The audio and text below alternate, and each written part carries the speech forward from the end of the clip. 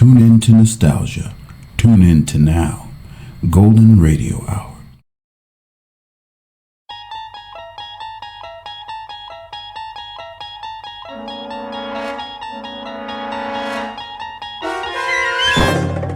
There is a fifth dimension beyond that which is known to man. It is a dimension as vast as space and as timeless as infinity.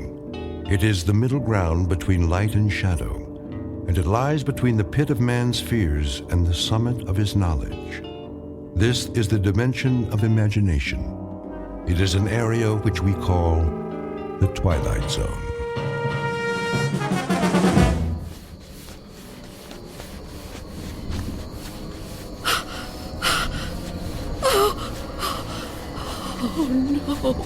No, where am I?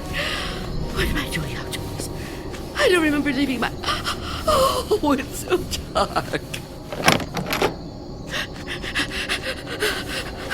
I don't live here. Or here. Which is my house. Oh, I must get home.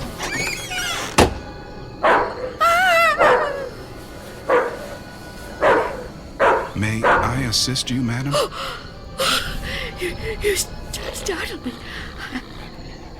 I've lost my way. My home is somewhere around here, I'm sure, but I don't know where. Perhaps I can help you find it. Oh, thank you. Thank you. I don't even know how I came to be out here. It's certainly not safe at this time of night. Oh, at any time. Well, surely the daytime when the streets are crowded. No, that's when it's most dangerous. For me. So you see, I never go out. Never? Never.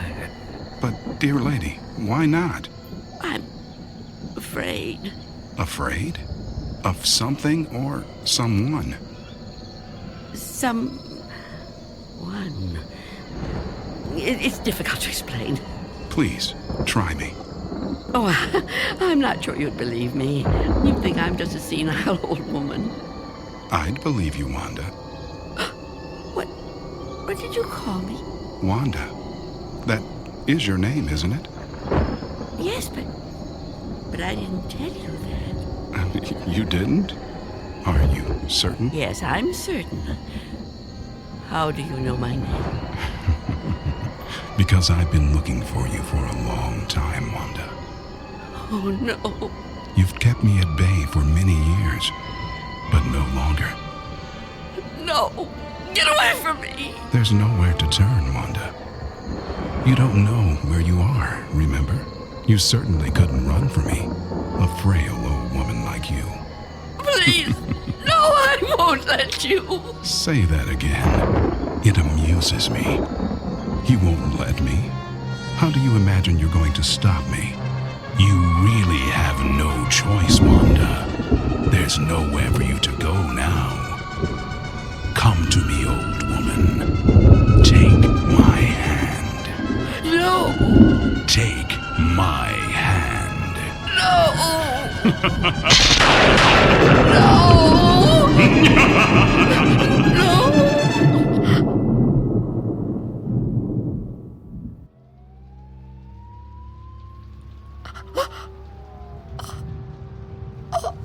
Oh, it was the dream. The dream again. I'm home. Of course I'm home. Where else would I be?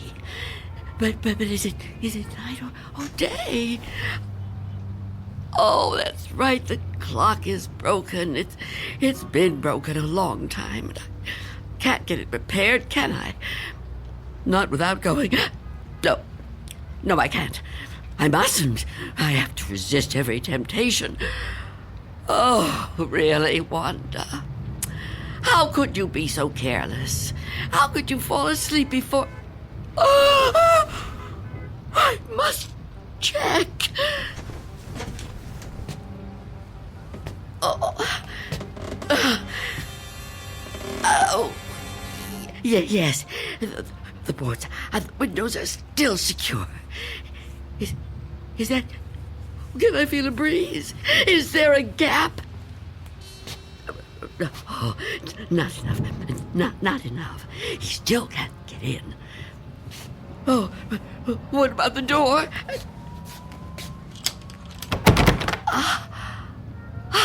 Chain is on. And the door is locked. Good. He can't come in that way either. Oh, yes, I'm safe. Safe for another day. But I've been careless. Really, falling asleep before checking. I mustn't take chances. I can't take chances. Not while he's out there. And he's always out.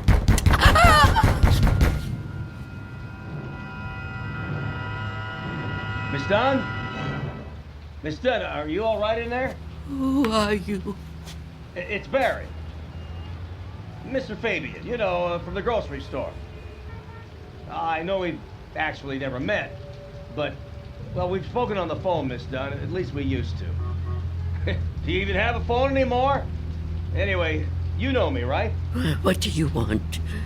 I'm delivering your groceries, Miss Dunn. You remember? Charlie, the kid who works for me, was supposed to bring them, I know, but he called in sick. Yeah, kids these days, huh? No sense of responsibility. Anyway, I thought I'd better get them to you now instead of waiting till tomorrow. I figured, you'd be waiting for them. Is that all right? Put the food through the letterbox. The letterbox, right. Okay. Oh. Thank you, Mr. Fabian. Your money is coming under the door now. Under the door. Here it is. Miss Dunn, wouldn't it be easier to just... $6 and Okay. 32 cents.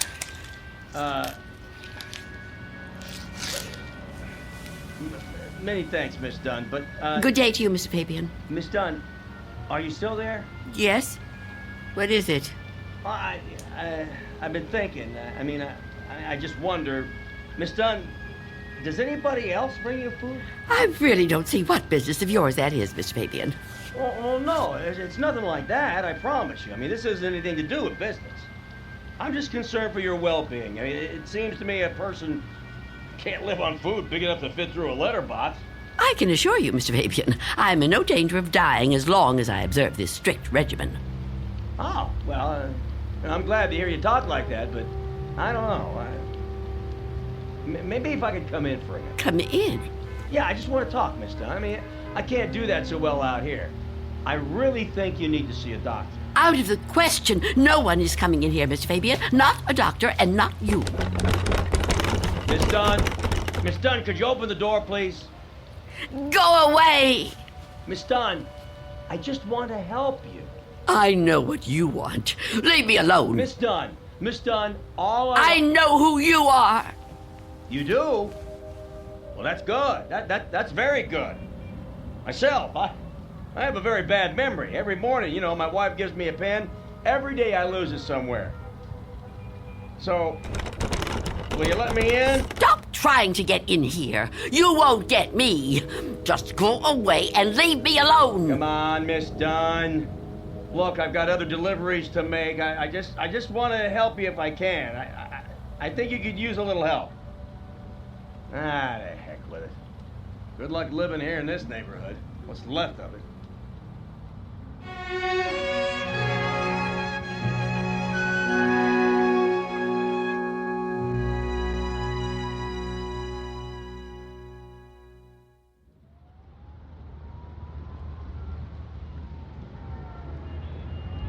Go away. I won't let you in. I won't let you get me. Leave me alone. I don't want to die. I don't want to die. Please, freeze! Oh.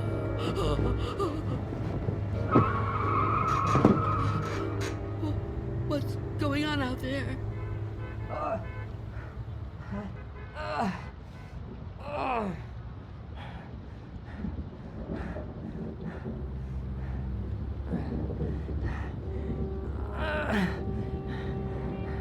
Help! Is anyone in there? You gotta help me. What is it? Go away! I've been shot. I need help. Please. Please do something to help. Who are you? Officer. I'm a police officer. Please, you have to open the door. I need help. I've been shot. You're lying to me. I know you. You can't fool me. No, I'm not trying to fool you. Please. I think I'm dying. You can't trick me so easily. You're no policeman. Why can't you just leave me alone? I know who you are. I know what you are.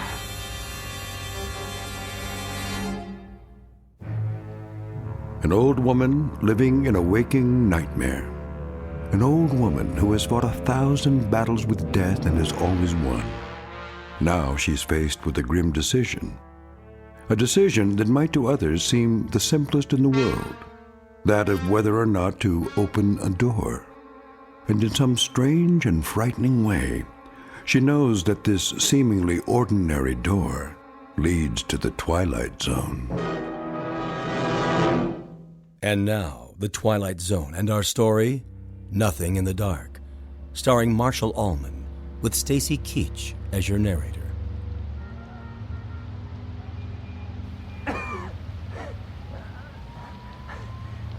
Please. Why won't you help me? Stop this! Why must you do this to me? I'm losing a lot of blood. It's so cold out here. Listen to me. I'm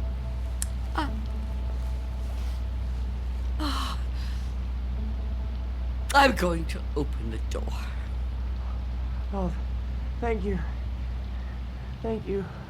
But I'm leaving the chain on.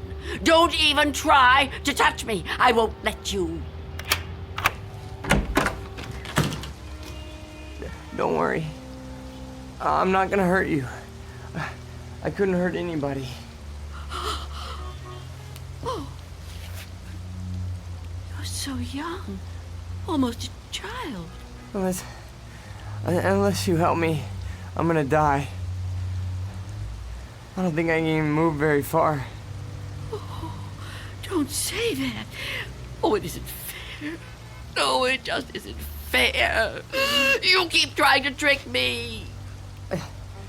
I don't know what you're talking about. Don't move. Don't do that again. Or I'll close the door. What? Listen, lady. I've been shot. I'm bleeding to death. Do you understand? Do you understand? Please. My name is Harold Belden. I need a doctor. I need a doctor right away. Please, call the hospital. I can't get there myself. I can't call the hospital. I haven't got a telephone. Not anymore. Then let me come inside. You can't just leave me. I'm begging you, I'm freezing. I have to unlock the door. You can't ask me to do that. You can't. I don't want to die. You understand? So you're not gonna help me? You're just gonna let me die out here? I know who you are. No, I told you who I am. My name is Belden. Officer Harold Belden. That's not her name. There is no such person. Stop trying to trick me. I don't understand why you keep saying that. Look, it hurts. It hurts, okay? Please, lady, please. Stop! Stop! Oh, why are you torturing me like this? I tell you, it isn't fair. I don't want to die. Well, I don't want to die either. If I could get help for myself, I would, but I can't move. I've been shot in the side, you see? Look, I'm bleeding. Oh, it isn't fair. It isn't fair.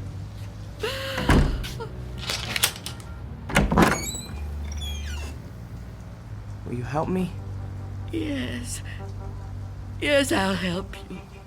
Thank you. Take my hand. What? Take my hand. Pull me inside. No, I won't. I mean, I can't. Oh, Can't you crawl in? Well, I don't think so. Please try. Quickly, I don't want to leave the door open.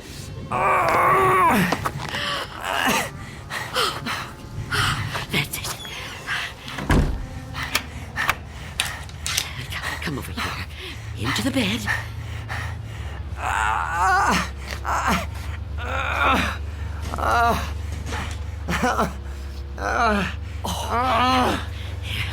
You just rest. Rest.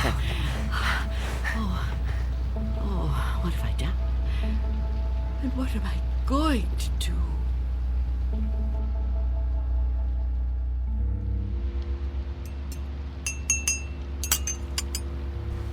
Officer?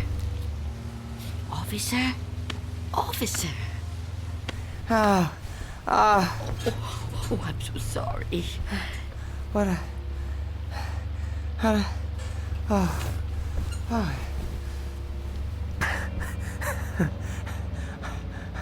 Oh, I'm alive. Yes. Yes, you are. Yeah, you're the lady that helped me. Yes. Eventually. Now, drink this. What is it? Tea. There's no milk, I'm afraid. No, don't get up, officer. Conserve your strength. Yeah, thank you. Thank you. Please, call me Harold. You saved my life. I owe you at least that much. Is it good? It's fine. Thank you. How long have I been out? Hours. What time is it? I'm not sure. Morning, I think. What do you think? I don't have a clock. I guess it is morning. It's hard to tell. What happened to your windows? Who boarded them up? Well, I did. A long time ago now. But they're still as strong as ever. What? Why would you do that? Oh, I have my reasons. Well, we all have our own reasons for doing things. Why would you want to be a policeman? To be in a job where people try to kill you? Well, why would you want to court death like that? Court death? I don't know that I'd put it that strongly. I do what I do because there's just some jobs that have to be done. You mean it's a sort of vocation? I guess you could say that. Listen, Mrs. It's Miss Dunn. Listen, Miss Dunn. You should try to get some rest yourself. You need it more than I do. No, really, I feel much better. When the doctor gets here, he'll take me off your hands for good. The doctor? Yeah, sure. He'll check my wound, take me to the hospital. You didn't call the doctor? No, I didn't. Why not? I told you last night. I haven't got a telephone. Don't you remember? No, I don't. I was kind of out of it last night, I guess. Oh, of course. Perhaps you could use your radio to ask someone to come get you. Oh, you could wait outside for them. No, I busted my radio when I fell on it. You see? Hello. And I don't think I got the strength left to get up on my own. Look, couldn't you go to one of the neighbors? Oh, there aren't any. What are you talking about? There aren't any neighbors. There must be. Everyone has neighbors. Well, I don't. Not anymore. Why? What happened? They've all moved away. Not all of them. That's impossible. All of them. Trucks came and took away their furniture. First one, and then another. Is something happening to these buildings? I wouldn't know. I'm sorry to ask, but how can you not know something like that? I mean, if it was my home, I don't have a great deal of contact with the outside world. I haven't for quite some time. I couldn't even tell you who the president is. wow. But there has to be somebody around who can help, you know? Or maybe a phone booth somewhere where you could call a doctor. Perhaps. I don't know. But even if I could call the doctor somehow, I couldn't take a chance and let him in. Why not? It's too dangerous. Dangerous for you? Yes. You let me in. Oh, I didn't have a choice. You were going to... I didn't know if I could trust you, but I'm still alive. Of course you're still alive. What do you think I was gonna do? I mean, but the doctor, he's not gonna be any harm to you. I keep telling you I can't let the doctor in. I can't let anyone else come in. Don't you see? It might be him. It might be him. Who? Him who? Mr. Death. Mr. Death? What? I know he's out there. He's trying to get in. He comes to the door and knocks. He begs me to let him in. Last week, he said he was from the gas company. The gas company. Oh, he's clever. After that, he claimed to be a contractor hired by the city. He said this building was condemned, that I'd have to leave. But I knew who he was. I kept the door locked, refused to let him in. Eventually, he went away. Condemned, huh? I mean, that explains why there's no one else in the neighborhood. No, he knows I'm on to him. Yesterday, he said he was Mr. Fabian from the store. But all he really wanted was to come in. That's all he ever wants. Wait a second. No, it's no use. You wouldn't understand. I knew you wouldn't. How could you? Well, I mean, wait, but I want to understand. I do. I mean, this man you're afraid of, you say he's Mr. Death. That's right. You don't mean just anybody, do you? You mean like death, right? Death. That's right. So is this Mr. Death a person like you or me? I know it sounds crazy to someone like you, to anyone but me, but it's true. I know it's true. Okay, I understand what you're saying, but, I mean, people die all the time, all over the world. Now how could one man be in all those places at once? I don't know. Don't ask me that. Maybe there's more than one of him. Maybe. I didn't mean to upset you. Please don't cry. I'm not gonna hurt you. I'm sorry. Okay? Can I have another cup of tea? Please?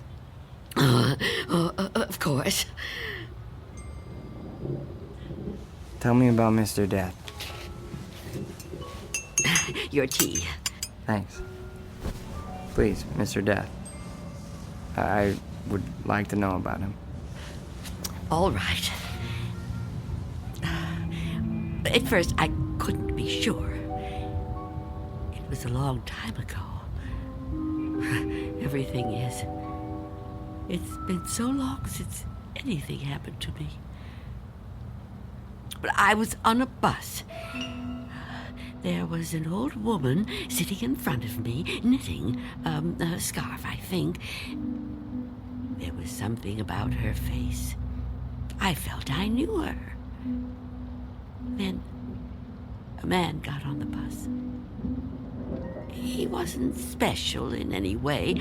Not short, not tall, not fat, just a man. I remember that there were empty seats, but he sat down right next to the old woman. He didn't say anything to her.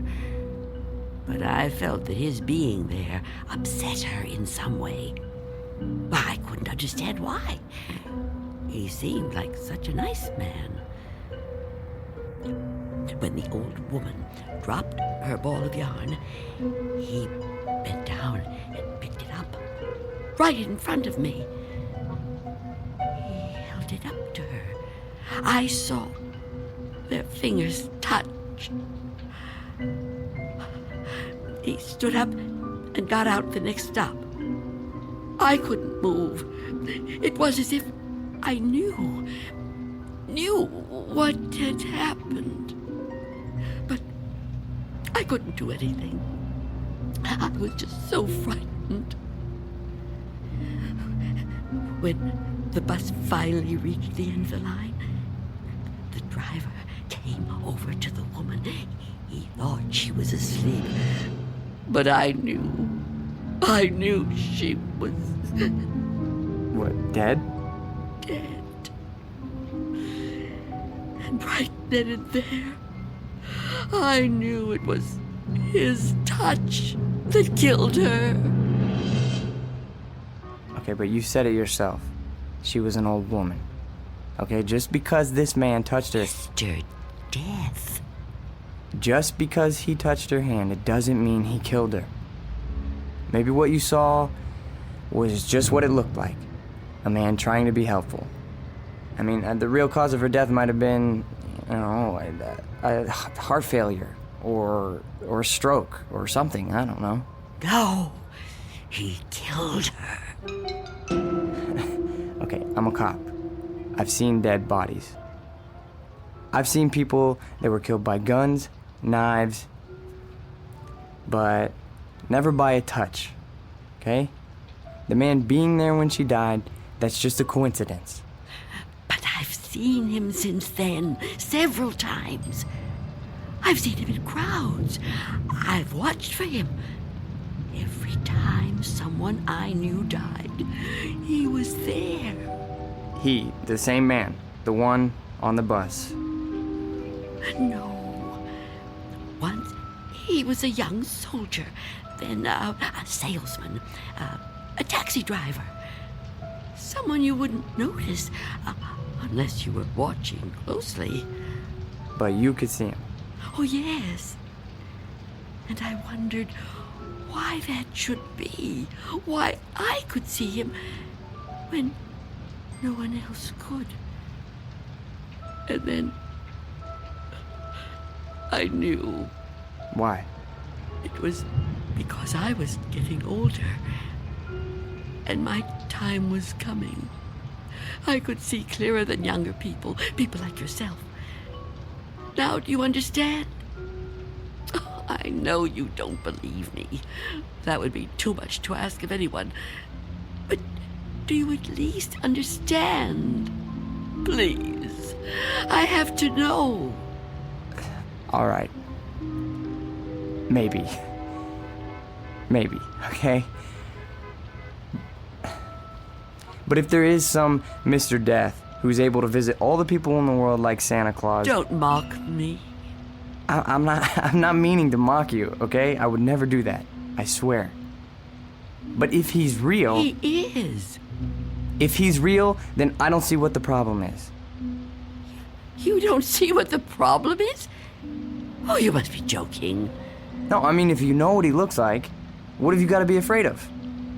If you're right, and you can see death, I'd say you're kind of fortunate.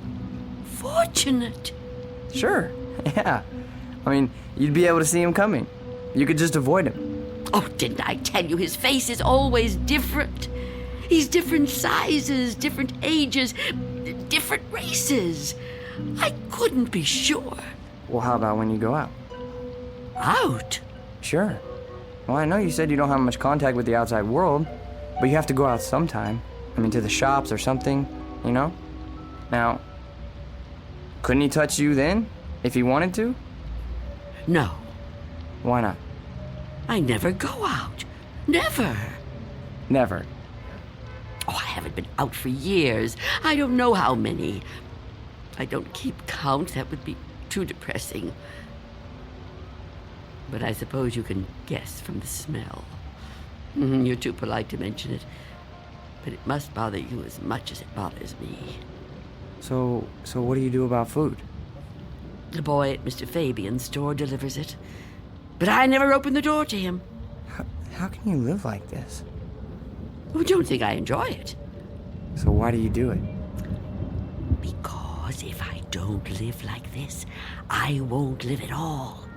If I don't watch out, if I let down my guard even for a moment, he'll get in. I know he will. I haven't always lived like this, you know. I was young once. People said I was pretty. I lived out in the sunlight. I hated to be inside, even for a minute.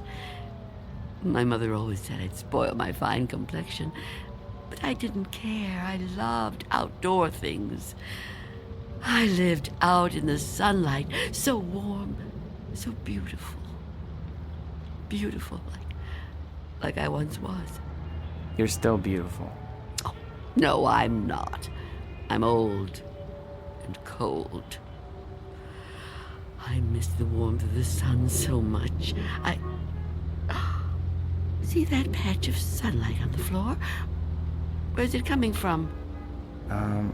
I think it's coming in from between the cracks in the boards of the window over there. Oh, yes. It's so warm to the touch. You know, I've always hated the dark and the cold. And now I'm old. I've lived a long time, but I don't want to die. I've heard people say it was his time when an old person dies. But it's not your time if you're not ready to die. I'd rather live in the dark than not live at all. Miss Dunn, I promise you, there's nothing to be afraid of. We're all alone here. Hey, there's nobody outside the door. I know you're upset, okay? And you're clearly under a lot of pressure. But I think all you need is some rest. Oh, officer. Yeah, and I need help. Oh, I don't know what to do. Just give me some medical attention. Look, I don't know how badly I've been hurt, okay? But I've lost a lot of blood. And I need help soon. Or I don't know how much longer I can... I've told you I can't go out there. You can't ask me to do that. Look, this whole Mr. Death thing, I promise you, you don't have anything to worry about. Shh. Someone's coming. Well, get them to help me. No! There's nothing to be afraid of. Please, answer it. Go on. That's right. Go ahead. You're doing fine. Answer it. Go on. I'm keeping the chain on. That's fine. Do whatever you want. Just see who it is and get them to call for help. I'm sorry, lady, but I got my orders. No! Get away! Officer Belden, help me! I can't fool around any longer. Step aside, I'm coming in.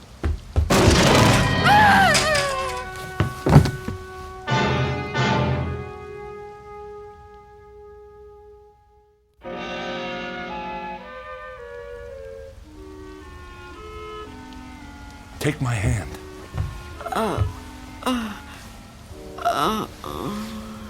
Easy, lady. Just lie quiet there till you get your strength back. What? You gave me quite a scare there when you fainted like that. Sorry I pushed you when I put my shoulder to the door. You started to faint and I offered you my hand, but you passed right out. For a second I thought that... Well, I don't even want to talk about that.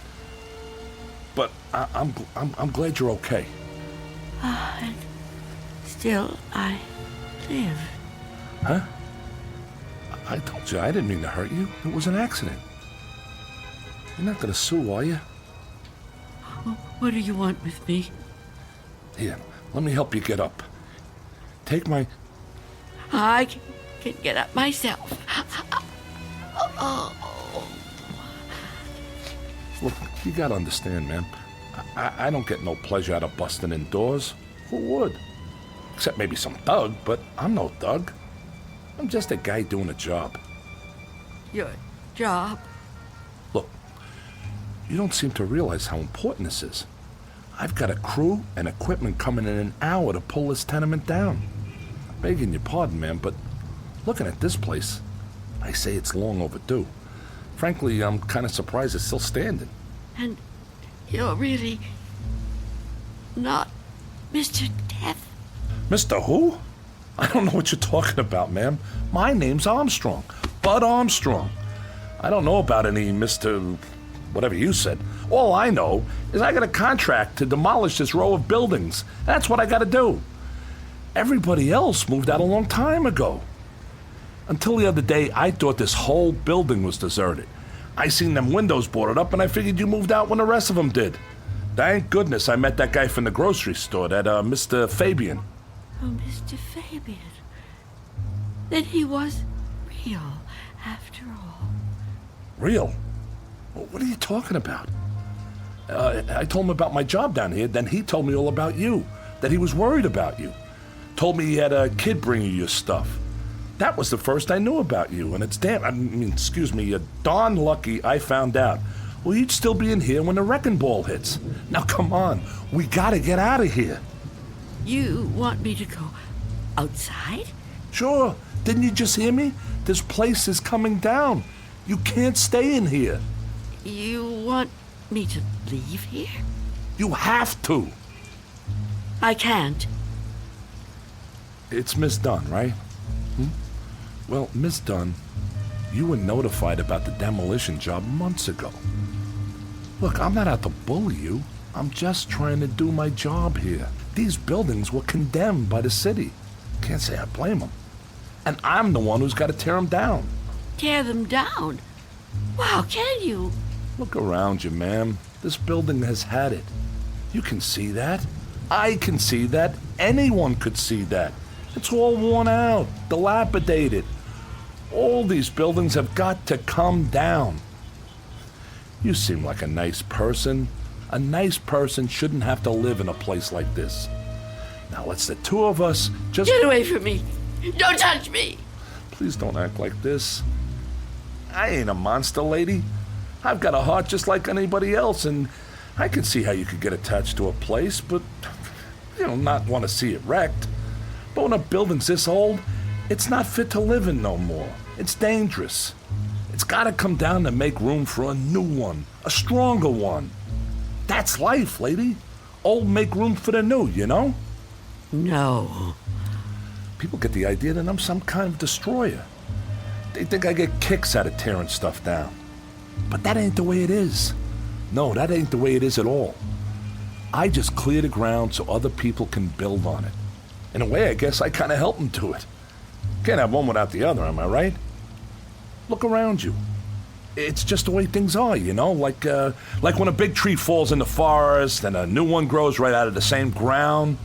Old animals die and young ones take their places. It's just nature. That's how it is.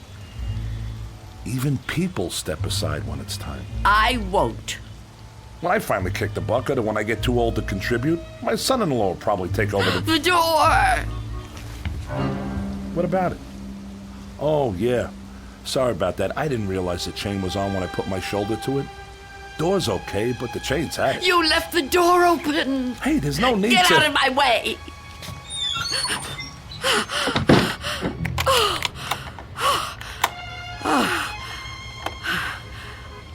You don't have to do that. What's the sense of locking a door that won't even be here in an hour? I'm on the clock here, and we've waited long enough. If you've got any possessions you want to keep, Miss Dunn, I'd move them out while there's still time. I'll help you. You think you're helping me? I'm not going to leave here. Not with you. Not with anyone. Don't try to touch me. I don't want you anywhere near me. Now look, ma'am, I've been nice to you. I've been trying to go easy.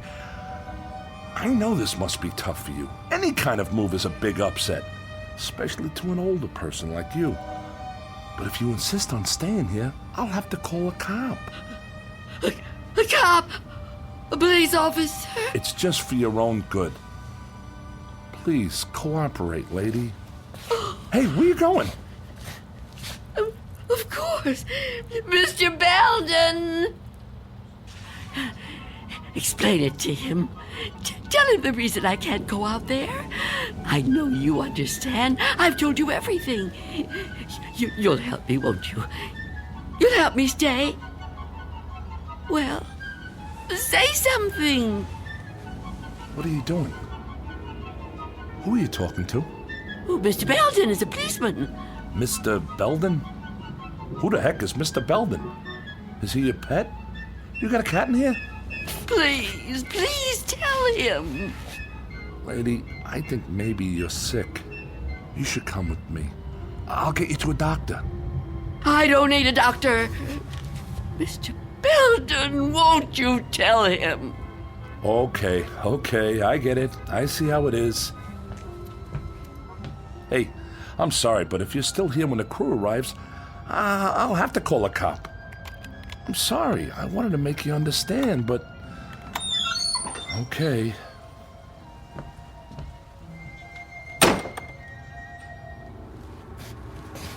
What's the matter with you? Why didn't you say something? Why didn't you help me? I thought you understood. I thought you'd help me. I think the question you should be asking yourself, Wanda, is how he looked straight at this bed and didn't see me. You called me Wanda, but I never told you my first name. Oh no. No. It's not true. It's not true. Yes, it is. The mirror, Wanda. Look in the mirror. What do you see? I can't. I won't. Look in the mirror, Wanda. What do you see? I see nothing. Nothing but an empty bed. Turn around. Now what do you see? I see you, Mr. Death.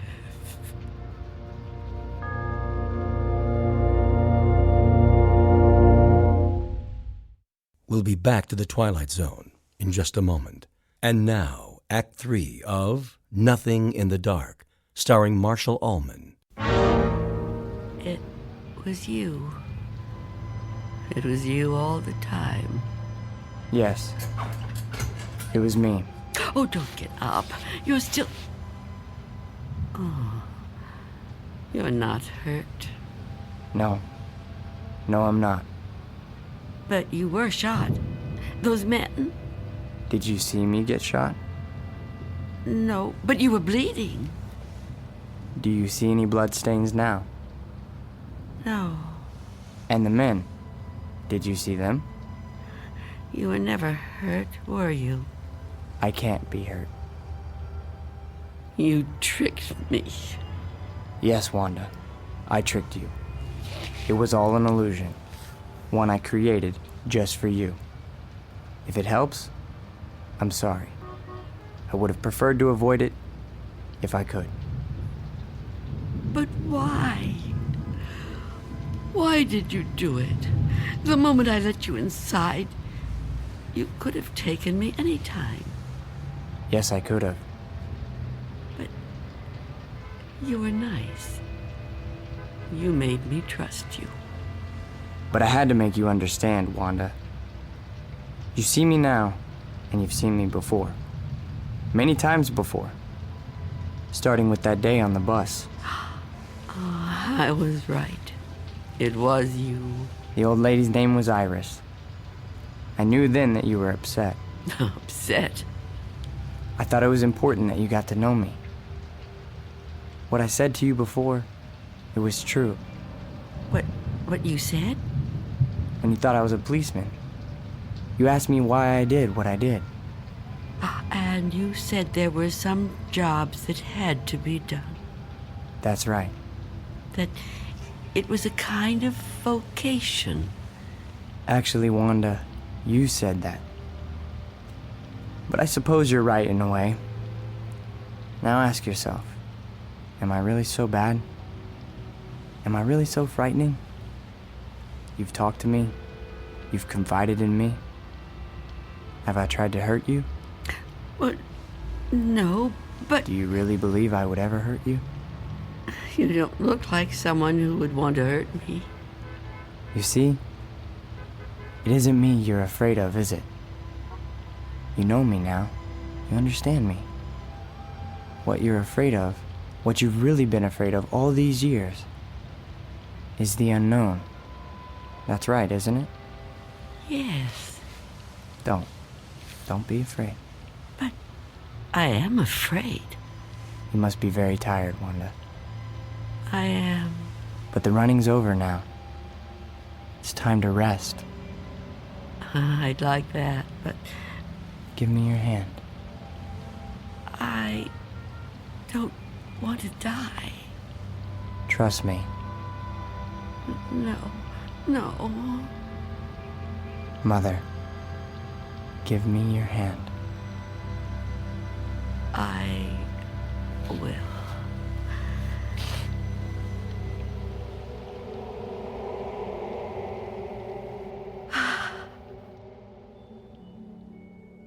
There. You see? See? See what? No shock, no engulfment, no loud thunder. What you feared would come like an explosion is like a whisper. What you thought was the end is the beginning. When will it happen? When will we go? Go. Yes. I'm ready now. Look over there, on the floor. What is there to... Oh, Now do you understand? it's me. It's you. My body. I look so calm. You see? We have already begun. Come with me. Yes. Please. I'd like to.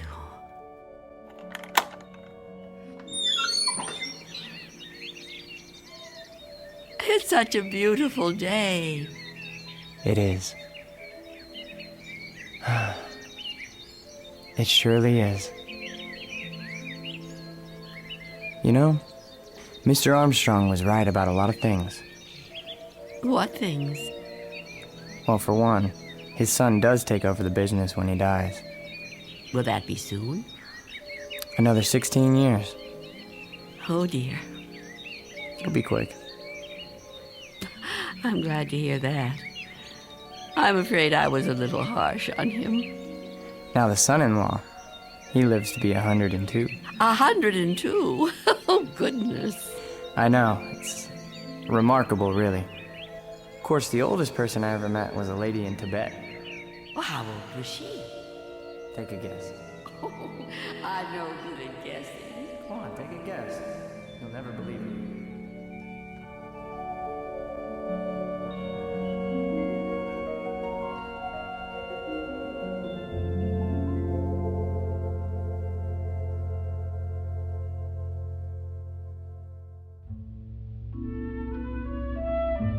There was an old woman who lived in a room, and like all of us, was frightened of the dark, but who discovered in the minute last fragment of her life that there was nothing in the dark that wasn't there when the lights were on.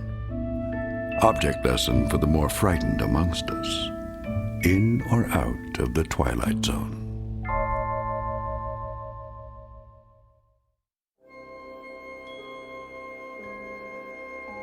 Hi, this is Carl Amari, producer of the Twilight Zone radio dramas. I'd like to take a moment to tell you about our official website at twilightzoneradio.com, where you'll get the latest news and information on these Twilight Zone radio dramas. Plus, at twilightzoneradio.com, you can digitally download 3 free episodes or any of our episodes for only $1.95 each. In this age of ever-changing technology, we've decided to make these episodes instantly available to you by making the Twilight Zone radio dramas a digital download-only series. This means that this series will no longer be offered on CD. The CD collections at our website are now being offered, while supplies last, at buy one, get one free. So be sure to get your favorites before they're sold out. Be sure to visit us often, and I'll see you in the zone.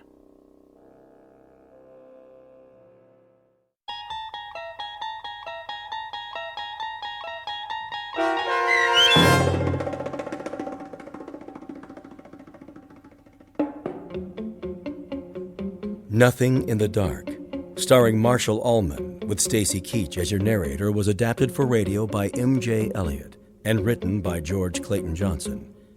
Heard in the cast were Roz Alexander, Jeff Morrow, Doug James, and Mike Starr. This copyrighted radio series is produced and directed by Carl Amari for Falcon Picture Group and Westwood One. Custom Foley effects, sound design, and mixing are done in the Cerny American Sound to Picture Theater by Cerny American creatives Matt Sorrow, Bob Benson, Todd Beyer, and Tim Cerny. To learn more about the Twilight Zone radio dramas and to contact us, visit our official website at twilightzoneradio.com. Miss Dunn, it's Doug James speaking.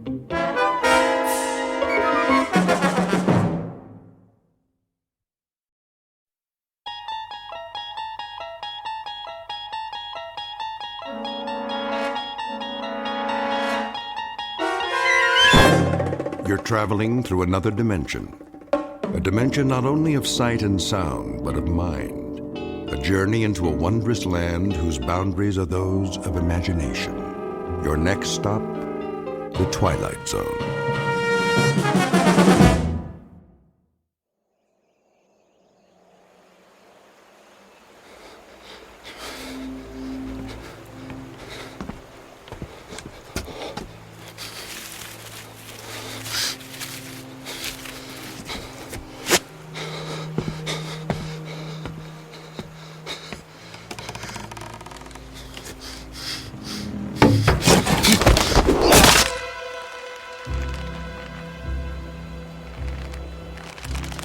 He's dead. Get him down. Yes, Captain. Clemens, what the devil do you think you're doing? Cutting him down, Captain. This is the last of the rope, Clemens. There's still one more to go. Just untie him. For pity's sake, catch him before he falls into the river. Traitor or not, he deserves a decent burial. Captain, the rope's looking pretty frayed. I'm not sure it'll take the weight of another prisoner. It'll have to. But, Captain... I said it'll have to. Yes, sir.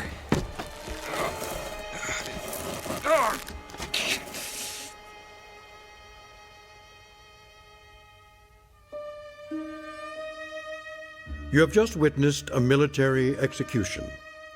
Death is a dignitary who, when he comes announced, is to be received with formal manifestations of respect, even by those most familiar with him. This particular execution occurred on Owl Creek Bridge in northern Alabama during the war between the states. You might find it in the works of that past master of the incredible Ambrose Bierce, but its proper home is in the Twilight Zone.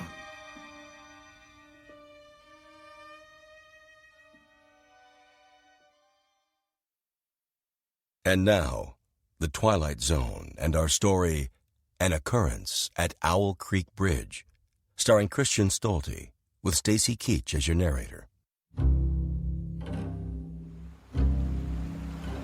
Hurry up, Clemens. I want to get this last one hanged while it's still daylight. Almost got him, Captain.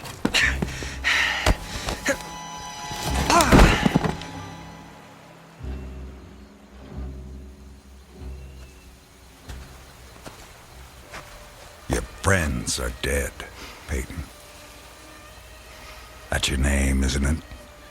Mr. Peyton Farquhar? Your act of treachery came to nothing, Peyton. And now you'll be called to account. I wouldn't recommend you think of doing anything as stupid as trying to get off this bridge. Apart from the fact that your wrists are tied behind your back, you'll find yourself more than adequately surrounded, whichever way you choose to run. See those sentinels at either end? Please don't get the impression they're just taking a rest.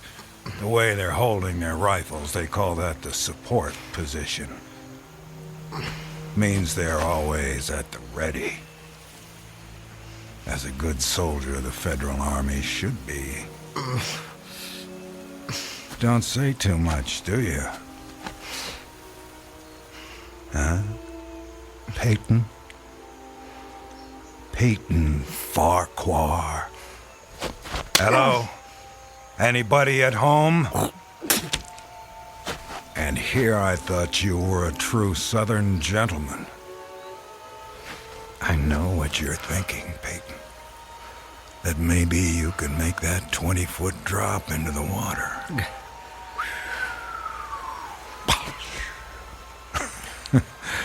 And who knows, maybe you're good at that. But after that, your chances for continued survival become pretty slim. Look over there on the bank of the stream. You know what that is? It's the muzzle of a cannon. You see, there's an outpost near here. If you really squint, you can see a company of infantry at parade rest. Think of them as spectators if you want. But if you sincerely want to swim for it, you might just as well be giving them target practice, which, believe me, they don't really need.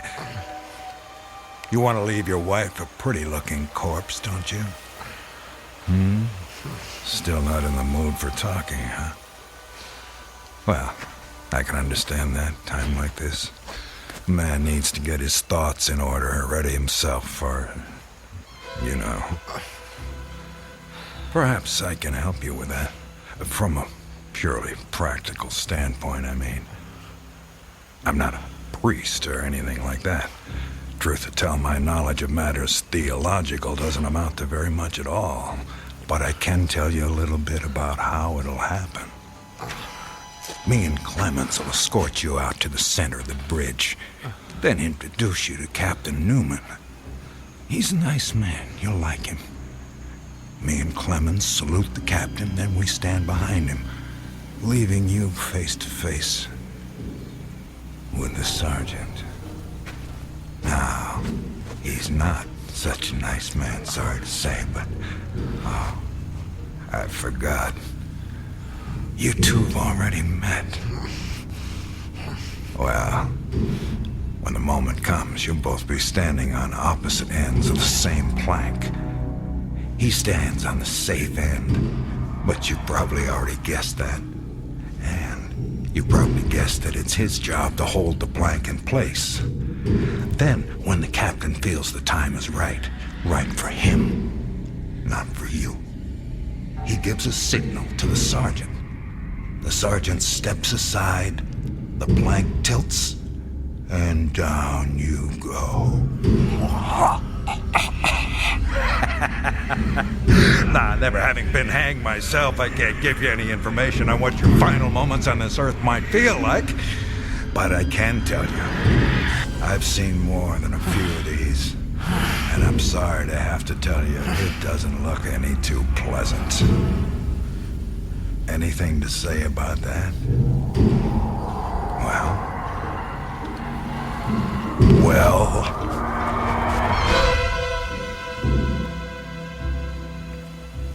I am a living man. How's that? Speak up, Peyton. If you got any famous last words, we should hear them. Otherwise, they won't be famous. I am a living man! Not for much longer. No, sir, not for much longer. Captain says we're ready for him. Hear that, Peyton? We're ready for you. They say the Lord hates a coward, so take my advice and try and face it with a smile. Why do you have to do that, Levine? Do what? Taunt him like that. He shouldn't expect anything better. This is war. He was on the wrong side. The wrong side? Do you think he thinks that? I don't give a damn what goes on inside his head, neither should you, Clemens. And unless you want to end up with a noose around your neck, don't let anyone else hear you talking like that. Now, help me up with him.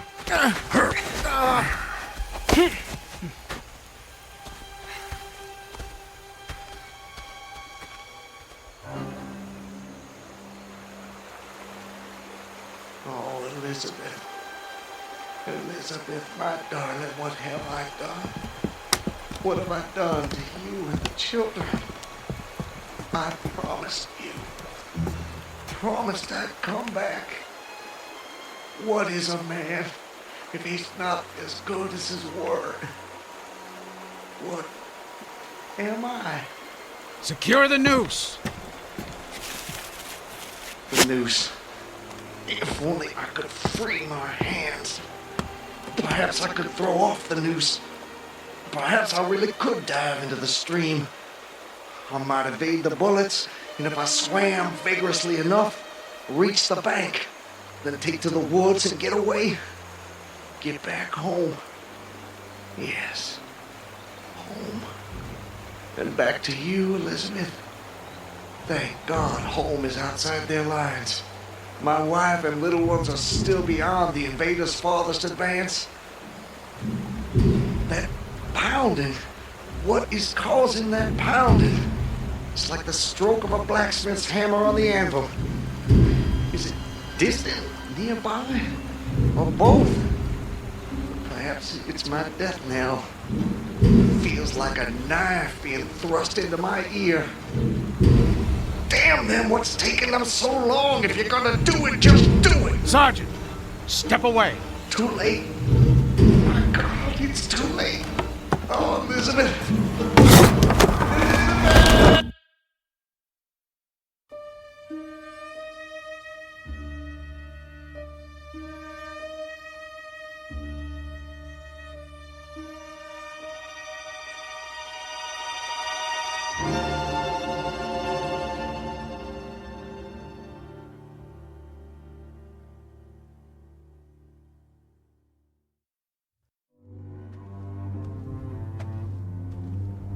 So, how much further is it?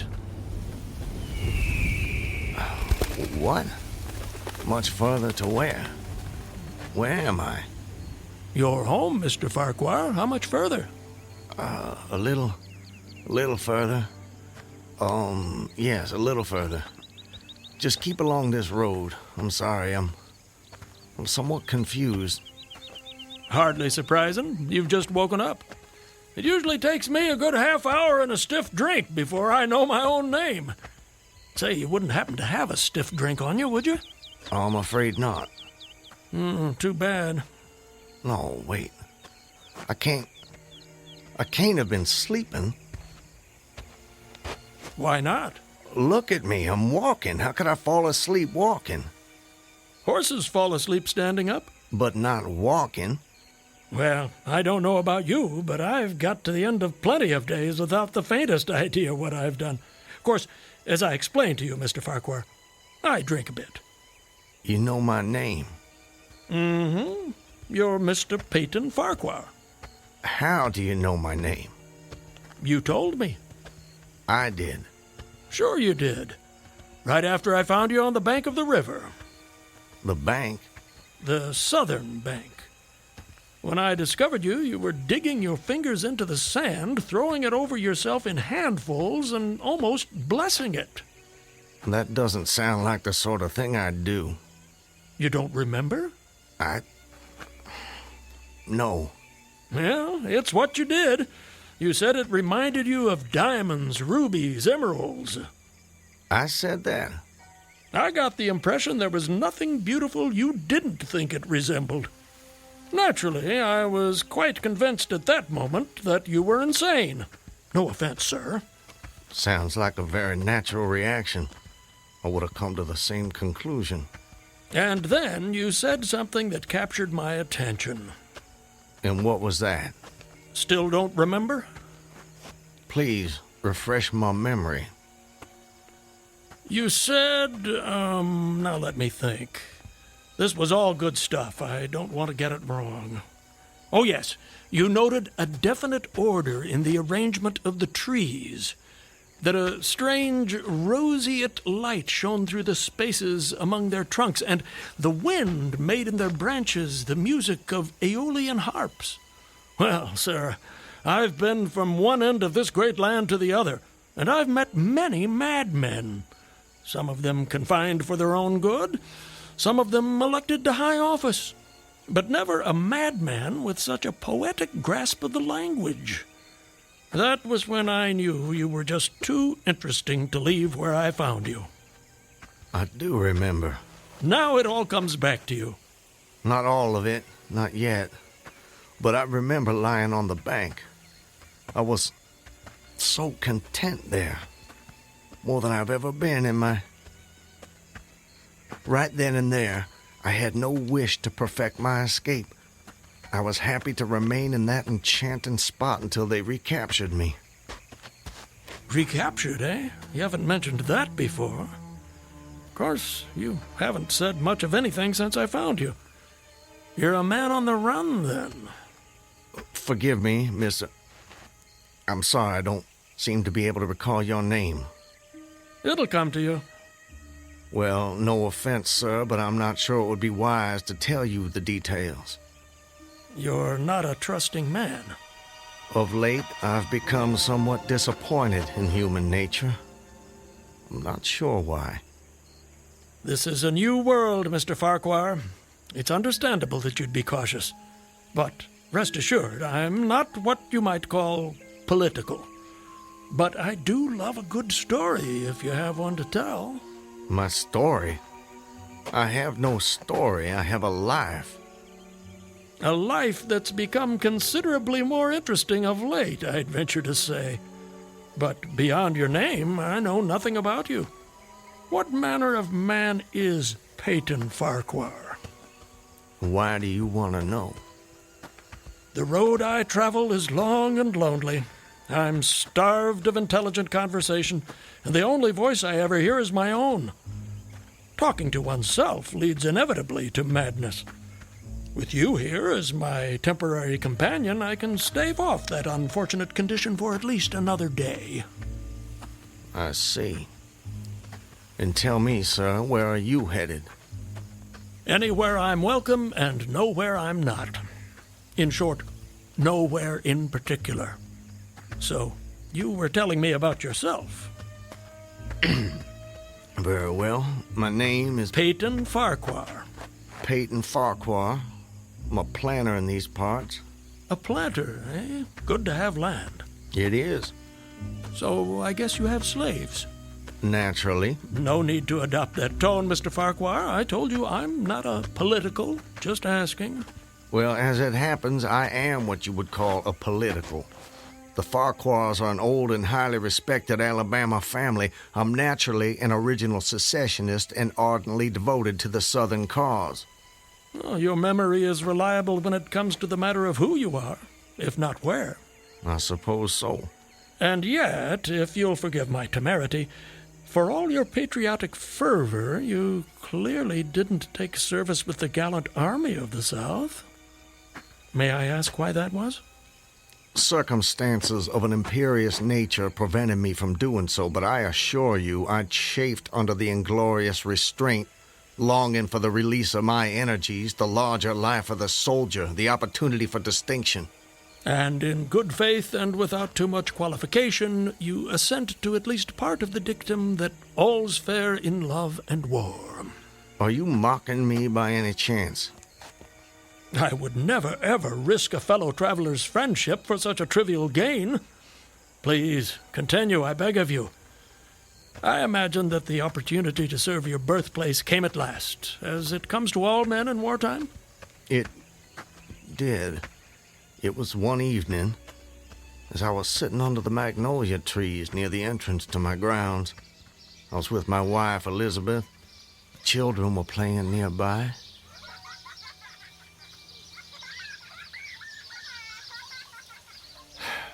This is the life. It surely is, my dear. It surely is. Look at it. It's all so perfect. I'll tell you frankly, Elizabeth, if I should die this very moment, I'd die a happy man. Peyton, darling, I wish you wouldn't say such ghoulish things. I can't bear the thought.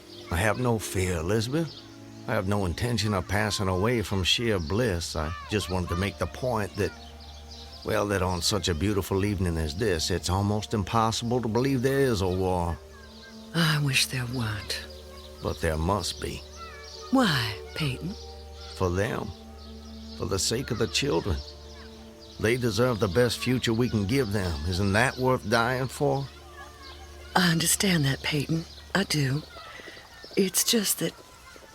I sometimes wonder if we couldn't... Peyton, look! That soldier. He's one of ours. Water. Please. You're exhausted. Peyton, should I fetch one of the slaves? By no means. We'll take care of him ourselves. Get him some water, Elizabeth. Let me help you down, sir.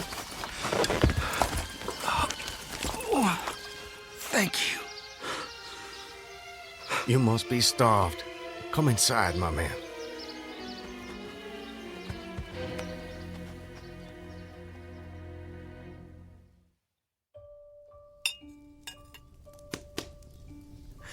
Oh, this is a splendid meal.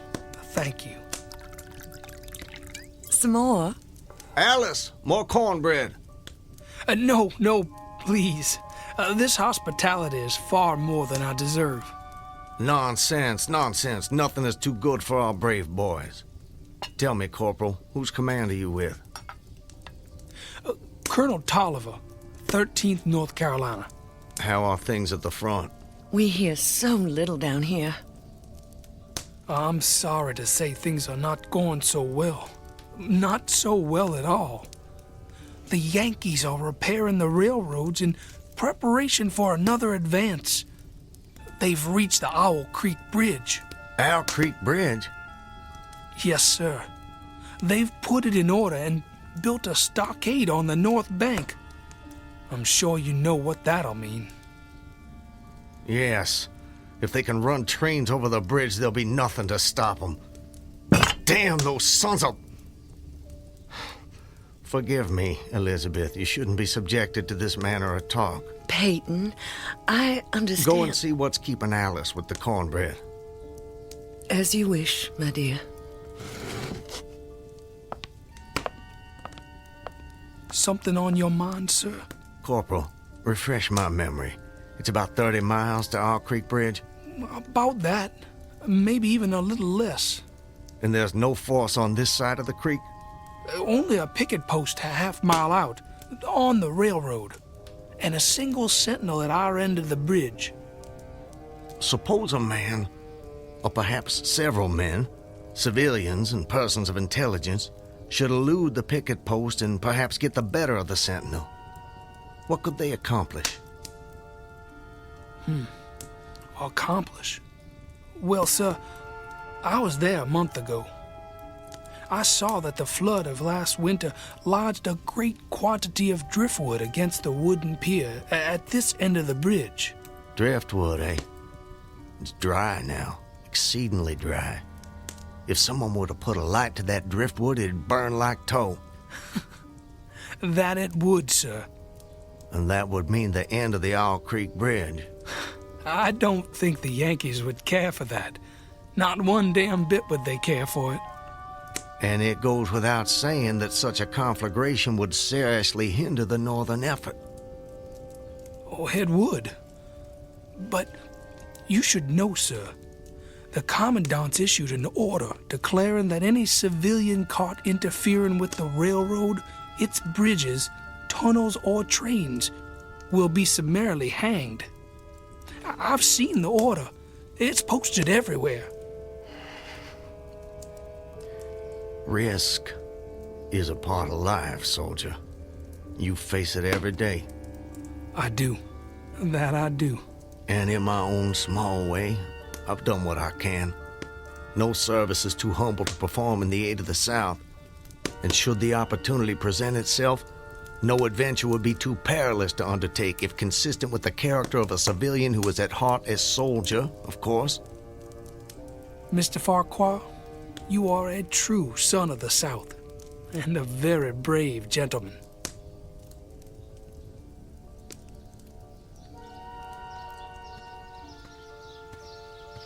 Elizabeth, I have to go away.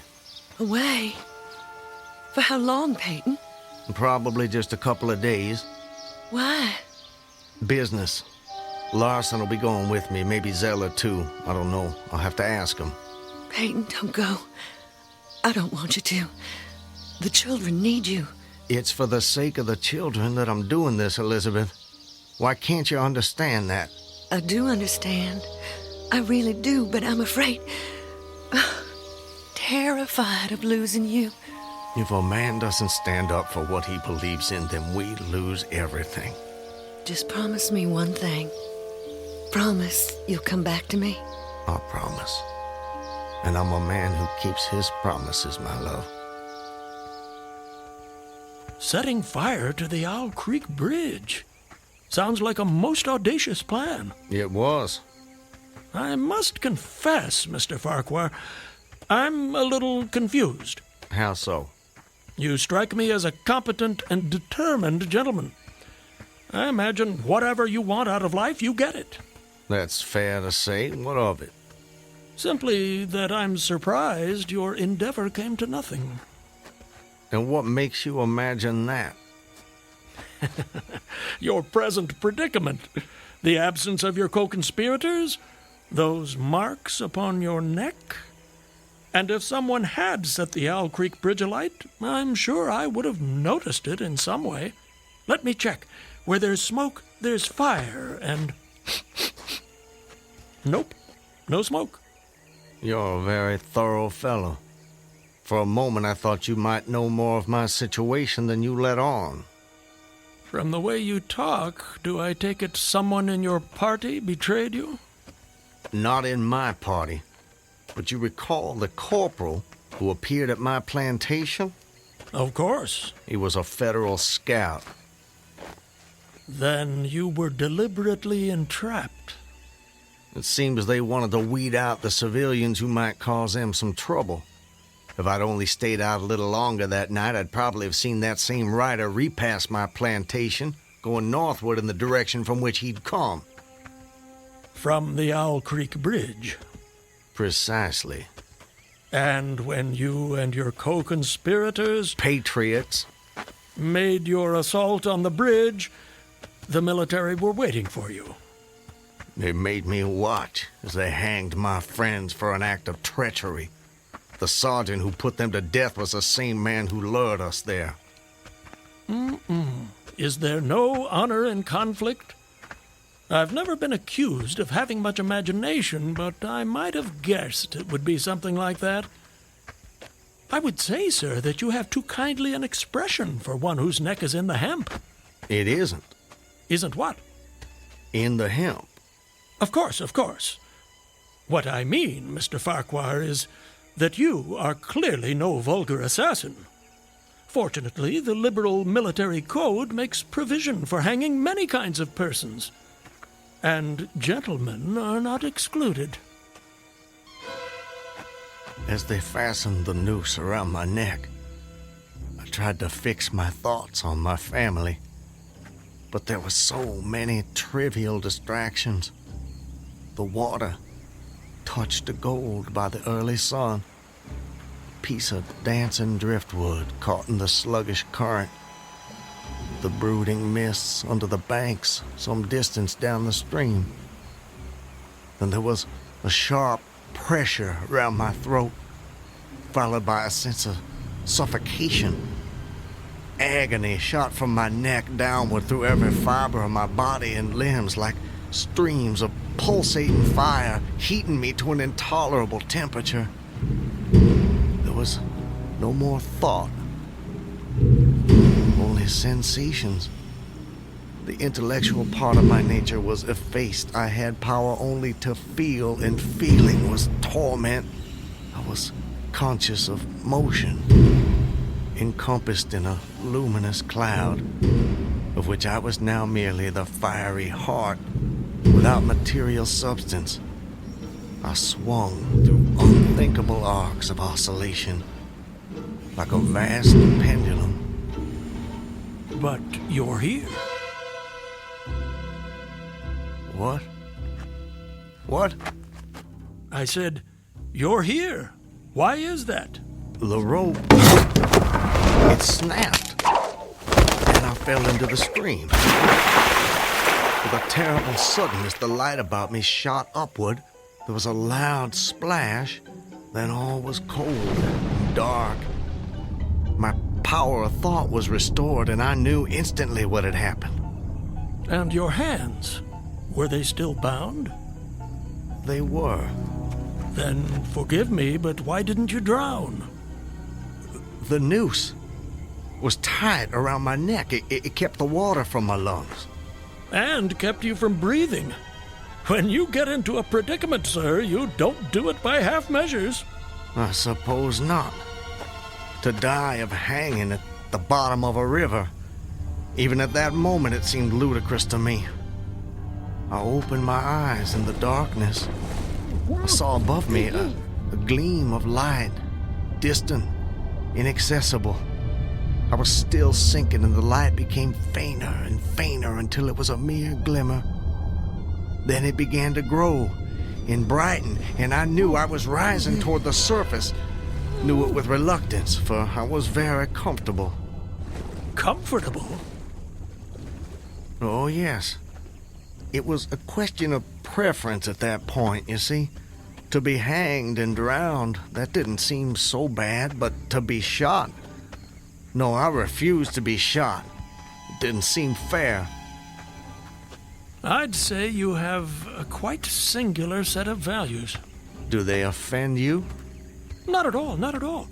It makes for a more entertaining story, and yours is the most fascinating I've heard in many a year on the road. Please, continue. You're under the water, slowly rising to the surface. Your hands are tied. A sharp pain in my wrists apprised me of the fact that I was trying to free my hands.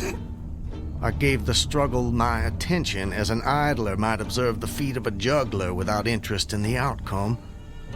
Eventually, the cord fell away. My arms parted and floated upward, but I could only dimly make out my hands in the growing light. I watched with a new interest as first one and then the other pounced upon the noose at my neck. They tore it away and thrust it fiercely aside.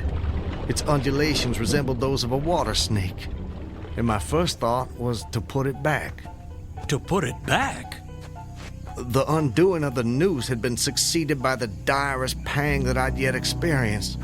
My neck ached horribly, my brain was on fire, my heart gave a great leap, and I felt as though it was trying to force itself out of my mouth. My whole body was racked and wrenched with an insupportable anguish. And I imagine the desire to rise to the surface was even greater, no matter what you might find waiting for you there. I wanted to stop myself, had to stop myself, but my disobedient hands gave no heed to my command. They beat the water vigorously with quick, downward strokes, forcing me to the surface. I felt my head emerge. My eyes were blinded by the sunlight. My chest expanded convulsively, and with a supreme and crowning agony, my lungs engulfed a great draught of air. So now you were in full possession of your physical senses. If anything, they were more keen and alert than before. I felt the ripples on my face, heard their separate sounds as they struck. I looked at the forest on the bank of the stream, saw the individual trees, the leaves, and the veining of each leaf, saw the very insects upon them, the locusts, the brilliant-bodied flies, the spiders stretching their webs from twig to twig, the prismatic colors in all the dewdrops on 1,000,000 blades of grass, the humming of the gnats that danced above the eddies of the stream. the beating of the dragonfly's wings. They all made audible music. Remarkable. If you'll forgive my saying so, you missed your life's calling. You have quite a turn for descriptive language. I'm surprised you had the time to note your surroundings in such detail. It may only have been a few seconds, I'm not really sure. I seem to have lost the ability to judge the passage of time accurately. Or perhaps you've gained a greater appreciation of time. There's a whole world in every second. You have a singular turn of phrase yourself, Mr. I'll get it in a minute. No doubt. Did you acquire this philosophical outlook during your travels? Hard to say. See, it often seems like I've been traveling my whole life. But enough about me. I long to hear your story. You've painted a beautiful background for me, but it strikes me there are more pressing issues in this particular picture. For example, your executioners. My would-be executioners? That goes without saying, surely. Very well. I saw them, silhouetted against the blue sky. They shouted, they gesticulated. Their movements were grotesque and horrible, their forms gigantic. Suddenly, I heard a sharp report as something struck the water smartly within a few inches of my head, spattering my face with spray. One of the officers had his rifle. At his shoulder, there was a light cloud of blue smoke rising from the muzzle. I was surprised he missed. I read somewhere that marksmen with gray eyes are the keenest shots. This fellow was the exception to the rule, it seems. The marksman had gray eyes? Mm-hmm. How could you see that? I'm sorry? He was on the Owl Creek Bridge. You were in the water. And you must have drifted some distance. So, how did you know the marksman had gray eyes? I don't know how I know. I must have noticed it on the bridge. Just before your execution? My intended execution. As you say. Doubtless the detail was burned into my mind. Doubtless. I told you how much more alive my senses had become at that moment. Alive. Yes, indeed. That you did. At that moment, a counter-swirl turned me half around. I was looking into the forest on the bank opposite the fort. A clear, high voice rang out and came across the water with a distinctness that pierced and subdued all other sounds, even the beating of the ripples. The voice, what did it say? It said, "Attention, company! Ready! Aim!" How did you do that? Run! Fire!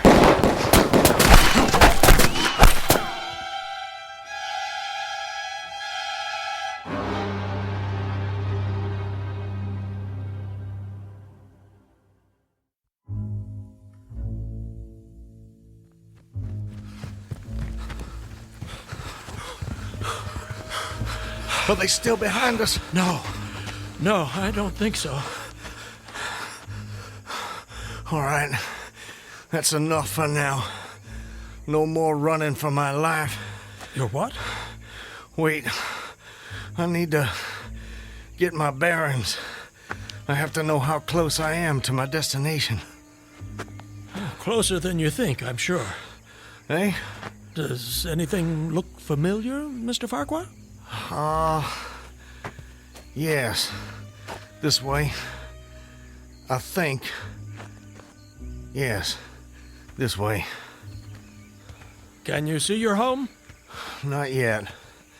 But it's not far now. I intend to be back in my wife's arms by close of day.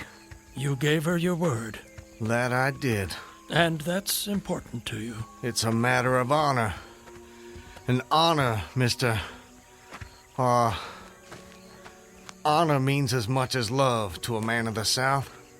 A very moving sentiment. Now, where were we? Where were we with what? Your story. My story? Yes. You were just reaching a most exciting point when we were interrupted. I long to know what happened next. Are you quite insane, sir? I don't believe so.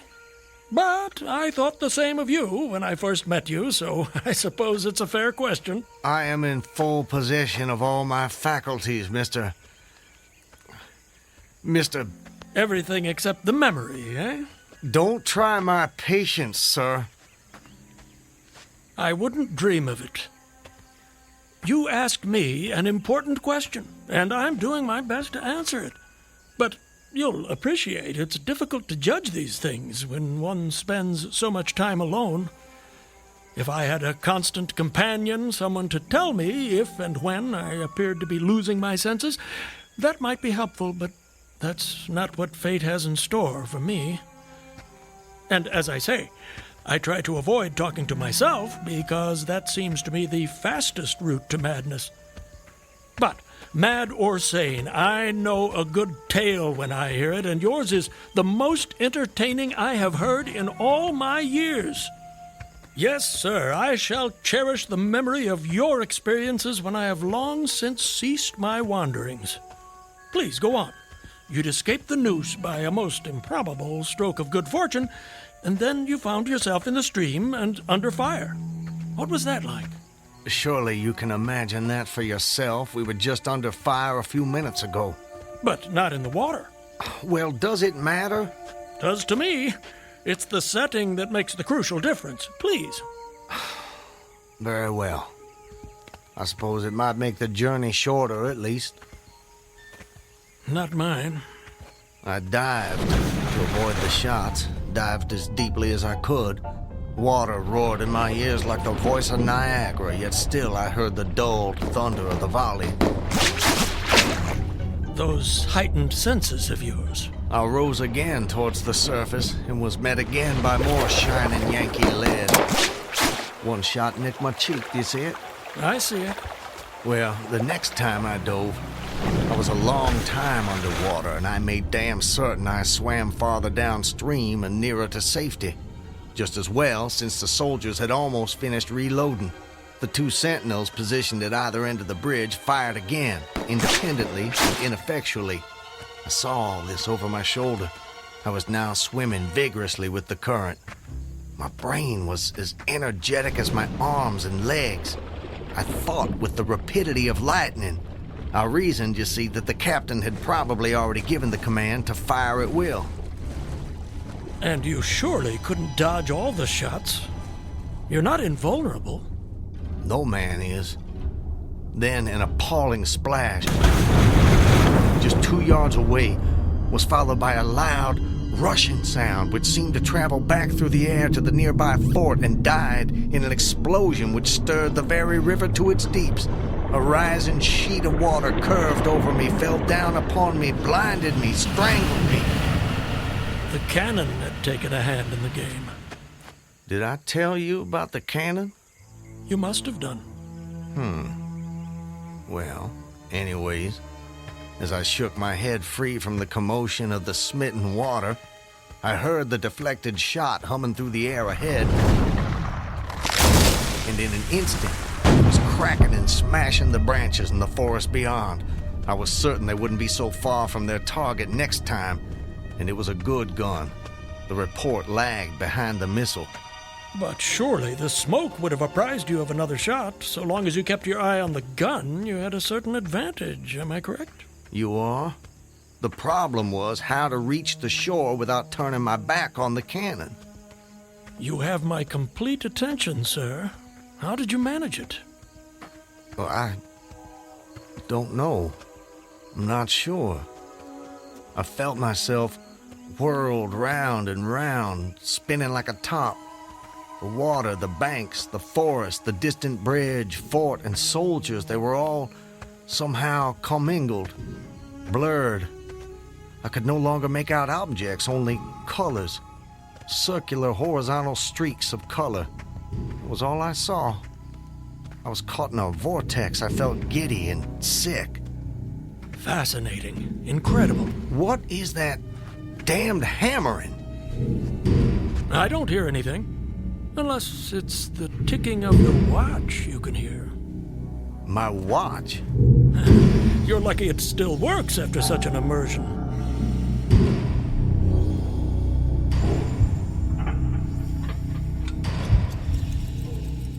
It is my watch.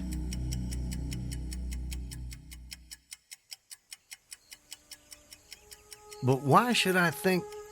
Perhaps you're the sort of man who values the seconds as much as the minutes and the hours. And there's a whole world in a second, so I've been told. So how did you fight your way out of this vortex? I really have no idea. The next thing I knew, I was on the road with you at my side, heading for home as I promised. Surely not. I mean, you obviously avoided the cannon and struggled to the bank. Obviously. But I have no memory of it. And of our meeting? I recall only what you told me about it. Most curious. Stop! What is it? This is it. We're here. This is the path to my home. Excellent. Well, I suppose this is where we part company, Mr. Farquhar. May I say, it's been a rare pleasure. You wouldn't care to come in? I'm sure the servants could prepare you a meal. That won't be necessary, my friend.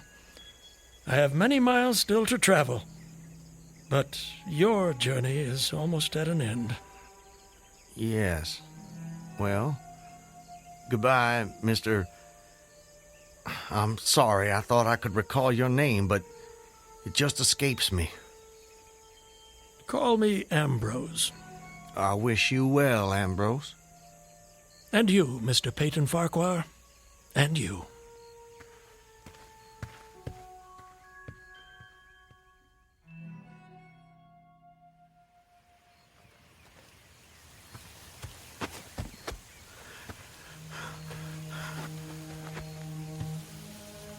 Home. Almost home. How long? How long since that damn imposter rode down this road? How long since I was drawn to the Owl Creek Bridge? I would say, sir, that you have too kindly an expression for one whose neck is in the hem. Seriously. It is. Isn't what? In the hem. Of course, of course. I promised I'd return, Elizabeth. All so perfect. They couldn't keep me from Just you. before your execution.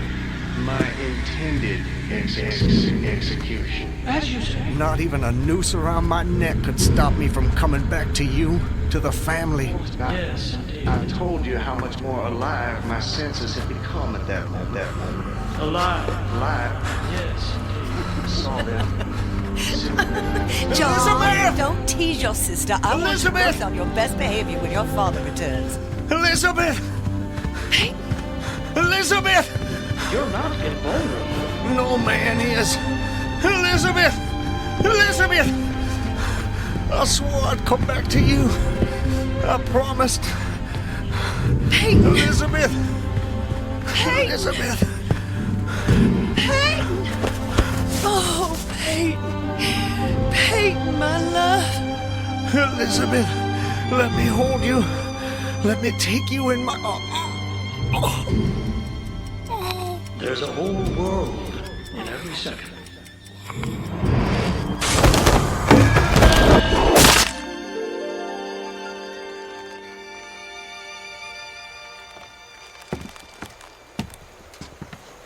He's dead, Captain.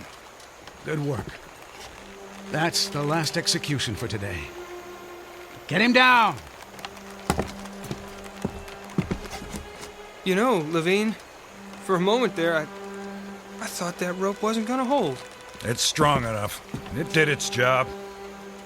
Do you ever wonder what goes on inside a man's head in those last seconds before death? Like I said before, Clemens, I don't give a damn. And neither should you.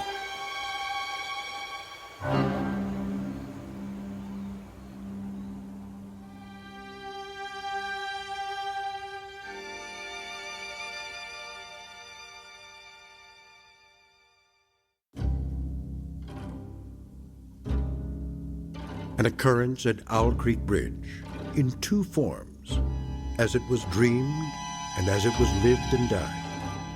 This is the stuff of fantasy, the thread of imagination, the ingredients of the Twilight Zone.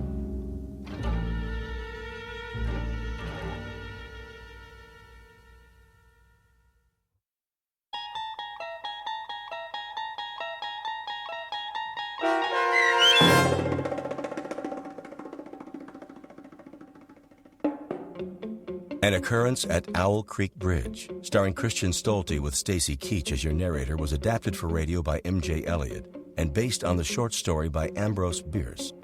Heard in the cast were Rob Riley, Danny Goldring, William Dick, Susan Hart, Gonzo Schexnader, and John Hogenacker. The producers of The Twilight Zone wish to thank CBS Enterprises and the Rod Serling Estate for making this series possible. This copyrighted radio series is produced by Carl Amari and directed by Joe B. Cerny for Falcon Picture Group. Sound design, custom Foley effects, recording, and editing are done in the Cerny American Sound to Picture Theater by sound designers Craig Lee, Todd Beyer, and Tim Cerny. To learn more about the Twilight Zone radio dramas and to contact us, visit our official website at twilightzoneradio.com. Doug James speaking.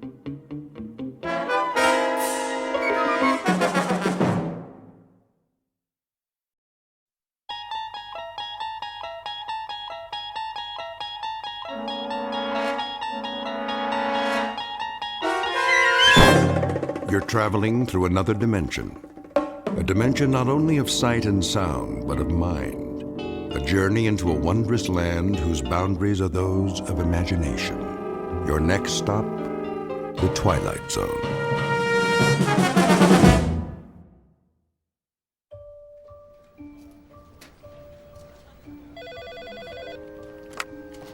Lady Lynbrook Cosmetics. How may I make your world more beautiful? One moment. Lady Lynbrook. Oh, good morning, Tim. Yes, she's expecting your call. If you'll hold, please. Mrs. Lynbrook. Yes? Mr. Gunn on line 2. What's that? Shall I put him through? Speak up. I can't hear you. The Bravo account. Shall I put... I don't know any Mr. Bravo. It's Mr. Gunn. If you like, I'll... Sally, please. I'm due at the photo shoot. Mr. Munn will have to call back, if that's really his name. Gunn. What?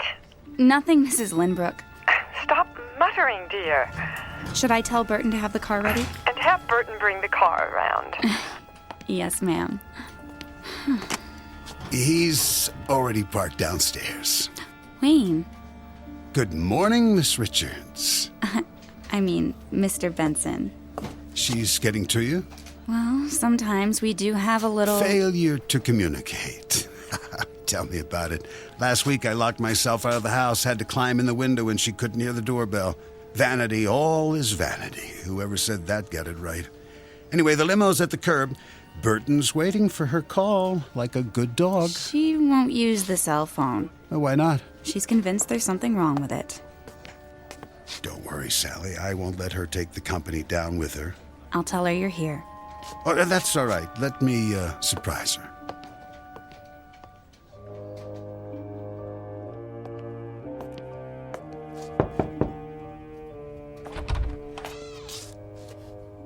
Mirror, mirror on the wall. Who? Gotcha. Wayne, darling, I didn't hear you come in. If I were a snake, I would have bitten you. Well, you shouldn't sneak up on me like that.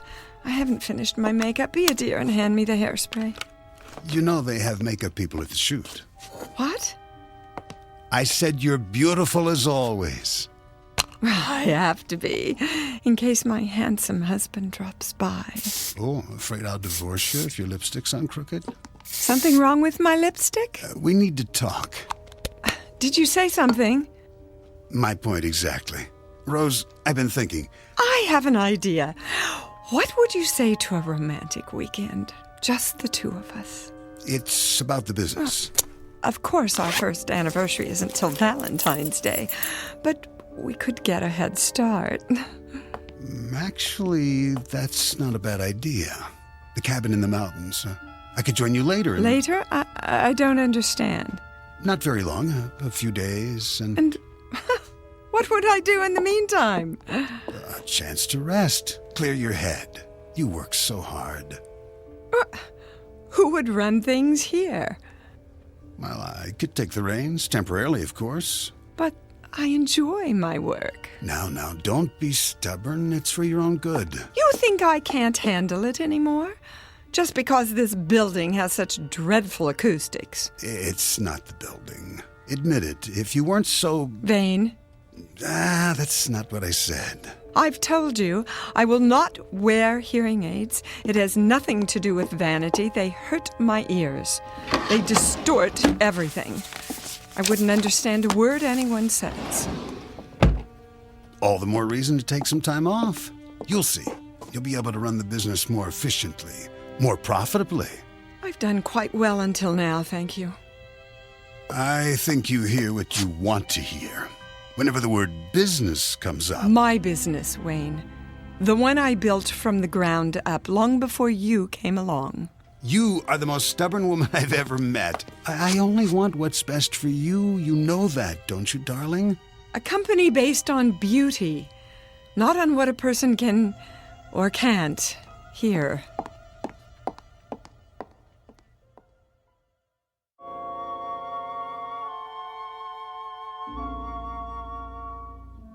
Beauty is, they say, as beauty does.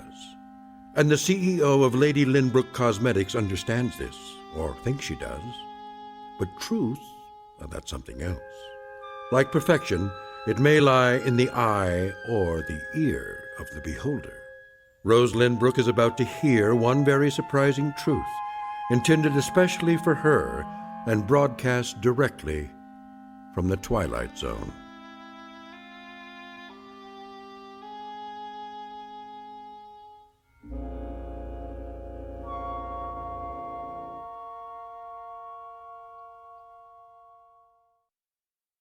And now, The Twilight Zone, and our story, Now You Hear It, Now You Don't, starring Dee Wallace, with Stacy Keach as your narrator.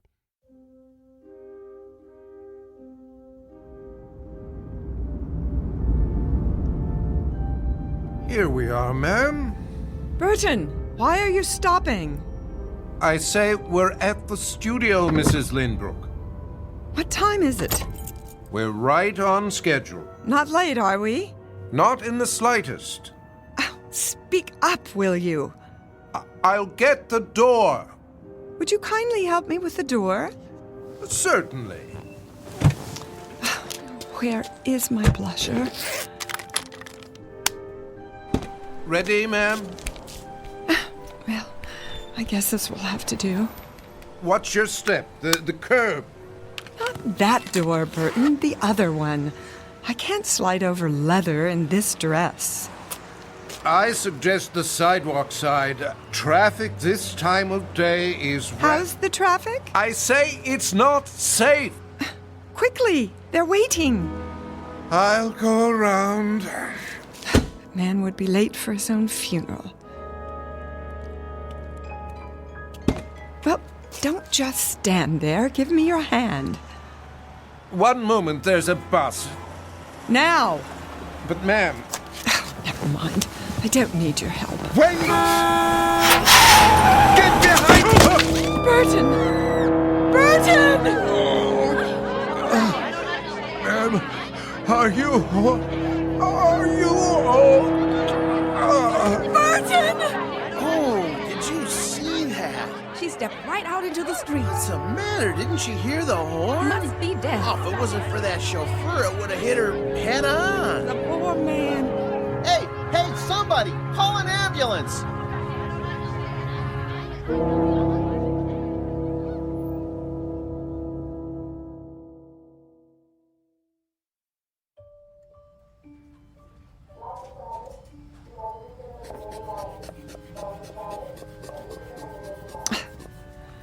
Will you stop fussing? I'm rechecking your blood pressure. This dress is ruined. I consider it a small price to pay. I want to go home. Not so fast. Nothing's broken. You said so yourself. X-rays don't always tell the whole story. I'd like to hold you for observation. What? Our best private room, of course, unless you demand the entire floor. I can't hear a word you're saying. How convenient. This is Fashion Week. I have a contract with every designer on the runway. I'm sure your assistant... What's that? I say, let your assistant handle it. Sally? Her grandparents were hippies. Rose, how long have we known each other? What are you going on about? More years than either of us cares to remember. And at that time, I've seen you through, let's say, the vicissitudes of a life well lived. From the occasional nip and tuck to brow lifts, chemical peels, injections from the endangered species list. I've done everything you asked. You should. I pay you enough. But I've never lied to you. The issue is no longer appearance. It's a matter of communication. If you can't interact effectively with the world around you... Call Burton. What? Tell him I need him. I'll take that as a sign of short-term memory loss rather than a hardening of the heart. Would you not? I'm exercising due diligence. Let's have another look at those eyes. I've had enough of your pawing and probing. Why don't you tell me what you remember about the accident? This is the room. You can't go in there. Out of my way. Hey! Wayne! Stop! Get me my purse. I need a mirror. Rose, I got here as fast as I could. Sir, there's a waiting room. It's all right, nurse. This must be... My present husband. Wayne Benson. How do you do? Rose, thank God. And my assistant, Sally Richards. Mrs. Lindbrook, are you all right? Why is she here? Sally drove. As soon as we heard... What on earth happened? A chance encounter with a rather large bus. Apparently she didn't hear the horn. Isn't that so, Mrs. Lindbrook? What horn? Any broken bones? Only a few bruises. Her driver took the brunt of it. Where is Burton? In IC. See that he gets the best of care. We're doing everything we can. Will you please take me home? Darling, are you sure that's a good idea? At once. I'll make the medical decisions if you don't mind. You can't hold me here. Not without a lawsuit. On what grounds? Emotional distress. Confinement against my will. And overbilling for utterly pointless tests. You're being unreasonable, not to mention reckless. Sally, call my lawyer. Yes, Mrs. Lindbrook. Very well, if that's the way you want it. You'll have to sign a release of liability. Anything, just get me out of here. These are muscle relaxants. Take one as needed. The other pills will help you sleep. Nurse, send up a chair. Right away, doctor. Why is everyone treating me like an invalid? I can stand on my own 2 feet. Careful, darling. The wheelchair's on its way. I wouldn't be caught dead in one of those contraptions. Hospital insurance requires it. But don't worry, someone can roll you to the exit with a bag over your head if you're afraid of being seen. I could park by the ramp and back. Would you mind, Sal? We'll meet you there. No problem. Mrs. Lindbrook, I just want to say how relieved we all are. What did she say? She said you look absolutely fabulous. Oh. What was that about Burton? Don't worry your pretty head. I'm sure he'll get the best care money can buy. And what is that monstrosity? One final indignity. A standard issue neck support. You can put your scarf over it, or I'll pull the fire alarm and clear the hall. I don't think that'll be necessary. Good. It would be a first in this wing. Mr. Lindbrook? Benson. Yes, the release form is at the front desk.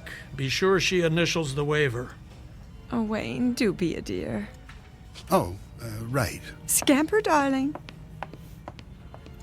And this little box is for you, too. What is it? A special gift. I don't like surprises. Go ahead. Open it. No. Absolutely not. Give it a chance. That's all I ask. I've made myself perfectly clear. This is a prototype, a real advance, I'm told. They call it the H100. I will not wear a hearing aid. An entirely new technology. The research lab needs someone to field test it. Who knows? You might be written up in the scientific journals. I don't want that kind of publicity. Think of what it might mean for others. Let them get their own hearing aids. I tell you, you're the perfect subject. Oh, then I shouldn't need it. Rose, be honest with yourself this once. Anyone else would have heard that bus. It came out of nowhere. With 100 decibel horn blasting away? Face it, you have degenerative hearing loss, and it's only going to get worse. Look, it's no larger than a pencil eraser.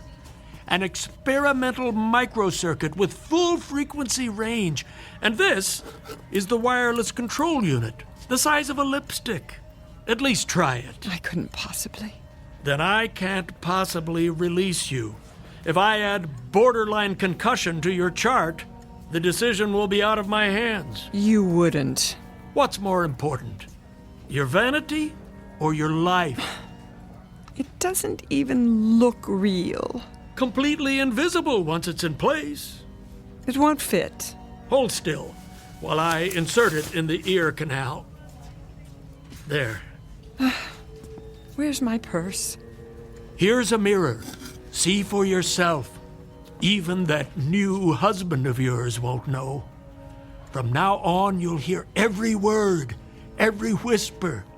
The two of you will be closer than a kiss. Is that true? Your secret. Trust me, this will make a new woman out of you. Go ahead, turn it on before he comes back. It's just this little switch here.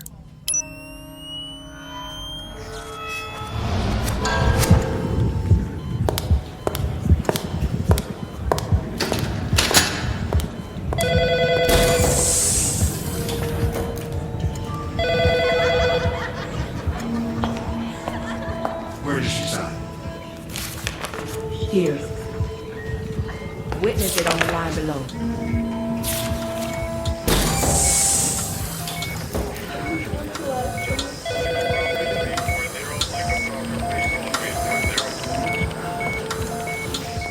Well, It's too much. all that you've been missing. Welcome back. May take some getting used to. Here's the wheelchair, Doctor. Very good. I have the papers. Use my pen. And this line for Rose. That it? Now into the chair, carefully. Hold my arm, darling. Okay, take it easy. Careful. Here we go. Thanks. I'll take it from here. That's all right. It's part of my job. Get some sleep, Rose. I'll stop by and see how you're doing. Nurse! Nurse! Where's my medication? Why won't she come?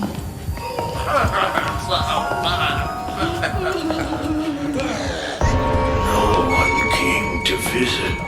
Stop! It's just down the hall, Mrs. Lindbrook. The rear entrance, darling. Don't you hear that? Hear what? It's too much, I tell you. Hang on, we're almost there. Help! Mrs. Lindbrook. Who's that? I don't hear anything. You'll be home soon, ma'am. Don't leave me, Mrs. Lindbrook. I did my best. I swear. Burton? Don't leave me here to die. Please, ma'am. I beg you. Don't. No. No! No!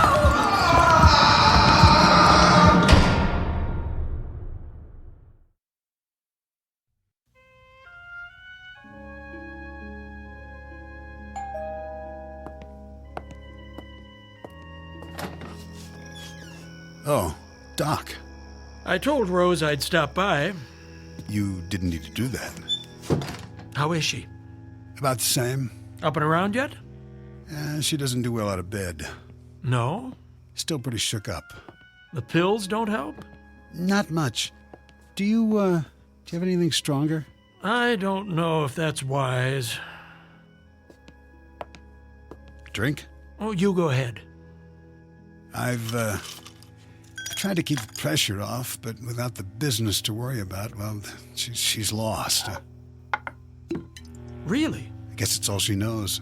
She just can't cut it anymore. She doesn't even want to try. That doesn't sound like the Rose I know. The accident really did a number on her. She needs more downtime. It's possible, I suppose. Or maybe she's had too much. I'm thinking of moving her to a place in the country until she gets her strength back. Oh, I don't know about that. There's nothing wrong with her body. Of course, if it's emotional, I could refer her to a specialist. A shrink? She wouldn't hear of it. Well, then let's try this. A couple of days a week back in her old office, for starters. She's not ready. She can sign letters, make some calls the way she used to. See how it goes. Not a good idea, Doc. Well, it might do her a world of good. I couldn't allow it. Allow? Well, she hasn't been declared incompetent yet. No, but that's... Let me have a look at her. This isn't a good time. Well, she's awake, isn't she? I'll check. Don't trouble yourself. I think I remember the way. First door at the top of the stairs, isn't it?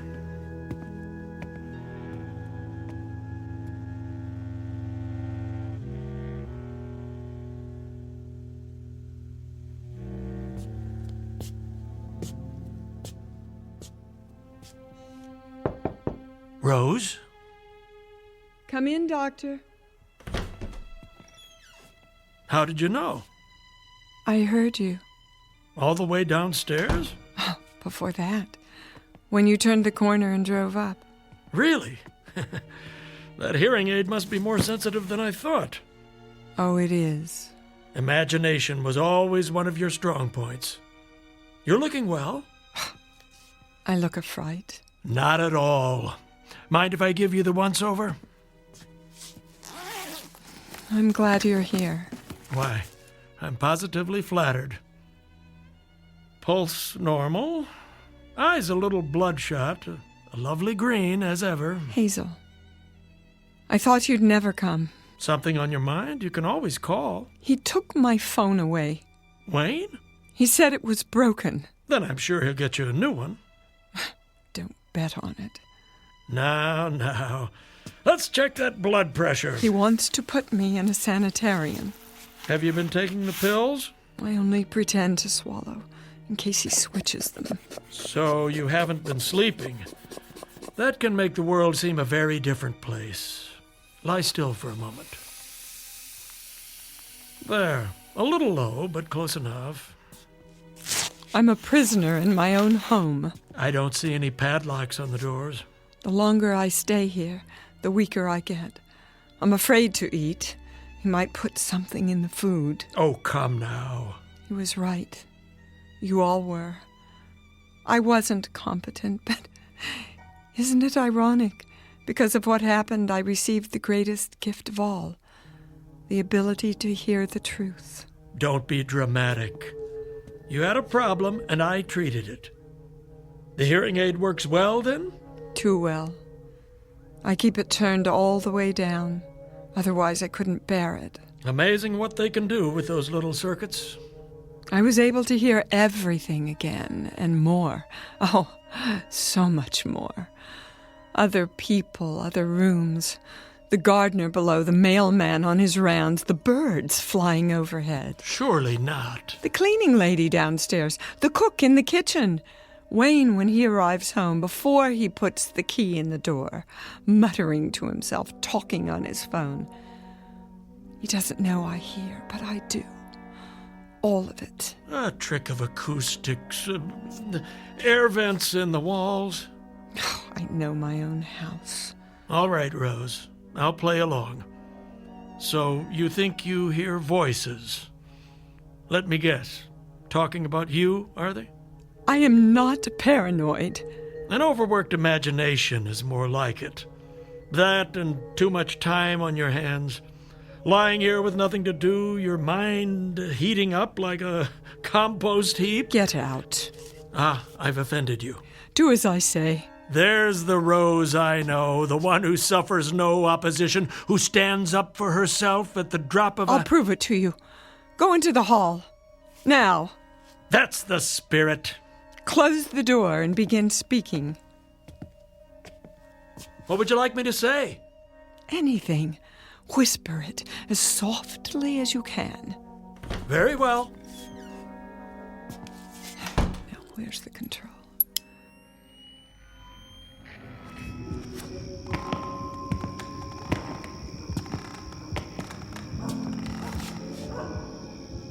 Testing 1, 2, 3.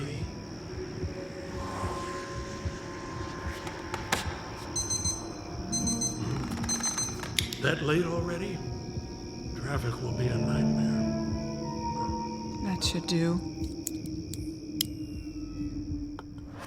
You can come back now. Well, what card did I pick? You took exactly 7 steps to the end of the hall. Very good. A security camera? Oh, of course, the floorboards do creak. The alarm on your wristwatch.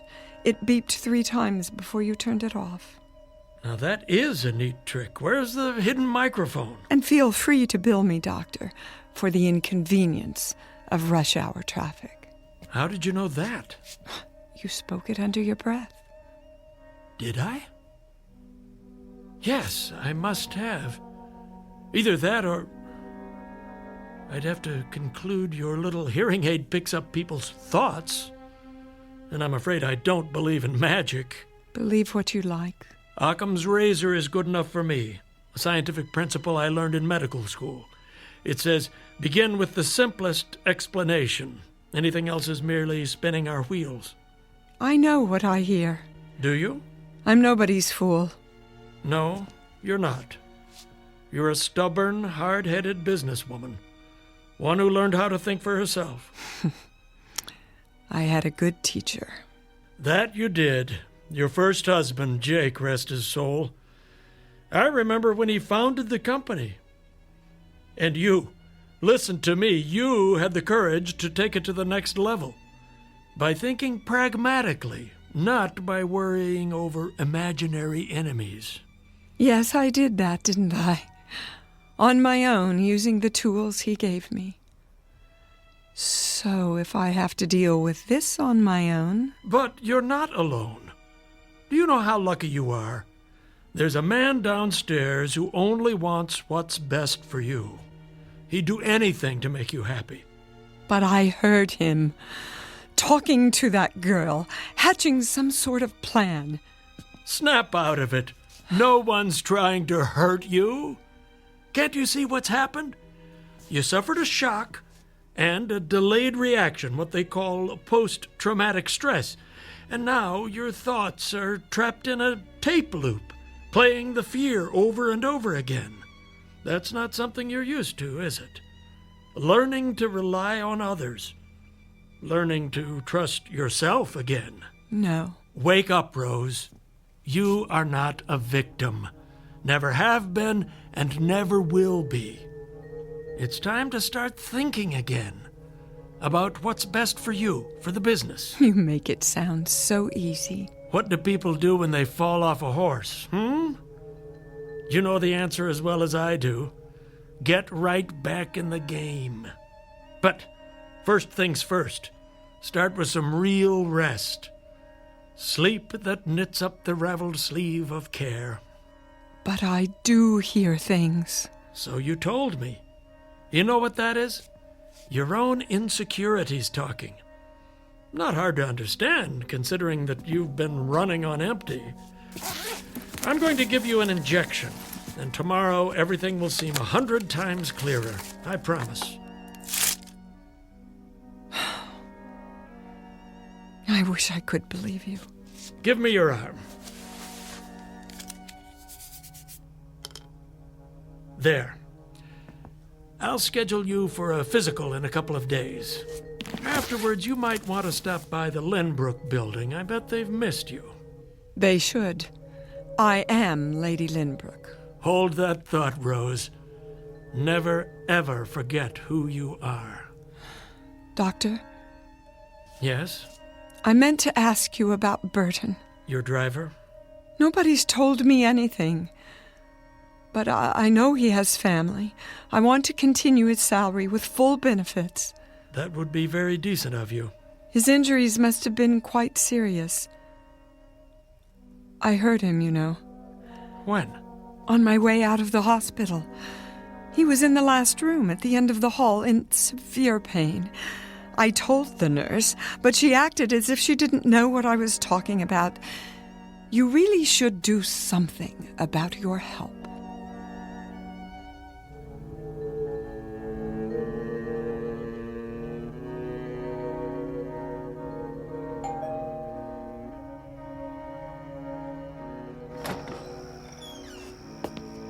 Why didn't you call me? That old duck came nosing around. I waited all day. Keep your voice down. Dr. Wrightson. Miss Richards, isn't it? Nice to see you again.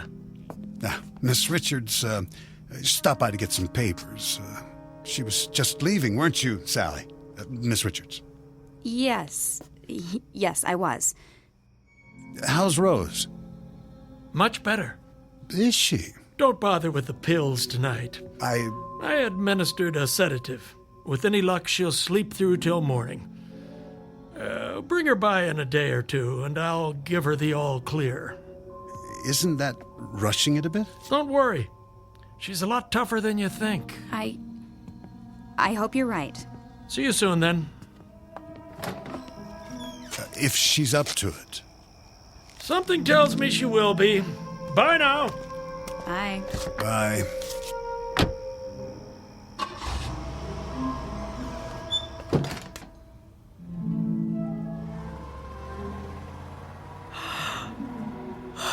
Goodbye, Doctor. Is that Sally? Why is she here? What are they saying? He's on to us. Relax. I can't take much more of this weight. It won't be long. When? At the cabin in the mountains. Tonight. Doctor, come back. I was right. I need you now.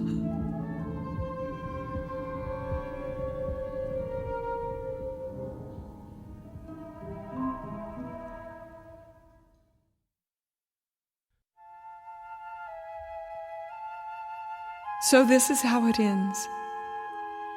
I seem to remember being carried from the house. It was still daylight, but the night was coming. I need you, Sally. Lift her feet. I'm trying to. Yeah, help me get her to the stairs. What? She's coming too. No, she's not. I'll drive her. Meet me at the cabin in your car. No one will know you were there. Okay. It could have been a dream. For a time I thought it was. I couldn't wake up. There was too much medication in my body from the injection. But it was all too real. The lake, the cabin, the one Jake built for me. Only this time I wasn't here with Jake. I heard Wayne in the room below the loft. I tried to sit up.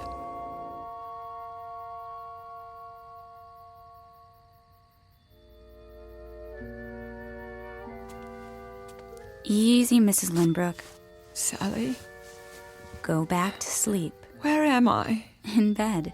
Where else? What? I said, go back to sleep. Now. I found some firewood. She keeps drifting in and out. Wayne, I want to go home. Sure, my love. As soon as you get your rest. It doesn't matter what we say. She can't hear. Can she? Not a word. Why are you doing this? I don't understand. No, don't worry, you will. How long is this going to take? I have to make it look right. She was feeling better. She wanted to go to the mountains. Why not? Then at some point, the excitement got to her, and she stopped breathing. How are you going to accomplish that? A simple pillow over the face. No marks. And the only drug in her system will be what the doctor gave her. Who knows? Maybe it was too much for someone her age. And we're so far out in the country, and it'll take the ambulance forever to get here. What a shame. No. Isn't that so, darling? I don't want to see this. You won't. It'll happen in the middle of the night. By then, you'll be back at your apartment in the city. Why don't I just leave now? And miss the festivities? I brought champagne to toast your new job. I'm going to start a fire. It's freezing in here. Wayne? Shh. Now, Rosie, you need your strength if you want to make it through the night. Please. Save your breath. Save your breath. That's right. Close your mouth, or I'll do it for you. Eventually, the medication started to wear off. I heard them downstairs by the fire. They thought I was still asleep. I could barely walk. My legs were too weak. Even if I could, there was no place to go. The lake on one side, the mountains on the other. I didn't need to turn on the hearing aid. I knew what they were doing. They were celebrating. When I was a little girl, I used to play hide and seek. We covered our eyes and put our fingers in our ears while one of us hid in a secret place. I was very, very good at that. No one ever found me. So tonight I would have to be it again. Except that this time there was no place to hide. Even climbing out of bed took all the strength I had. There was no way out, only the window, and it was too high for me to jump. But I knew the cabin well. I had designed it myself with Jake. A rustic dresser, a cedar chest, a small closet with a concealed wall safe.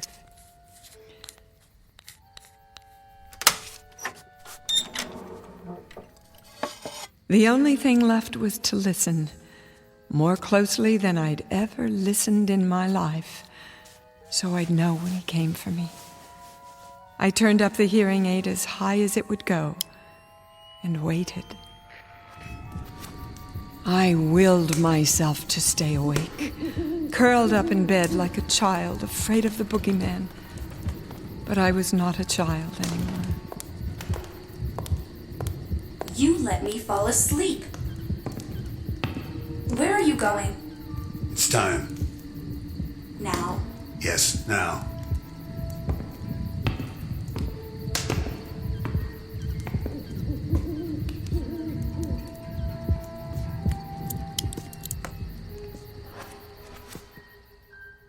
I'm coming to get you, Rosie. Where are you? Gotcha. Stop right there. You're supposed to be asleep. I said, don't come any closer. I only came to kiss you goodnight. Not another step. What have you got there? A .38 caliber Smith & Wesson. What does it look like? Careful now. You might hurt yourself. Stand back. Where did you get it? My first husband kept it in the safe. Ah, you didn't know about that, did you? Rose. I remembered the combination. Put the gun down. One of the things he left me.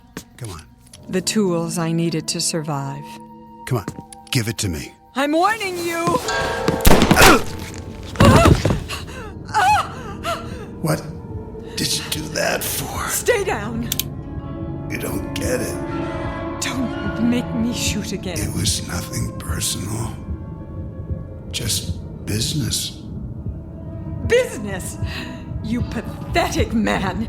I am the business. My name is Rose Lynbrook.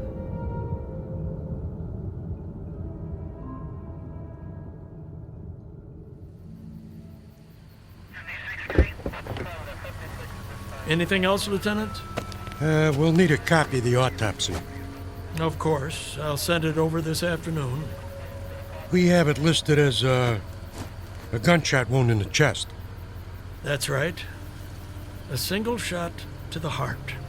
Well, I guess that's enough for now. What about the assistant? The Richards girl? Kidnapping, conspiracy to commit murder. She confessed everything. The deceased Wayne Benson says he was going to take over the business. He promised to make her the new Lady Lynbrook. Fools. There's only one of those. Here's my card. Call me when Mrs. L can make a full statement. It shouldn't be long, a day or two.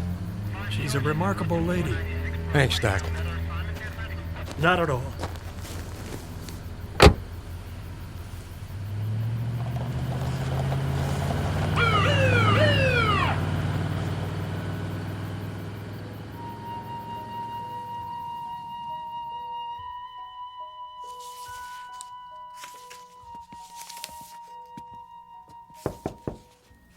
Yes, nurse. Will you need me for anything else this morning? I guess not. I was just going over the test results from R&D. The hearing aid? What did they say? Looks like she was right. About what? It wasn't calibrated correctly. The gain was boosted way too high. So, I guess that explains it. I'm not sure I follow. She could have heard voices at a distance. From another room, say. If they didn't burst her eardrums first. No damage done, fortunately. The H-100 might actually have saved her life. Did she ever... Oh, it's none of my business. Go ahead, Janet. Well, I was just wondering, did she say anything to you? Didn't she suspect what her husband was up to? Yeah, patients say a lot of things to their doctors. Some real, some imaginary. The trick is to know the difference. This time, I should have listened more closely. She must have been terrified. She's lucky she didn't lose her mind. Want to hear something really peculiar? The frequency response. They used a new type of limiter circuit. Only it didn't work. So the high end was off the scale. So that's what she was complaining about. Not only the decibel level, but the extended upper frequencies. I don't see how anybody could bear it. Except for a dog. Above the normal range? Way above. Beyond any instrument we've got. If there are sound waves that high, no one's ever measured them. I'm surprised it didn't drive her insane. But sounds like that, where would they come from? Don't ask me. Some other place. One we don't know anything about. I'm just spinning my wheels. It is strange, though. Yes, it is, because she swears she heard some very odd things. She believes she had a conversation with her husband, Wayne, for example, after she shot him. Of course, that's impossible. He died instantly. One shot, straight through the heart. And after the bus accident. Well, when I wheeled her out of the hospital, she said she heard patients at the end of the hall crying out in pain. Including her chauffeur. I know. But she couldn't have. The limo driver died in ICU while she was here. And the room at the end of the hall? Well, you know what that is. Yes. The morgue.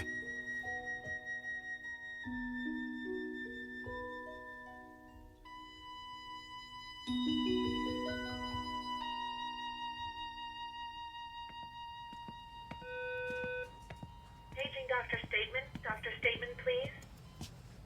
Hey there, Janet. Hi, Mimi. Going to lunch? I'll meet you in the cafeteria, right after I drop this off. Okay, great. Mrs. Lynbrook. Mrs. Lynbrook. Sorry. How are you feeling? What? I brought your hearing aid back, just as you asked. It should work perfectly now. They've recalibrated it. Here, let me fit it in your ear. I can do it myself. If you like. Ready for some lunch?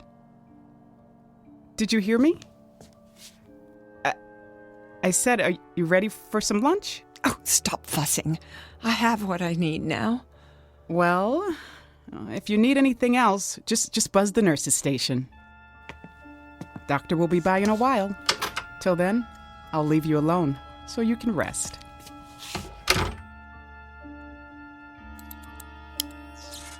Oh, but I'm not alone now. They are with me, the voices of the dead. So many new ones, coming and going in this place. I have to listen very, very closely.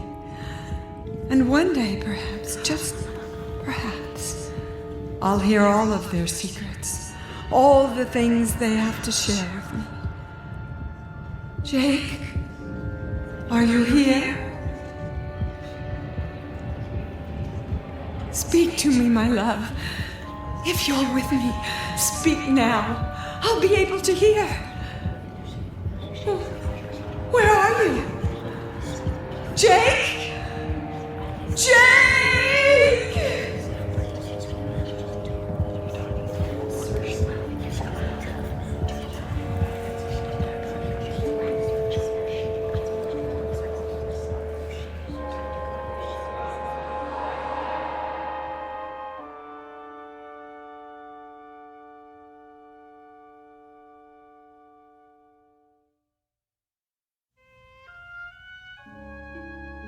Beauty is as beauty does, and love, like real beauty, never dies.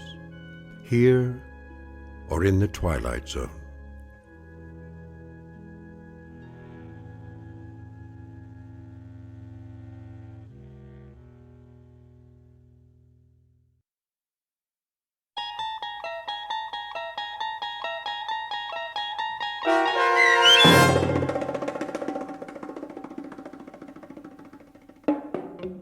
Now You Hear It, Now You Don't, starring Dee Wallace, with Stacy Keach as your narrator, was written for The Twilight Zone by Dennis Etchison from a story by Carl Amari.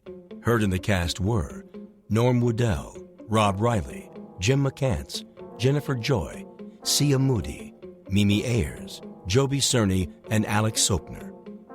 The producers of The Twilight Zone wish to thank CBS Enterprises and the Rod Serling Estate for making this series possible. This copyrighted radio series is produced by Carl Amari and directed by Joby Cerny for Falcon Picture Group. Sound design, custom Foley effects, recording, and editing are done in the Cerny American Sound to Picture Theater by sound designers Craig Lee, Bob Benson, Todd Beyer, and Tim Cerny. To learn more about the Twilight Zone radio dramas and to download episodes, including 3 free episodes on our homepage, visit our official website at twilightzoneradio.com. Doug James speaking.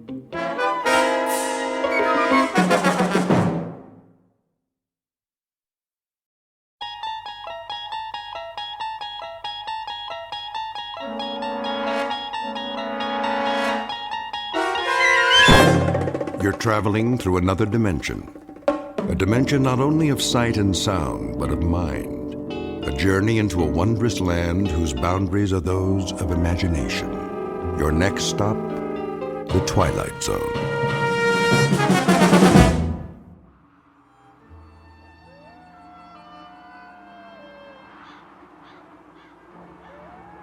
How much is there?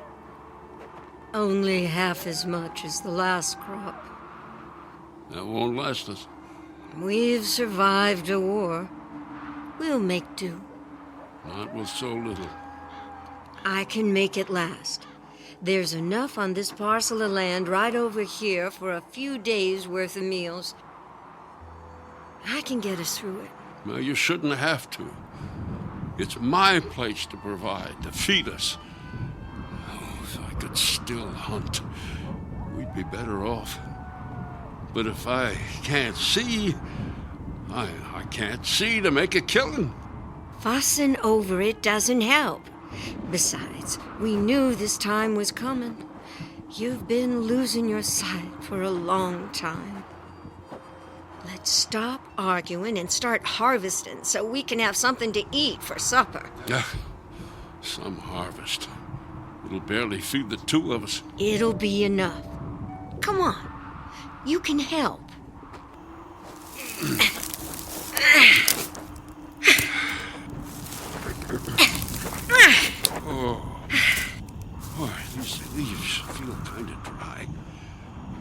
use some rain.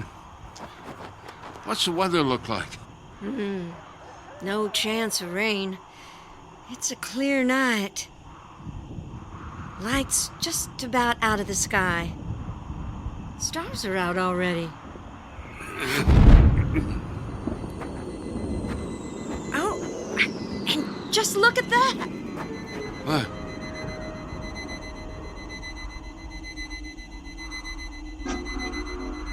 What made that noise? It's a shooting star! Oh, well, shooting stars don't make noise. It's just streaking across the sky. Except it doesn't move like one. What do you mean? It looked like it stopped for a spell, then kept going again, but in a different direction.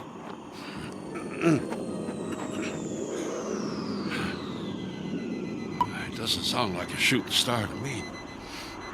And now it's... It's what? It's blinking. Blink, blink. Blink, blink, blink. Blink. Blink, blink, blink. Blinking? Blinking? I think your eyesight's going to go next, Martha. You hush. Bad enough your hearing's been going. I hear you complaining just fine. Half-deaf old woman and her blind, broken-down husband. We make a fine couple. Well, we're not making any progress sitting here talking about shooting stars. Let's get this basket filled. I want to get inside, make it an early night.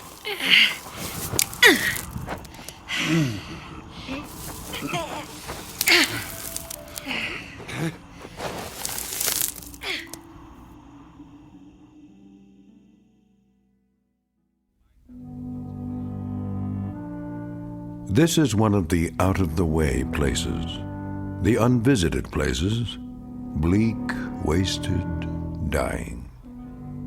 This is the outskirts of a farmhouse, handmade, crude, a house without electricity or gas, a house untouched by progress with no more than just a kitchen and a bedroom. We have just met the couple who lives in the house, strong, simple people whose problems up until now have consisted primarily of acquiring enough food to eat.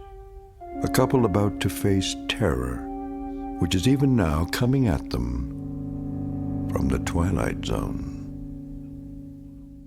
And now, The Twilight Zone and our story, The Invaders, starring Kathy Garver with Stacy Keach as your narrator. Just put the basket down on the kitchen table.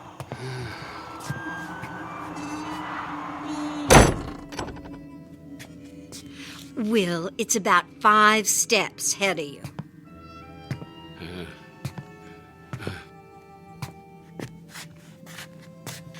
I'm going to start chopping up some of our harvest to make a stew. I wish we had some meat for a change. Well, wishing won't make that happen. Hunting will. Make yourself useful. Sharpen this knife. It beats sitting here and doing nothing. Well, it's going to be the way I spend the rest of my days. Reckon I should get used to it. Now you just stop your whining. I am not going to spend the rest of my days listening to you complain like a big baby. A baby? Yes, that's what you sound like. You could still make yourself useful around here. Now, when the knife is real sharp, fix that broken handle on the front door. I already fixed that. Back when I could see what I was doing. Doesn't fit right. There's a hole so big I can stick a couple of fingers through there. I didn't have all the right parts. At least the door opens and closes. Well, there are other things you could do around here. Like what? Like chopping wood. Chopping wood? Martha, how can I chop something I can't see? It takes hands to swing an axe, Will, not eyes. I'll chop off a leg. No, forget it, Martha. I've swung my last axe. Not if I can help you. Why, with some practice, you'd be doing it on your own and... I said forget it. Fine. But you're going to learn that being blind doesn't mean being helpless.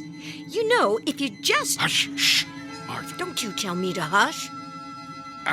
Quiet. Listen. Do you hear that? I don't hear anything. I'm that half-deaf old woman you live with, remember? Shh. Can't place what that could be. Wait. I do hear something. Sounds like it's coming from over the house. Will, do you think it could be that shooting star? That was no shooting star. If it was something falling from the sky, it would have just dropped.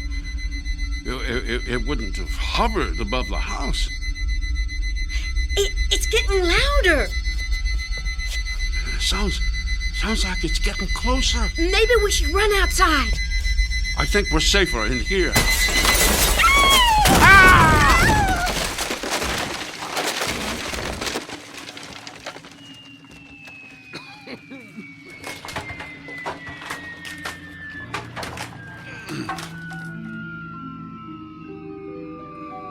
Martha? Martha, are you okay? Martha? Will? Martha? Martha! Where are you? I'm right here. Just a few feet away from you. You all right? My ankle hurts, but I don't think it's broken. Can you get up? I think so. Put your arm out so I can find you. Yeah, there. That's it.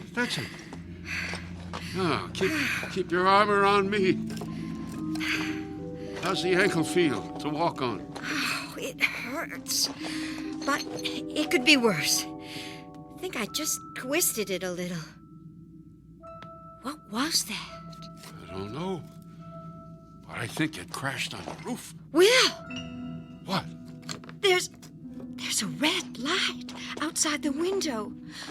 Must be from whatever crashed into the house. And the light, it's blinking. I'm going outside to see what it is. Not without me or not. No, slow down, Martha. You're going to twist your ankle worse. Oh, stop your fussing, Will. I just want to see what crashed into our house. Darn reckless old woman. What's that? I said, what do you see? Looks like there's something on the roof, all right. That blinking light is up there. Can't you tell what it is? No, it's too much smoke, and it's too far back. Looks like it's on the flat part of the roof. I'm gonna have to go up there, see if there's a way to get rid of it. No. Will, what are we supposed to do? Live the rest of our days with that blinking thingamajig on top of our house? No. What if it's dangerous? How are you going to defend yourself? What if it's a remote bomb from our enemies? I'll figure something out when the time comes. Come on. Oh, damn. Headstrong old woman. What's that? I said, if you're set on doing this, you need to listen to me. You haven't been up on the roof that much. First, you have to climb up the ladder. Next to the sink in the kitchen. I know, Will. I've watched you do it 100 times. Do you remember how the door opens onto the roof? Don't I just push up on it and let it swing back? No. Don't just let it fall. It'll make too much noise and upset whatever is up there. Lower the door gently. All right. Your ankle. A little tender to walk on, but it's all right. Oh, take the lantern.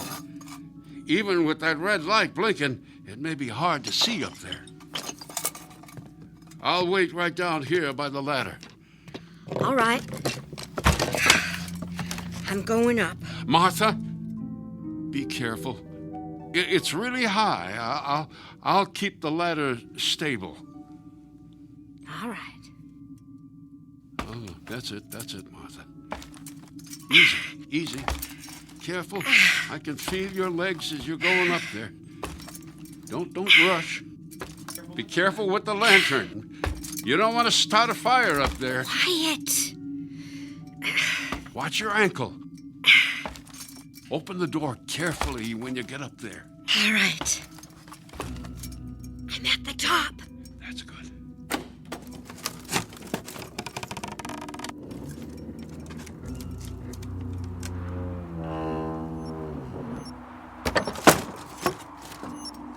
See anything? Mostly that blinking red light. It's blinking something fierce. Hold the lantern higher so you get more light. There's something up here, all right. But I can only make out the edge of it. Will, I can't see it standing on this ladder. I gotta climb up on the roof. No! It's all right. That thing is just sitting there.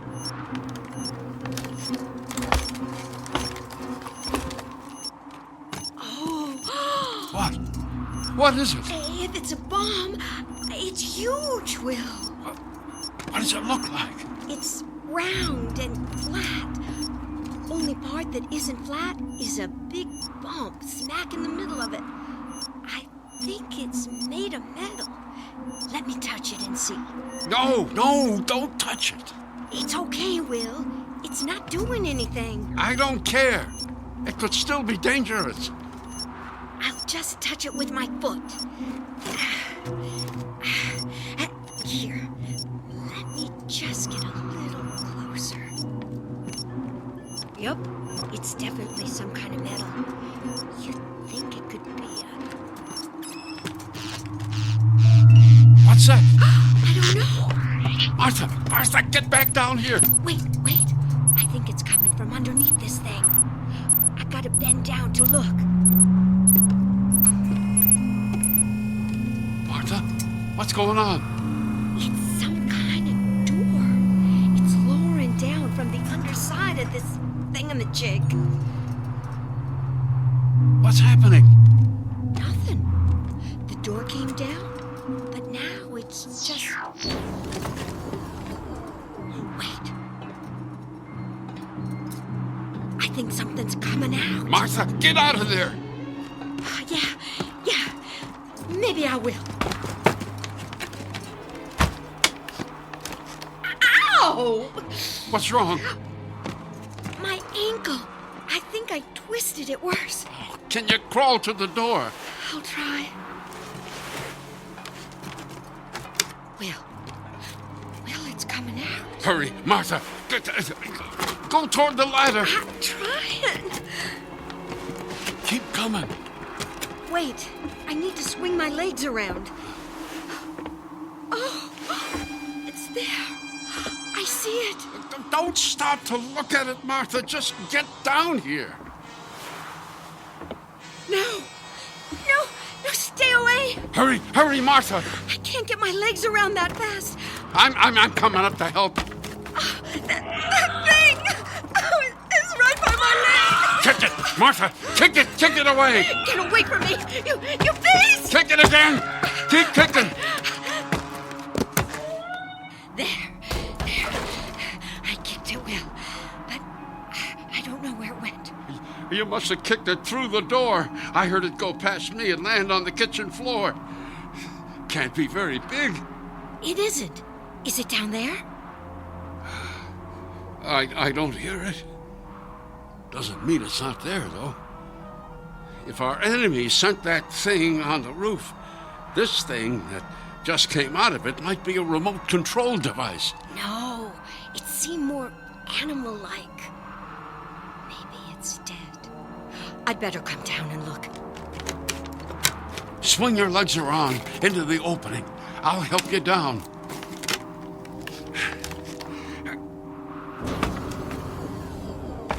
Martha! I hear it. Might be a second one. Come down, quickly! I'm coming. Let me just...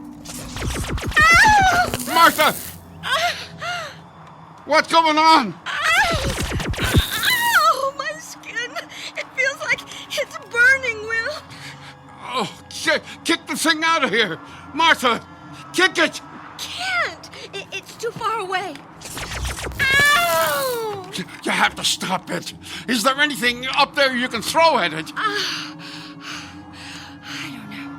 Martha, think! You gotta find something to throw. Oh, there's nothing up here. Will. Wait. You left a hammer on the roof. Yes. Throw the hammer at it, Martha. All right.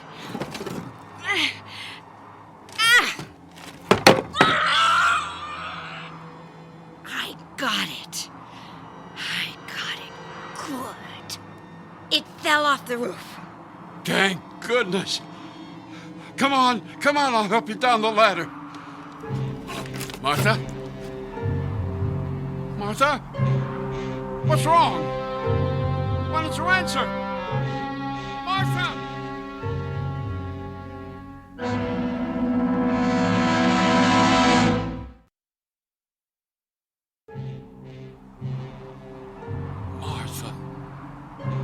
Martha, wake up.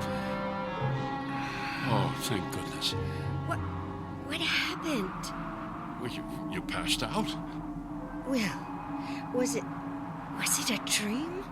No, I wish it was. You need to lay down for a while. Come on. I'll help you down the ladder. Oh, better yet. We'll help each other. Come on. How long was I passed out?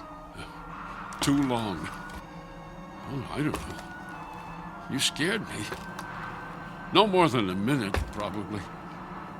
Are those creatures down there? Oh, I don't think so. I haven't heard them. Anyway, here. Put your arm around me.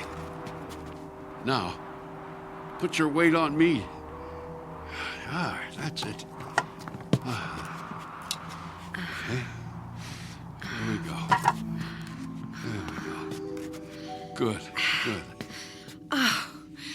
Oh, Will, it was terrible. It pointed something at me, and then there was this bright light. And then it felt like my skin was burning, and on my neck, on my arms. Oh, it still hurts. Well, here, let me feel. Oh, it feels like you got some blisters on you. Big ones. Oh, I do. Oh, you should see them, Will. Oh, no wonder they hurt so much. Okay, come on. I'll help you over to the bed. Careful, Will. Those creatures may be hiding somewhere in here. What do they look like? I couldn't get a real good look at them, but they were about the size of my hand. Sort of silvery, like upright lizards. And they move pretty fast. At least once we showed them, they weren't welcome here. We've reached the bed, Will. All right.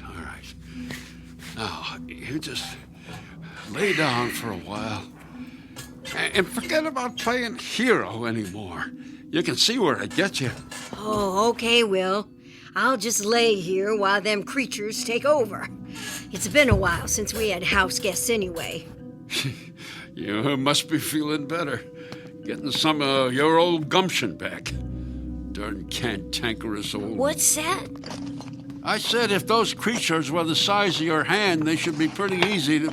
Oh! What's wrong? I stepped on something. Oh, piece of ceiling, most likely. I don't think so. Never felt anything like it. Hold it closer so I can see it. Will, this is what that creature was pointing at me. This is what gave me the blisters. Huh? Some kind of weapon? I wonder how it works. Don't shake it. What if it... What's it doing? I don't know. Shut it off. I don't know how. Drop it, Will, drop it. Don't touch it again, Will. You don't need to worry about that. In fact, let's make certain nobody touches it again.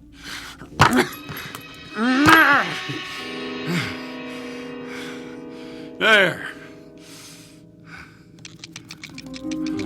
Martha. What? One of them creatures.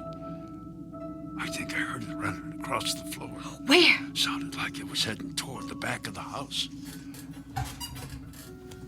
What's going on? Where are you going? To get us something to defend ourselves with. I told you, you need to lay down. Here, I got you the shovel. I can't see the little buggers. How am I supposed to use this on them? Just swing it at anything that makes that beeping sound. I'm going to use this hoe to try and flush those creatures out.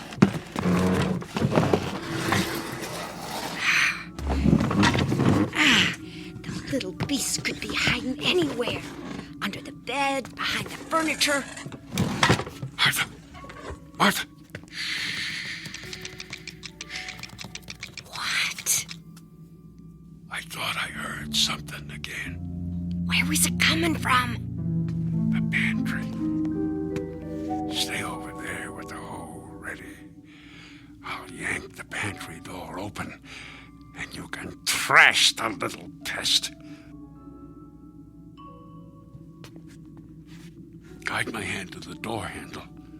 Okay. Got it? Yeah. On 3. 1, 2, 3.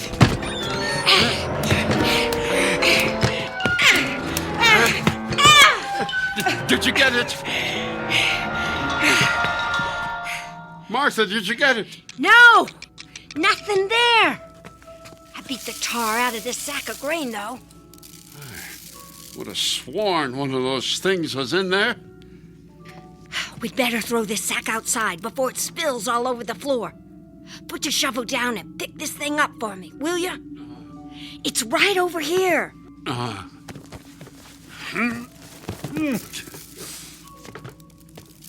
Okay. Okay, open the door.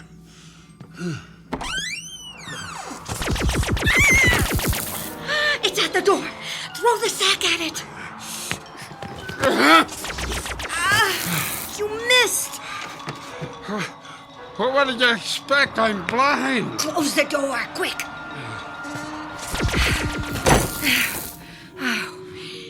It's like it was waiting there for us right behind the door. There. Did you hear that? The other one must be in here. Where did it sound like it was heading? The bedroom. Where are you going? To flush out that little devil.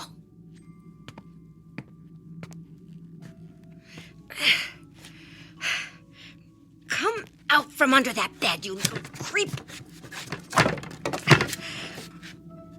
Oh.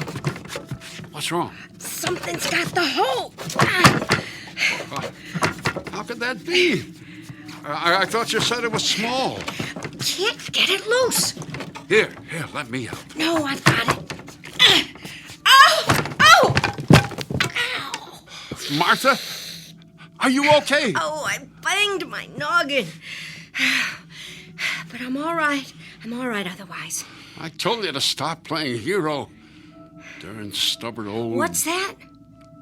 I said take my hand. Getting too old for this. Was it one of them things that grabbed the hoe? Nah, I don't think so. I hate to admit it. I just got it snagged on the bed frame. You need something shorter. Can't keep swinging that big hoe around in this little room. What should I use? Well, how about that knife I just sharpened to a razor's edge? Yeah, I'll go get it. Careful, Martha. Don't want your ankle giving out on you again. My ankle's the least of our problems. If we can...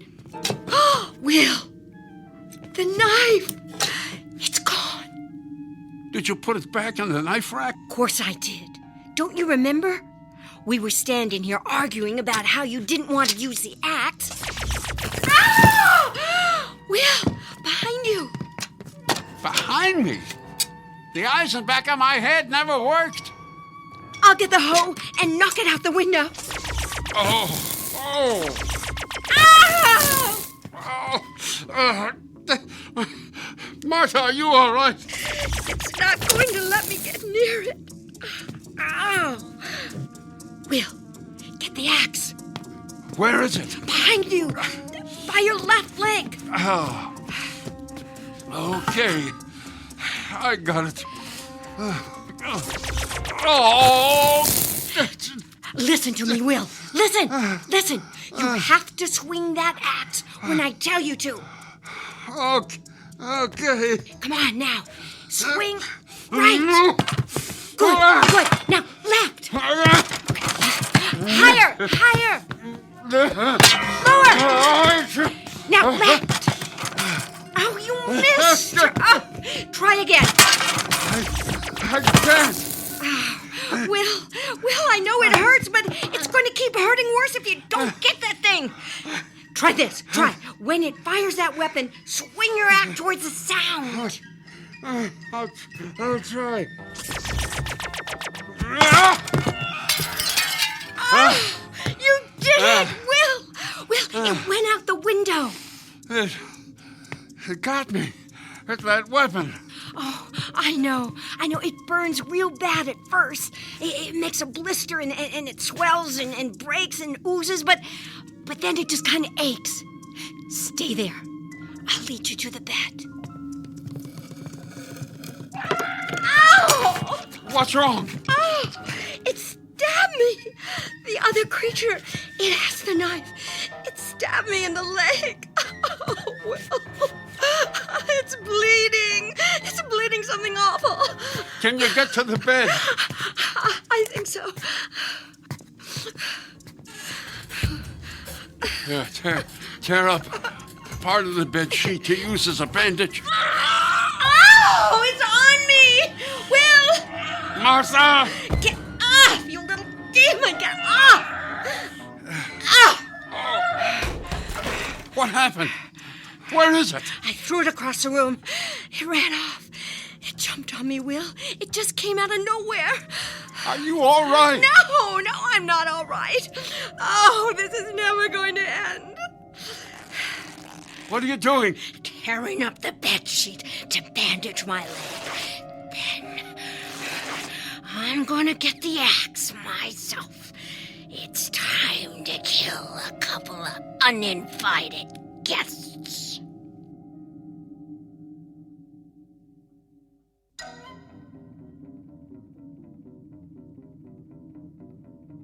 All right, Will. I've got the axe. Put it down, Martha. You'll hurt yourself. I'm not putting it down until those little hellions are dead.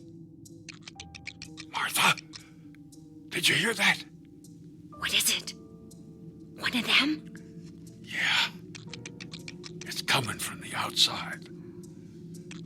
Sounds like it's right outside the door. Let's do like we did with the pantry. You have the axe ready, and I'll yank the door open. All right. Wait a second. Shh. It stopped.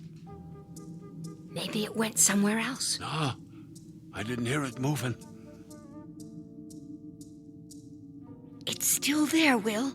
I can just see it through this hole in the door handle.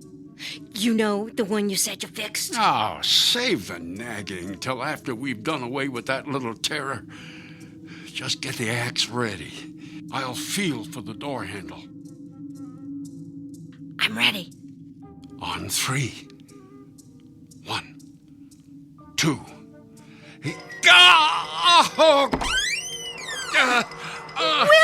Will!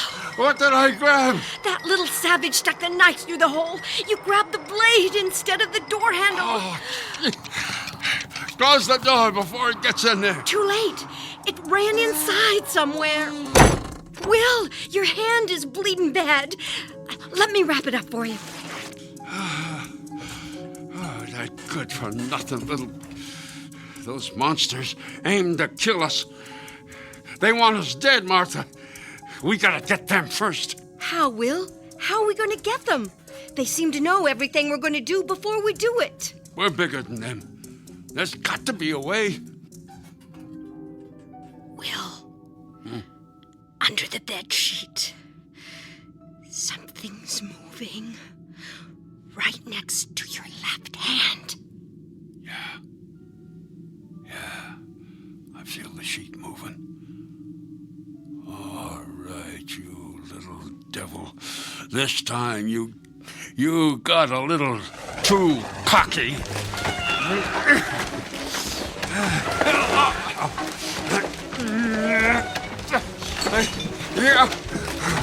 You got it.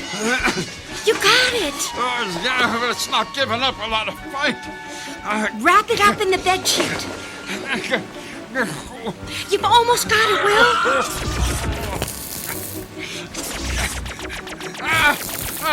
What's going on? The other one is on the windowsill. It's hitting me with that blasted weapon. Don't give up, Will. I'll get the other creature.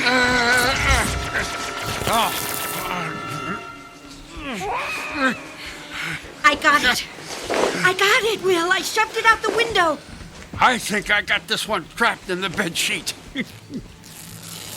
Look out, Will. Look out. It's cutting through the sheet with a knife. I'll try and grab the blade. No. Oh, you'll get sliced up. It's all right. Just try and hold it steady. I'll grab the handle from the back of the knife. I got a hold of it. Try and pull it away. I think if I pull it... Oh, come on, you little monster. Let go. Got it. Now, to finish off this little devil. Look out, Will. It's trying to get out through the hole in the bed sheet. Whack it against the table.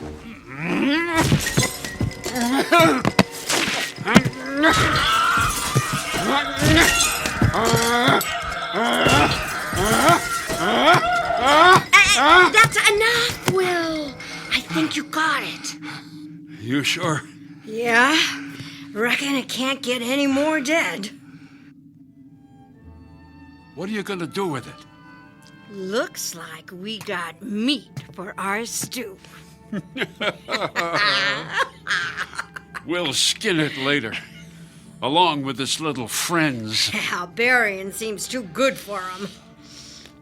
What'd you do with the other one? Pushed it out the window. With your bare hands? Yep. Oh, reckon you can see the things around here. Reckon we both can. How's your ankle? Which one? The one that I twisted or the one that got stabbed? Sorry I asked. How's your hand feel? About like it should, after losing a fight with the business end of a knife. Suppose we won't forget this night anytime soon. If we survive it. Oh, we'll survive.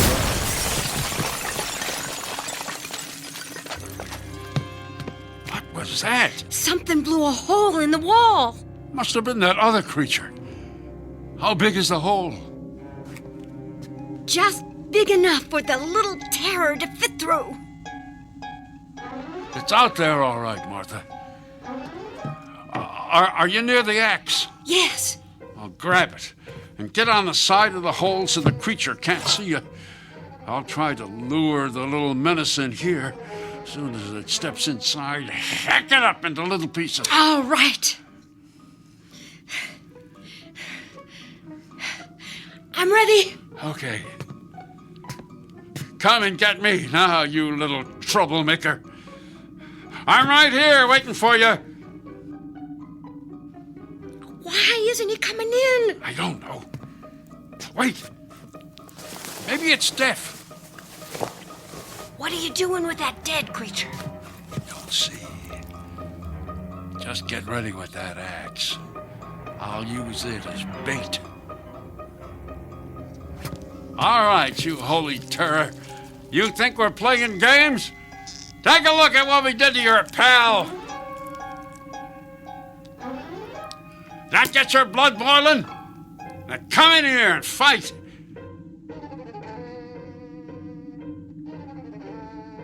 Will, it's not budging. I don't understand.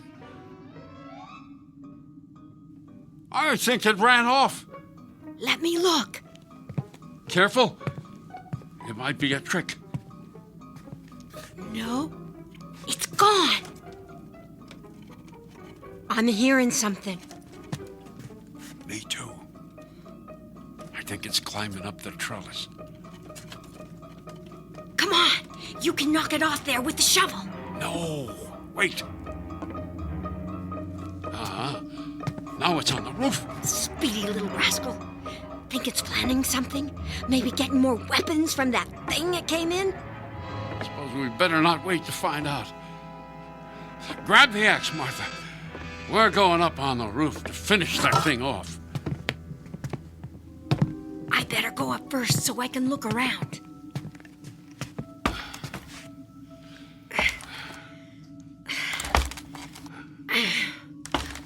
Will, what if it's tricking us?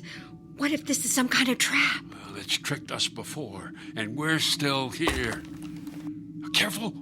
Careful opening the door, Martha.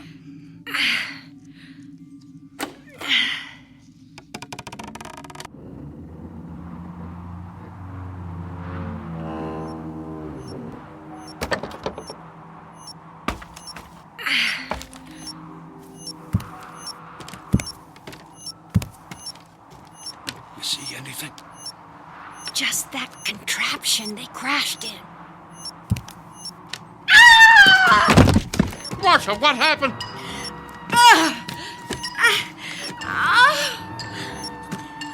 That little monster, he tied a wire around the chimney and tripped me. Come on, I'll help you. Lean on me. I sprained my other ankle. Oh, it hurts so much. Now grab hold of my arm. It won't support my weight. All right, stay there.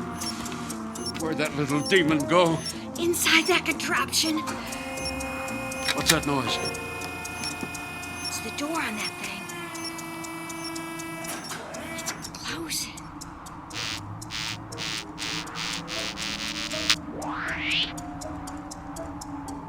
What's the creature doing? Don't know. Reckon it's gonna kill us. I don't aim to wait around and see.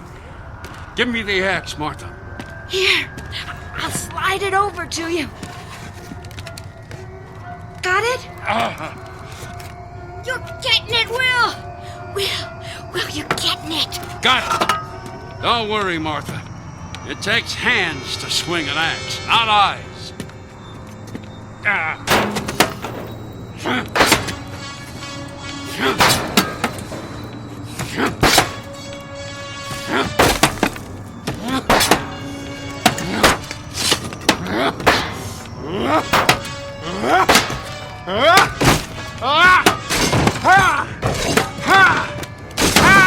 Will, stop!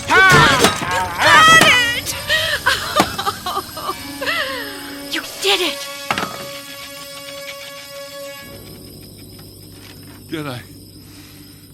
Did I stop it? Stop it! Oh, you should see what you did to that contraption. Oh, I wish all 8 of your blind eyes could still see. We won't have any more creatures bothering us. Good. I'm so glad you were here, Will. Oh, it's all right, Martha. It's over. We did it. Here, let me help you up. You still have 4 good ankles to balance on. Yeah. Oh, I'm a little dizzy. Must have hit both my heads when I fell. Darn hard-headed old... Oh, now don't say it. I thought I was, let's see if I can remember. Reckless, headstrong, cantankerous. You forgot stubborn, truth be told. I'm glad you were all them things. Otherwise, you wouldn't have had the gumption to go after them creatures. And I couldn't have handled it all by myself. I know you love me because you're wagging your tail. Come on. I'll help you down the ladder.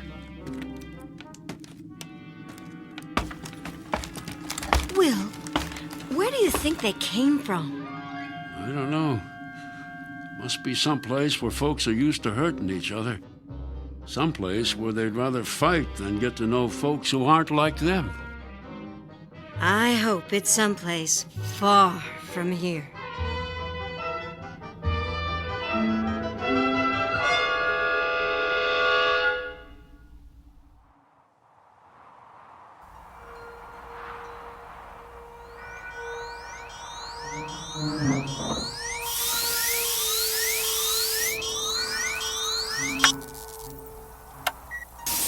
Is anyone there? We have encountered an incredible race of hideous giant creatures. This is the final transmission of the United States Air Force Space Probe 1.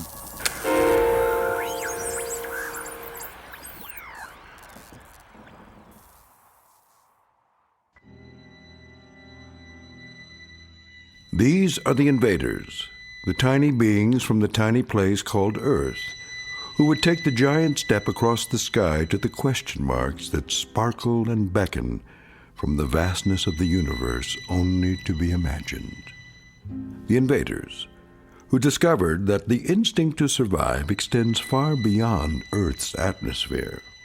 A critical lesson learned far too late, in a harsh classroom on a distant planet, somewhere in the Twilight Zone.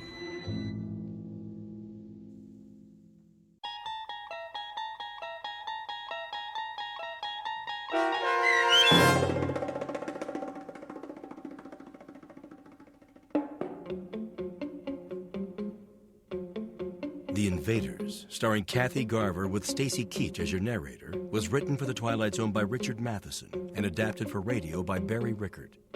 Heard in the cast were Tony Makis and Joby Cerny. The producers of The Twilight Zone wish to thank CBS Enterprises and the Rod Serling Estate for making this series possible. This copyrighted radio series is produced by Carl Amari and directed by Joby Cerny for Falcon Picture Group. Sound design, custom Foley effects, recording, and editing are done in the Cerny American Sound to Picture Theater by sound designers Bob Benson, Todd Beyer, Tim Cerny, and Craig Lee. To learn more about the Twilight Zone radio dramas and to contact us, visit our official website at twilightzoneradio.com. Doug James speaking.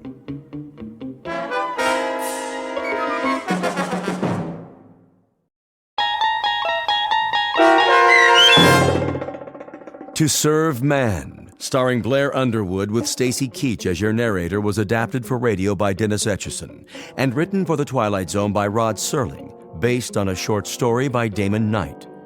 Heard in the cast were Doug James, Alyssa Fraden, C.J. Amari, Amber Lake, Christian Stolte, Jeff Lupetin, Kip Karstedt, Terry Berner, Tony Sancho, Alex Sopener, Steve Keys, Joby Cerny, Kurt Nabig, Amanda Amari, and Rick Arthur. To learn more about the Twilight Zone radio dramas and to obtain audio cassettes and CDs of these programs, visit our website at twilightzoneradio.com. The producers of The Twilight Zone wish to thank CBS Enterprises, Carol Serling, Dennis Etchison, Dick Brescia Associates, Claire Simon Casting, Terry Jennings, XM Satellite Radio, Sirius Satellite Radio, our sponsors, and our radio affiliates for helping make this series possible. This copyrighted radio series is produced and directed by Carl Amari and Jason Mallow for Falcon Picture Group. Doug James speaking.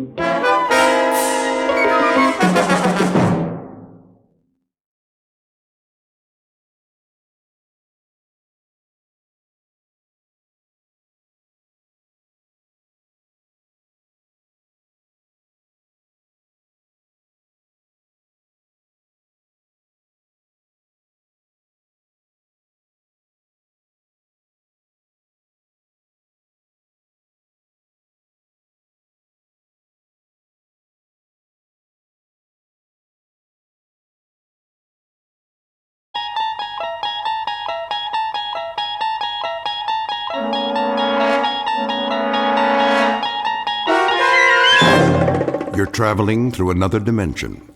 A dimension not only of sight and sound, but of mind. A journey into a wondrous land whose boundaries are those of imagination. Your next stop, the Twilight Zone.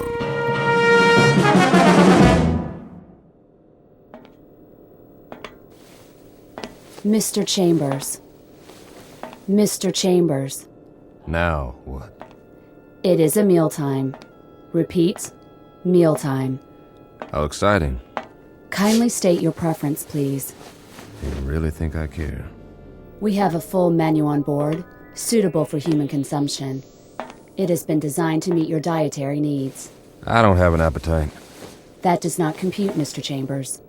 I said I am not hungry, all right, ship? Very well. I'll let you know when.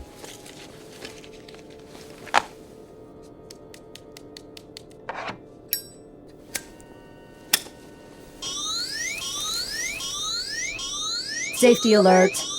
Oh, but it's just a cigarette. Please extinguish all smoking materials at once. Please extinguish. Okay. Deposit in appropriate receptacles. This is a mandatory safety measure. I heard you. Thank you for your cooperation. This is going to be a long trip.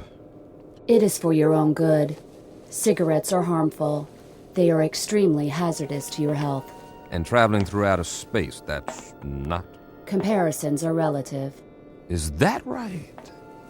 Please define your frame of reference. Well, here's a reference for you. The moon. Which moon? Anyone will do. As in, why don't you go take a flying jump at it? Kindly repeat. Forget it. You do not care for food at this time. Leave me alone. You do not care. Yes, I do not care for food at this time. Very well. Very well. Oh, ow! Oh, my hand. Please refrain from striking the walls of your sleep module. How do you expect me to sleep if you won't stop talking? We only seek assurance that your needs are being met. Your well-being is our primary concern. Yeah, right.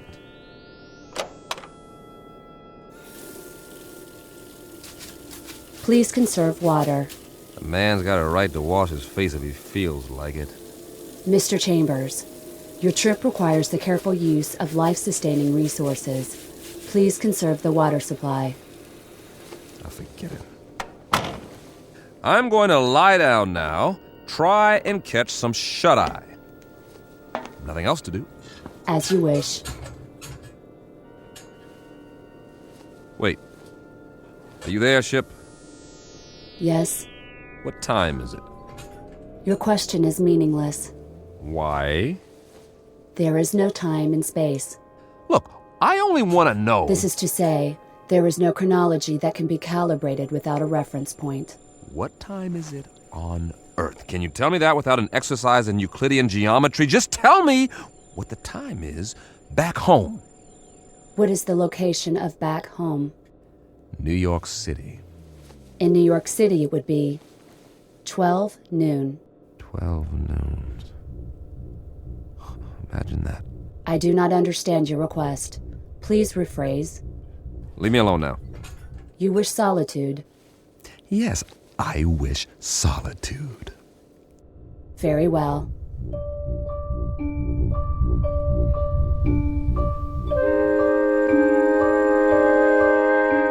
Respectfully submitted for your perusal, one Mike Chambers, linguist and cryptographer, formerly attached to the Pentagon. A highly educated individual who can break any code and decipher any language, at least on Earth. A man who shook hands, figuratively speaking, with a modern-day Christopher Columbus from another world.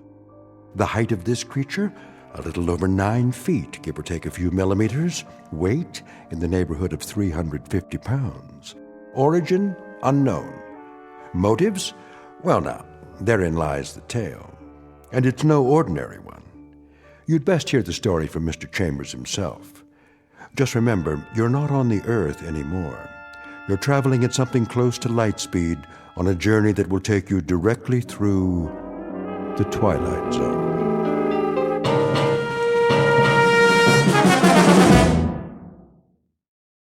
And now, The Twilight Zone and our story, To Serve Man, starring Blair Underwood, with Stacy Keach as your narrator.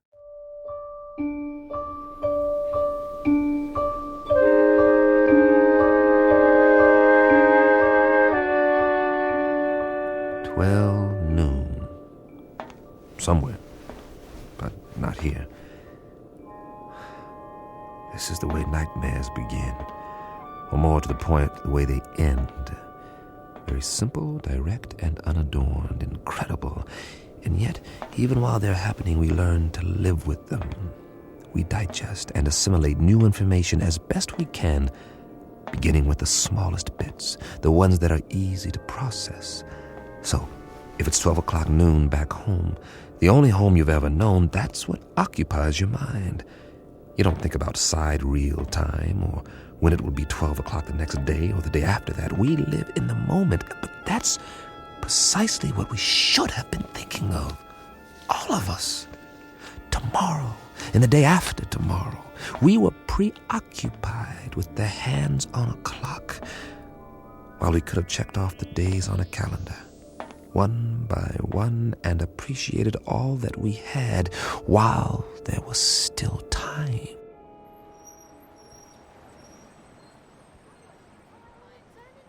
It started on an April day. It was noon then, too. And people walked and drove and bought and sold and fretted and laughed as they have always done. The world went on much as it had, with a tentative tiptoeing along the precipice of crisis.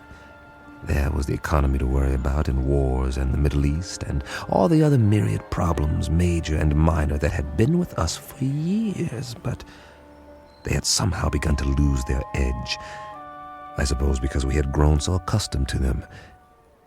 And that's when it happened. Mommy, what's that? Why, I don't know.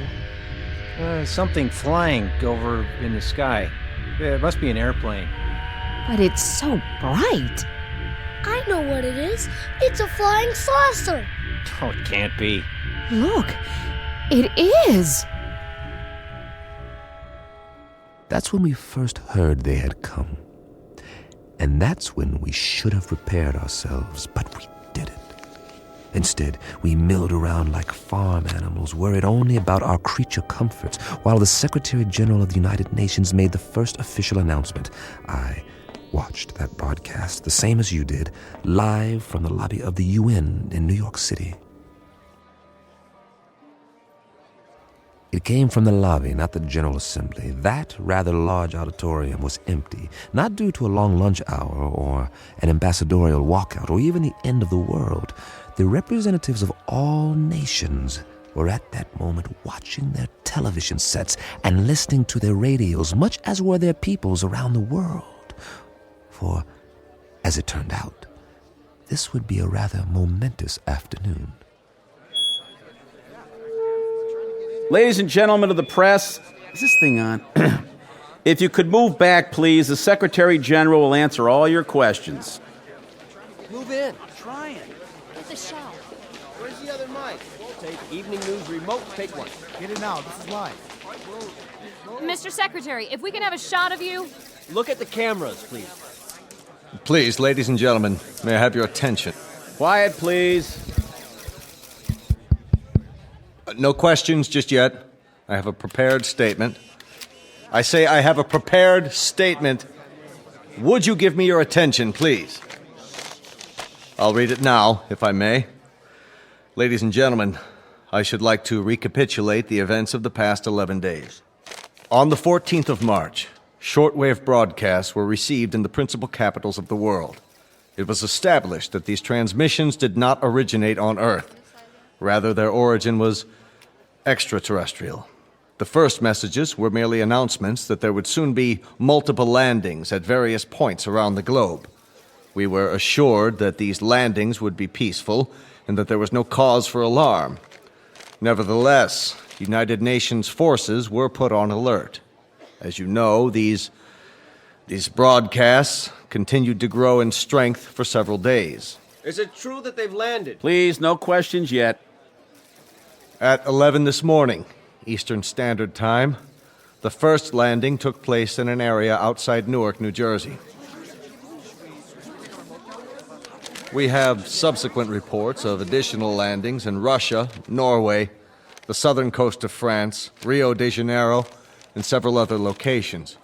It is the position of the United Nations that it would be premature to assume hostile intent. Our recommendation is that the world's countries remain calm and make no show of force. All governments are being apprised of these events as they develop. The current situation at present is therefore... What do they look like? Yeah, what do they look like? Are they human? Or are they little green men? What do they want here anyway?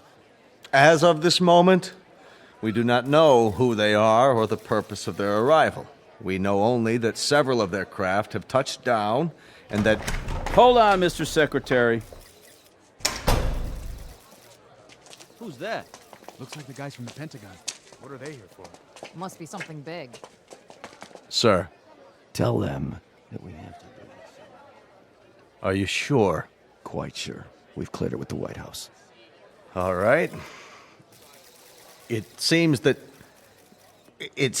one of the craft has just landed a few blocks away. One of the representatives of the visitors is apparently on his way to this building. Now? Call the wire service. Get me a direct feed. Now. It appears that he has requested an audience with the General Assembly. That's correct. In a few moments, we'll reassemble in the... Good Lord.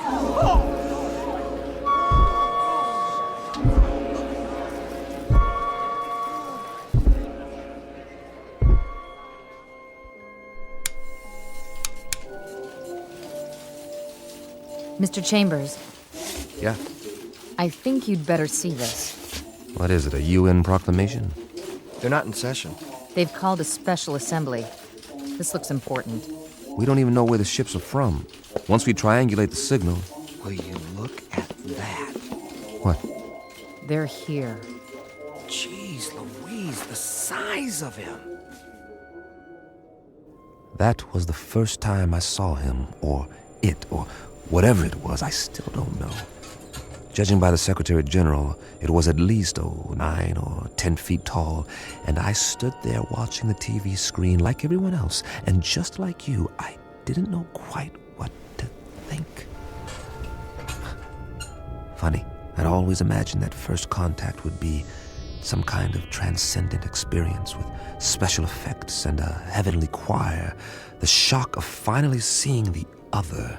Something not human, that's not from around here, definitely not. But to be honest, all I felt was a kind of detached scientific curiosity.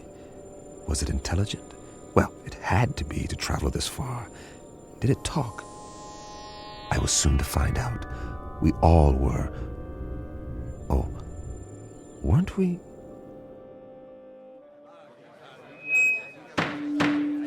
Come to order, please. May I have your attention? Not all of our member nations are here yet, but our visitor has requested an opportunity to address the Assembly. So, for the moment, I would ask you all to be patient. Please, order!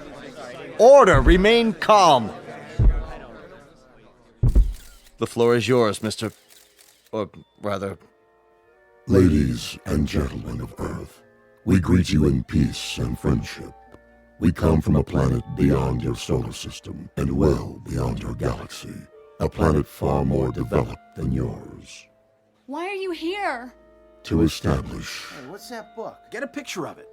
What's the title? I can't see. He's not even moving his lips. He doesn't have lips, does he? To establish embassies here, and in the near future to set up reciprocal visits between Earth people and Canimets. Canimets, what's that?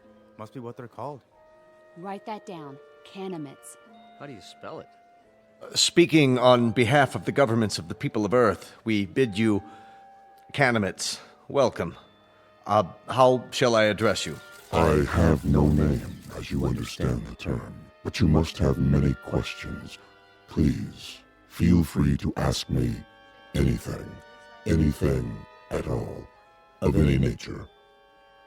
We have a great many questions, but to proceed in an orderly fashion, how did you discover us? How do you know our language? And as to your own planet, what is its political and social makeup? Of course, we most fervently wish to know why you have chosen us to... First of all, we must make the following admission. We do not know your language. Then how... Our own methods of communications are mental rather than verbal. Hence, the voice you hear is artificially generated. Your words, or rather, your thoughts, are received and processed by an automatic translation device. My responses are in turn electronically altered to simulate vocal sounds in a language known to you. You cannot speak, then? Not in the literal sense. Astonishing. We understand you perfectly. As to your other queries, our planet is not visible to you. It lies far beyond what you call the known universe. But it is highly advanced technologically. Its political and social makeup are complex. I cannot describe it without first educating you in the basics of our society. That may be a lengthy process. Are you willing to be interrogated here at the United Nations in a special plenary session? All of our nation's representatives could attend. I'm sure they have many questions. I would be delighted. I believe that is the proper response. We thank you for your courtesy. Until then...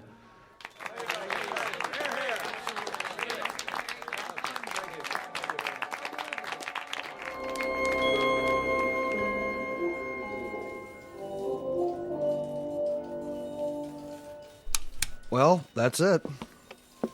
For now. I can't get over the size of him. Are you sure they're not using trick photography? No way. It's a live feed on all the networks. What do you make of that little book? It only looks little in his hands. It's probably a perfectly normal hardcover. There's nothing normal about it if you brought it all this way. Maybe it's a dictionary. The most commonly used phrases. You wouldn't need a dictionary. He said they have an automatic translation machine. A guidebook, then. Protocols, that sort of thing. There's something printed on the cover. If we could just get a view of it. It's not in any language we know, that's for sure. No, maybe not, but any group of symbols can be deciphered. Even non-human symbols? That would be a tough one, all right. If he brings it with him next time, I can capture the image and try to enhance it. Do that, would you, Randall? This may be the challenge of a lifetime. But I have got to know what it says.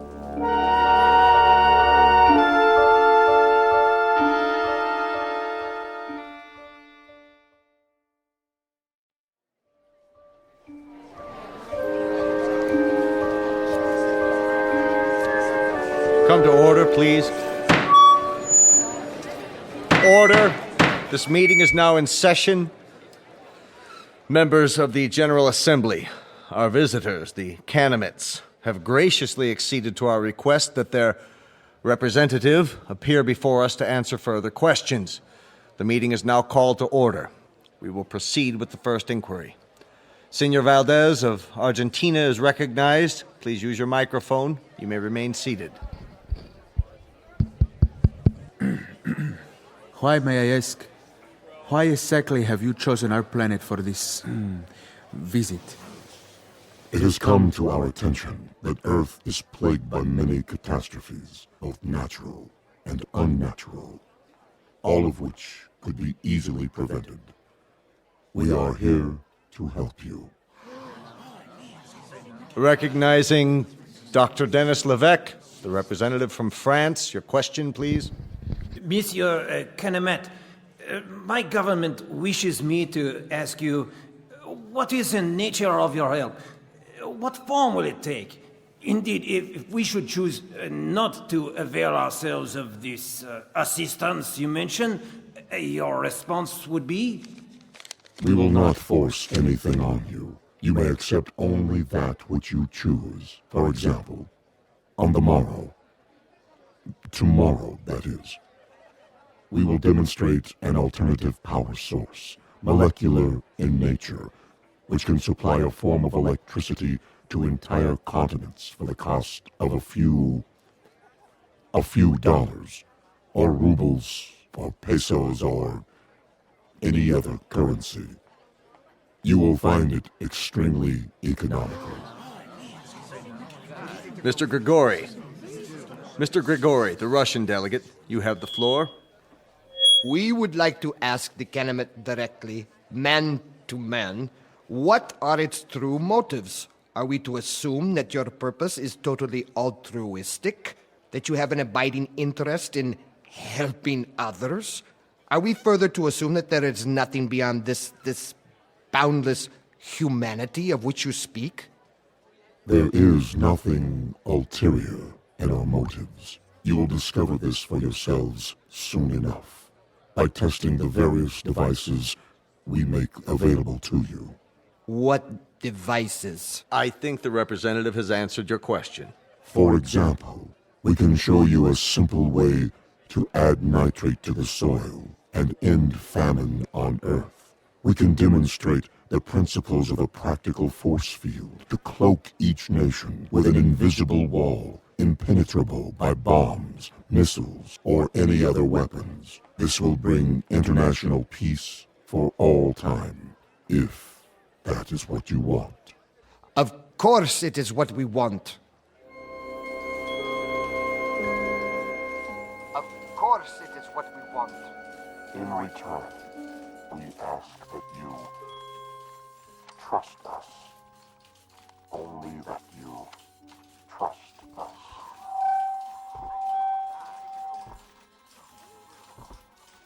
All we're saying is give peace a chance. Well, why not? Nothing else seems to work. Wait a minute. Enlarge the image.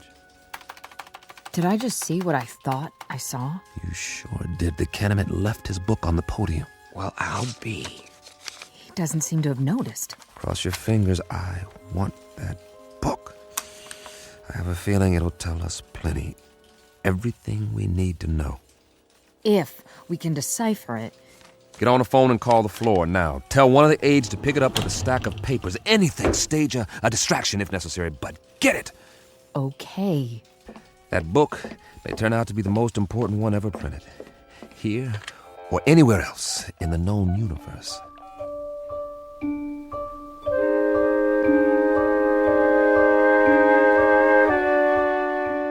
Now, cross-reference this code table with the first. Well, Chambers? I've almost got it, Colonel. What have you got? For starters, a migraine headache and a bad case of eye strain. Yeah, we're wasting our time. He can't lick it.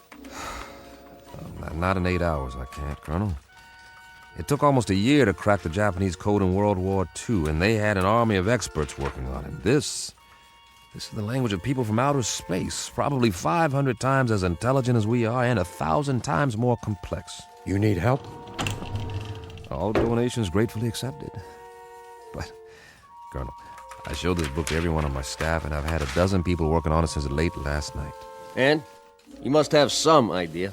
See for yourself. We've tried pretty much everything. Single transposition, double transposition, every method of cryptography there is.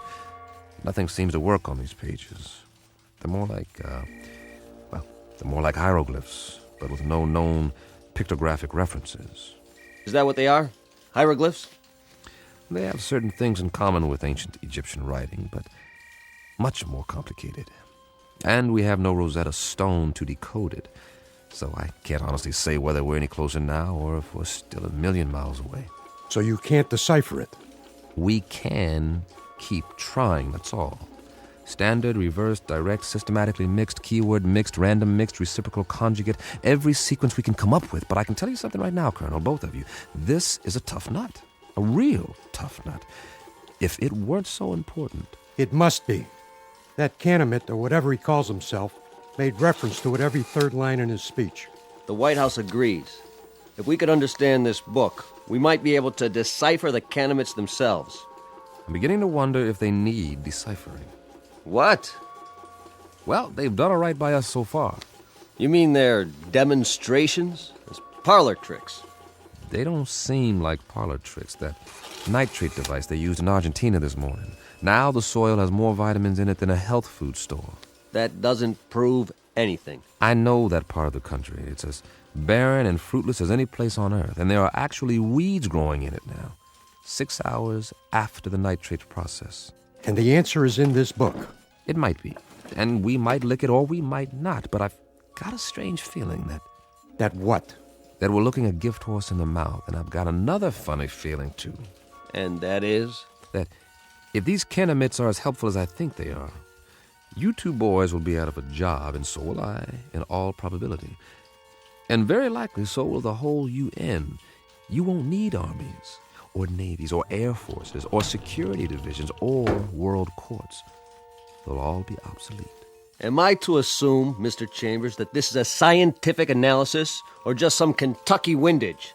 I don't know what it is, Colonel, beyond an instinctive feeling. The same feeling tells me that when everyone on Earth gets enough to eat, when there aren't any more wars or diseases or famines, this world is going to be a Garden of Eden that stretches from pole to pole. Your optimism is refreshing, Mr. Chambers. But for the time being, I'd consider it a personal favor, not to mention a direct order from the Chief of Staff, that you continue your efforts regardless of how your feelings change. Keep deciphering until you break this code or language or whatever it is, and tell us precisely what the bloody book says. I'll do my best. No promises, though, gentlemen. Now, if you'll let me get back to work. Jim, I think we've... What is it, Pat? We tried a new computer sequence. And? Look at this. We've got the title, anyway. You translated it. Are you sure? What does it say? This is an overlay. Place it over the cover of the book, like a template. Ah, brilliant. You're going to get a promotion out of this. You know that, don't you, Pat? No, it wasn't just me. Well, now, that makes the cheese a little more binding, doesn't it, Colonel? Let me see. It seems that our visitor's little textbook bears a very simple title right here on the cover. Well, what does it mean? What does it look like? I'd call that a fairly altruistic phrase, wouldn't you, Pat? I'd like to. It does seem unambiguous. It certainly does. It's a handbook. That's all. What does it say? Read the title for yourself. To serve man? This book is a set of instructions about how to do exactly what they've said. To help us, to help the world. How much clearer do you want it? They came here to serve man. That was the title of the book, no doubt about it. Pat and the rest of the staff had done it. They had come up with a template that deciphered the symbols on the cover, word for word. It was a place to start, and the most important one. At least we had confirmation of the Kenemites' intentions. Everything they had said was quite literally true. They were here for our sake. Of course, not all governments would be as easily persuaded, so at a closed session of the Security Council, our visitor was put to the test. The Pentagon provided credentials so I could attend, and I jumped at the chance. This was one meeting I couldn't afford to miss. If it went according to plan, the world would find out once and for all what, if anything, the Kenemites wanted for themselves, and whether the price, if there was one, was something the Earth could afford to pay. Though I, for one, didn't expect any surprises. Would you? Never in a million years.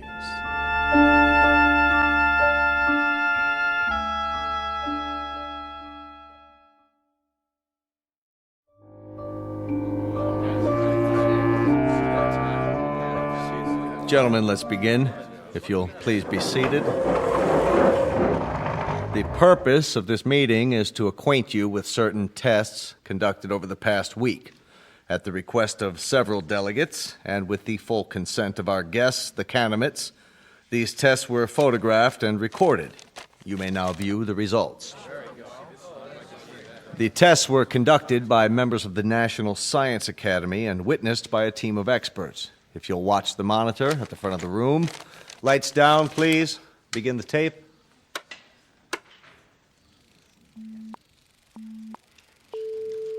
This machine is a polygraph, the standard instrument for measuring the proof or falsity of a statement. Since the physiology of the Canamites is unknown to us, our first objective is to determine whether they react to these measurements as human beings do. We will now proceed with a dry run to establish a baseline reading. Are you ready?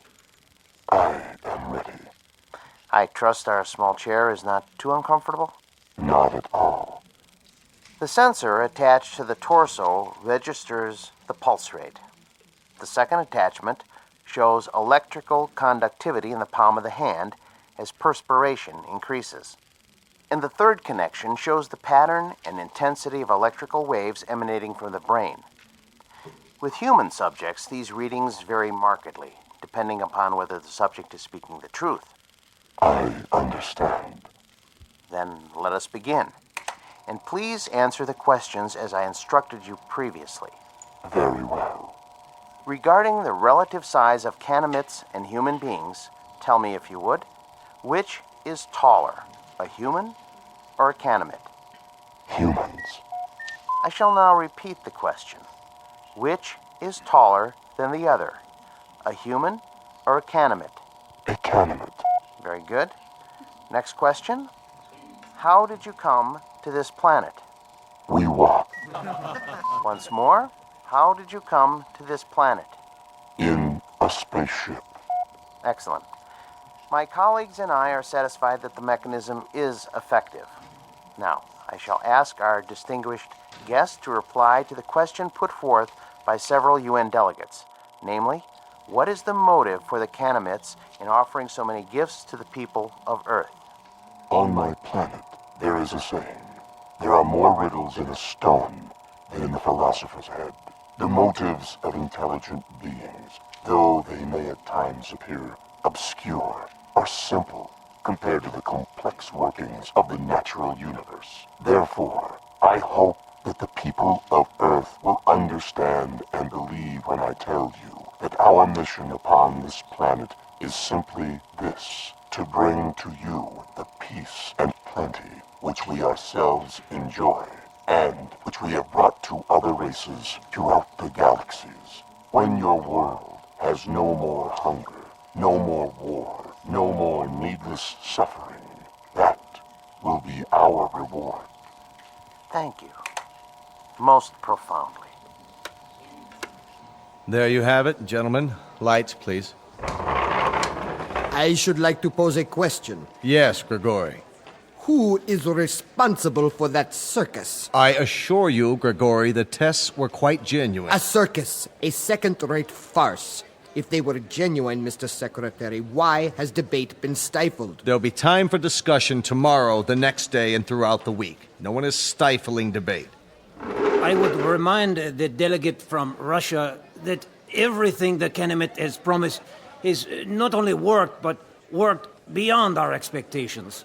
The force field that was tested yesterday morning, nothing could get through. And suddenly we find ourselves in a brave new age, when none of us need fear a hydrogen bomb or a missile. We are on the threshold of peace, Monsieur Gregory. Peace as we have never known it. Niet. I say niet.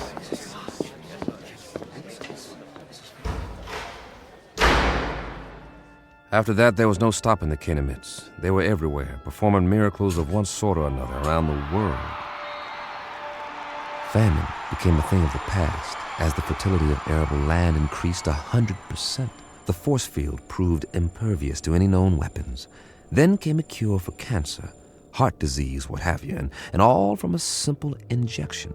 It's hard to say whether the Canamites enjoyed their role as saviors. Their eyes were so wide apart and set so deep in those big, bland faces that you couldn't read much of an expression.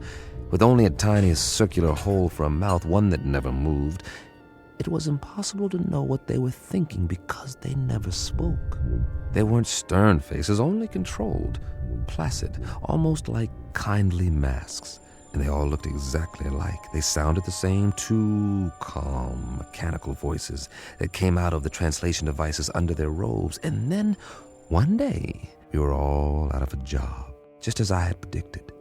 The computers and fail-safe machines in the Pentagon sat idle, covered in plastic sheeting, because no one was needed to run them anymore. As for code breakers, I might as well have stayed home. But something kept me there, as if I was waiting for the other shoe to drop.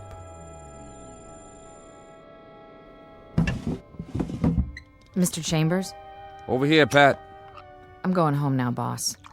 Need me for anything? Like what? This isn't exactly a beehive of activity anymore. You can say that again. The new story of mankind. Nobody needs to decipher anything because, well, there aren't any more codes. Because there aren't any more secret messages. I know. Drink? Well... One for the road, on the house. All right. Odd. What is? I mean, not reading about wars or insurrections or anything anymore. There's a rumor that they're going to disband the United Nations inside of a month. Here you go. The new millennium. Cheers. Cheers. How many Canamits are here? Anybody ever figure it out? A few thousand, I guess. They've got embassies in every country now, and for everyone that comes, 1,000 of us take off on one of their ships. The reciprocal visits they promised. Now that's the odd thing, the ease with which human beings adapt. It's fantastic. One day an astronaut orbits the Earth in a little rinky-dink tin can, and they think it's the biggest moment in the history of mankind. A few years later, they're standing in line waiting to get on a ship that'll take them 1 zillion miles into space, and they act like they're going on a picnic in the country. That's human beings for you. Nothing phases them. Are you going? The exchange program? I'm on one of their waiting lists. What about you, Patty? Oh, I'm on the list, too. The trouble is, their quota fills up 24 hours after they announce a new departure.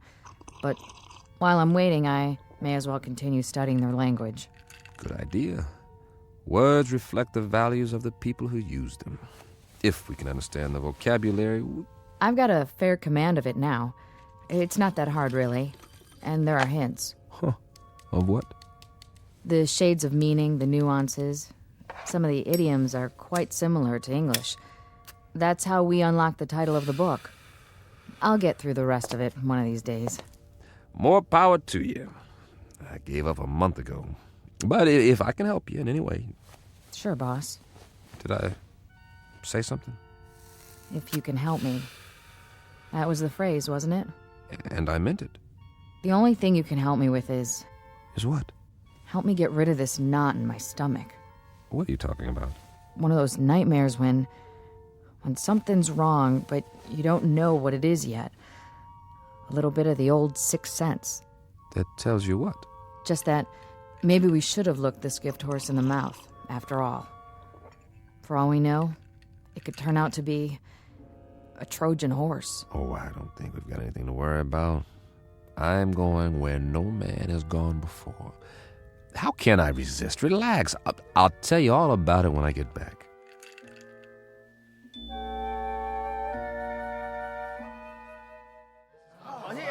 Please, get in line. One piece of luggage per person. This way to the loading platform. I'm so excited. I can hardly wait. What do you think it's going to be like? They say they got an average temperature of 76 degrees on their planet, and the sun never goes down.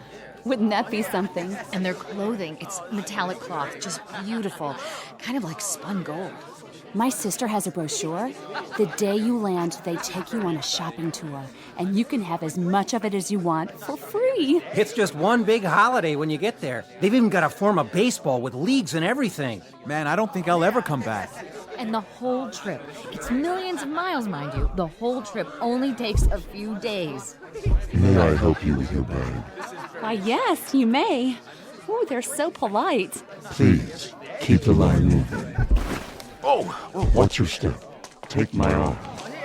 Can we sit together? Yes, you may sit together once you're inside. We're moving. Almost on board. This is going to be wonderful. Did you bring your camera?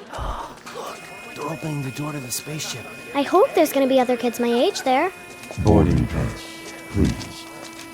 Yes, I do. Mr. Chambers, proceed. Thank you. Mr. Mr. Chambers? Mr. Chambers! Pat, hi. Jim, please, You are just in time to say goodbye. don't get on. Are you kidding? I've been waiting for 6 weeks. You can refuse. There's still time. But don't say that too loud, or there'll be 1,000 people trampling over you to take my place. Get on board, please. Not yet. I'm begging you. What? Whoa, what's wrong with you, Pat? I finally deciphered the book. Hey, that's great. All of it. You're delaying departure. Please continue up the ramp. One moment. Well, Pat? Jim, the first page is just a collection of English phrases with their own translations. But the rest of the book, the rest of it. Will you move, mister? We're waiting to get on board. Step through the door, sir. Write me about it. I'll have plenty of time to read letters up there. Not as much time as you think. Jim. Now, Mr. Chambers, we must close the hatch. The rest of the book. It's not what you think. The title, To Serve Man, it's a cookbook. No, wait, what? Wait! No! A cookbook! A cookbook!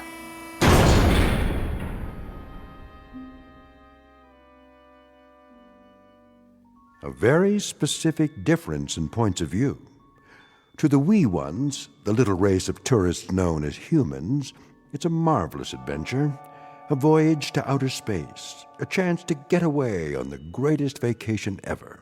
But to the extra-large, granite-faced individuals known as Canamites, it's nothing more than a cattle car, a very comfortable supply ship, bringing food from the other end of the universe to a place where appetites must be enormous. As I say, it's all in the point of view, a lesson in language and semantics from the Twilight Zone.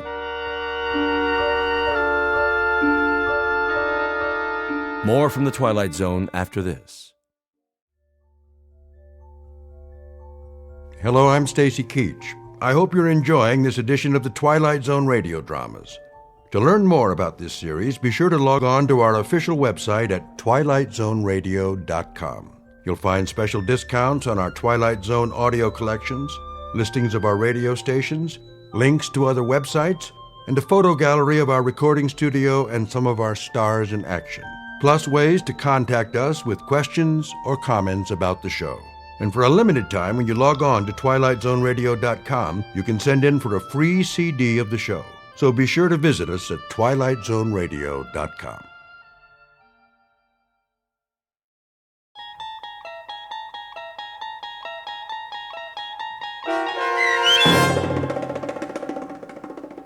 Where Is Everybody, starring John Schneider with Stacy Keach as your narrator, was adapted for radio by Dennis Etchison and written for The Twilight Zone by Rod Serling. Heard in the cast were Roger Mueller, Tom McElroy, Roderick Peoples, Doug James, Richard Hensel, Carl Amari, and Amber Lake. To learn more about the Twilight Zone radio dramas and to obtain audio cassettes and CDs of these programs, visit our website at twilightzoneradio.com. The producers of The Twilight Zone wish to thank CBS Enterprises, Carol Serling, Dennis Etchison, Dick Brescia Associates, Claire Simon Casting, Terry Jennings, XM Satellite Radio, Sirius Satellite Radio, our sponsors, and our radio affiliates for helping make this series possible. This copyrighted radio series is produced and directed by Carl Amari for Falcon Picture Group.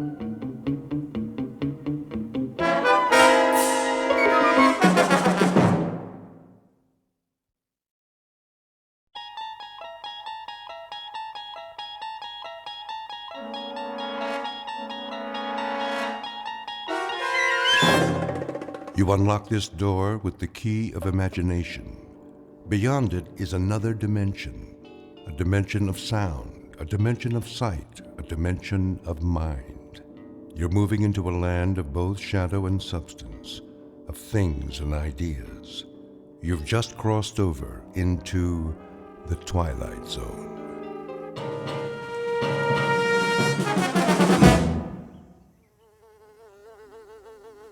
Get away from me. What? Where in the... When I woke up, I was sure somebody was watching me. I didn't know who it was, but I could feel someone very close by.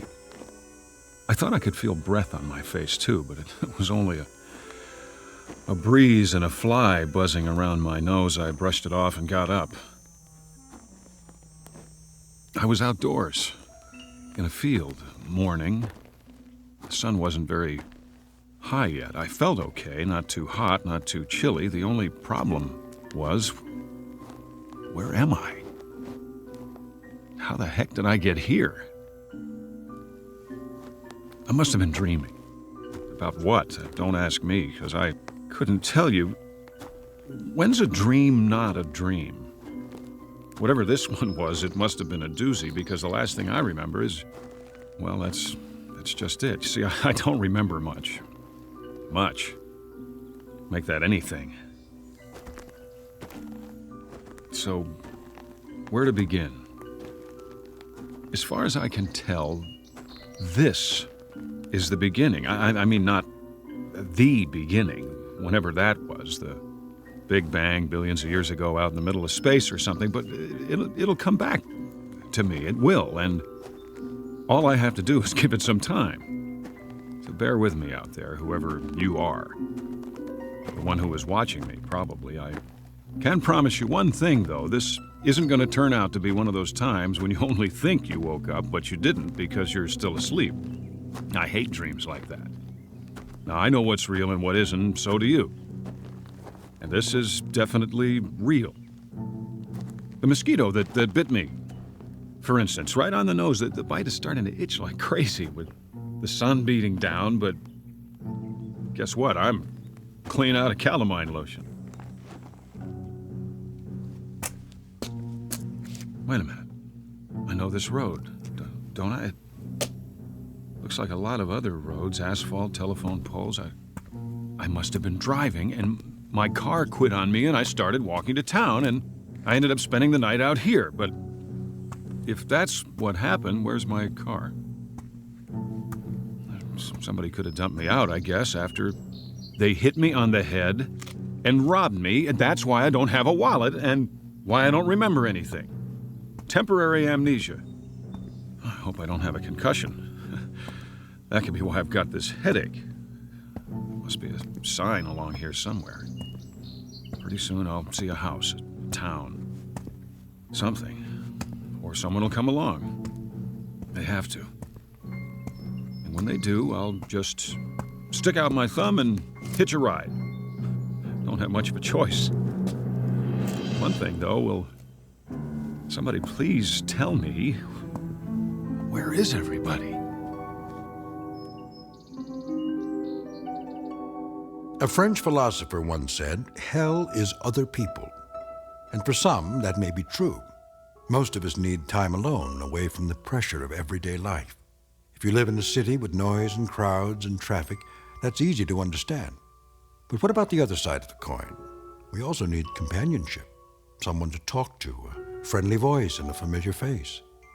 It's a dilemma that goes back to Adam, who found the Garden of Eden unbearable on his own. Enter one male human being. Age 31, height approximately 5'11". His name isn't Adam, though exactly what it is, where he is, and what he's doing here, even he doesn't know. At the moment, these questions constitute the central mystery of his life.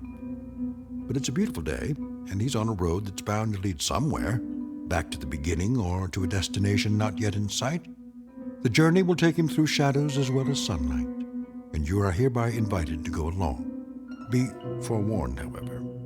This is an excursion to an unknown land, a walking trip without benefit of compass or road map through a realm called the Twilight Zone.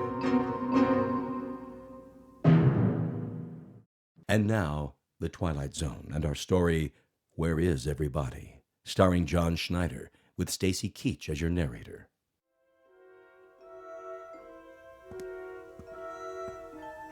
There we go. Roadside diner, just what I need. Well, what do you know? Still got a couple of dollar bills in my pocket. Some change, that ought to do it. Looks like I place to myself. Service here. Hey, is this jukebox loud enough for you? I mean, can you hear it all right? Hey, somebody want to turn this thing down a little over here? All right, I'll do it.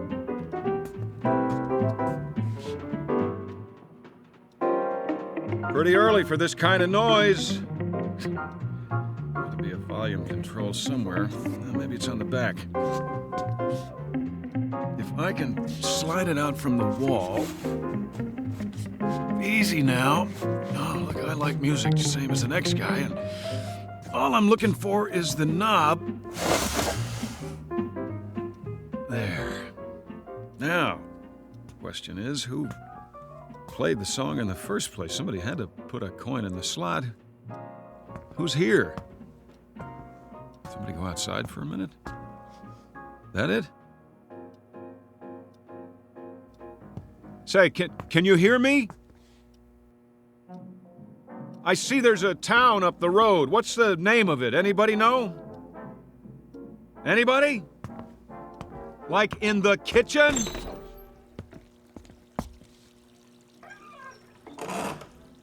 Hey, you in there, I asked you a question. What is the name of the town? Hello? Cook must be outside catching a smoke. Guess what? You got a customer out front. You hear me? Cash customer. Meanwhile, don't waste so much water. I think ham and eggs. Yeah, traveler special. Eggs up and soft, hash browns, coffee black. Customer waiting. Take your time. Me, I'm in no hurry. 1 cigarette left. Anybody got a light? I didn't think so. Where do you keep the matches? Hold on, I see them by the register. Right next to the clock. Whoops. Didn't mean to knock it on the floor, just trying to get a match. Here, I'm picking it up, see? What time is it anyway? 6:15. That can't be right. Cracked. Oh, well, I'm sorry if I broke it. I'll pay for it, honest. Of course, I'll have to send you the money. I'm a little low on funds right now. All I got on me is $2.85. Good old American money, isn't it? Yep, U.S. coins and currency. Well, we got that much settled. I'm an American. There's a little question about my identity, though. Let me put it to you this way. I'm not sure who I am. Isn't that a laugh? But I've got $2.85 and I'm hungry. Oh, the heck with it. If nobody's gonna help me, I guess I'll just have to take care of myself. I'll see you later, everybody. I'll even do you a favor. The sign on the door says open. Let me turn it around for you. Closed. Yeah, that's more like it. Truth in advertising. I'm gonna wake up any minute now. I know I'm gonna wake up. I wish there'd be a noise or something, a great big noise to make sure I do, but it's so quiet around here, it's weird. Okay. If I gotta make it myself, here goes nothing. Yes, sir, that's my baby. No, sir, don't mean maybe. Yes, sir, that's my baby now. Oakwood, huh? It's a nice name for a town, real homey. The only question is, where is it and where's everybody who lives here? Gotta be quite a few. Every kind of store you could think of. Drugstore, grocery, soda shop, post office, courthouse. Looks like a regular town to me. There must be a school around here, too. Where's all the kids? What? Where's that coming from? Church. Over there! What'd I do? Imagine I heard it? No, it was real, all right, and that means somebody rang it. Knew I wasn't alone. I'll go to the church and... Wait a minute, what's that? You there. Miss, yeah, you in the truck. I'm over here. Thank God. Look, miss, I wonder if you could do me a favor, just a little one. You gotta help me. Now, I don't want you to think I'm nuts or anything. I mean, it's nothing like that. I don't seem to remember who I am. I know, but it's true. It's crazy, huh? I looked all over, but I haven't seen anybody around. Not anybody. I guess it's too early or something. There hasn't been a single solitary soul except you. Not one. It's a real oddball thing, but I woke up this morning. And, well, I didn't exactly wake up. Not in bed or anything. I just sort of found myself out there off the road. Real nice. You know what I mean? And now I got a sore back from sleeping on a rock. So listen, it's amnesia, right? Isn't that what they call it? Yeah, that's it. Amnesia. See, I don't remember a thing, and I couldn't find anybody to ask till now. You're the first person I've seen, the only one. Look, I don't want you to get spooked or anything, but could you tell me, is there a doctor around here? You know, just a regular doctor, so I can get a checkup and find out what's wrong, because I think I'm sick. Miss, what's the matter? Can't you hear me? You gotta be able to. The window's rolled down.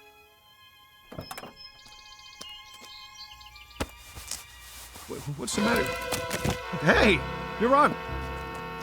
It came off and... You're not even a real woman. You're a dummy. What's it say on the truck? Resnick's department store mannequins. Is that all? A bunch of mannequins? Here, get off the horn. Sit up straight. That's the way. Here's your arm back. I'm very sorry, madam. My profound apologies. I can assure you that at no time did I mean to disturb you. As a matter of fact, I've always had a thing for quiet women. Get what I mean, babe? Here's a kiss for that cute little turned-up nose. No, I'm sorry. I can't stick around and talk. I got a very important appointment. I'll see you in the funny papers, and don't you take any wooden boyfriends.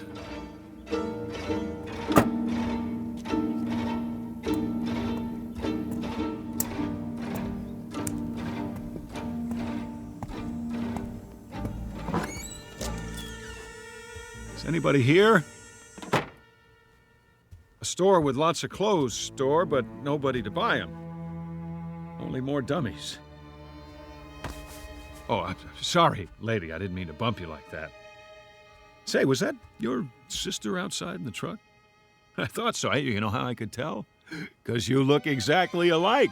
No, I can't use a new handbag today. No underwear either. Does this store even have a men's department? Sportswear? How about fishing poles? No? Too bad.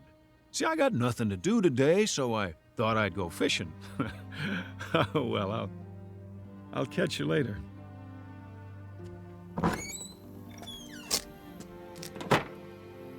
Let's see. What other kind of stores they have on this street? Whatever they are, I bet they're all empty as a tomb.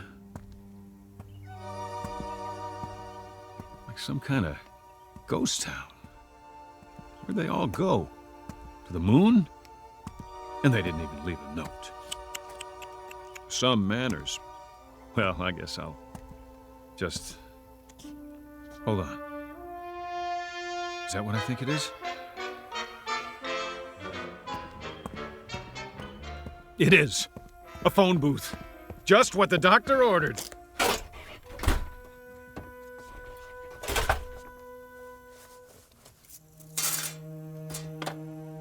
It even works. We're in business. Operator, you there? Come on. Operator. Hi, operator. Oh, you're beautiful. Let me tell you. Listen, I don't know who I am or where I am. Oakwood, yeah, that's it. I must be sick or something, and I need help fast. I want to call. What number? What is it now? I need a number, and I can't remember any. Get me anything, anyone, anywhere. I don't care who it is. Get me your supervisor, all right? Please dial the number now. This is a recording.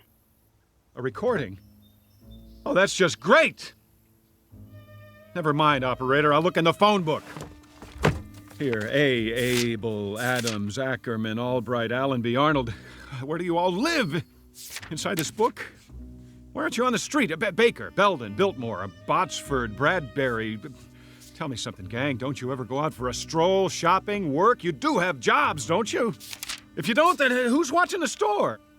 For that matter, who's watching anything? How's that? Any number will do. Any number at all. I'll take my chances. Just connect me with a real, live, human being. It can be in Timbuktu for all I care. Well, you want more coins, is that it? The number you have reached is out of order. Please make sure you are dialing correctly. Give me my coins back and I will. Hey, give me my money back. Give it to me! What kind of lousy phone company is this? Okay, all right, who's the wise guy? Who locked the door? Very funny. This is beautiful, trapped in a phone booth like a goldfish. Okay, you got me. Here I am. Everybody come see. That's it. Joke's over. Somebody want to give me a hand? How about it? No? And you asked for it. Oh! Oh, now I'm bleeding. Thanks a lot. For nothing. Some joke. I know you're out there watching me. I can feel your eyes. Well, whoever you are, I'm gonna find you. And when I do, you're gonna pay. You're all gonna pay, but good.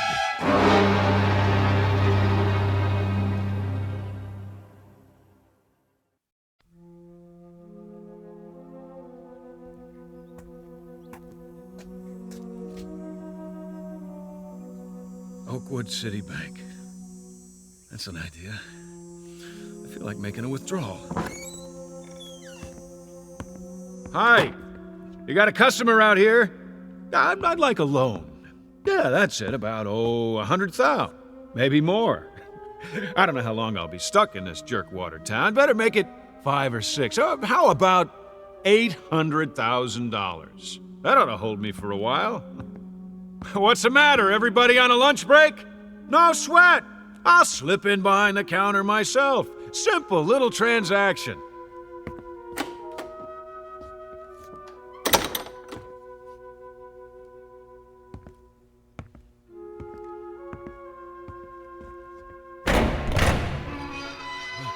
Oh, that cream. Might be a little short, though. Oh, don't worry about it. I'll take whatever you got. Generous of you. Mighty generous. I just won't put it all in one pocket in case somebody robs me. I better get some coins while I'm at it. A few rolls and I'm out of here. I got that feeling again. This feeling somebody's watching, trying to trap me. What? Open the gate. Where are you? Who's watching? There! I thought so! A TV camera on the wall. Pretty clever. Would you mind turning the alarm off, please? It's too piercing. Hey, you! Whoever's watching through that thing, turn it off, or I'll do it for you! Let's try that again. One more roll of quarters coming up. The pitcher winds up. He throws.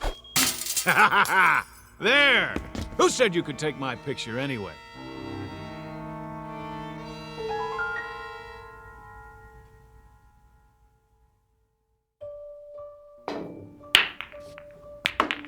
Nice. 2 balls on the break. Now all I gotta do is run the table. Piece of cake. 8 ball, anybody?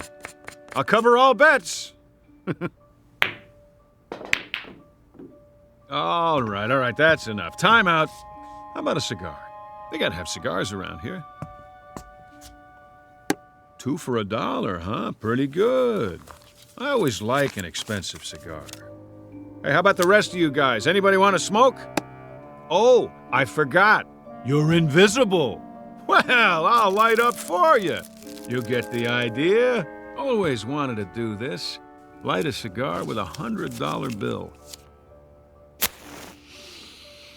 Now that's what I call great taste.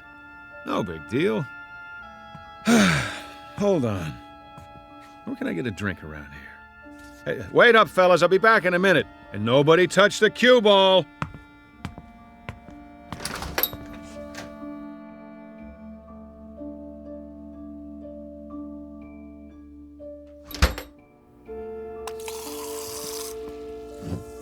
A chocolate ice cream soda with 3 scoops and a straw. That's what I like. Anybody mind if I smoke in the drugstore? I didn't think so. Well, I'll just set it down on the counter. Oh, delicious. Okay, what else do I need? Sunglasses, magazines, books. Yeah, a book. Books are good. Pick up a paperback to read in case I get bored. The Last Man in the World, huh? I wonder what this one's about. An atomic war, maybe. Yeah, I think I read it before. Or did I? Better take it anyway. Here's for the soda in the book.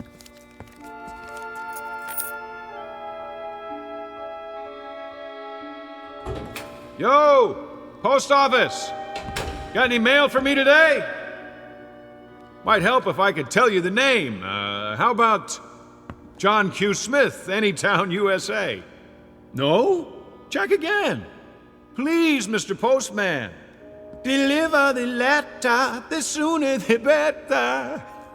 Oh, relax. I'm not gonna go postal on you. Just give me some stamps. In case I think of somebody to write. Where's that coming from? Across the street? WGBN, the voice of the Midwest. Well, what do you know? This is where they broadcast from, right here in good old Oakwood. I know this station. I used to listen to it all the time. Never knew where they were.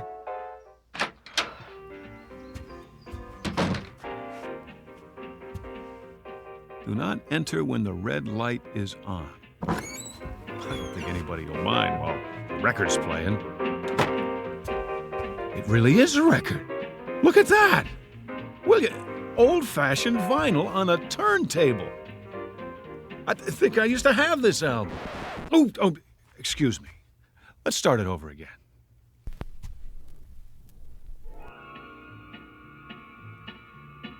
Somebody left a cigarette in the ashtray, still burning. Who? Who's here? The DJ? I remember the DJ on WGBN, Vern Stevenson. Yeah, that was his name, playing nothing but the best. Where are you, Vern? Can you see me? The booth's empty, but somebody can hear me. I know it. I feel it. Attention, listeners, all you people out in Radio Land, we interrupt this broadcast for a special announcement. We're all alone here, and we need to hear from you, so call in your requests. The number is... Well, you know the number. Look it up. Just ask the operator for WGBN 1060 on the dial. The first caller wins a free lunch on the house, courtesy of me. You know me, don't you? If you do, call in and tell me, will you? Because I'm having a hard time remembering at the moment. Is anybody out there? Anybody at all? Congratulations! Hi. Thanks for calling. Thanks a lot. You've been selected to receive a free, all-expense-paid vacation to deep space. What are you talking about? This is an automated call from Amadex, Inc. to a selected few homeowners like yourself. All you have to do is complete a brief survey. If you'd like to continue in English, please press 1. For Spanish, press 2. Forget about it!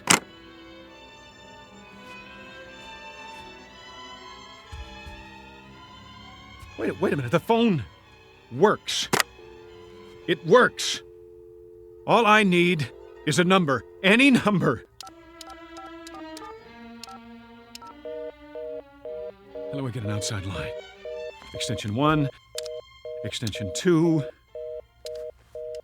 None of the buttons work. Come on, I'm trying to make a call.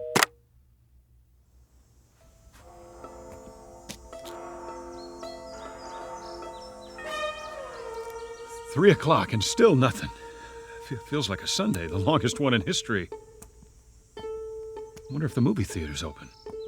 Why not? Maybe they got a matinee, a double feature, Pride of the Air Force and The Loner. Now that I gotta see.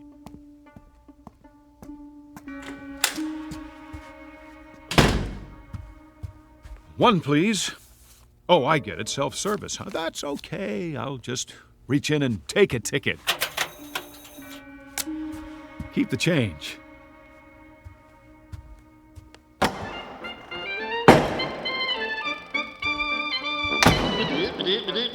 That's it, everybody. Good timing. Cartoon's over. Okay, Mr. Projectionist, you can roll the feature now. Ladies, please remove your hats. Shh. No talking. Anybody care if I put my feet up? That's what I thought. Look at those planes, will ya? U.S. Air Force, go! Air Force, Air Force! Hey, I'm Air Force. That's it. You hear me? I remember that much. I'm in the Air Force.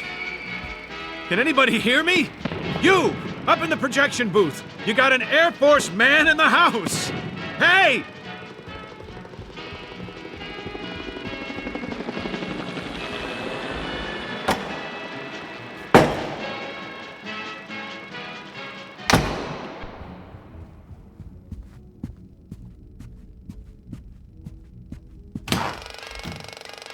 Nobody here.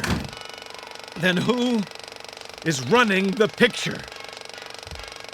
At least I got the first part of it. I was in the Air Force. If I could just remember what happened after that. What was it? A war?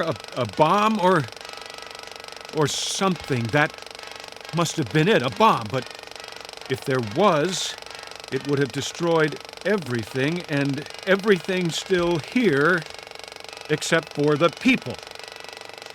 What kind of sense does that make?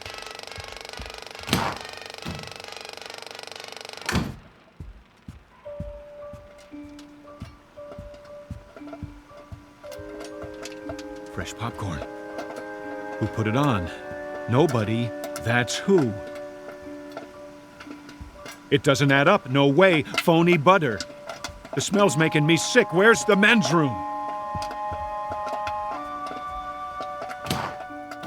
I can't take this anymore. It's wearing me down. Just look at me. Look at the face in the mirror there. Buddy, I wouldn't know you. You'll forgive me. The face is familiar, but the name escapes me. See, I got a little problem here. You know what it is? I'm in the middle of a nightmare that I can't wake up from, and you're part of it.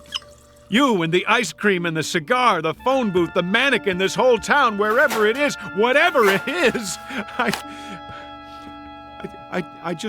just remembered something else. Scrooge said it. You remember Scrooge, pal? Oh, not Scrooge McDuck. Ebenezer Scrooge, what he said to the ghost of old Marley. I must have learned it in school. I think it goes like this. You may be an undigested bit of beef, a blot of mustard, a crumb of cheese, a fragment of an undone potato. There's more of gravy than of grave about you. Get it? That's what you all are. You're what I had for dinner last night. You must be, but now it's the next day and I'd like to wake up. I've had it. And if I can't wake up, At least I'd like to find somebody to talk to. That's all.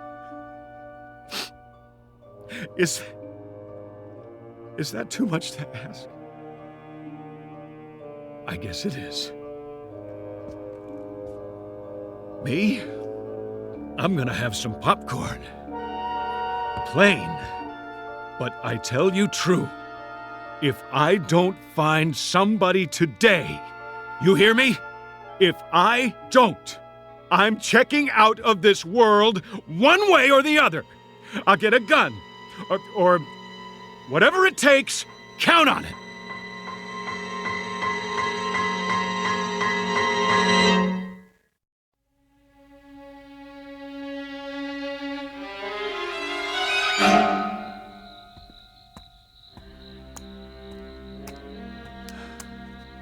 That's it then. I sat through both movies, but it didn't help. No more than the drugstore, the pool room, the radio station, none of it, all one big fat joke. Give me my money back. Here it goes. Give it to me. Oh! What a lousy phone company is this? I'm bleeding. Thanks a lot. Where are you? Who's watching? I'm in the middle of a nightmare that I can't wake up from. No! It's too much! Make it stop! Please! I need a gun. And one bullet. If nobody will help me, I'll have to do it. Where can I get a gun? The police station, that's it.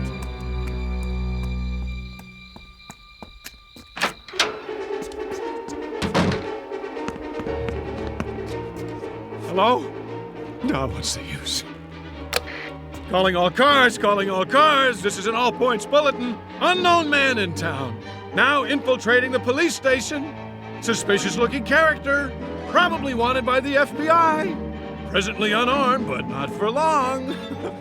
All units return at once and bring your guns. He needs one! Anything. 45, 38, police special, Smith & Wesson. Even a 22, it doesn't matter. Just something that'll do the job. Hot coffee. That's very considerate of you. I gotta say, it smells mighty fine, but no dice. It'll take more than that to get straight. There. I knew it. Shotguns all locked up tight. Safety first, boys. You don't know who might come wandering in here. Well, when all else fails, use a little elbow grease. Remington 30-30 over and under. Shells right here. Now, where am I going to do it? Wouldn't want to splatter my brains all over the front desk. Hey, what's back there? Jail cells. Perfect!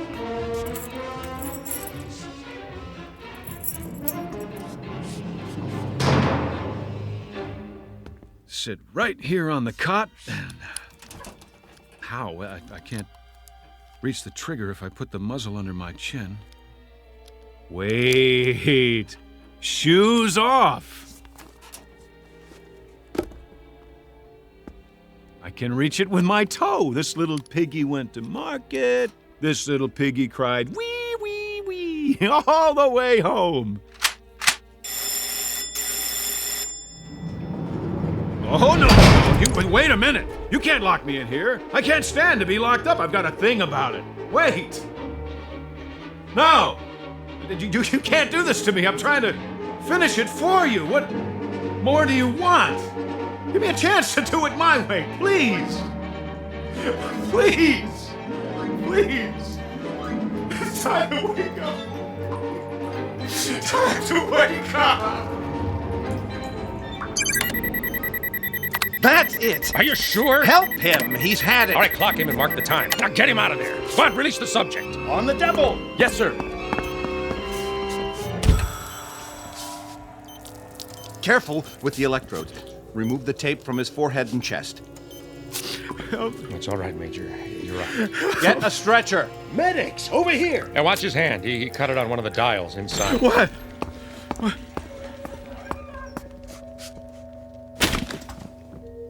How is he otherwise? He's all right considering. Delusions of some sort. I guess that's it. He's coming out of it now. Fine. Did you get all your data recorded? Yes, sir, every bit of it. And did you get him clocked? Yes, sir. All right, how long? 484 hours, 36 minutes. That long? I'll compile all the data for you. Yeah, good. And I'd like to have a look at his reaction chart, too, hour by hour. What about the press, sir? The press? You said you'd see them. They've been waiting in shifts. Well, I'll have to cut it short. I want to talk to Ferris. Yes, sir.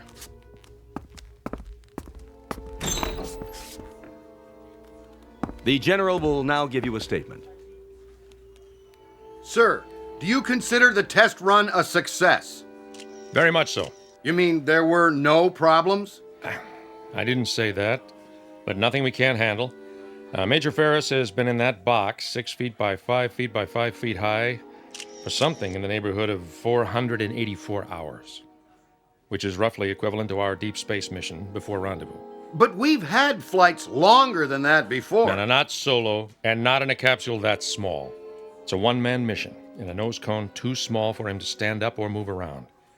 They call it sensory deprivation. Isn't that right, Doctor? Yes. You see, gentlemen, the human body, and more importantly, the human mind, isn't ready for conditions of extreme confinement. It's a new experience. Even with isometric exercises, music, optical diversion through his visigoggles, the body and brain react as if he's in severe isolation, which he is. But man isn't a hibernating animal. We're not built that way. You might say that evolution hasn't kept pace with technology, so we have to adapt ourselves in new ways. Within limits, of course. That's what the flight simulations are about. To map those limits and see if we're ready. Then this was a simulated trip to the new 10th planet. Is that right? For all intents and purposes. Why not just send up an unmanned probe?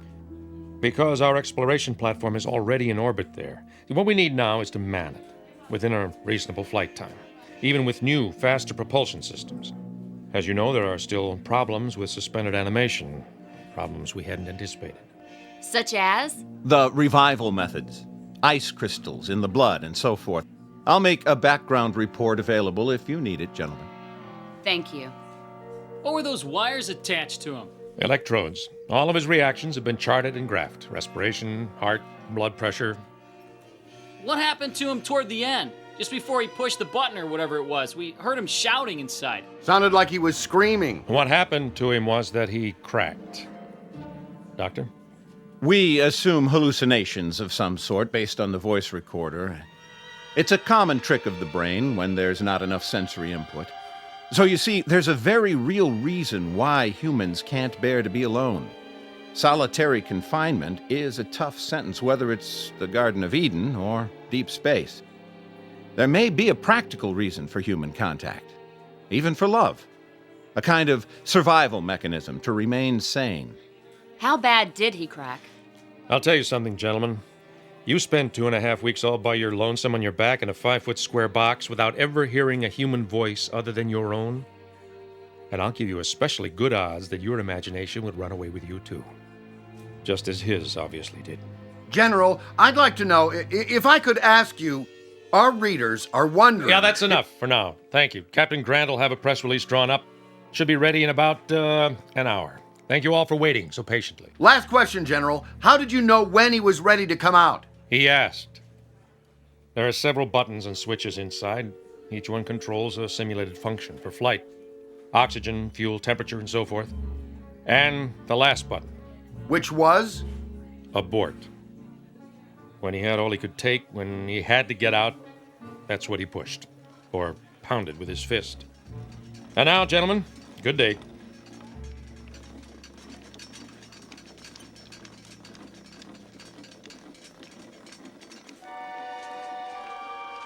How do you feel, son? I feel much better, sir. I'm sorry. No. Nothing to be sorry for. You did splendidly. Listen, tell me something, Ferris. What was it like? Where did you think you were? Someplace I don't want to visit again. A town without people. And you finally had to get out of that town, didn't you? I sure did. What was the matter with me? I went off my rocker, huh? It's a kind of nightmare, Ferris, that your mind manufactured for you to explain what you were going through. Then we don't have it licked yet? The trip, I mean? Not today, we don't.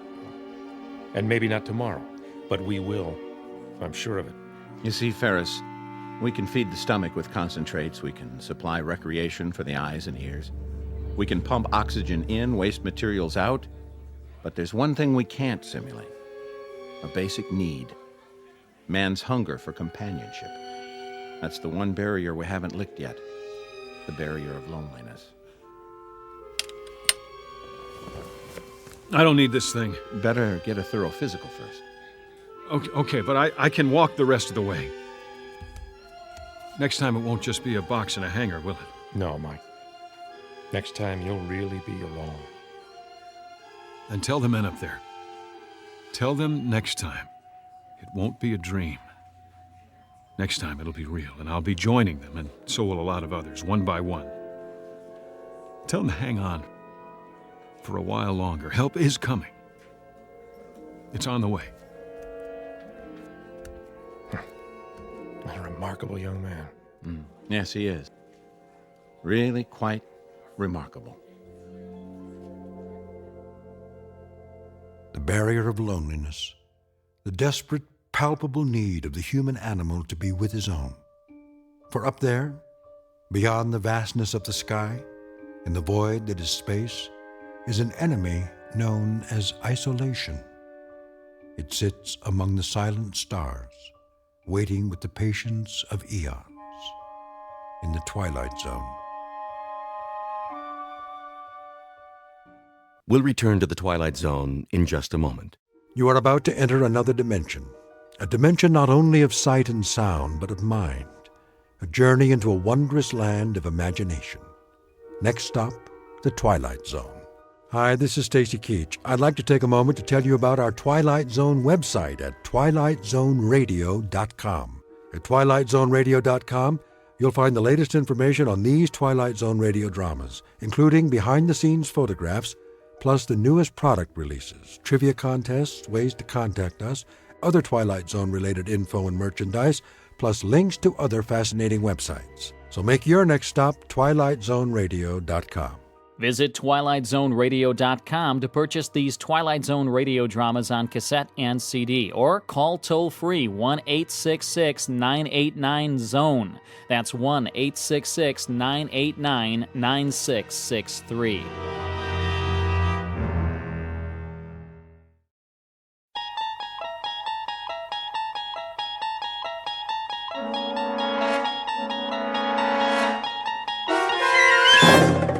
You unlock this door with the key of imagination. Beyond it is another dimension, a dimension of sound, a dimension of sight, a dimension of mind. You're moving into a land of both shadow and substance, of things and ideas. You've just crossed over into the Twilight Zone.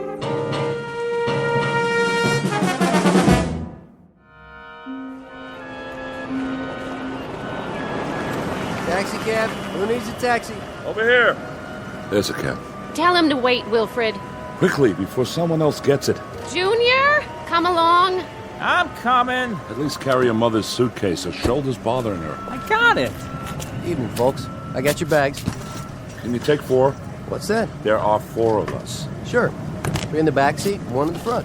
Ugh, where's Paula? Don't ask me. I thought she was with you. She's back there talking to somebody. Who? Who? A guy. Who do you think? Paula, come over here right now. Yes, Daddy. Hey, can I get your number? Now, I said. I heard you. And who was that? Who's who? That young man you were talking to. A college boy. In a fraternity. Come along, Paula. You can't go around talking to absolute strangers. Get in the cab. But he was nice. Oh, you think anything in trousers is nice. Ready, folks?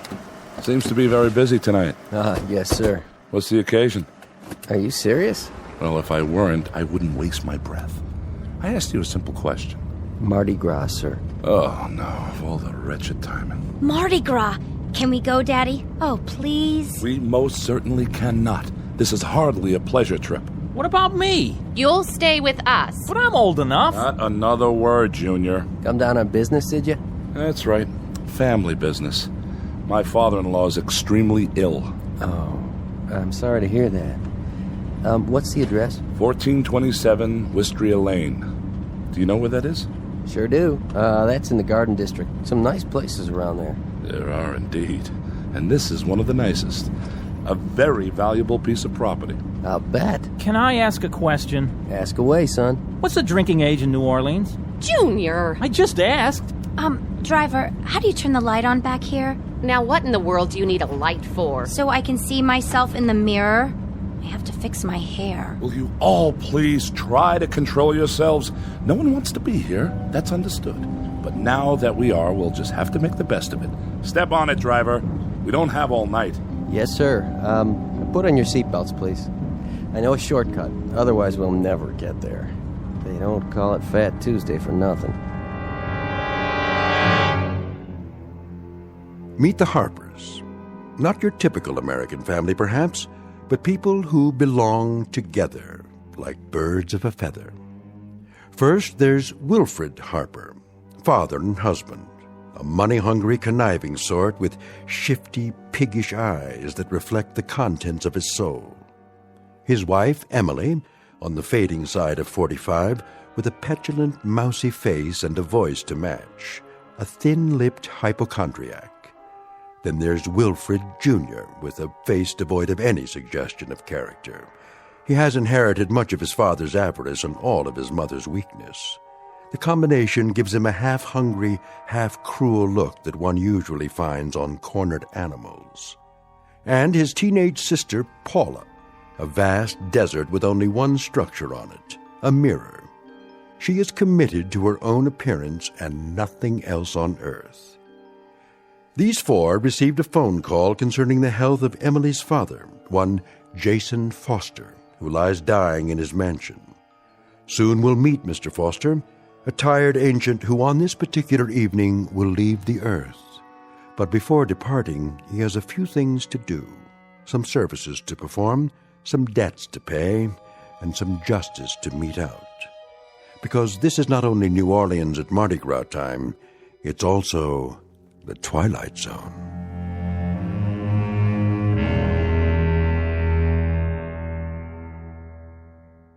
And now, The Twilight Zone and our story, The Masks, starring Stan Freberg with Stacy Keach as your narrator.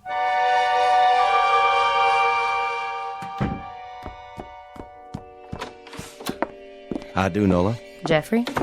Give you a hand with that? Oh, thank you kindly.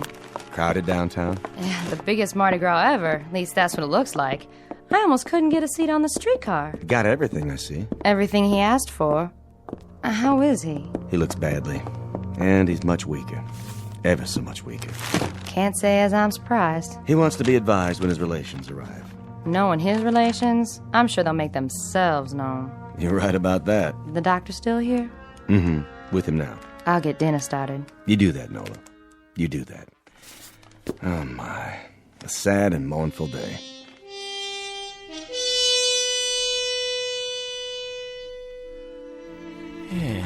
Well, Sawbones, how's the pulse? How do you think? Too fast, too weak, too uneven? For what? What do you have in mind? Where were you when they taught bedside manners in medical school? Trying out for the soccer team? Huh? I've been your physician, Jason, for, how long is it now? 42 years. First time I attended to you, it was for a head cold. I allowed myself one compassionate cluck. Just one. And you threw a lamp at me. That established the pattern right then and there. That's why I've suffered your inept ministrations all these years. Your candor has been a refreshing departure from the modern medical norm. I ask you a straight and simple question, and you give me a straight and simple response. What is it, Jason? The oft-asked question of the condemned man. How long? Well, there's really no telling. How long have I, Sam? A week? A day and a half? Huh? Or is there no need to wind my watch to cover the exigencies of the next 4 hours? My guess is that you may now measure your life in moments. I think it could come at any time. That you've lasted this long, Jason, is a tribute to an inner strength most of us are not privileged to possess. Nonsense. It's a tribute to a streak of recalcitrant, cross-grained, unaccommodating orneriness.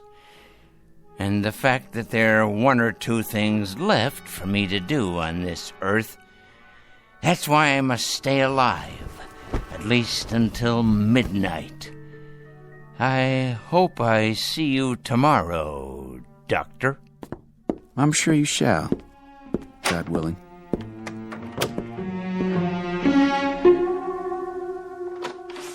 Right this way, please. Thank you, Jeffrey. And the hat box, Jeffrey, that blue thing. Yes, ma'am. Be particularly careful. It has all my medicines in it. Stand up straight, Junior. You'll get round-shouldered. Why do you still call me Junior, Pop? I'm not a kid anymore. I could break you in half if I wanted to. Oh, such talk. Well, couldn't I? Now, let's watch our words. And you, Paula, behave like a young lady. All right. Paula.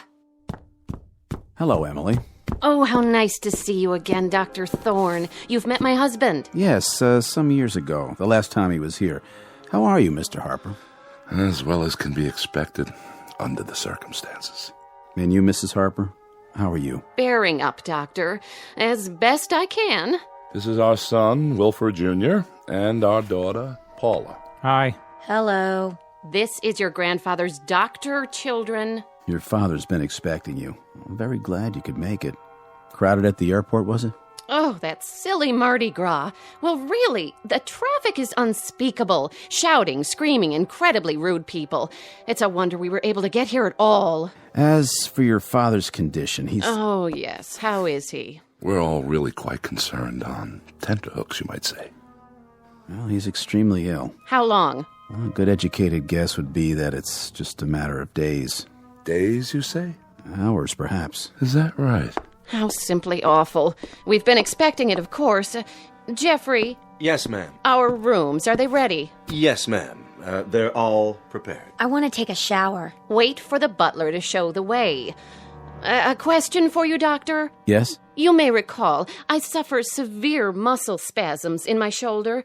They're really quite agonizing. Are they? Oh, perhaps you could prescribe something? That quack I've been going to in Boston is supposed to be a specialist, but... He'd better be a specialist. He charges like one. Well, it's a very complicated condition. As a matter of fact, he told me that you don't see cases like mine more than once or twice in 100 years. Oh, please, Emily. It's true. Let me describe the symptoms.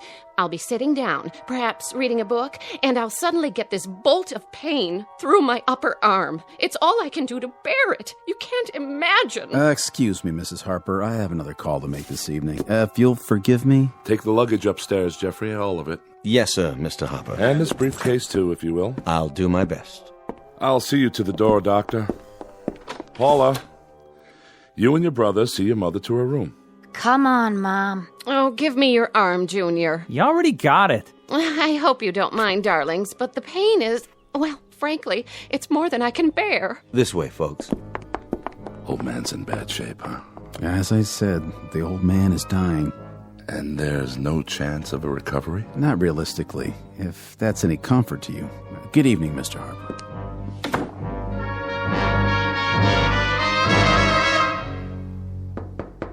Father? Don't worry, I'm awake. Well, don't just stand there. You may as well come in, all of you. How are you, Emily? Bearing up, Father. Bearing up? Heh. You sound like Job, itemizing his calamities. What is your illness this month? Oh, never mind. I'll bully through. What are you doing there, Wilfred? Oh, just examining this piece of porcelain. Wedgwood, isn't it? Yes, and quite old. Say hello to your grandfather. Hello. Hello. I see Paula has found the mirror.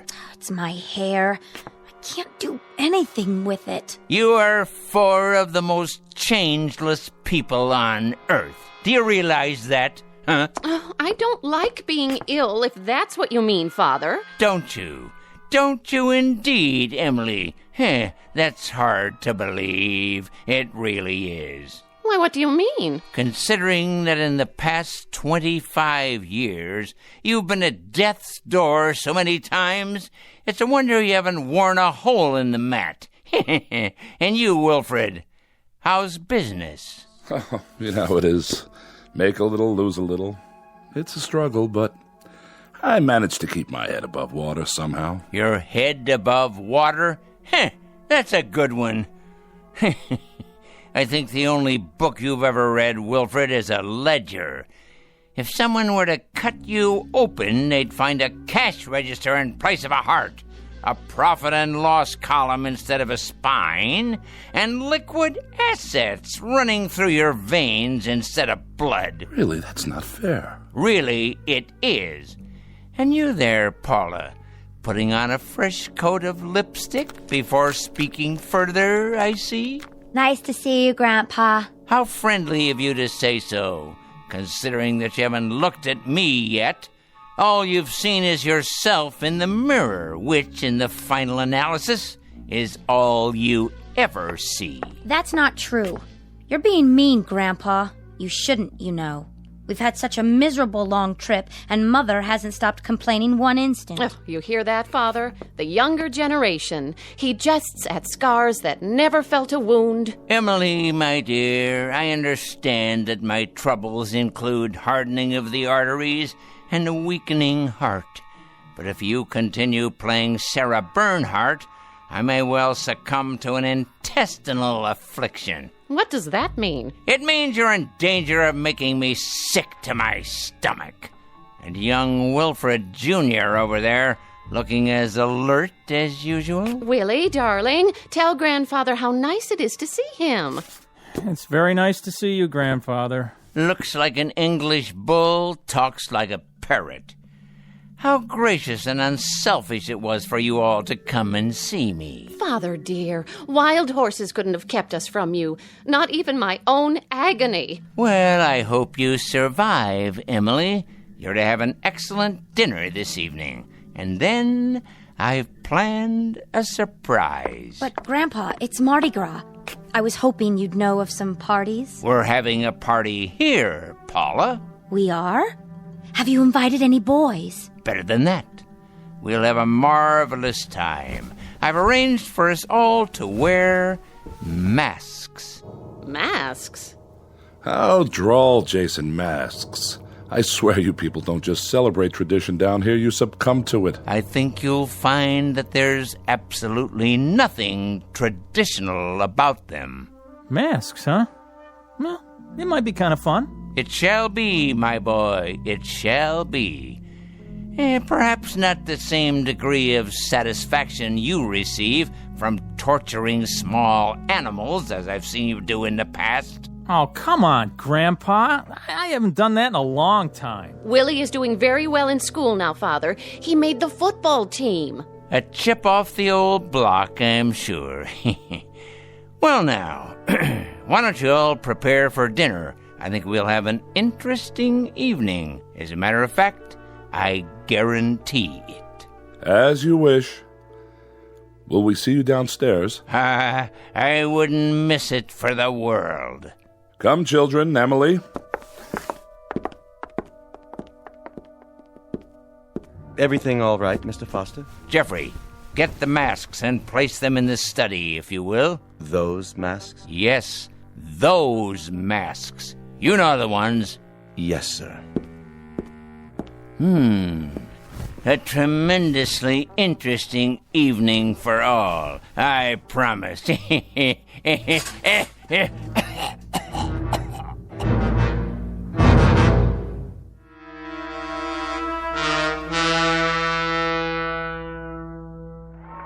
away from the window, Paula. But look at all the fun they're having. You heard your father. I think it's disgraceful, the way those animals have invaded this part of town. It used to be just in the quarter, but now... I want to go with them. Paula! Well, why not? The most exciting night of the year, and we're stuck in this mausoleum. The whole city is out there dancing, and what do? We have a death watch for a crazy old man. Cool it, sis. Close the window right now. There's a draft on my bursitis. Great.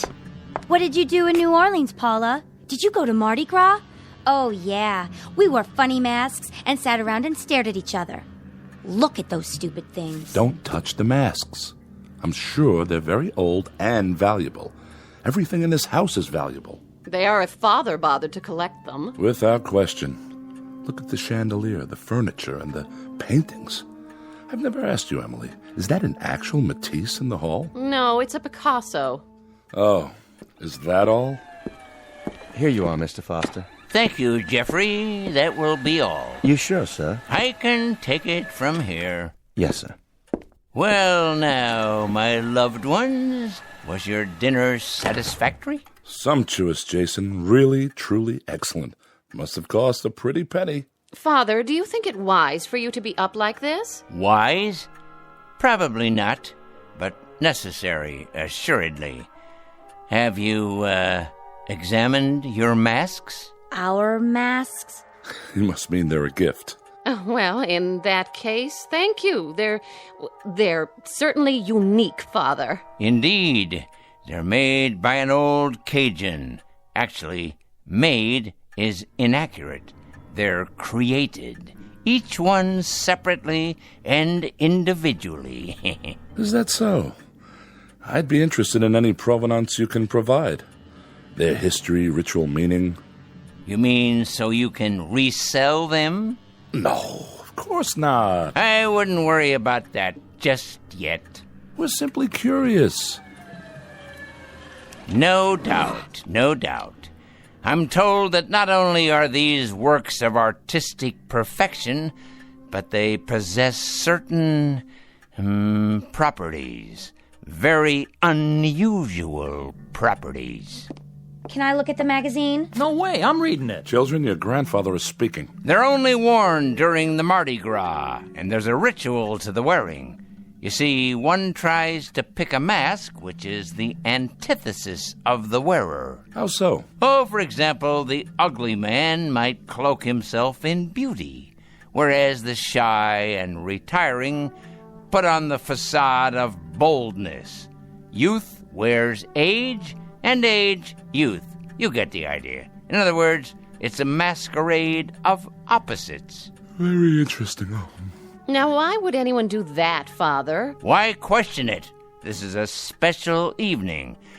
And now, dear ones, let's pick our appropriate masks, shall we? If you say so. You, Wilfred, how do you fancy yourself? I don't understand. Come on, be candid. When you shave in the morning, who looks back at you? Why, I do, of course. I don't see what... Please, it's a crucial question. What do you see? Really, Jason, I think we're a little old for parlor games. Let me be the judge of that. Indulge an old man. Oh, all right. Give me a self-assessment. Come on, be honest. You're serious? Never more so. Well, I suppose you could say I'm good-natured. Congenial. Ah, now we're getting somewhere. I've always been a congenial man. No matter what the circumstances, I try to take things in stride. Very good, Wilfred. Congenial, friendly, outgoing, even extroverted. In short, amiable. I think so. So it follows that as part of this amiability, this general goodwill, you feel a deep rapport with your fellow man. Oh, yes.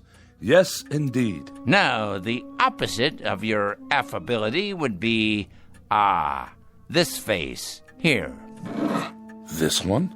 Surely not. Look at it, Wilfred. Hold it in your hands. Feel the way the wood is carved. The angry, feral lines, the gnawing, rat-like teeth. The opposite of the way you see yourself, remember? Charming. I take your point. Hardly an appealing image, though. Live with it a while. Try it on. Come on. It has great subtlety. The features reflect greed, avarice, cruelty, like a predatory animal. In short, all the character traits that you don't have. An ironic choice, wouldn't you say? Quite. And now, the brave lady on the couch. Oh, really, Father? I don't feel well. I'm not up to... Of course you are, my dear darling daughter. You're up to anything. Your courage dictates that you accommodate a relatively brief period of self-sacrifice. It should come naturally to you. How about this one? But it's hideous. Of course it is. Look at it closely, my dear. The face of a sad, sniveling, self-centered coward. Flabby and without character. Fearful eyes, no chin at all. In contrast to your own bravery, your doughty, intrepid strength. Well, I suppose it does serve as a contrast. Next, the one over there, who walks in beauty like the night. What? Pay attention. Your grandfather is speaking. If you want to know, I think this whole thing is a bore. Paula! Well, it's the truth. Wear this one, just for a short while. All right. But it's horrible. Ah, look closely. The round porcine features. It's the face of a pig, with beady eyes, puffed out jowls, and a shiny pink snout. A self-indulgent face that's never satisfied. Not like you, my dear. It has none of your heart, none of your selflessness, none of your great concern for others at the expense of yourself. Well, if you put it that way. And last but hardly least, the timid one over there, the gentle and quiet Wilfred Jr. Oh, come on, Grandfather. But you haven't seen it yet. What's this one supposed to be? You're opposite, my boy. The face of a dull-witted, stupid clown. Thanks. Notice the low brow, the bulbous nose, the slack, oversized mouth, as opposed to your own manful refinement, your courteous, deferential gentility. Yeah, I get it. And now, we're almost done. What about your mask? This one. But that's a skeleton. The face of death, because I'm alive. Understand? I'll wear the very thing that stalks me at this moment. Oh, you don't mean that we actually have to wear these hideous things? I believe I explained that. Only for a few hours, I should add, until the unmasking. And that's at midnight. Paula, you'll break it. I don't care. Everybody else can do what they want. I'm not wearing mine. Then I'm not either. I'm afraid, Jason, that we're somewhat at odds here. Not really, Wilfred. The four of you came here for one purpose. To see me off and yell bon voyage, to put coins on my closed eyelids, while with your free hands you start grabbing and looting. Father, that's cruel. On the contrary, that's truth. You came here to reap everything I've sown, to collect everything I've built, to covet everything I possess. And I'll not disappoint you. The will is prepared. Everything is left to the four of you. Everything. Money, house, property, holdings, stocks and bonds. All of it. All of it. Jason, you break our hearts when you talk that way. The most touching thing you've ever dredged up, Wilfred, by way of conversation. But I must emphasize this little addendum. One small proviso. You're to wear those masks until exactly midnight. Not a moment more, not a moment less. What? I don't believe this. Really, Father? Mark my words, if you take them off, if you do, you'll each receive from my estate the equivalent of a ticket back to Boston. And that's it. That's it. That's absolutely, positively all. Never fear, we won't be spoil sports. If this is your pleasure, we'll indulge you. Quite happily, I might add. It's the least we can do. Oh, you're joking. It smells old and musty. Who knows where it's been? Here, Emily, let me help you fasten it to your head. But the germs. Don't be an idiot. Put on the miserable mask. Don't throw away a fortune because of your wretched hypochondria. Oh, all right, Jason, we're doing it, see? And now, I'm putting on mine.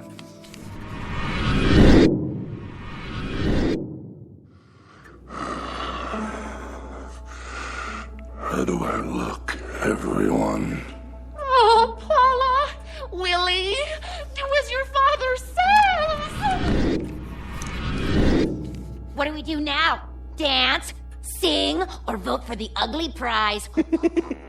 You win, sis! Man, look at the snout on her! Very good. And now, dear ones, it's my turn. Now let's all wait for the stroke of midnight, when all things will be revealed.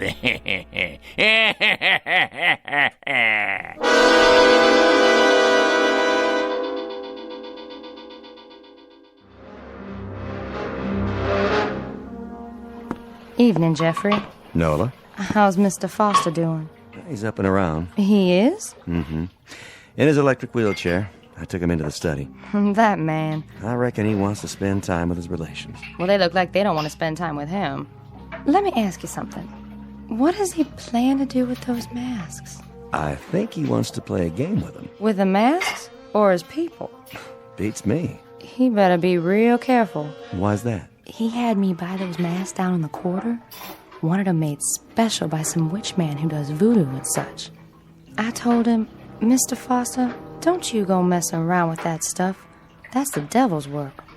Nola, he said, don't you worry. I know what I'm doing. I surely do hope he was right. Me too. Once you go that way, there's no turning back. That's the truth. Help me put away these dishes, Jeffrey. It's getting late.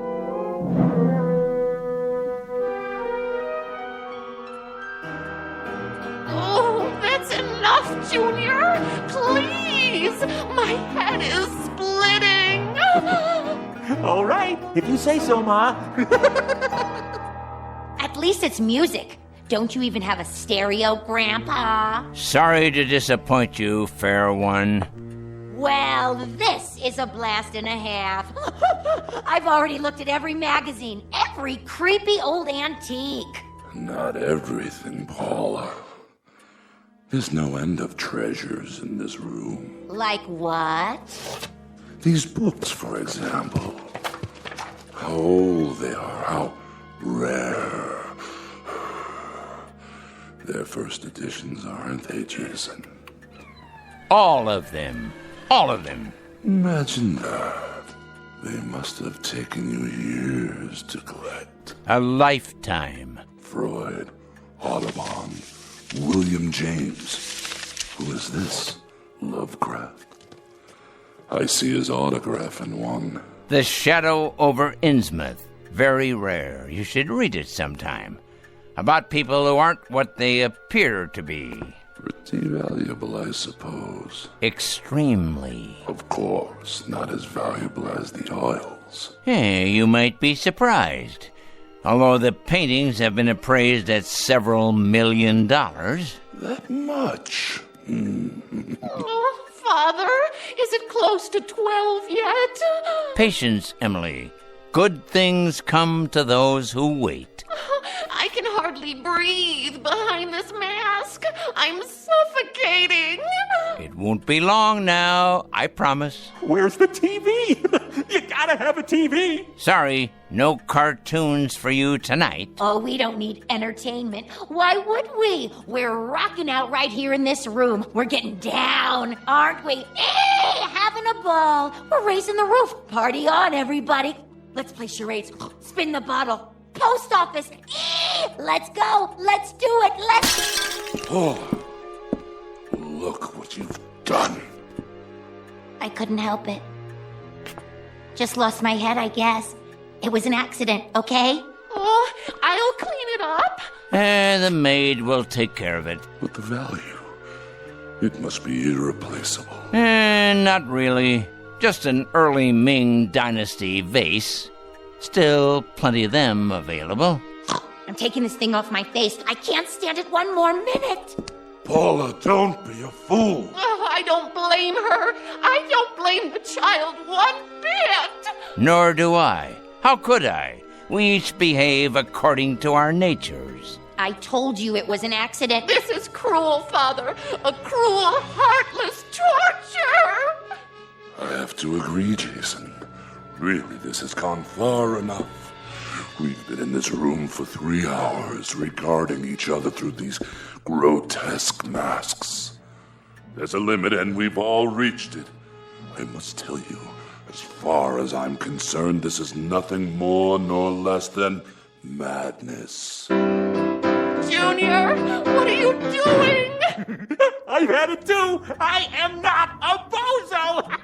Oh, please, Father, please, let us take them off. Jason, we're waiting. Speak to us. Have you all had your say now? Anything more from you, Paula? Junior?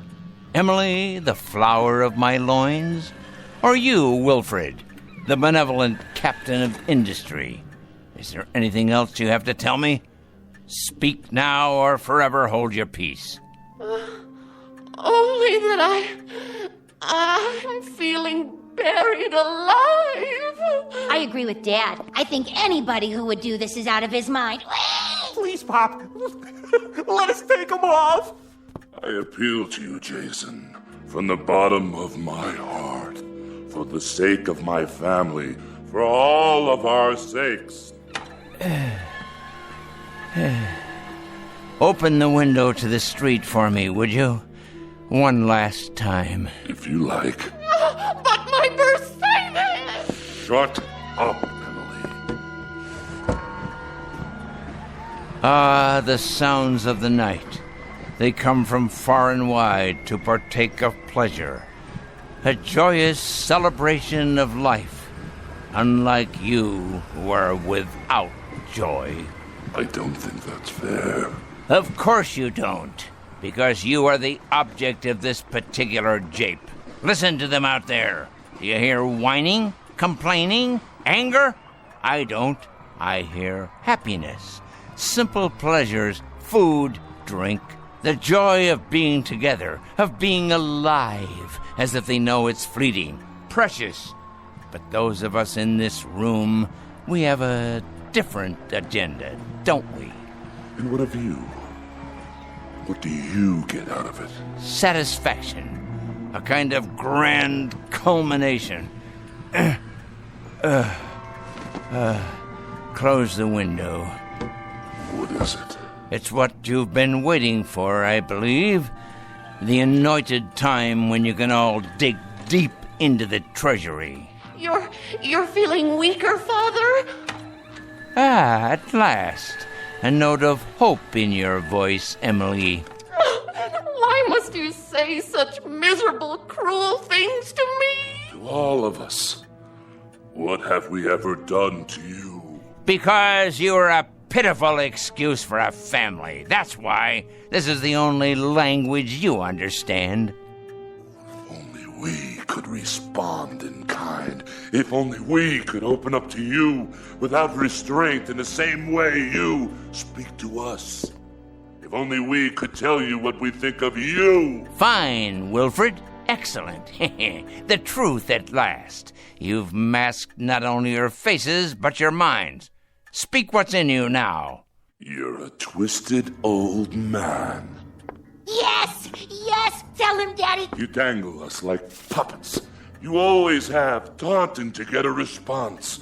You play with us as a cat does with mice. There is no humiliation you wouldn't subject us to.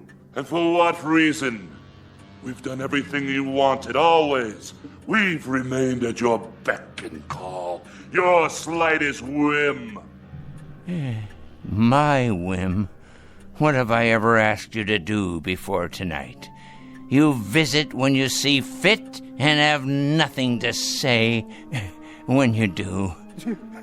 Well, we do now. We sure do. You're a stinking old man. That's what you are, and it's time you die. Past time. Why don't you? Even the clown has found his voice, huh? I agree with them. Do you hear me, Father? I agree. It's time you let go of your grip on us. My grip, indeed. I have no grip on you. I tried to hold you once, but none of you respond to love. You, Emily, You respond only to what your petty self-absorption dictates. That's enough, Jason. Wilfred responds only to things that have weight and bulk and value. He feels books with his hands. He doesn't read them. He appraises paintings. He doesn't seek out their truth or their beauty. And Paula there. Paula has lived her life lost in a mirror. The world is nothing to her but a reflection of herself and her brother. Humanity to him is a small animal caught in a trap to be tormented. His pleasure is the giving of pain, and from this he receives the same sense of fulfillment that most human beings get from a kiss or an embrace. So unfair, Father. You're caricatures, all of you, even without the masks. And this last note. I haven't held any of you here. You were always free to go. What's held you here has been my daughter's weakness, my son-in-law's greed, my granddaughter's vanity, and my grandson's cruel subhuman sadism. As soon as the clock chimes 12, you will all be very rich. It's as good as done. Now you own everything I have owned. You've kept your bargain. You've worn the masks. So now enjoy yourselves, my pretties. Live full lives. And may God have pity on you.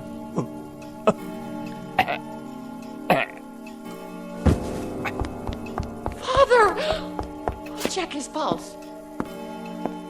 There is no pulse. At long last, he's dead. So, what do we do now? What do you think we do? We take off the masks and celebrate. This nasty thing, it's stuck to my skin. Mine too! Pull, Junior.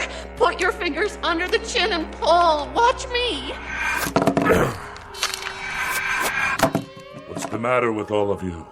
Your masks are off now. What's... Wilfred! Your face, Wilfred. It's not your face anymore. It looks just like the mask. What are you talking about? Look in the mirror and then look at me. No. It can't be. But it is. What are we going to do? She's right. He did this. That old creep. If he weren't already dead, I'd kill him. No.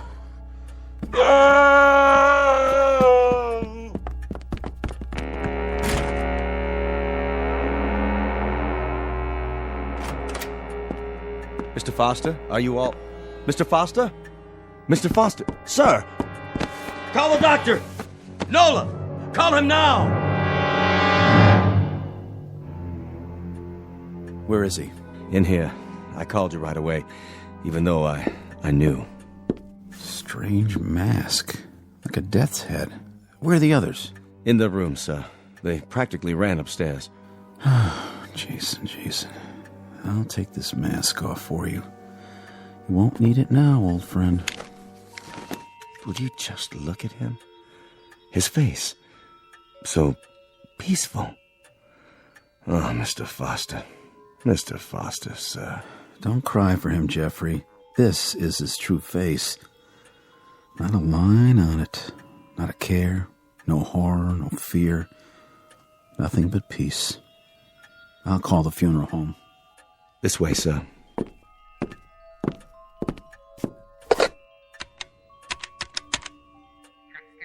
Yes, this is Dr. Sam Miller. I'm at the Foster home. Yes, that's right. Mr. Foster has passed away. Time of death, 12 midnight. Right, I'll fill out the death certificate. Someone will be here. His family.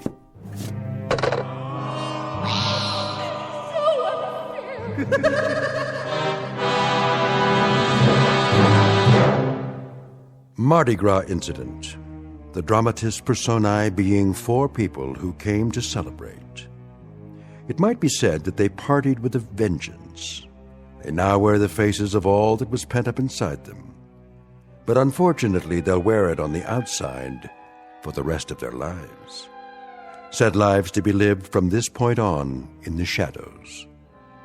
Tonight's tale of men, the macabre, and masks in a section of the Big Easy called the Twilight Zone.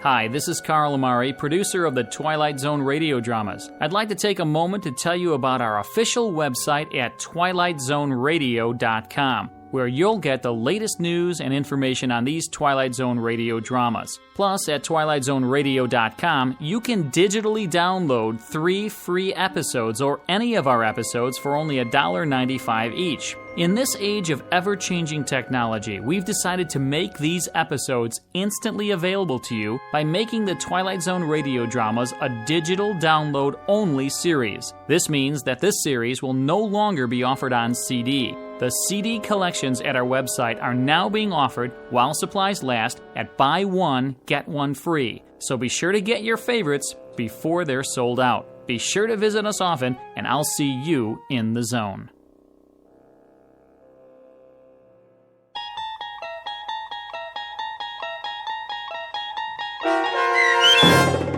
The Masks, starring Stan Freberg with Stacy Keach as your narrator, was adapted for radio by Dennis Etchison and written for The Twilight Zone by Rod Serling. Heard in the cast were Mike Starr, Maggie Carney, Craig Brawley, Elizabeth Lado, Jeff Lupetin, Doug James, Kurt Nabig, Sarah Marks, and Carl Amari. To learn more about the Twilight Zone radio dramas and to obtain audio cassettes and CDs of these programs, visit our website at twilightzoneradio.com. The producers of The Twilight Zone wish to thank CBS Enterprises, Carol Serling, Dennis Etchison, Dick Brescia Associates, Claire Simon Casting, Terry Jennings, XM Satellite Radio, Sirius Satellite Radio, our sponsors, and our radio affiliates for helping make this series possible. This copyrighted radio series is produced and directed by Carl Amari and Roger Wolski for Falcon Picture Group. Doug James speaking.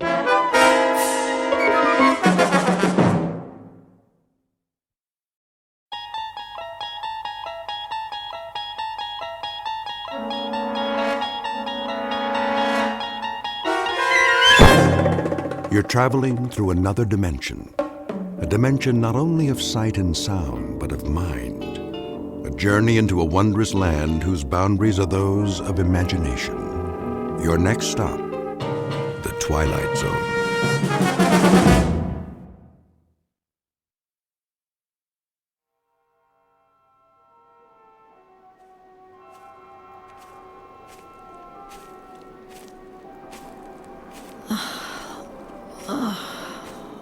Я така змучена. Я голодна. Нема людей. Нікого іншого нема. Нема звірів. Нема птахів. Я не знаю, як довго я вже ходжу. Кілька день, я думаю. Тут запах смерти. What is that? I can't see it through the vines. Oh, a town. I hope they have some canned food. They'd better. I haven't eaten in... I can't remember how long.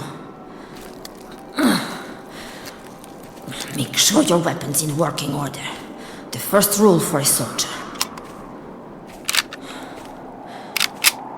I wonder what they call this place. They're all alike. Bombed out. Every last one. Not worth fighting for. And the people, where are they now? Dead, turned to dust. They should have surrendered at the beginning. We gave them a chance, but they ignored us. The fools. If only they had listened, they'd still be walking down this street, going to their shops, their markets, their decadent restaurants, sleeping in their beds at night. But their stupid army won't give up. They fight on wherever they are, whoever is left. Sooner or later, they'll have to surrender. The word will come through and it will be over. Oh, please let it be over soon. But how will I know? Come out! Why don't you come out? And we'll finish it right here in the street! Just the two of us! Come on! Cowards! You're cowards! All of you! Cowards! You cowards! Cowards!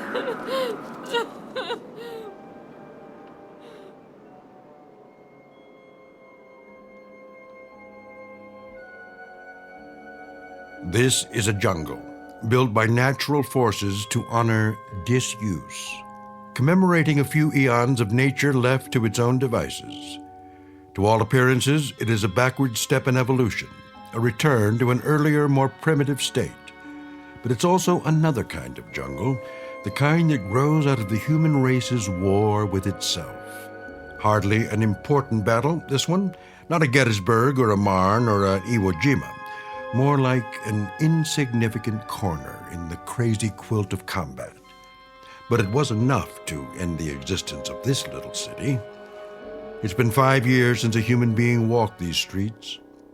This is the first day of the 6th year, according to the old calendar. The time? Make it 100 years from now, or sooner. Or perhaps it has already happened 1 million or 2 years ago. And into this lifeless setting has just walked a soldier in a tattered uniform. She's doing what she was trained for, and with no order to the contrary, she's locked into searching and destroying or merely surviving. The language spoken is English, for our benefit, but the place is the Twilight Zone.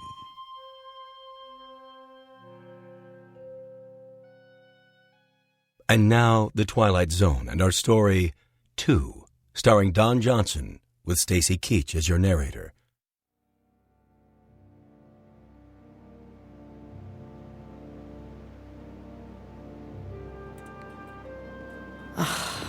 Just as I thought.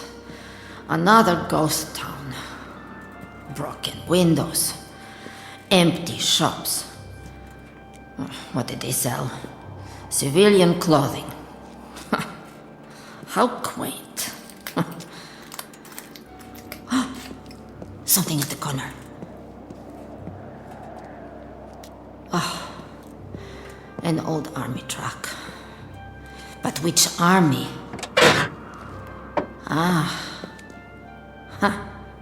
One of theirs. Well, it's not going anywhere now. What else have they got around here? Barber shop, newsstand.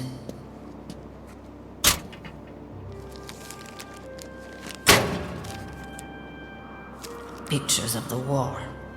Troops landing. Big news. Years ago. Restaurant. Not much business today. There has to be a service entrance. But where? In the alley.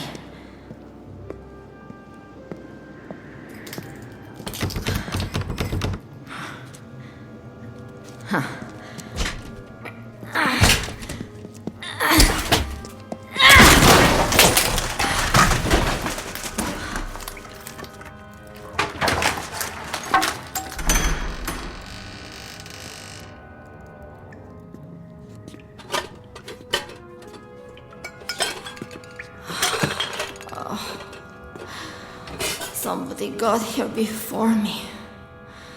Oh, the cans are empty. Yes! They missed one. Canned chicken. I don't believe it. Canned chicken.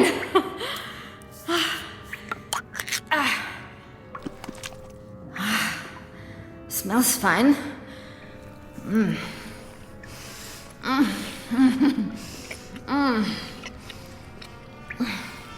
Find something? Where did he come from? My weapon! Кто ты? Не рухайся! Go ahead. Shoot. If that's what you want. Стій тихо, я маю револьвер! To tell the truth, I don't care. You got the guts to do it? I didn't think so. You don't want to fight any more than I do. Put the rifle down. I said give it to me. No! Ow! What do you do that for? What are you, crazy? Let go of that frying pan. You could hurt someone. Ти мій ворог! Стій тихо! He's the enemy. A pawn of the state. That's better. Now, will you please relax? I'm not going to harm you. Got it? If he touches me again. Не торкай мене! Не чіпай мене! Well, now, I don't speak your lingo. But you're either telling me you're glad to see me or go to hell. Which is it? Відійди від мене. Відійди від мене. Лиши мене. Ah, knock it off. I'm just a soldier like you. Nice uniform, by the way. A little ratty, though. Ought to do something about that. Plus, it's the wrong color. Let him have the gun. As long as he leaves me alone. He's a filthy, horrible animal. Can't believe there's food. Must have missed it. 1 dozen chicken drumsticks, fully cooked. Safety sealed for your dining pleasure.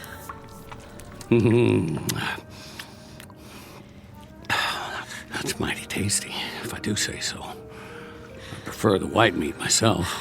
Oh well, beggars can't be choosers. He's going to eat all of it.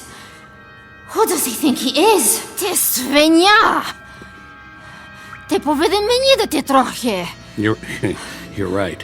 Better slow down. Eat too fast and I'll get stomach cramps. Ти холера. Я тебе заб'ю! Whoa, down. Settle down. Hey, I said cool it. Now stay down for a while. The rest will do you good. There's the menu for today. Well, pretty boring if you ask me. Could use a little something to wash it down. Bottles. Nope. The cupboard's bare. Canteen's nearly empty, too. Stuff dripping out of those pipes ain't fit to drink. Who knows where it came from? You got any water in your canteen? Hey, I'm talking to you. Come on, quit faking it. I didn't hit you that hard. Did I? Out like a light. Hardly anything to her. Skin and bones. Must not be eating regular. Let's see what you're carrying in that belt. One last swallow. Okay, keep it. A few rounds of ammo. What's in the holster? 45 automatic? Not even a 38. Broken mirror, an old comb, and a couple of hairpins. Sorry, lady. I can't use them. Go on. Chow time. Hey, you better eat it before I do. Wake up, I said. For the love of...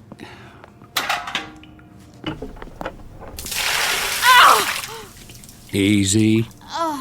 Easy. Now, no more fighting, got it? Eat, Invader. What do you want, a printed invitation? Dinner is served. Jaw's not broken, is it? I didn't think so. That's it. Go ahead. Not bad, huh? There you go. Food, good. You follow? Me, Tarzan. You, Jane.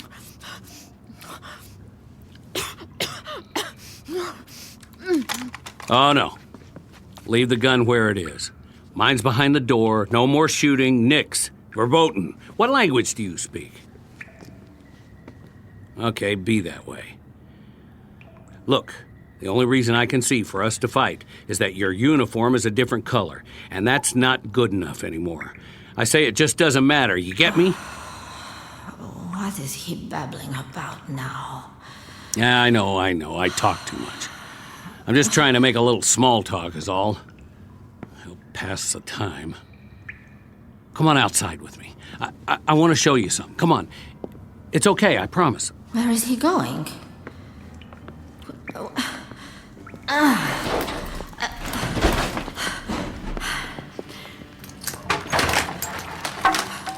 Over here.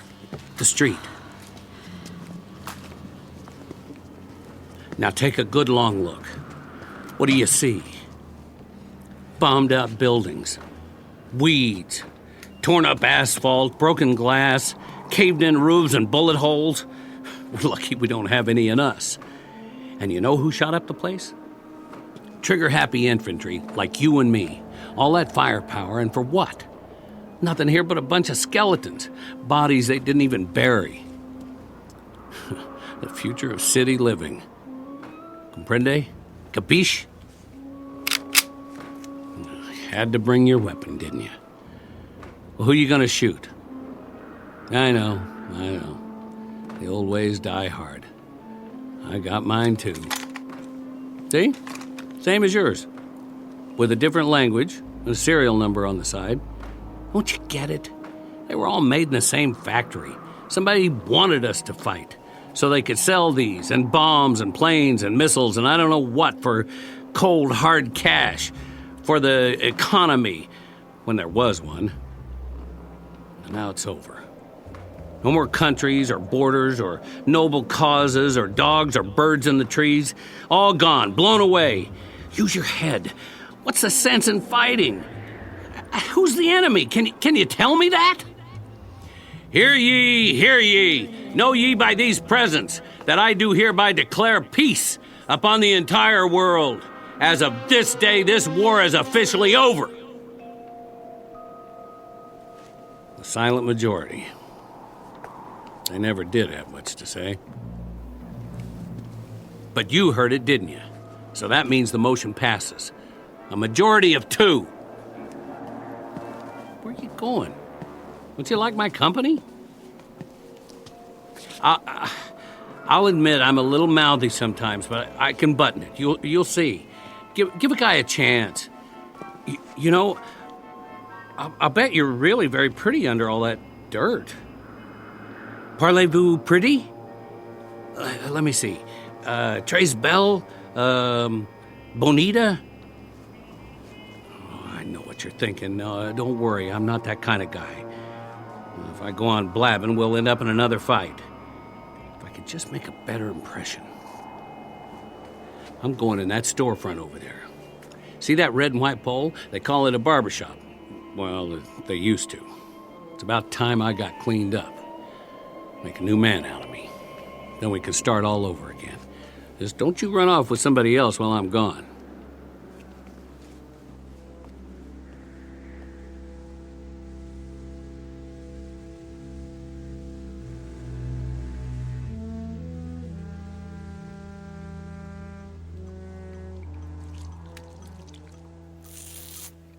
Oh, boy. That's smarts. Hi there. We meet again. You're not supposed to see this. This is man stuff. But I can tell you it's plenty tough shaving with cold water and a rusty razor. Plus, that's not much of a mirror on the wall. Well, this is as good as it's gonna get. Sorry to disappoint you. Oh, I found a bar of soap. Here. Use my towel if you want. Oh, by the way, I'm taking the straight razor with me, so don't get any ideas. Your turn. If you want to get cleaned up, I'll wait outside. And then we can see what there is to do in this burg.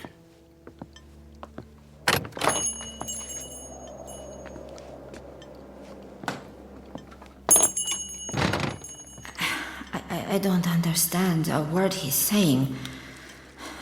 But I know one thing. The enemy always lies.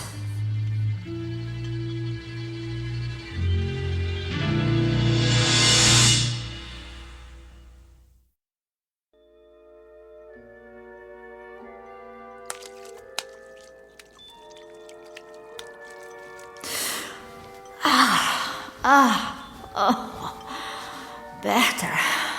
A little. I almost feel human again. What is he doing out there? So violent.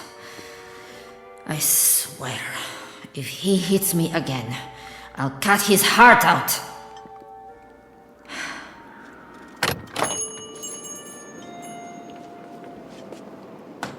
Look at what I got you. From that old shop down the street. The mannequins won't mind. Don't know if it's your size, but it might fit. You like? A dress? He got this for me? It's all yours. Прекрасно. You took the words right out of my mouth. Prekrasna. Now, don't take it the wrong way. It's not like I'm giving you a present or anything. I just thought if we're going to do the town, you might feel a little better. Try it on. I'll turn my back. No, it's a little large. Okay, if you're modest, pull it on right over your uniform. It might fit.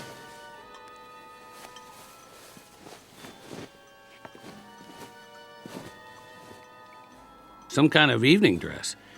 And it ain't even night yet. That's all right. Nobody's going to take our picture for the paper. Check it out in the mirror, what's left of it. There's a little piece of glass there in the corner. See? Oh.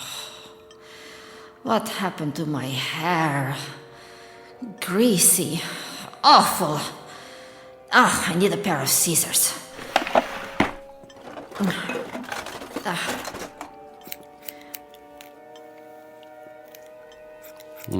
This could take a while. Meet you at the corner.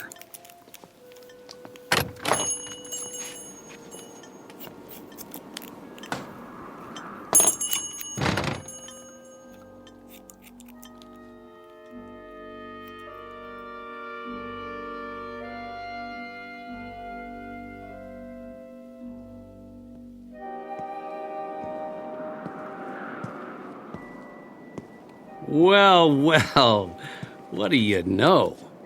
It's a female human. One more thing, though, if you don't mind my saying. You really ought to do something about those army boots. They just don't go with the outfit. Maybe we'll find a shoe store. I could use a pair of tennies myself. You don't have to walk back there. You're not a squaw. Oh, I get it. You want to keep an eye on me. Well, at least we don't have our weapons. You know, it's not polite to shoot people in the back. His words are so coarse. What an ugly language. Uncivilized. You know, I used to live in a town like this. Close enough. Houses on the side streets. My folks had one just like that one. See it through the vines? I'd walk home after school, stop in at Old Man Wilson's for an ice cream soda, or the mom and pop store. What is he raving about now? He never stops. Telling me his life story, probably. As if I cared. Or sometimes I'd hang out at the park. I bet they got a park around here. Of course, it'd be overgrown by now. Have to hack your way through it with a machete. But it's my duty to keep an eye on him. He might be a sniper. Or a saboteur. I don't believe it. A movie theater. You know what movies are, don't you? They have them where you come from. Sure they do. Everybody loves movies. Well, come on. I'll buy you a ticket. What? Hey, wake up in there. You got a couple of paying customers. A film emporium.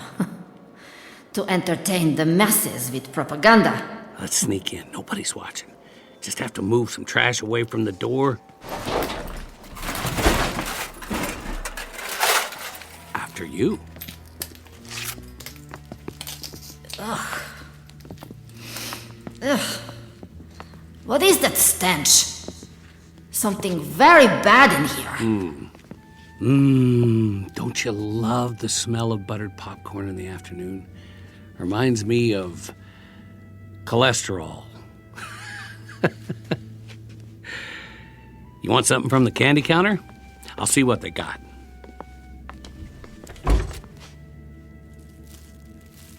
Sorry, all cleaned out. Just some sugar daddy wrappers. Milk duds are dried up. The army must have been here. What did he find? Hard candies. I like hard candies. Not even that Junior meant. We better grab a seat. Wonder what's playing. There's a poster for coming attractions. My favorite general and furlough romance. Couple of winners, huh? Handsome guy. Look at the medals on his chest. And her. I didn't know they had uniforms with miniskirts. She sure got that animal look in her eye. Is it true? Do chicks go for guys in parade dress? That's what's wrong with me, huh?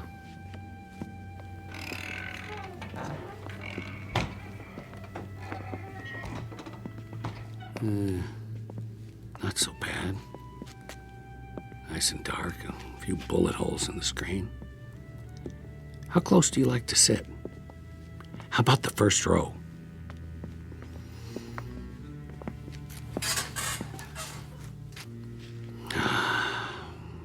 I spent plenty of Saturdays down front.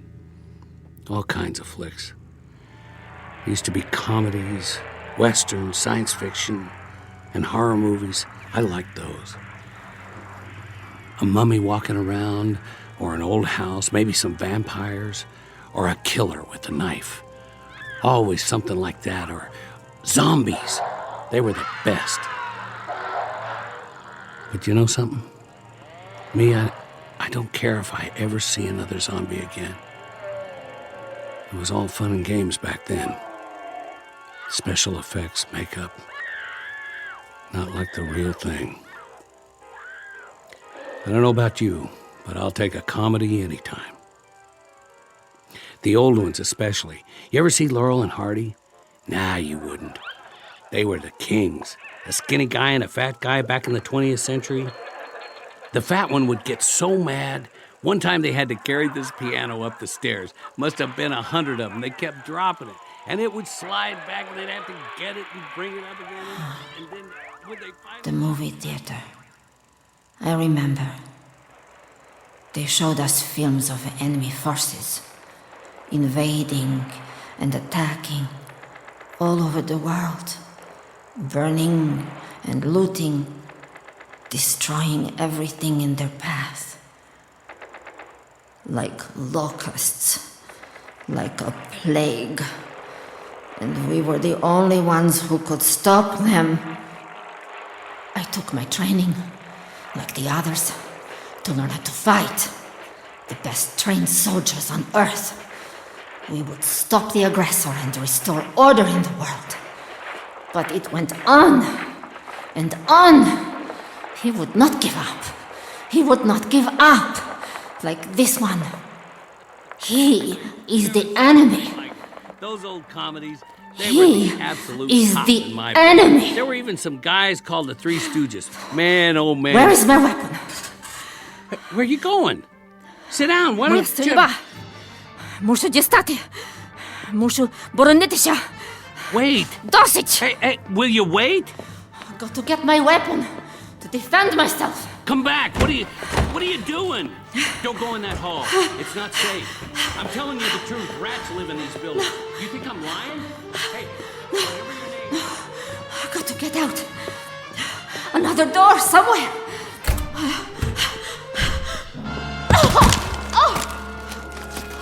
What did I trip on? bones. I told you not to go. Lord, dead soldiers. They must have been trapped. Sick.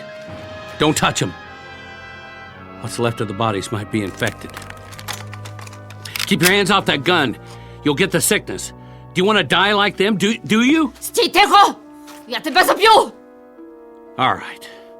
Two can play that game. Now, you want to pull the trigger? We'll do it on 3. Maybe they're loaded, who knows? If they didn't run out of ammo before they died, I can't even tell what their uniforms look like anymore. Of course, even if these guns fire, the barrels are probably stopped up.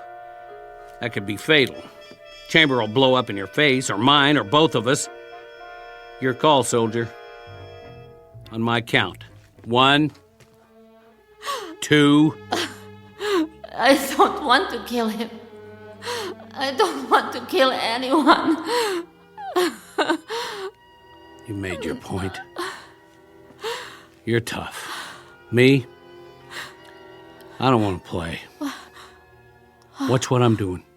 I'm setting this gun down again, where it belongs. With the dead. You see? Nice and slow. Now I'm going to turn around and walk out of here.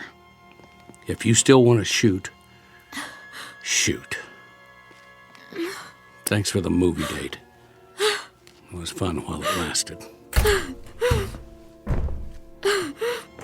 Я слаба. Я слаба. Я не можу. I'm weak. I'm weak. I'm weak.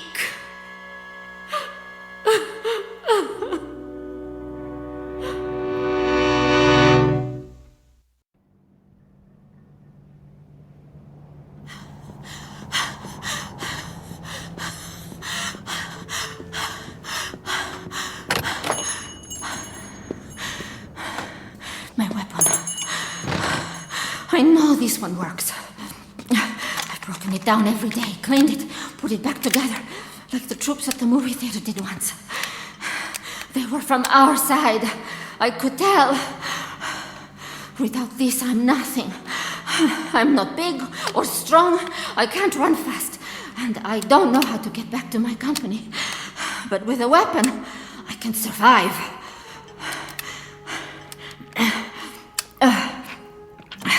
Not many rounds left. I have to make them last.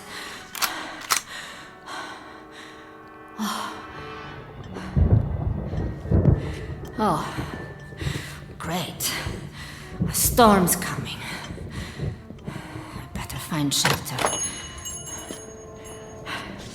What's he doing here?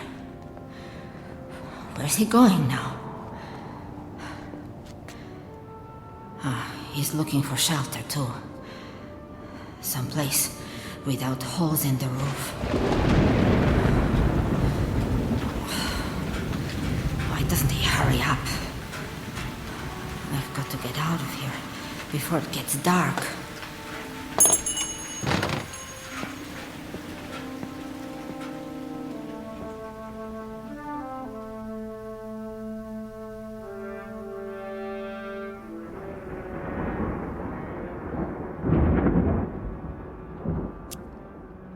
Come on, light. What's wrong with these matches? Not wet, just old. There. Now let's get a fire going. Good. Chimney's drawn. House isn't damaged at all. And they left tons of newspapers. Find some wood, it'll burn all night. Furniture should work.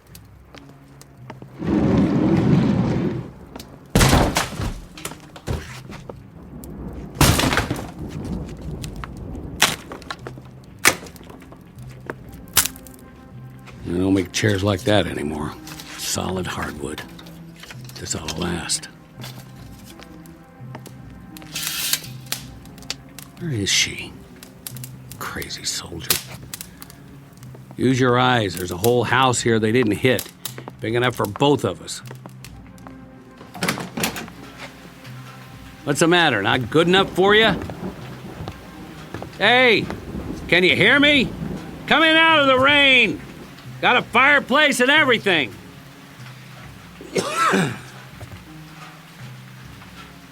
All right. Stay out there and fight your war. All by your lonesome. Sleep tight!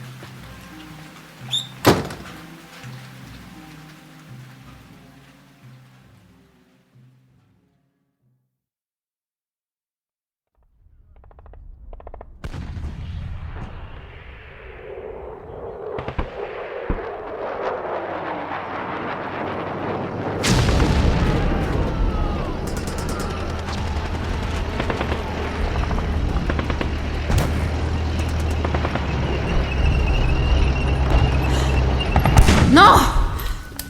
The tanks! The tanks are coming! No!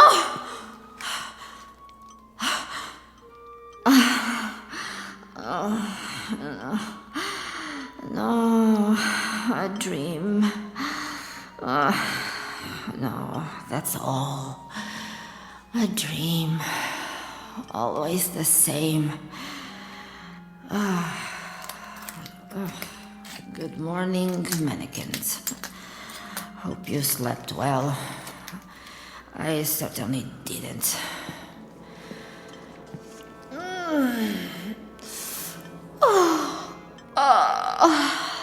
What am I doing in this stupid dress? You can have it back. I'm not going to need it.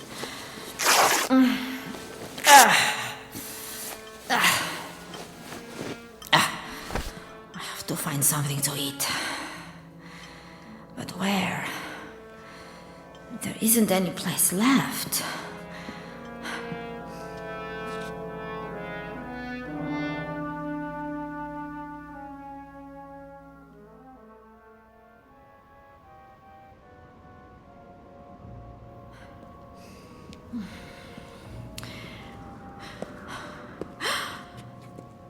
I don't believe it. One house is still standing. How can that be? The troops must have missed it. Is that smoke from the chimney? It's him. He's already claimed it. Food? What the... You? Good shooting. Go ahead, finish it. You got me in your sights. Do it. Do it now. Some kind of trick. Make your move. Because I'm not going to fight. See? I don't have a weapon. Left it at the movies. What, you don't believe me? Come on and search the place. Not even a pea shooter in here. What's he wearing? Where's his uniform? By the way, that thing you shot out of my hand was called a mason jar. You know what that is? Preserves. They have a whole slew of them. Put them away before the war. Take your pick. Probably keep us both alive. Food? Oh, yeah. You know that word, don't you? Well, what are you waiting for? Or would you rather starve to death? Hold it a second. Drop your weapon. What? Drop it, I said. No guns allowed. It's a trick. You want to live the high life like me, you have to leave the fighting at the door. Lay your weapon down or move out. This is civilian territory from now on. Food. Please. Here, I'll let you sample the goods. Catch. Nice. Now unscrew the top. That's it. You don't have to use your fingers. There's a kitchen full of spoons and forks. We can wash them in the rainwater. I'll set up a barrel in the backyard. We'll need most of it to drink, though, till it rains again. Yeah, I think it's loganberries. There's plums and figs and peaches and applesauce and summer squash. You should see it, a real fruit cellar. Take it easy. It's not good to eat it all at once. You might get a stomachache. Later, okay? I'll put it on the porch. Plenty more where that came from. Where's your dress? What's he saying? You know, dress. The one I gave you. Prekrasna? That's it, Prekrasny. Oh, I didn't ask you. What do you think of my new duds? I found them upstairs. Where did he get that ridiculous outfit? The suit doesn't even fit. The sleeves need to be taken up. Of course, he wouldn't know how to use a needle and thread. There's a whole closet full, men's and women's. The shoes don't fit me, more your size. You should try them on. I wonder if there's a sweater and a good overcoat. And something besides these boots. They're falling apart.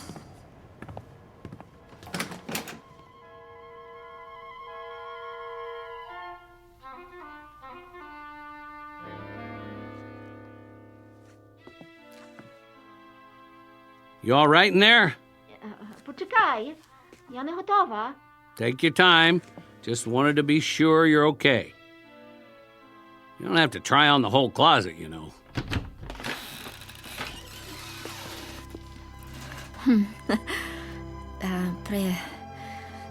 Prekrasna? Whoa! Get a load of you! He doesn't like it. I should have known. I'm ugly. Ugly. I don't believe my eyes. No. No, you. Listen, I've never seen anyone who looks like you do right now. The skirt, the blouse, and you did something to your hair. Did you brush it or what? Don't you dare change those clothes. You look absolutely perfect. The death washed away. Gone for good and never coming back. Shh. Listen. Get over here. You know what that is? A real live bird. How long it's been since you heard one? A mockingbird? No, a robin redbreast or something. But it's alive. We're going out. And you know what we'll do? We'll take a walk to the park. Yes, that's it, the park. Like regular people, you and me. And we'll look at the sky and clouds, and we'll make small talk. We will, one way or another. And you know what we'll talk about? The same as anybody else. The weather. And what we're going to have for dinner, and maybe we'll even crack a joke or two. Bet you haven't had a real laugh in a long time. Am I right? And then we'll stroll back home, taking our time like it's Sunday afternoon. It's gonna be a whole month of Sundays from now on. His voice is different. And his face. It isn't a bad face. Not really. I like it better when he smiles. Did you check the shoes yet? Try these. Wait, I gotta do something. If we're going out, where's the brush and a comb? He is actually combing his hair. And put on your coat. It's damp out. I wouldn't want you to catch cold. You ready? Prekrasna. You can say that again.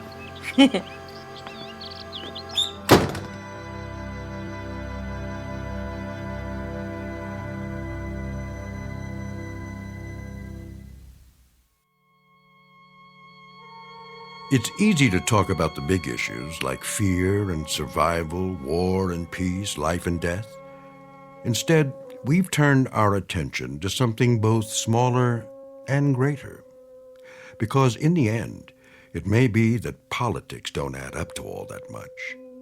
This has been a love story, stripped to its bare essentials, about two lonely people who, against all the odds, found each other in the Twilight Zone.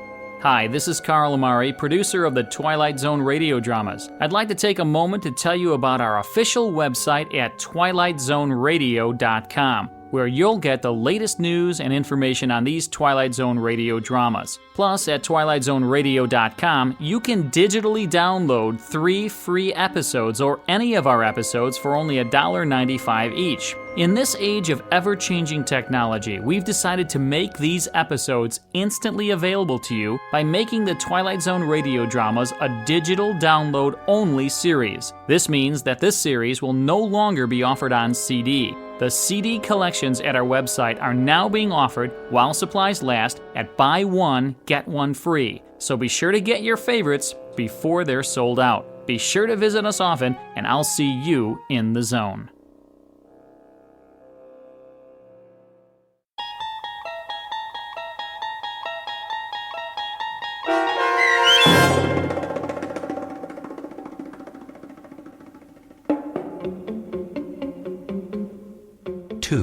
Starring Don Johnson, with Stacy Keach as your narrator, was adapted for radio by Dennis Etchison and written for The Twilight Zone by Montgomery Pittman.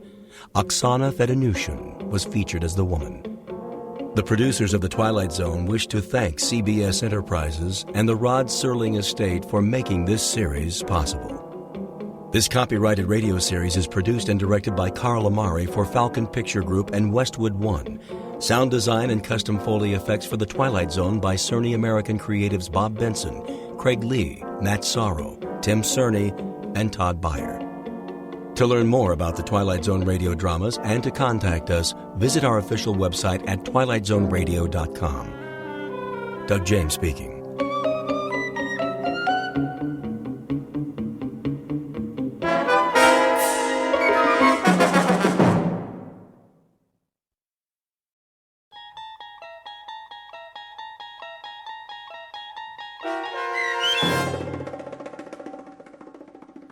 Miniature, starring Lou Diamond Phillips with Stacy Keach as your narrator, was adapted for radio by Dennis Etchison and written for The Twilight Zone by Charles Beaumont.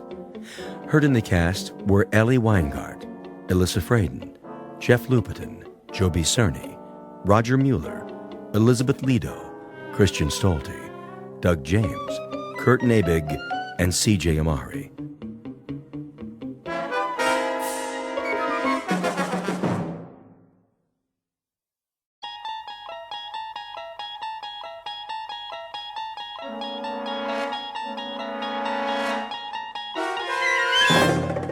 You unlock this door with the key of imagination. Beyond it is another dimension, a dimension of sound, a dimension of sight, a dimension of mind. You're moving into a land of both shadow and substance, of things and ideas. You've just crossed over into the Twilight Zone.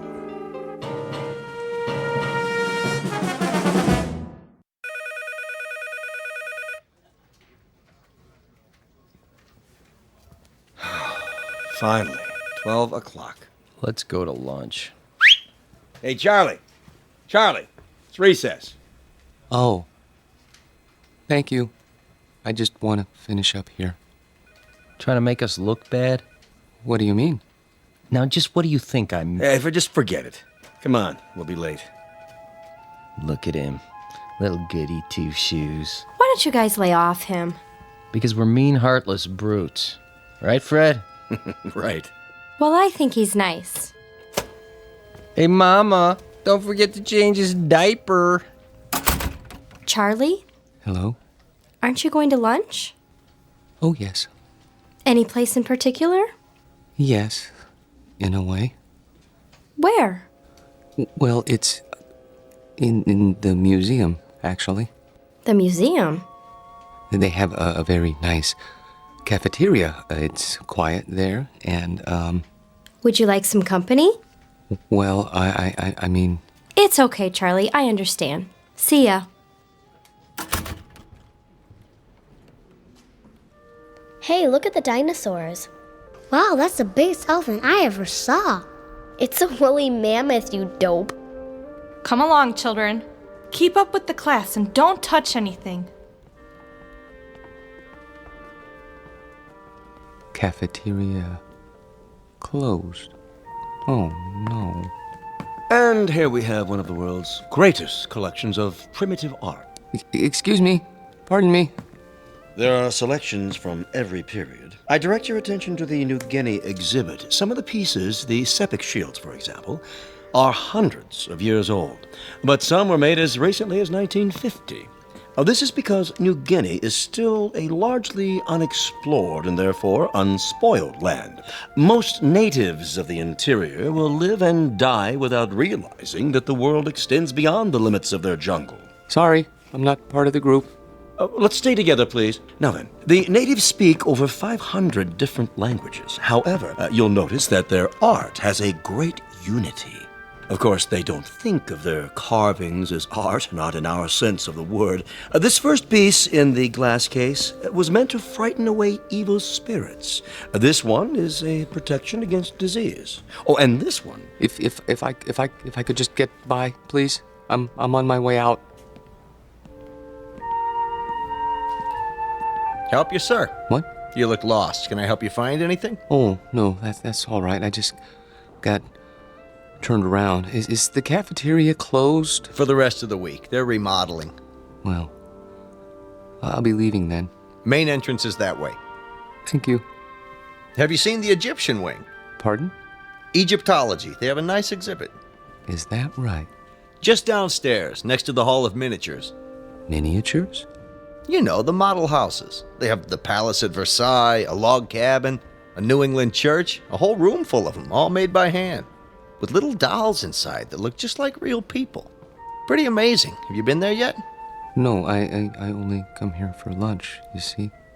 Well, you might as well take it in now that you're here. Not many people go there, but it's really something. All right. I think I will. Turn left at the bottom of the stairs. You can't miss it. Thank you for the suggestion. I'll have a look.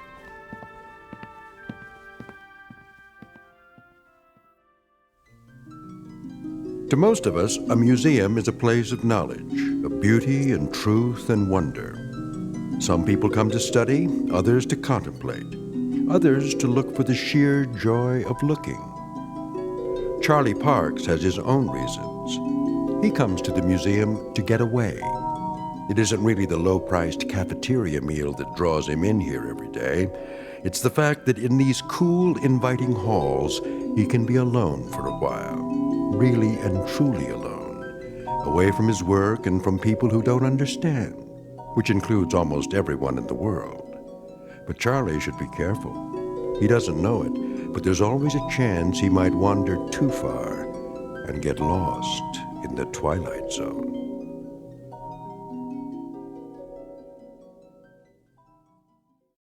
And now, The Twilight Zone and our story, Miniature, starring Lou Diamond Phillips, with Stacy Keach as your narrator. 19th century townhouse, home of Boston residents Mr. and Mrs. Copley Summers. The figure represents their daughter, Alice, and was carved in wood taken from the original balcony. Will you look at that? What in the... Found it okay, huh? Excuse me, but... Yes, sir? I guess this will sound silly to you, but how do they manage that? How do they manage what? In there, in the glass case? Oh, well, I couldn't say exactly. I know they use magnifying glasses, little tiny tools, single hair brushes, that kind of thing. Must go blind making them so small. But the girl, she's so realistic. Isn't she, though? Long black hair, lace dress. Look at her fingers. They didn't miss a thing. Little rug, chair's got teeny tiny doilies on it. But how do they get the girl to move? Servo motors? Microchips? How's that? The girl playing the piano, it's stopped now. I don't think I... There, see her sitting at the piano? She was playing just a few seconds ago. It was, I don't know, something like this?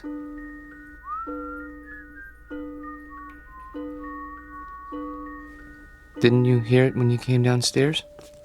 I don't like jokes, mister. Not when I'm on duty, anyway. I'm not joking. Then you're hearing things. There isn't any mechanism inside that piano, and the doll's carved out of wood, a single block of wood. See the sign? Yes, I know, carved in wood taken from the original balcony. But I could have sworn... Yeah, it was probably some kid with one of those pocket radios. They sneak them in once in a while. But I saw her move. At least I think I did. Well, you know better now, don't you? Yes, I know better now.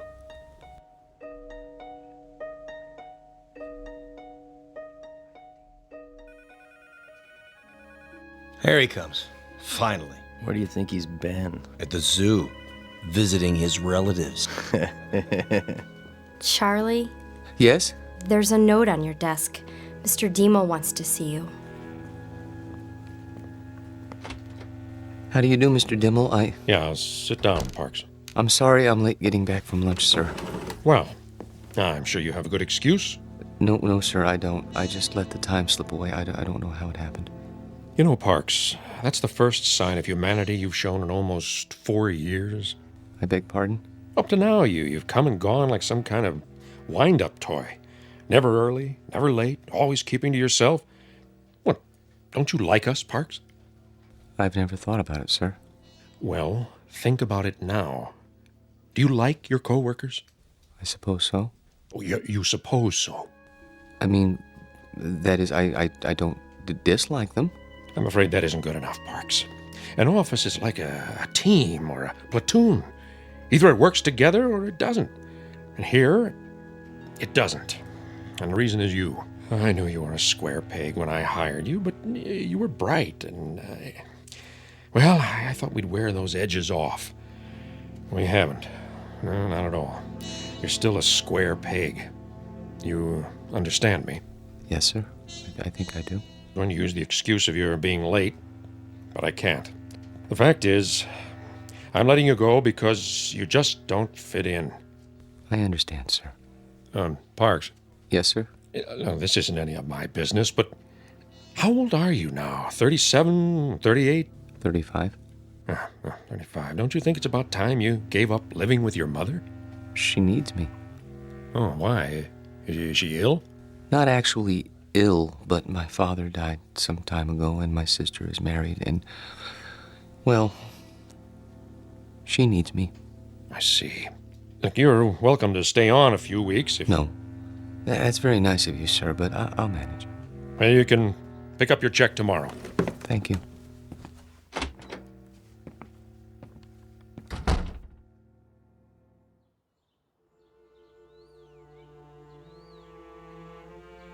He had no right. He had every right, Mother. Hiring and firing people is his job. But why you? He doesn't think I fit in. That's ridiculous. What are you doing? I'm going to phone that man and find out why you're being persecuted. Mother, please, it won't do any good. Oh, Charlie, what's going to become of you? I've worked so hard to bring you up right. Maybe if I'd let your father punish you the way he wanted to. It's all right, Mother. This is just a minor setback. You say that every time. Why can't you keep a job, son? Why do you always end up making people uncomfortable? I don't know. I suppose they blame me. Well, I'm not keeping you here. I know that, Mother. Nothing in the world would make me happier than to see you settle down with a nice girl, raise a family, live a normal life. Please, don't cry. I can't help it. I hate to see you hurt, son. I'm not hurt. Well, you should be. Getting fired. It would have killed your father. It would have absolutely killed him. I'll go to the Employment Bureau tomorrow. Here, take my handkerchief. Where are you going? To my room? Get me my heart medicine before you do. Yes, Mother. Charlie? Why were you late getting back to the office? I was detained. What's that supposed to mean? Nothing. I was detained. That's all. Open your mouth. Charlie, do you feel all right? Yes, Mother. I'll go to my room now.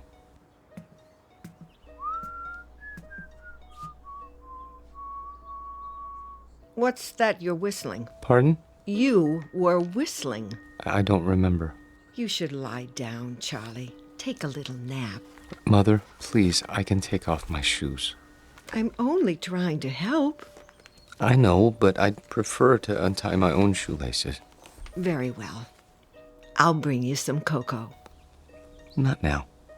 Why? You always have your cocoa. I think I'll go out. At this time of day, we'll be having dinner soon. I want to get a head start with the Employment Bureau, see if there are any jobs. But they must be closed by now. There's still time. I think I'll walk over. It isn't far. Are you sure you should? Why not wait till tomorrow? Get a fresh start. Do you want anything at the store? Not that I can think of. But... Sit in your chair in the living room. Put your feet up. Are you sure? Try not to worry, Mother. I'll be back in an hour.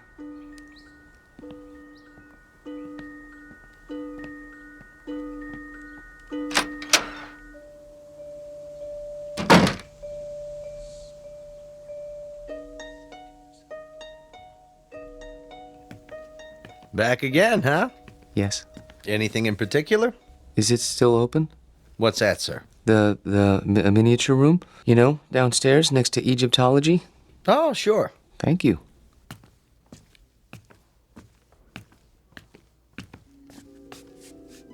I came back. Wait. Where? Hello? Hello? There. I was afraid you wouldn't be here. Oh, yeah, you've changed your dress. That's a lovely gown. Very lovely. Are you going out? Who's that? Oh, you are going out. That's why he's wearing a cape and a top hat. Your gentleman caller. Oh. Does he have a carriage waiting? I hope so. I wonder where you're going. To dinner? No, something grand. The opera, that must be it. Hi. Oh, hi. Be closing soon. I see. What time do you open in the morning? 9 o'clock, Monday through Saturday. I'll be here. What's that? Nothing. I'll be along in a moment. I want to study this dollhouse a while longer, if you don't mind.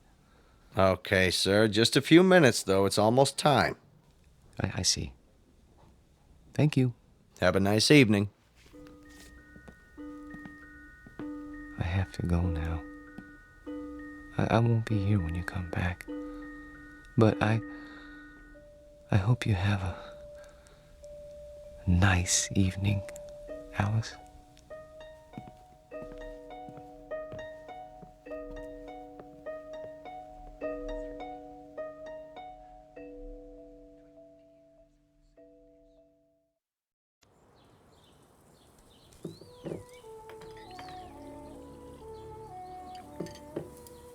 Hey, where's old Charlie this morning? Don't worry about him, buddy. My brother never misses breakfast. Charlie, your breakfast is getting cold. You see, late for his meals, awake every night, tossing and turning.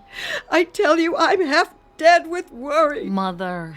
He's sick. I know he is. Sounds to me like he's got a girl.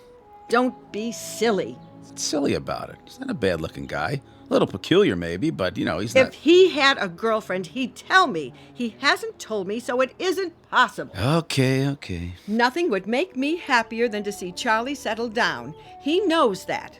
I'm not one of those mothers who won't let go of their children. Ask Myra. Pass the butter. Charlie! I'm here. Your breakfast is on the table. Sorry. Hey, Charlie boy. Hello, buddy. How are you? Couldn't be better, Charlie boy. Couldn't be better. Good morning, Myra.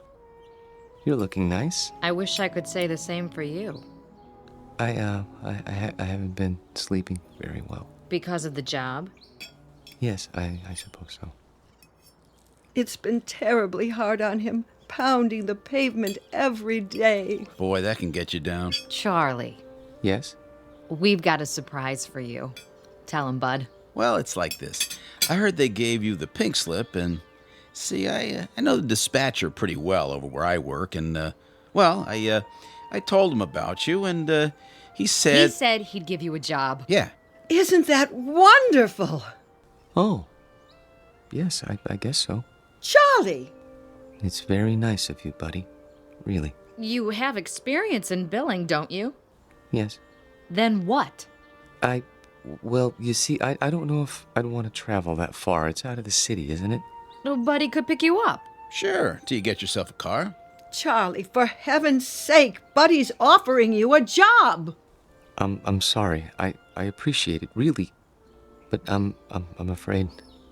You got something better, Charlie? Excuse me, I have an appointment. Charlie! Charlie! Oh, I don't recognize him anymore. My own son. Does he have something better, Mother? No, he doesn't have anything. He isn't even looking. How do you know? The employment agency called. They sent him on 2 interviews, and he never showed up. Well, then where does he go? I don't know. Like I said, he's got himself a girl. Oh, shut up, will you?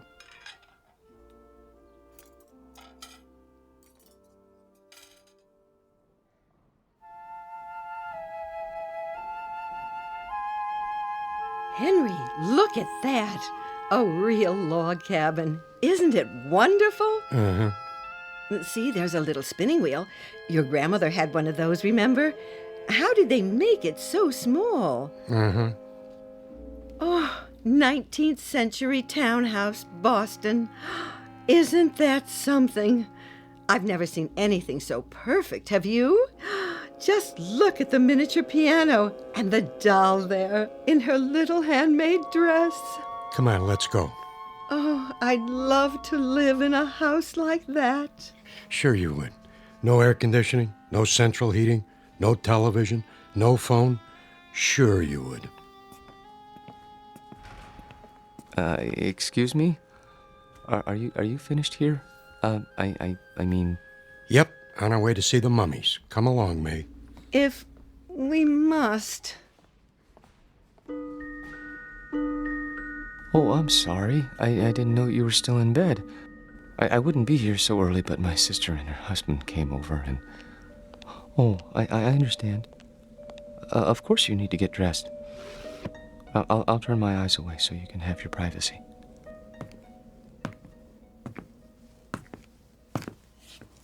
Hi. Little early today, aren't you? Am I? I guess you must get a real kick out of these displays. Yes. This one in particular. What do you see in there, mister? Nothing.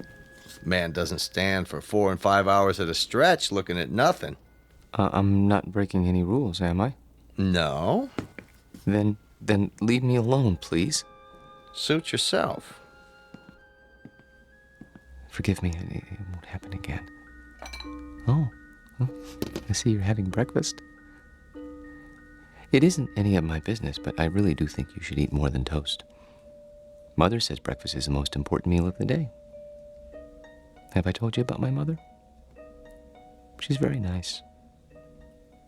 Of course, she still treats me like a child, but you can't blame her. I'm all she has. I suppose that isn't very much. I have a sister about your age. Her name is Myra. She's nice too, but she's not as pretty as you are. I think you're about the prettiest girl in the world. I don't mind saying that because I know you can't hear me through the glass.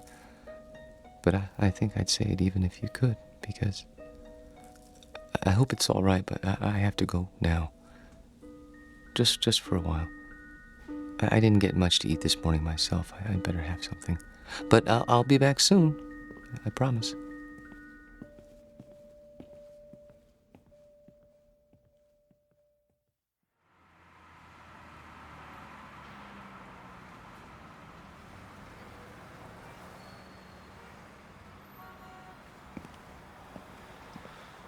Charlie? Hello, Myra. What are you doing here? Oh, I was driving by. Saw you come out of the museum. That's nice. Well, Buy me a cup of coffee? the cafeteria's closed. Then we'll go somewhere else. All right.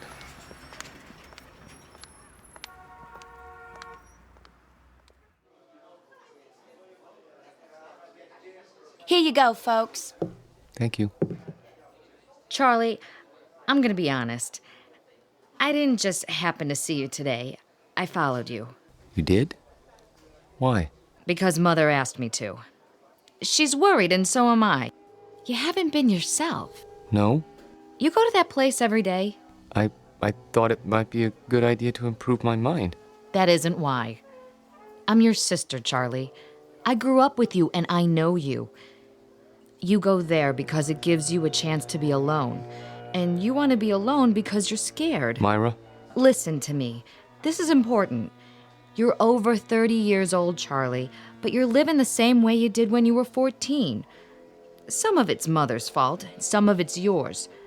But it isn't natural. It's sick, Charlie, and you know it's sick. And that's why you're scared. You're probably right. Stop agreeing with me. I could say you were a blue monkey and you'd agree. But Look, I don't know about psychology or anything like that, but I think I know what's wrong with you. You need a girl, Charlie.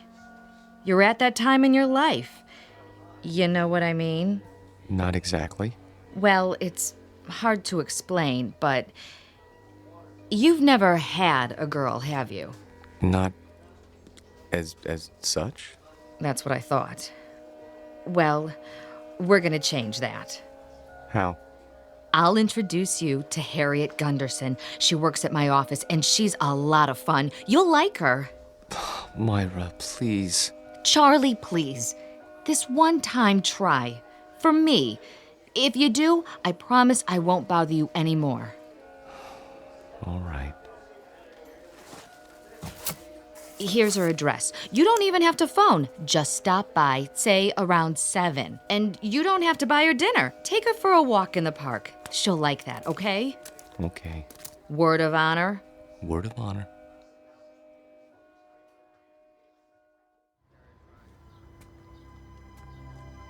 Charlie, Hmm? what you thinking about? Nothing in particular. You sure are quiet. That means you're the dangerous kind. You can't trust the quiet ones. You can trust me. Who said I wanted to? I only meant... Look, why don't you relax? Come on, let's sit on the bench. If you like. Lean back. Take it easy. There. That's better. You like me, Charlie? Very much. Then why don't you show it? How? Well, you could try kissing me. But we only met this evening. Oh, come here.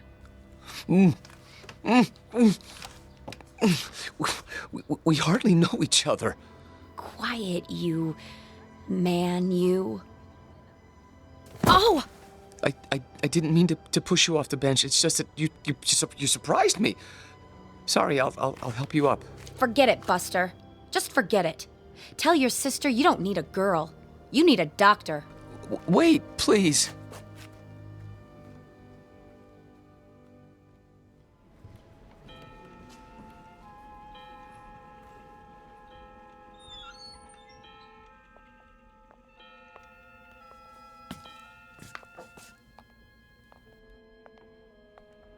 Of course, I realized she was doing it as a favor to Myra, but even so, I didn't mean to be rude to her. It must be hard for you to believe, but that's the way things are these days. Who's at the door? Oh, it must be your gentleman caller. Wait! Tell the maid not to let him in. You mustn't. Why, he's drunk! Look at him! Run! Run! Don't touch her! Don't lay a hand on her! Stop! He's got to stop! No, let go. Let go, please. I can't help you! The glass is too thick! I need something to break it! Hold on! No! There's a fire extinguisher on the wall!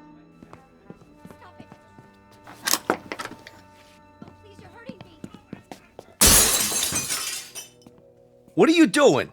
I had to. He was trying to harm her. Hold it right there. He tried to kiss her last night, but she wouldn't let him, so he came back. Don't move. I'm calling for backup. But I had to. He grabbed her and she got away and he went after her. She fainted and he carried her to the bedroom. I had to stop him. You can see that, can't you? Sure, buddy, sure. Put your hands where I can see them. This is museum security. I need a unit over here right away by the miniatures. Better bring a butterfly net and a straitjacket. This one's a doozy.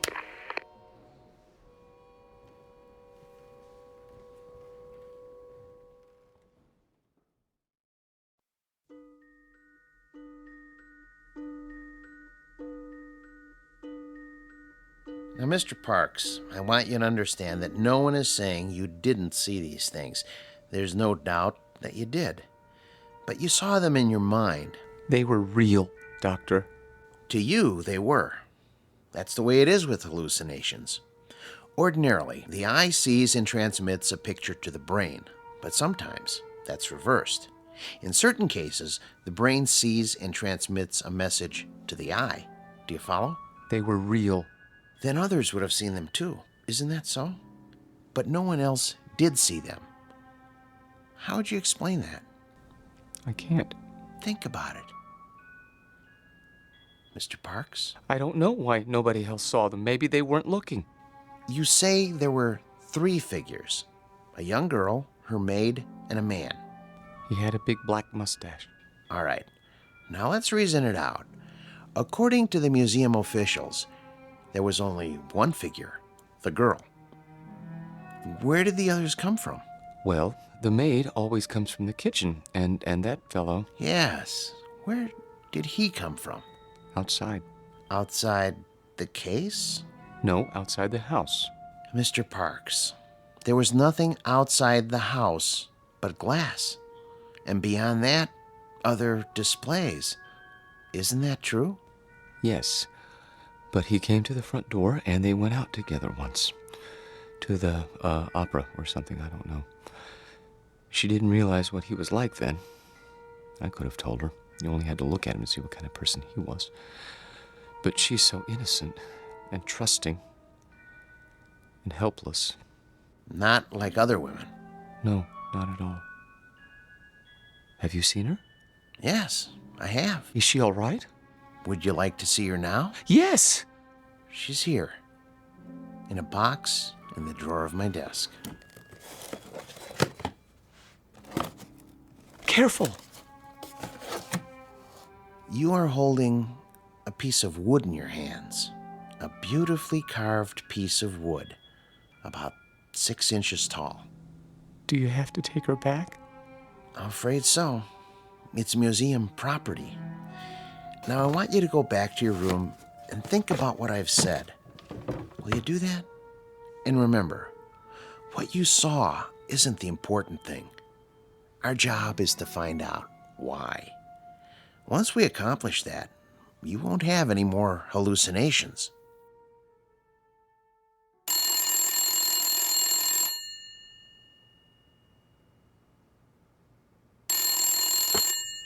Yes? Oh, yes. Send them in. And ask Dr. Geisner to prepare the patient for checkout. Nice to see you, Mrs. Parks. You remember my daughter, Myra. Hello. Hello, Dr. Wallman. And my son-in-law, Buddy. Hi, Doc. Where's Charlie? He'll be along in a few moments. Is he really normal, Doctor? That's a word we try not to use. Why not? Because it's meaningless. It refers to the behavior patterns of the majority. If 99.9% of the people in this country went to bed with their socks on, then that would be considered normal. And if you didn't? I go to bed with my socks on all the time. Well, what I'm trying to say is don't judge Charlie's emotional health by the degree to which he conforms to other people's standards. Don't expect him to be like everybody else. Then you don't think he's sick? Not now. No. he was when he came here. The constant pressure to be something he wasn't, to act and think and feel the way you wanted him to, instead of the way he wanted to, he was unable to cope with this world. So he created another world. But he knew it was false, so he destroyed it, and with that act, he made his first step toward mental health. Of course, he insisted it was real for a long time, but that's standard with hallucinations. Charlie! Hello, Mother. Myra? Buddy? How are you feeling, Charlie? Wonderful, Doctor. Really wonderful. No more dreams? I've been sleeping like a baby. Not worried about the girl in the glass case? There was no girl. Just a doll. I know that. And I know what made me think I saw what I saw. Thanks to you. Thanks to you, Charlie. You figured it out, remember? I didn't tell you anything after that first day a few weeks ago. Oh, Charlie, I was so worried. No, Mother. I know you were, but I'm fine now. I'll find a job and everything will be the way it was. You'll see.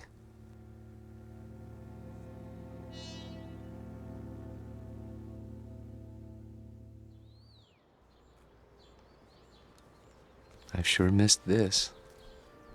Did they hurt you, Charlie? Well, they were going to use shock treatment, but they decided not to when I got well. A lot of nuts in that place, I bet. Buddy. It's all right. I don't mind. May I have some more cocoa? Charlie, we have a couple of surprises for you. Oh? The job at Buddy's office is still open. Really? And I talked to Harriet. She forgives you. But she can tell you herself. She's coming over tonight. That's great. Thank you, Myra. And thank you, Buddy. Well, it took some doing, let me tell you, after where you've been and all. Well, I'm sure it did. But you won't be sorry. I intend to work very hard. Now, if I'm going to be ready for tonight, I'd better get a little rest. You'll excuse me? Have a good nap, Charlie. Thank you. Would you like to fix my bed, Mother? I turned it down and fluffed up your pillow. It's all ready. That's great. Just great. See you all later. If you need anything, just holler. I will.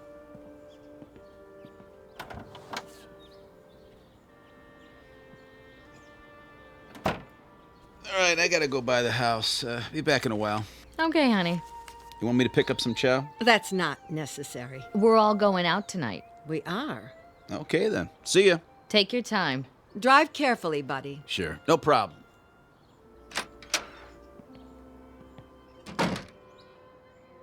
It's wonderful having Charlie home. I think the hospital did him good. Shh, not so loud. Don't you? I still don't understand what happened to him. The doctor told you. He didn't tell me anything but a lot of gobbledygook. Mother, I hate to say this, but if you want Charlie to stay well, you're gonna have to let go. What in the world do you mean by that? Just what I said. You don't know it, you really don't, but you're keeping Charlie here in this apartment. You're keeping him from growing up. That isn't true. I've told him 1,000 times nothing in the world would make me happier. No, Mother, that's wrong. And don't go clutching your heart, because it doesn't work with me. There's nothing wrong with your heart. And there's nothing wrong with Charlie that getting out of here won't cure. He's not your baby boy anymore. He's a man. Let him be one. I love Charlie. We all know that, Mother. But if he doesn't leave, he'll be back in that asylum. And this time he'll stay. You don't want that, do you? No, of course I don't. Then you help me tonight, when Harriet comes over. How? By going out to a movie with Bud and me and leaving them alone. All right. If you say so.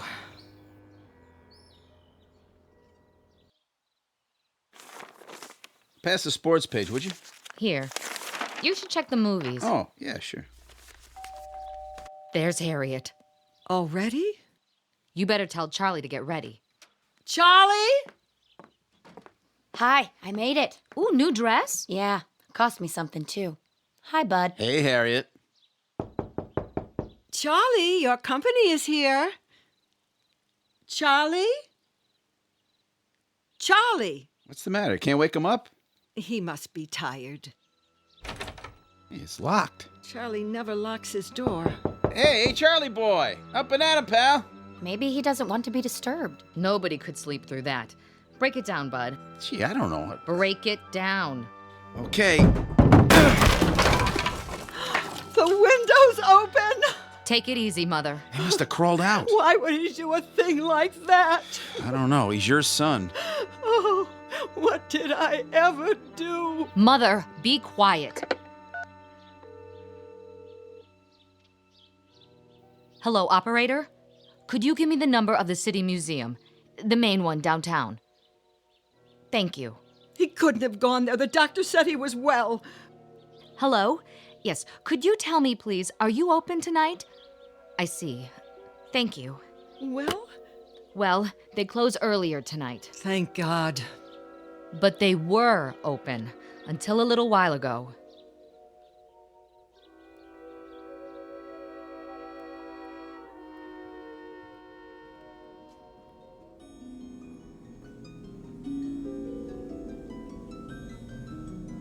Hello. I see they got your glass case repaired. I'm so glad. They tried to tell me you weren't real. Of course I knew better. But I had to pretend. Otherwise, I never would have seen you again. I love you, Alice. Maybe if I keep telling you, you'll believe me. Your world isn't simple, is it? No world with people in it ever is. There's loneliness and misery and heartache. Oh, look at you, crying because you're alone. I've been alone all my life. People try to understand, but they can't. You could. We could understand each other and help each other and love each other, if only. Wait! Someone's here. I have to hide. But where?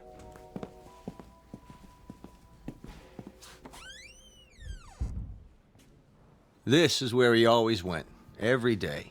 Are you sure he's here, Doctor? I'm almost positive. Place is empty, I checked. He could have come in earlier and hidden, couldn't he?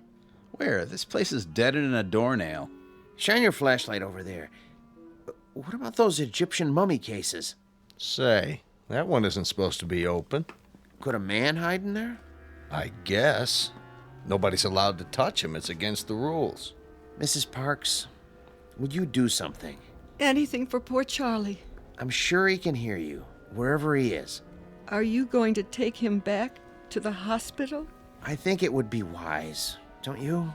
Before anything else happens, call him. Ask him to come out. Charlie? Louder. Command him. Charlie, this is your mother. Come here. Again.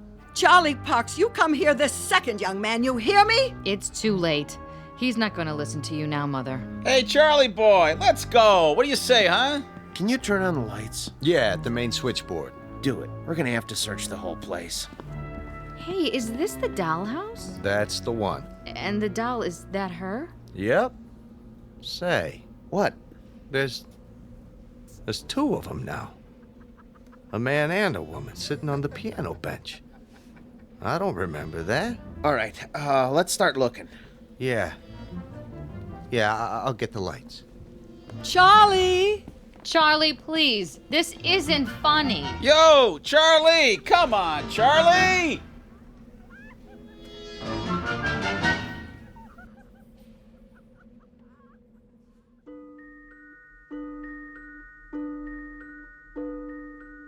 They never found Charlie Parks because they didn't look closely enough at the house in the glass case. The guard didn't say anything more about what he saw. He knew what they'd think, and he knew they'd be right, because seeing is not always believing, especially if what you see happens to be on display in an odd corner of the Twilight Zone.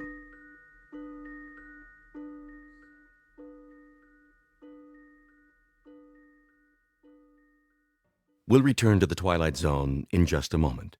You are about to enter another dimension, a dimension not only of sight and sound, but of mind, a journey into a wondrous land of imagination. Next stop, the Twilight Zone. Hi, this is Stacy Keach. I'd like to take a moment to tell you about our Twilight Zone website at twilightzoneradio.com. At twilightzoneradio.com, you'll find the latest information on these Twilight Zone radio dramas, including behind-the-scenes photographs, plus the newest product releases, trivia contests, ways to contact us, other Twilight Zone-related info and merchandise, plus links to other fascinating websites. So make your next stop twilightzoneradio.com. Visit twilightzoneradio.com to purchase these Twilight Zone radio dramas on cassette and CD, or call toll-free 1-866-989-ZONE. That's 1-866-989-9663.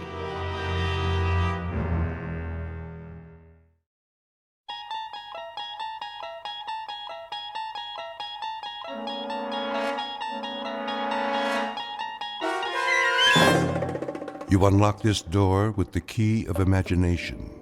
Beyond it is another dimension, a dimension of sound, a dimension of sight, a dimension of mind. You're moving into a land of both shadow and substance, of things and ideas. You've just crossed over into the Twilight Zone.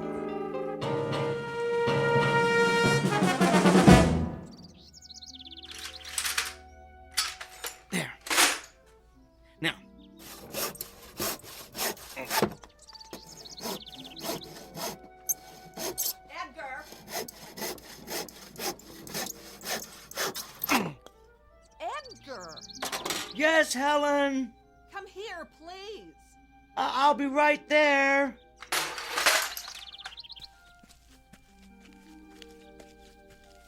Well, come on, hurry up.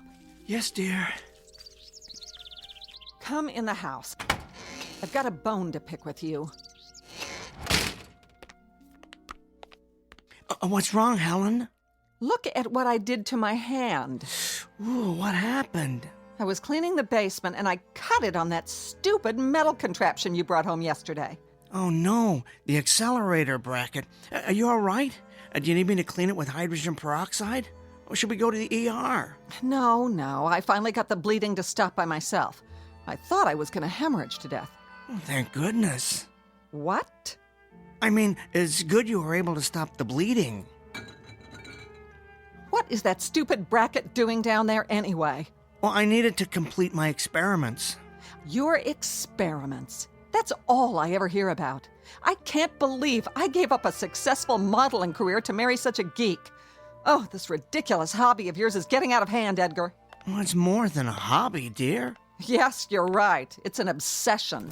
You're constantly down there tinkering with that pile of junk you built. How about spending some time fixing the problems we have in the house? How about repairing that leaky roof, Edgar, or the garbage disposal that keeps breaking down? Well, I'll get to all of that, Helen. I promise. It's just that I'm so close to a breakthrough. If I can just figure out how to break down the molecules into subatomic particles... The only breakdown around here is going to be mine unless you get rid of that oversized erector set. Do they know you're bringing all that equipment home from work? No, but they don't really need to. You see, it's all equipment they've discarded. They don't use it anymore. In other words, you're going garbage picking behind the lab and then dumping it in our basement. Why don't you just do these experiments at work? Because the facility isn't doing any more research with... With what, Edgar? Well, it's not important for you to know, Helen. I don't want to waste your time talking shop. You're one to talk about wasting time. Maybe if you'd put this much thought into your job, you'd be able to get a promotion. Well, the only kind of promotion available to someone at my level would be a project manager. What's wrong with that? Well, I'm not the managerial type, Helen. I'd be dealing with budgets, giving evaluations to personnel, writing reports for upper management. Yes, and that's why managers make the big money. But I'm an engineer. I'm good at working with equipment, not people. I like calculating formulas, not salaries. I'd be terrible in a managerial position, Helen. I'd be wasting my time. You don't seem to mind wasting your time outside while my life's fluid is gushing out of me. Where were you anyway? Across the street, meeting the new neighbors.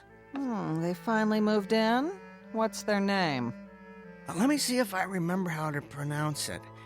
Bhagavatula. Yeah, that's it. Bhagavatula. Oh, great. What is that, Korean? No, Helen. They're from India. India? Doesn't that real estate agent know how to sell to people like us? They're quite nice, really. He's a vice president at one of the banks downtown, and she's a professor at the university. Such a lovely woman. A real exotic beauty. Not as lovely as you, of course. Oh, and they have a 13-year-old boy. He'll be at the junior high in the fall. Of course he will, because their kind always follows the same pattern.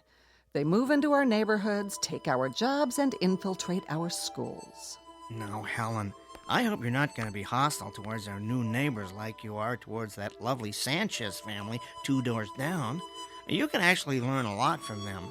Mr. Bhagavatula was telling me about some of the fascinating customs in their country. Can you imagine coming from such a rich cultural heritage? The only thing I can imagine is the stench of curry casserole that's going to be wafting across the street. I'll tell you something, Edgar. I am sick of the way this neighborhood is changing. And I'm even sicker of not being able to do anything about it because your salary isn't high enough for us to move someplace nice, someplace with people like us. We're trapped. We've got Gandhi and his family moving it across the street, Pancho Villa and his gang living 2 doors down, and God knows who else ready to move in at any minute. And you're oblivious to all of it, Edgar. You're like an ostrich with its head in the sand, tinkering away in the basement while this neighborhood is going downhill. Well, I'm sick of it, and I can't take any more. Things better change soon, Edgar. Do you hear me? Things better change soon. Yes, Helen.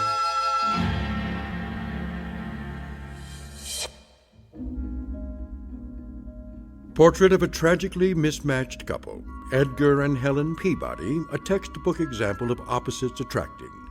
He was attracted to her breathtaking beauty, while she was attracted to the fortune that would result from marrying a brilliant up-and-coming young scientist. Alas, her beauty turned out to be only skin deep, while neither his fame nor fortune ever materialized. Now they languish in a loveless marriage, sustained by the fear that they've come too far to turn back. But a third party will soon come into the middle of this unlikely union, a guest who will cause the simmering undercurrent of discontent in this household to reach the boiling point. An unexpected visitor from a different neighborhood, one that's somewhere in the vicinity of the Twilight Zone. And now, The Twilight Zone and our story, There Goes the Neighborhood, starring Tim Kazurinsky with Stacy Keach as your narrator. All right, this bracket should keep the accelerator in place. I do believe this configuration is going to work. Now I better tighten these bolts. I'm dying to tell someone about this, but I can't believe I almost spilled the beans to Helen this afternoon. Ooh, I gotta be more careful. First thing she'd do is call her cousin Rick. That'd be a problem. He's a pretty sharp guy. I suppose that's a prerequisite for being an FBI agent. If he found out about this, I'd have G-men swarming all over the front lawn. No, nobody should know. Not yet.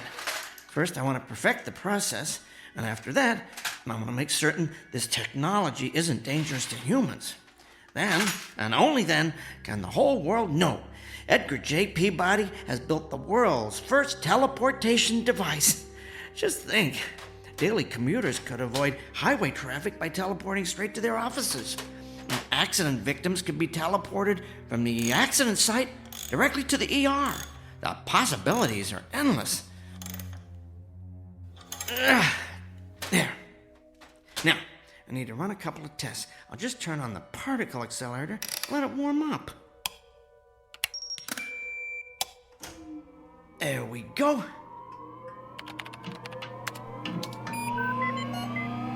Reminds me of that old super heterodyne radio receiver Dad had when I was a kid. Always had to let that baby warm up.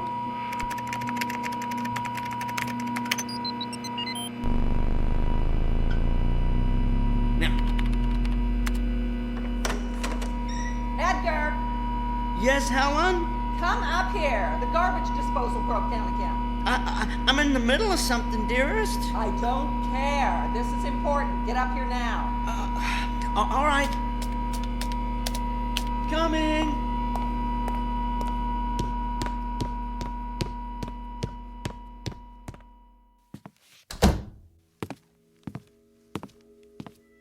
Well, it's about time. I've never seen such a slowpoke.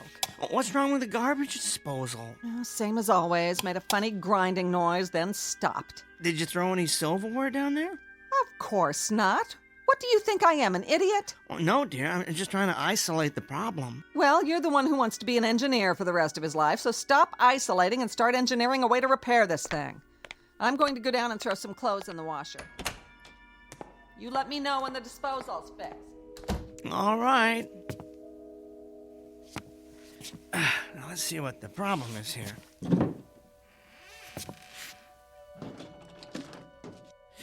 I don't see anything wrong under the sink. No leaking anyway. I better get a flashlight and look down the drain.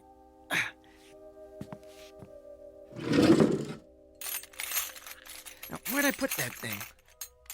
Used to have a flashlight in here. What on earth? Oh, Edgar! Downstairs! Huge! Kill it! What is it? Another spider? No! Bigger! Harry! Kill it! Oh, if it's hairy, it probably is a spider. Oh, where did you see it? Stairs! By the stairs! I'll roll up this newspaper and use it to vanquish the beast for my beauty. Hurry!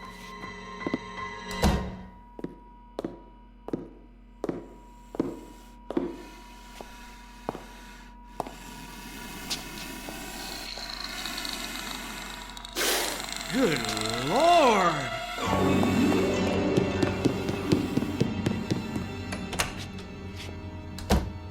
Oh, did you see it? I saw it! How big would you say it is?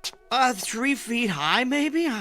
About 4 feet long? Oh, what do you think? I think I need a bigger newspaper. No, you dolt! What do you think it is? I don't know. Where did it come from? I don't know. Oh, it moves so fast. I know. It looks like it has about 30 legs. Little ones that let it glide along like a millipede. A really big millipede.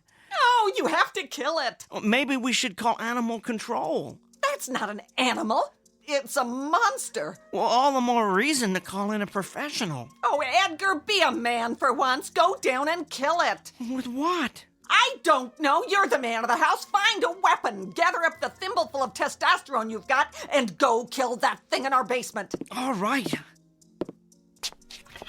I'll take this broom. Whatever. Just get down there. Here goes. I'm going to close this door behind you. Why? So it doesn't try and get up here. Actually, that's a good idea. We don't want it running around the living room. It might try and get out the front door. Yeah, plus, I just shampooed the rug. Oh, great. Where the door closed, I can't see a thing down here. I hear it. I think it went over by the furnace. Probably likes the warmth. It's so dark. I'm gonna have to turn on the light.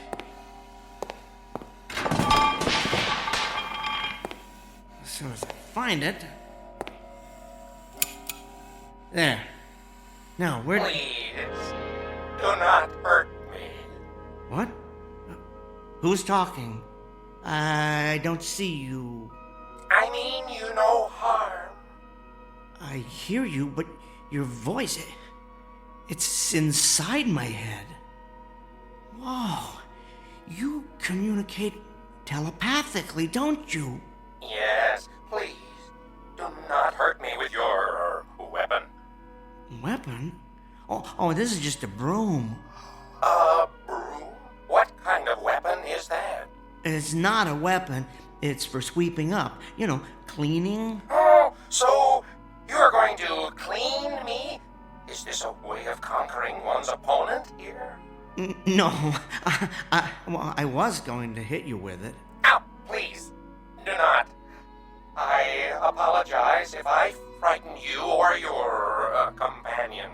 Companion? Oh, you mean Helen. I guess that's one word to describe her. Where are you anyway? Behind this heating source. I was right. You like the warmth over there in that corner by the furnace, don't you? Yes, it is quite comforting.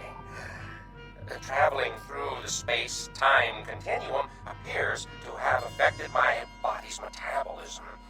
I am very cold. The space-time continuum? Where are you from? Well, it is hard to explain. Suffice it to say, it is a different time and place. Are you saying you're from a different dimension? I would consider that an accurate assessment. Well, how did you get here? I arrived through your receiving portal. My receiving portal? Oh, the teleporter. I left it on when I went upstairs. It must have acted like an open door for anything passing through the space-time continuum. Whoa! It worked! Beyond my wildest dreams, it worked! I knew those adjustments I made would do the trick, although I didn't think it would teleport beings from other dimensions. Oh, criminy. I guess I should turn it off, huh? Before this place looks like some kind of interdimensional Grand Central Station.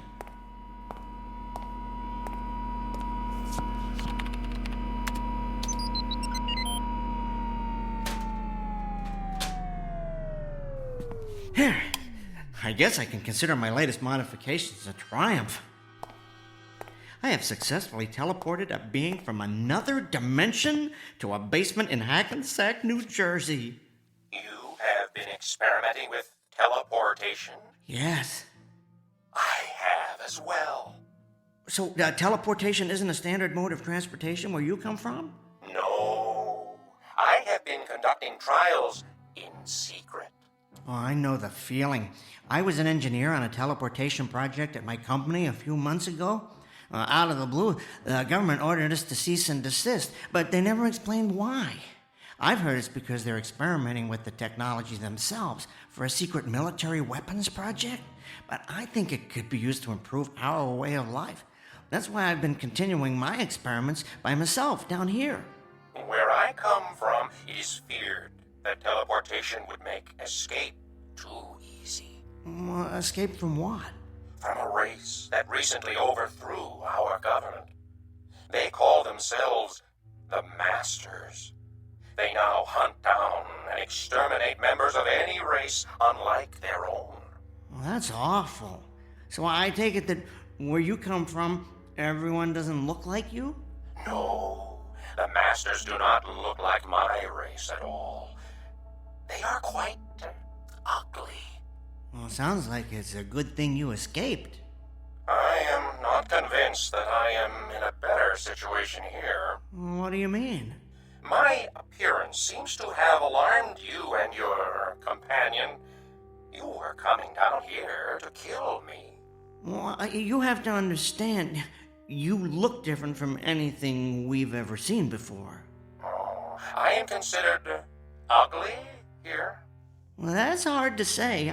I haven't actually had a chance to get a good look at you. Why don't you come out from behind the furnace, the heating source? Okay. Oh, my. You definitely don't look like any species we have here, but ugly? Trust me, I've encountered far uglier beings on this planet. Edgar? Hey, whoa, where are you going? You don't have to hide back there again. I fear your companion does not share your indifference about my appearance. Oh, don't let that bother you. Helen doesn't share anybody's opinion about anything. Edgar, did you take care of it? Would you excuse me one moment? I need to talk with my companion.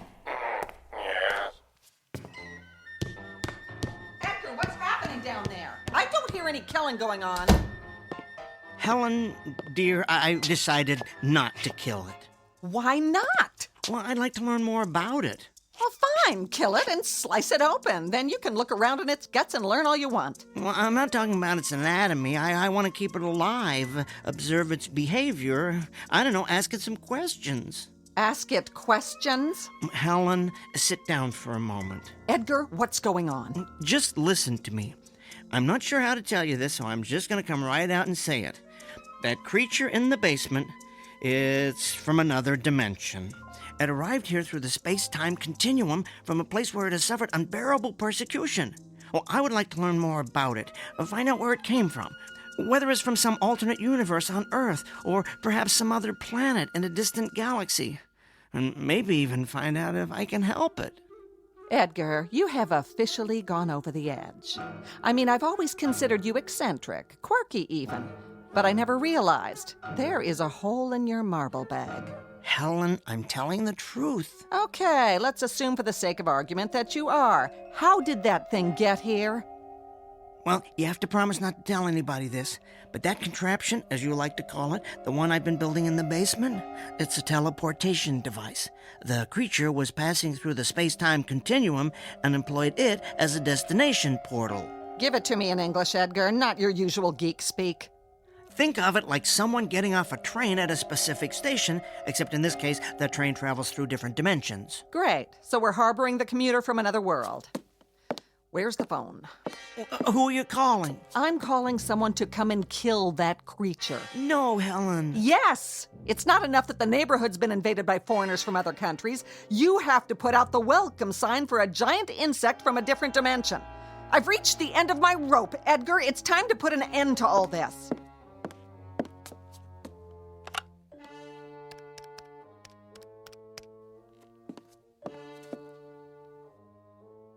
Hello, FBI? I'd like to talk to Agent Rick Fielding.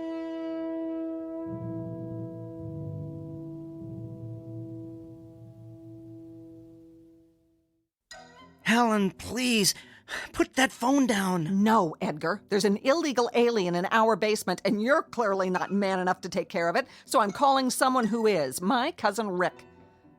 Hello? Yes, I'm waiting to talk to FBI Agent Rick Fielding. Oh, he's not in? Can I leave a message? You see, there's an intruder in our house. Helen, I beg you. What's that? I wouldn't describe it as a person. No, it's not an animal. It's something much worse. Helen, please. Right now it's in our basement. I'm telling you for the last time. I went down there to do some laundry. All right, I was going to tell you my plan. I threw a load in the washer and turned around, and standing there looking up at me I thought of a way we could make a lot of money off that creature. Could you hold on for a second? But I guess you're not interested in being filthy rich. So, go ahead and finish telling the FBI your story. I'll call you back. All right, Mr. Trump, let's hear your big money-making scheme. Okay, here's what I'm thinking. I learn as much as possible about this creature, who it is, where it's from, what message it brings from the cosmos for the people of Earth. That kind of thing. Then, since it only communicates telepathically, I become its spokesman. Telepathically? What does that mean? Well, never mind that part. I'll explain later. Anyway, we then travel around together, doing presentations at respected technical institutes, lecturing at universities, meeting with world ambassadors, and then we really go for the big time. We appear on Oprah. You're telling me that we're going to get rich because you're going to play Colonel Parker to some illegal alien from another dimension? Think of the possibilities, Helen. Book deals, a movie franchise, and television. Oh, think of the television we could do, Helen. Tell me the whole country wouldn't tune in to see that creature on Dancing with the Stars. Edgar, for once in your pathetic life, you may actually have a good idea. You think we could make a lot of money off that thing? Millions, Helen. Millions. All right, I'll agree to this little plan of yours. But it better work. I have just one demand. While it's in this house, that beast stays in the basement. I don't ever want to see it up here running around in my clean house with its filthy little insect feet. Do you understand me, Edgar? Of course, it stays in the basement. You won't regret this, Helen. Now, I'd better go back down and learn all I can about it.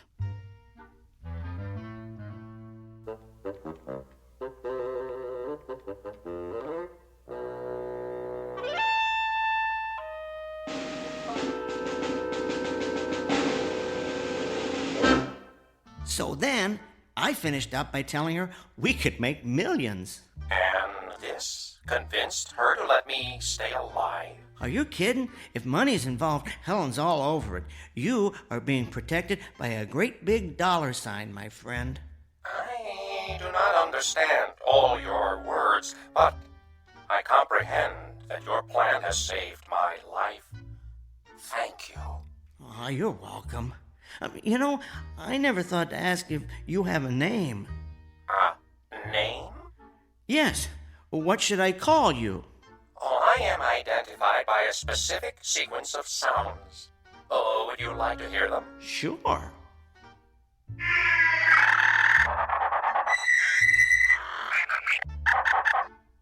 Fascinating, but I don't think my tongue could handle that. How about if I call you Al?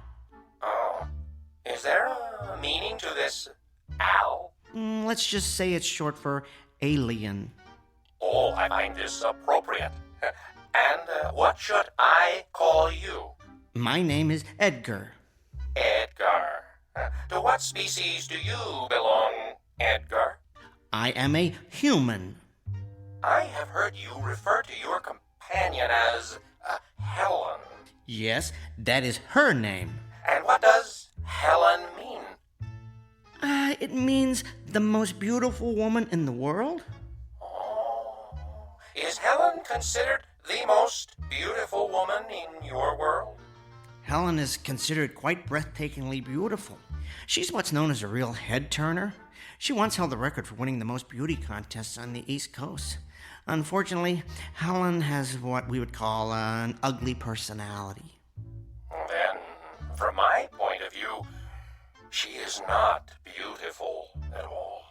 I'm afraid there are many of my species who would agree with you. I attempted to communicate telepathically with her when I first arrived, but I could not.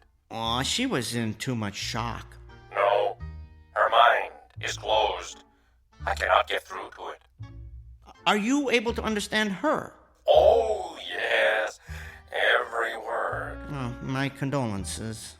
Forgive me for saying so, Edgar, but I sense that you fear her.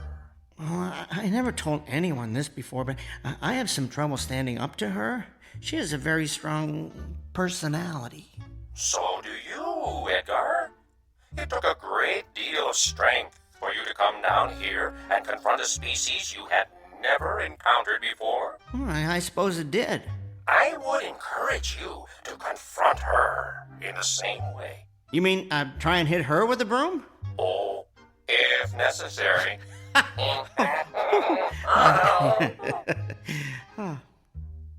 Listen, Al, I've been thinking, maybe we could share our knowledge of teleportation with each other. You know, sort of combine our brain power and see if we can perfect the process.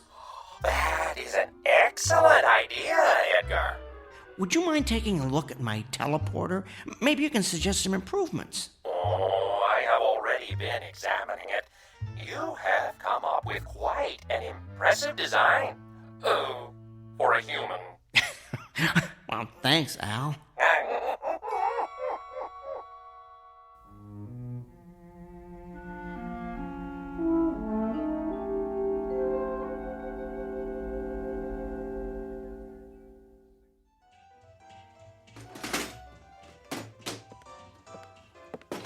Edgar, is that dishwasher ever going to be fixed? Should be good as new by dinner. I picked up a new gasket today. It's about time.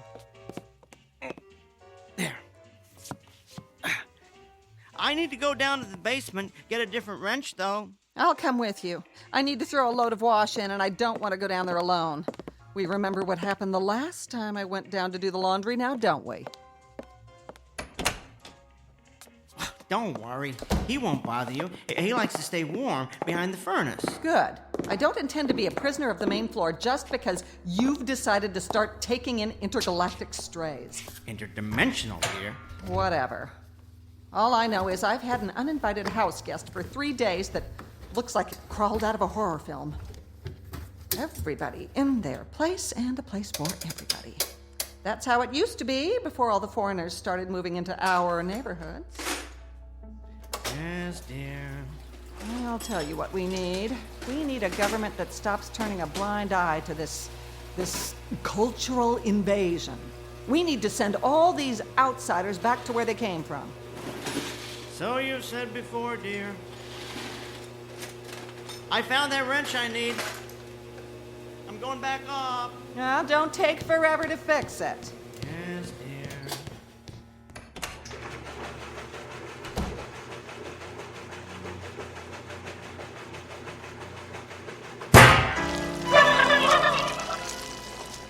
Aw, what's wrong, Quasimodo? Did that scare you? Well, don't worry. I just accidentally let the washing machine door slam shut. You've got nothing to worry about. Yet. But I'll tell you this. If I don't start seeing some money coming in from this brilliant scheme cooked up by Edgar Rockefeller up there, I will call my cousin. And the FBI will come here to see what Edgar's doing with that telethingy, and you will be hauled away and dissected like a frog in a 7th grade biology class. You don't fit in here. You're contributing to the decline of what was once a perfect neighborhood.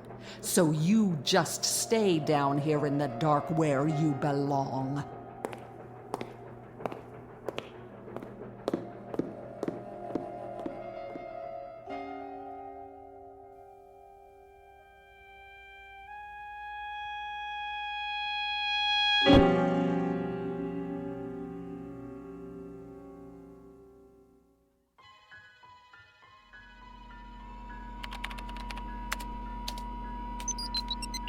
I've modified the subroutine that specifies where the person, or whatever, being teleported will arrive. Hopefully that'll put an end to any more random visits to unknown dimensions. If you entered the logic as I said, it should work. I had been working quite extensively on it before I left my own dimension. So, Al, do you ever, miss where you come from? Yes. I do not miss the persecution, of course, but I do miss my home. Mostly, though, I feel... What, Al? I feel guilty about being here. Guilty? Why? I believe I am contributing to the decline of what was once a perfect neighborhood. Where'd you get that idea? Well, Helen mentioned it. Look, don't worry about Helen. I'll make certain she doesn't bother you anymore. As far as I'm concerned, you are an honored guest here. Oh, thank you, Edgar. That is very thoughtful. But that is not the only reason I feel guilty. You see, I have left my kind in a place where they endure abuse on a regular basis. It is not right that they suffer, and I do not. Perhaps I have made a mistake escaping from there. Well, you simply displayed a survival instinct, Al. That's something all living creatures do, no matter where they come from. I understand what you are saying, but I cannot help feeling that I have abandoned my species. I have been thinking that... perhaps I should go back. Really? Yes. I would only have 2 regrets about leaving. One is that I would miss you, Edgar. Oh, thanks, Al. I miss you, too. What's your other regret? That I did not get to see more of where you live. I have so far only seen this... well, what do you call it? Hack-and-sack basement. That's true, isn't it? Okay, Al. you and I are going on a little field trip to the main floor. You can get a look at my world through the living room window. No, but I thought Helen did not want me on the main floor. Helen's out getting her hair done. She'll never know. Come on, let's go upstairs.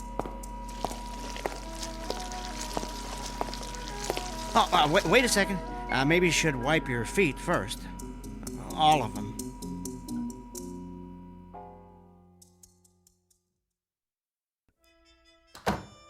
Well, here's the main floor. Come on into the living room. It ain't the Ritz, but it'll give you a decent view of the front yard. I am not familiar with this Ritz you speak of, but your upstairs is very pleasant. Okay, I'm gonna open the curtains. You ready? Yes. Here goes. I give you Hackensack, New Jersey, in all its glory. Oh, my! It is so bright, and there are so many colors. What is that substance that covers everything? Is it plant life? Yes, we call that brass. And what is that tall, thick plant in the middle of the grass? That's called a tree. Edgar, what is that creature? What creature? Oh, the neighbor's cocker spaniel. That's called a dog. It does not look like you. Oh, thank you, Al. I mean, it is obviously a non-human species. Is that what I have heard you refer to as an animal? Yes. Your world, Edgar, it is beautiful. Oh, this is nothing. You're catching us at the end of winter. You should see it in the spring when all the flowers are blooming. You know, if you stayed here till then, I could show you colors that would dazzle your eyeballs or whatever it is you see with. Oh, what about Helen? Well, Helen isn't always home. I might even be able to smuggle you out of the house in some kind of disguise so you could see beyond Hackensack. Why, I could even show you Newark. Oh, sounds very exotic. Oh, besides, at some point, Helen's going to expect us to go on our big press tour. What if she finds out you lied to her about that? Well, I wouldn't say I lied to Helen, just that we had a change of plans. The press tour is sort of postponed permanently, and Helen need be none the wiser. None the wiser, Helen!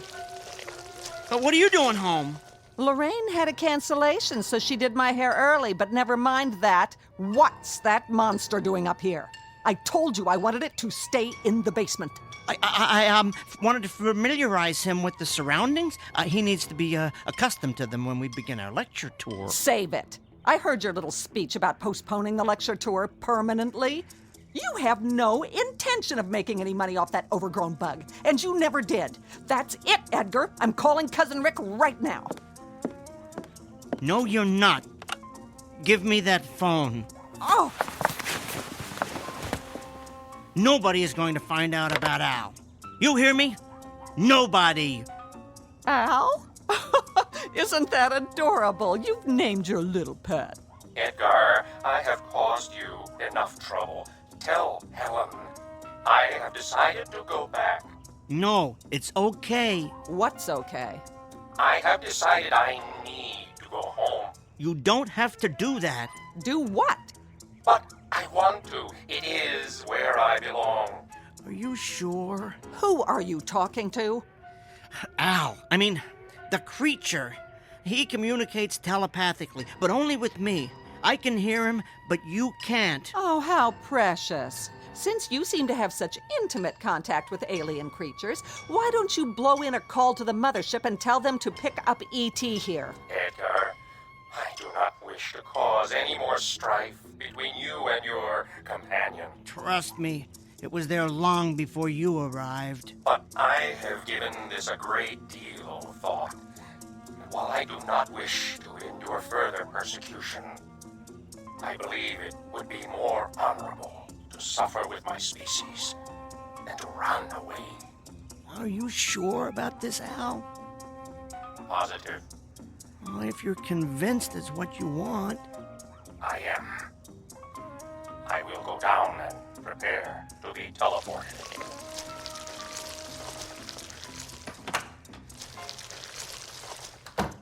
Edgar, will you tell me what on earth is going on? Yes, Helen, I'll tell you.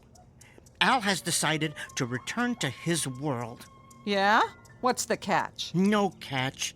He's decided that helping his species is far more important than his own survival. You know what that means? What?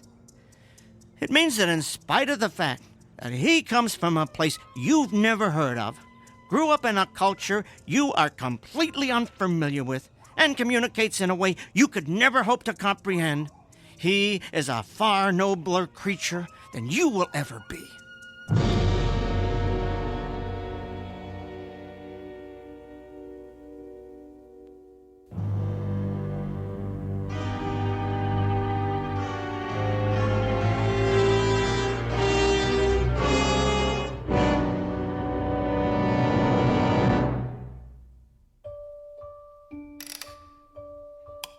Now, all right, that's the last of the calculations. I can't believe I let you fill our basement with all this junk. Helen, what are you doing down here? I want to be here to watch you throw the switch. That's not necessary. Apparently it is. I couldn't trust you to do something as simple as keep that overgrown insect in the basement, so I certainly don't trust you to send it back to Planet Cockroach. No, fine. Just stand right here so you're out of the way. There. Al, are you ready? Yes. All right, you stand over here. Good. That's perfect. Edgar. Yes? You have been a good friend to me. Thank you. Al, it has been a genuine privilege to know you. Come on, enough with the teary goodbyes. Just get it over with. All right, I'll run the activation sequence. Here goes. So long, Quasimodo.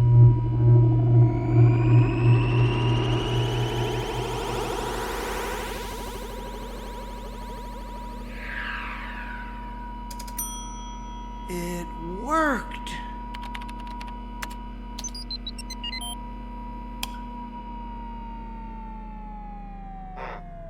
Edgar, if it worked, why am I still here? Al, my multi-legged friend, I had a change of heart. I do not understand. What is this change of heart? In this particular context, it means I decided not to send you back. I took your advice and stood up to Helen. I sent her there instead of you. Why? Well, I started thinking about where you're from.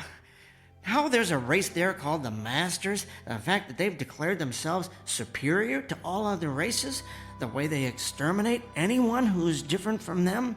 And I came to the conclusion that Helen would be right at home there. I cannot argue with your logic. Come on, let's recalibrate the teleporter. We need to figure out how to transport an entire species of many-legged creatures to a more compassionate neighborhood.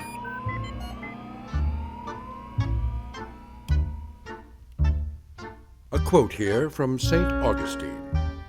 Beauty is indeed a good gift of God, but that the good may not think it a great good, God dispenses it even to the wicked. Case in point, one Helen Peabody, whose husband Edgar has come to the conclusion that a pretty face is not the sole manifestation of beauty. Thus, a man of great intellect finds that one never stops learning about human nature, while a woman who has been celebrated for her loveliness finds herself deported to a place where beauty is relative, an ugly, intolerant little corner of the Twilight Zone.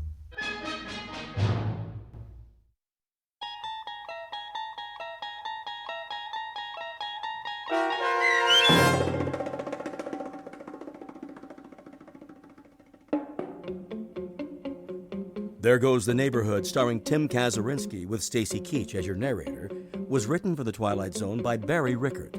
Heard in the cast were Meg Thalkin and Roger Mueller.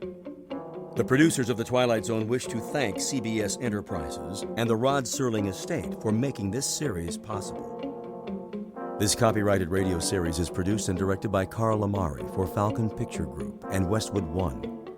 Custom Foley effects, sound design, and mixing are done in the Cerny American Sound to Picture Theater by Cerny American creatives Bob Benson, Craig Lee, Todd Beyer, and Tim Cerny. To learn more about the Twilight Zone radio dramas and to contact us, visit our official website at twilightzoneradio.com. Doug James speaking.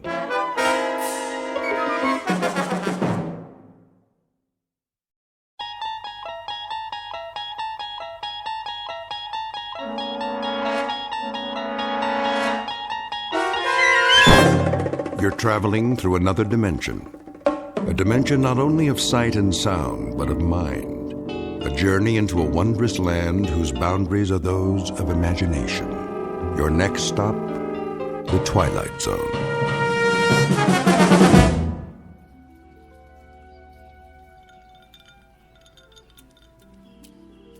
Diane, What?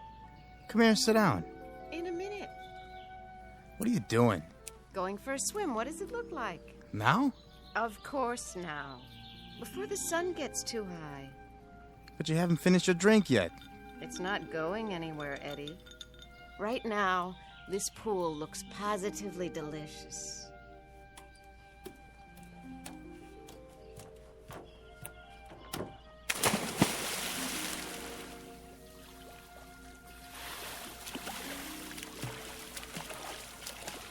Nice form. I give you a 10. You'd better say that. Nice bathing suit, too. Come on in, the water's fine. I don't want to get wet. Why? I gave you some trunks. They're a little on the large side, don't you think? They might come off. Promises, promises.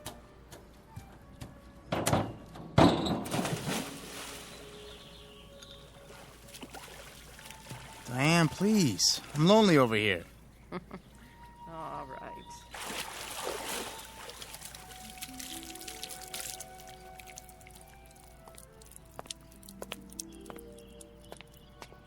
I brought you a towel, Mrs. Templeton.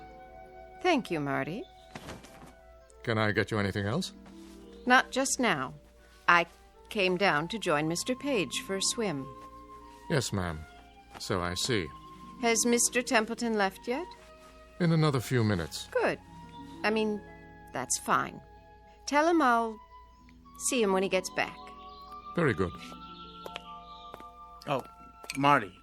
Is that your name? Yes, sir. Would you mind mixing up another one of these? What do you call it? Mimosa. Yeah, another mimosa, s'il vous plaît. Make it two. One for the lady. Certainly, sir.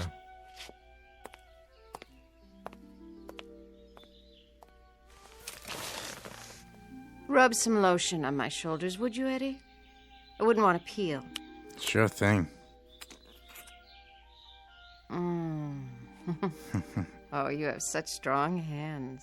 Did he say your husband's still here? He'll be gone soon. He has a rehearsal. Oh. He doesn't mind, huh? Me being here and all? That's what the guest house is for. Friends who come and visit. But I don't even know him. I hardly even know you. How long has it been? Since yesterday? I know a friend when I meet one. We are going to be friends, aren't we? Yeah, you better believe it. Lie down. What? So I can do your legs. Not yet, Eddie. There'll be plenty of time. They're really red. You don't want to burn, do you? Oh, you silly boy. Swim a few laps for now. Work it off. Not on your life. These trunks are a size large. Maybe that's why I loaned them to you. Stand up. Oh, no. Come on, stand up. I'm not going to push you in.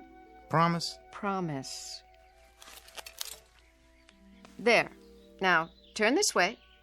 That's it. Hazel. Hazel who? Your eyes. I wanted to see what color they are in the sun. And yours are green. So I've been told. You know, maybe we shouldn't be out here like this. Why not? I just saw somebody at the window. What do you care? We're not doing anything, are we? No, but if that's your husband, I feel kind of funny. Why? Because you're all wet? Hey, you promised. Didn't you know? Promises are made to be broken.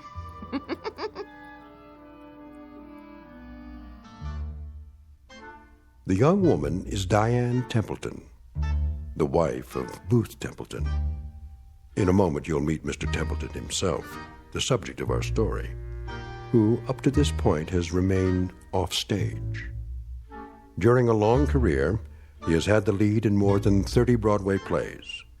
Today, he's a bit late in getting to the theater because, as you will see, he's not feeling up to par. In theatrical terms, his heart's not in the role. Yesterday and its memories are his script of choice, and that being the case, yesterday is exactly what he'll get. Within the hour, his years and troubles will threaten to descend on him like a final curtain. To avoid being crushed, Mr. Booth Templeton must escape from the theater and this world, only to make his debut on another stage in another world, one we call the Twilight Zone. And now, The Twilight Zone and our story, The Trouble with Templeton, starring Michael York, with Stacy Keach as your narrator. Ah, yes, yes, fun in the sun. Good morning, Mr. Templeton. Oh, hello, Marty. Ready to pick out a necktie? I suppose. Let's see. How about the blue stripes? I was thinking this one. Very smart. Laura gave it to me. Oh, it must have been 30 years ago now. Did she? Excellent taste. Oh, she certainly had that. Help you with a knot? No. I can still manage to tie a Windsor, even with these hands. I had your jacket pressed. Thank you. Say, Marty? Yes, sir?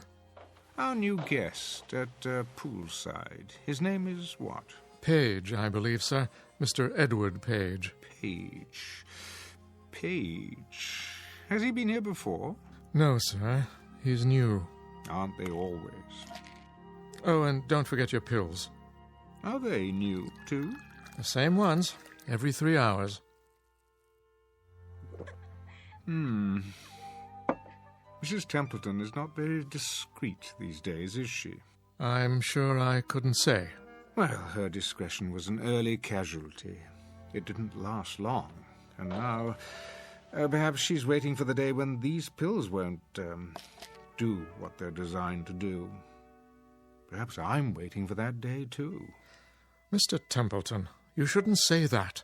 Oh, don't distress yourself, my friend. When a man my age marries a woman her age, she gets exactly what he deserves. Come now. I'm ready for my jacket. Here you are. Glad you're here. I'm old, Marty. Mr. Templeton, you'll never be old. Old, and getting older every minute we stand here. They say, or at least the authors said it in most of my plays, that when a man achieves a certain number of years, he achieves reason and contentment, a reassuring sentiment, only I haven't quite accomplished that yet. Wonder if I ever will. Mr. Templeton, may I make a suggestion? Well, perhaps this isn't a good day for you to go down to the theater. They're only just beginning rehearsals. I could telephone and explain that you can't start today. Thank you, Marty, but I'll go there. I shall rehearse this play, and it will open on schedule. I shall cover the years with makeup, and I shall stand in the right place and hope to say the right lines. And when it is over, they'll say to me, "You were wonderful, Mr. Templeton, as usual." And the stage manager will see to it that I'm properly delivered to you, so that you can properly deliver me back here, and I can prepare to do it all over again the following night. I won't see or particularly care about what's going on out there or in the guest house or in this house. All I'll want will be to go to bed, Marty, alone. That's the best place for me. Sleep. Oblivion. Now, sir, you mustn't talk like that. Oh, it doesn't matter. I don't love her anymore. I don't remember when I did. You know, I can't recall one single contented moment with Diane. I haven't had many contented moments in my life, though I do recall a few long ago with Laura. Did you know that this was her music box? Please, Mr. Templeton. She was the freshest, most radiant creature God ever created. 18 when I married her, Marty. 24 when she died. We didn't have long together, my first wife and I. But I'm forever grateful for those years. Sir, don't do this to yourself.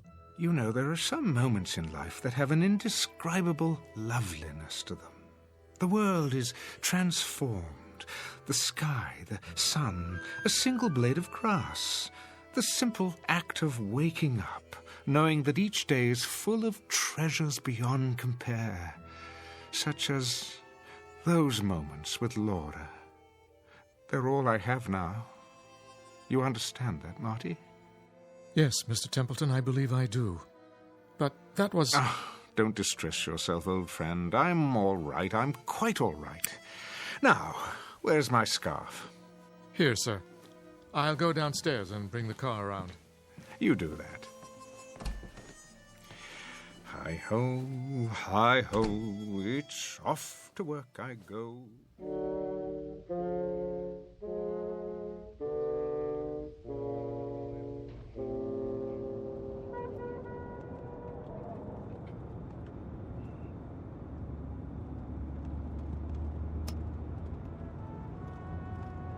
The Savoy, isn't it, sir? Indeed. The site of countless famous productions. The Locked Rooms of the Heart, the O'Neill One-Acts, and the comedies. Dixie Dugan at the races, her simian husband, so very many. I see the theatre just ahead. Well, what do you know? The old marquee is still there. It's so much more dramatic by night.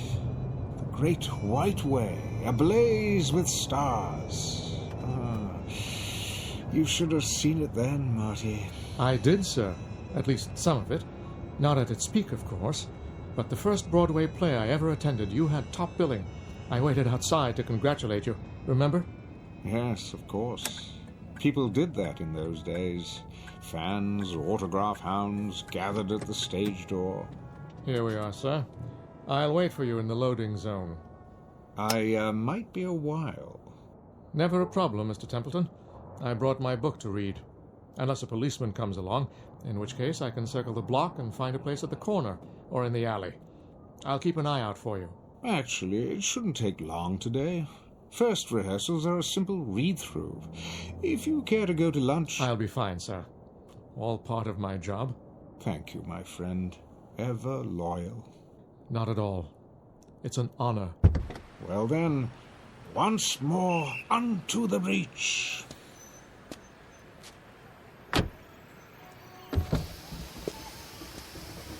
Oh, and sir... Yes? Do break a leg, so to speak. Very kind of you. I will. I will.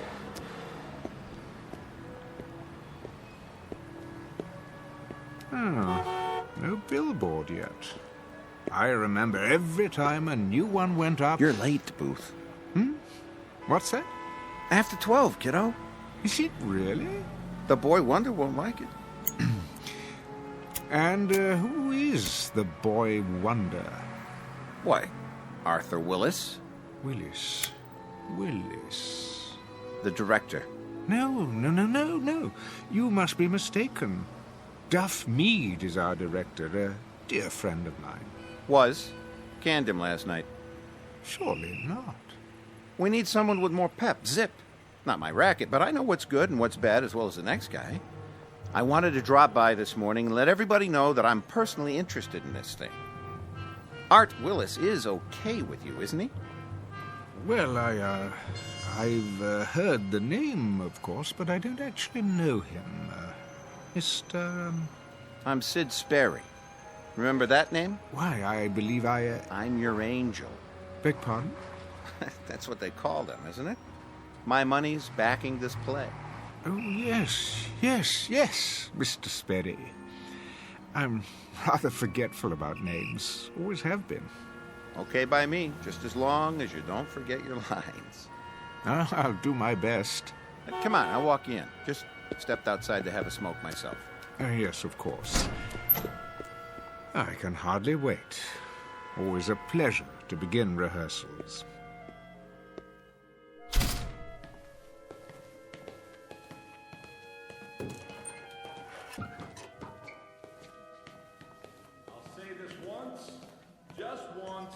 No more.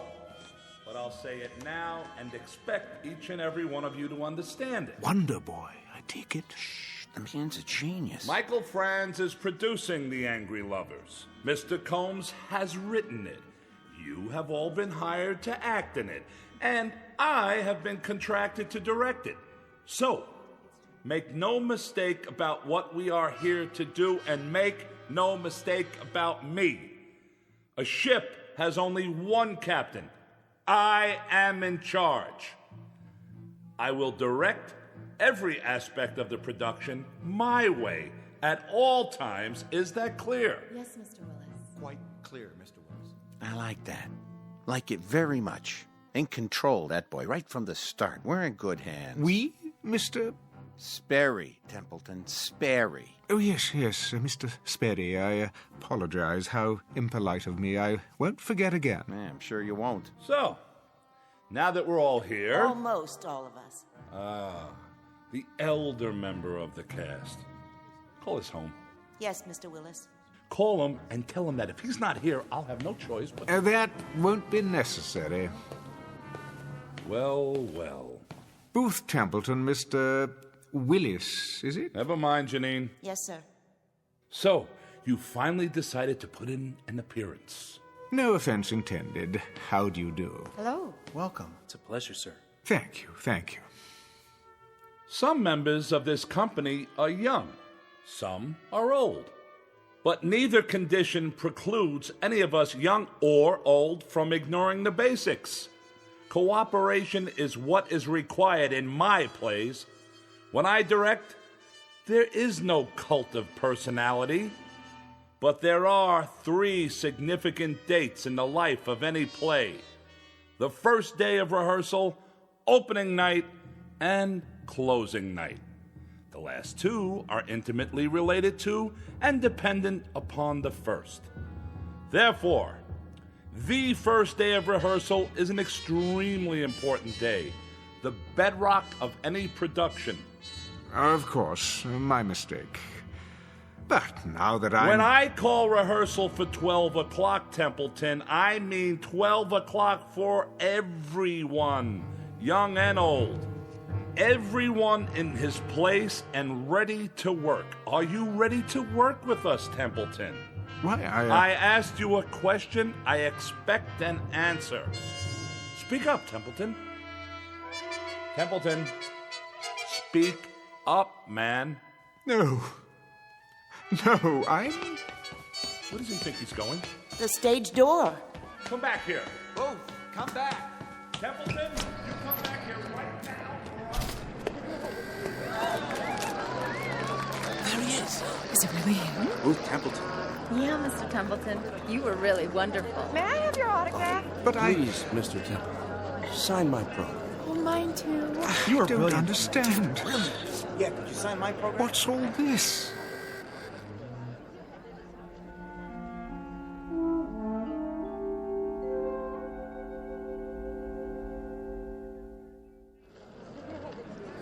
I've seen every play you've been in, Mr. Templeton. I've never missed a performance. You're my favorite actor. I think you're the best, Mr. Templeton. Why, thank you. When are you going to Hollywood to be in talking pictures?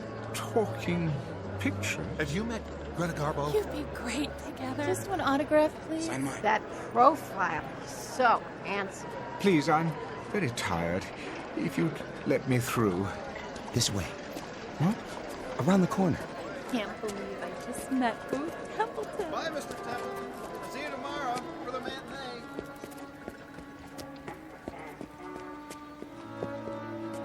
They won't follow you. Don't worry. You're a star. Am I? I was once. Where's Marty? Who?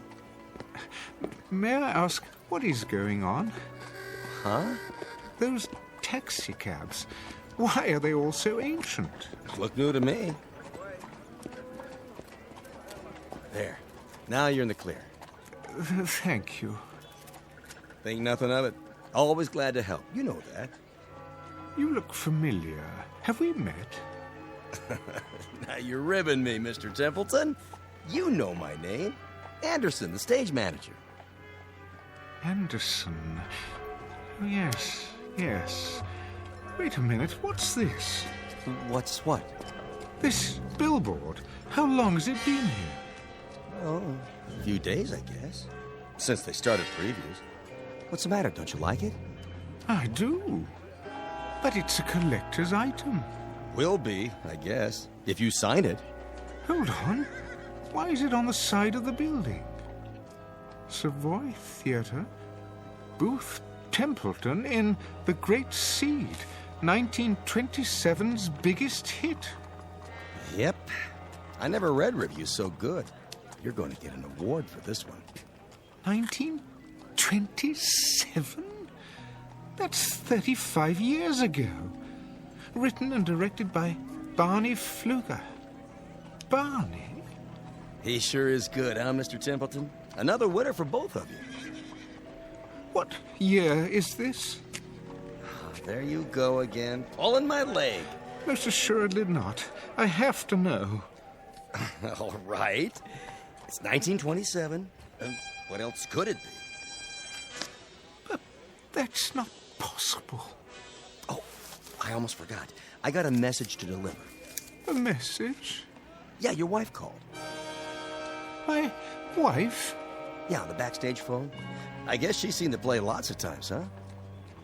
What's her name?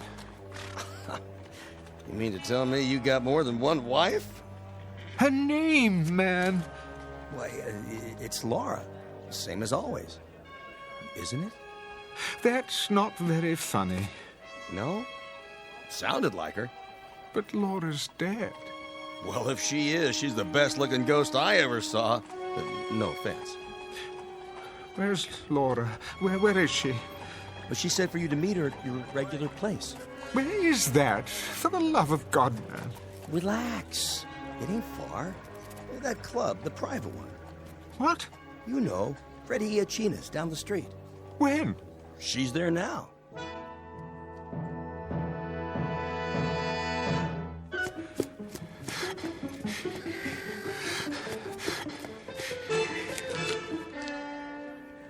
Oh, it isn't possible. Freddie Iachina's the way it used to be. Unmarked because of the prohibition. I'd know this store anywhere. Yeah? Freddie. Oh, hi, Mr. Templeton. Come on in.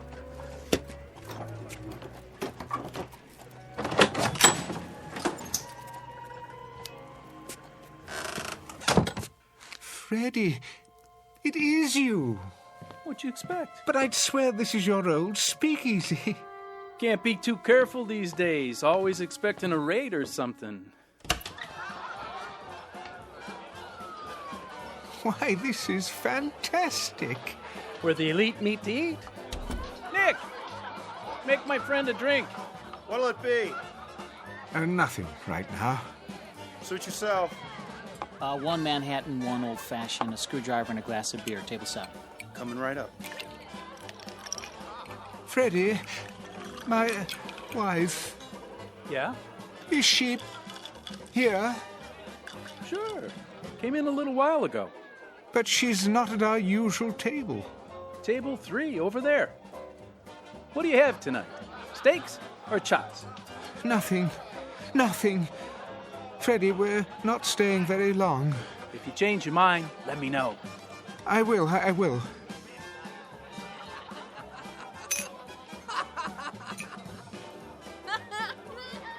Oh, Barney, you're a scream. Laura? Is it you? Hi! Hey, Booth! We didn't wait, as you can see. Barney? Barney Pfluger? The same, to know him is to love him. But I haven't seen you in years. It only seems that long. How soon they forget. Sit down, old man. I'll be right back.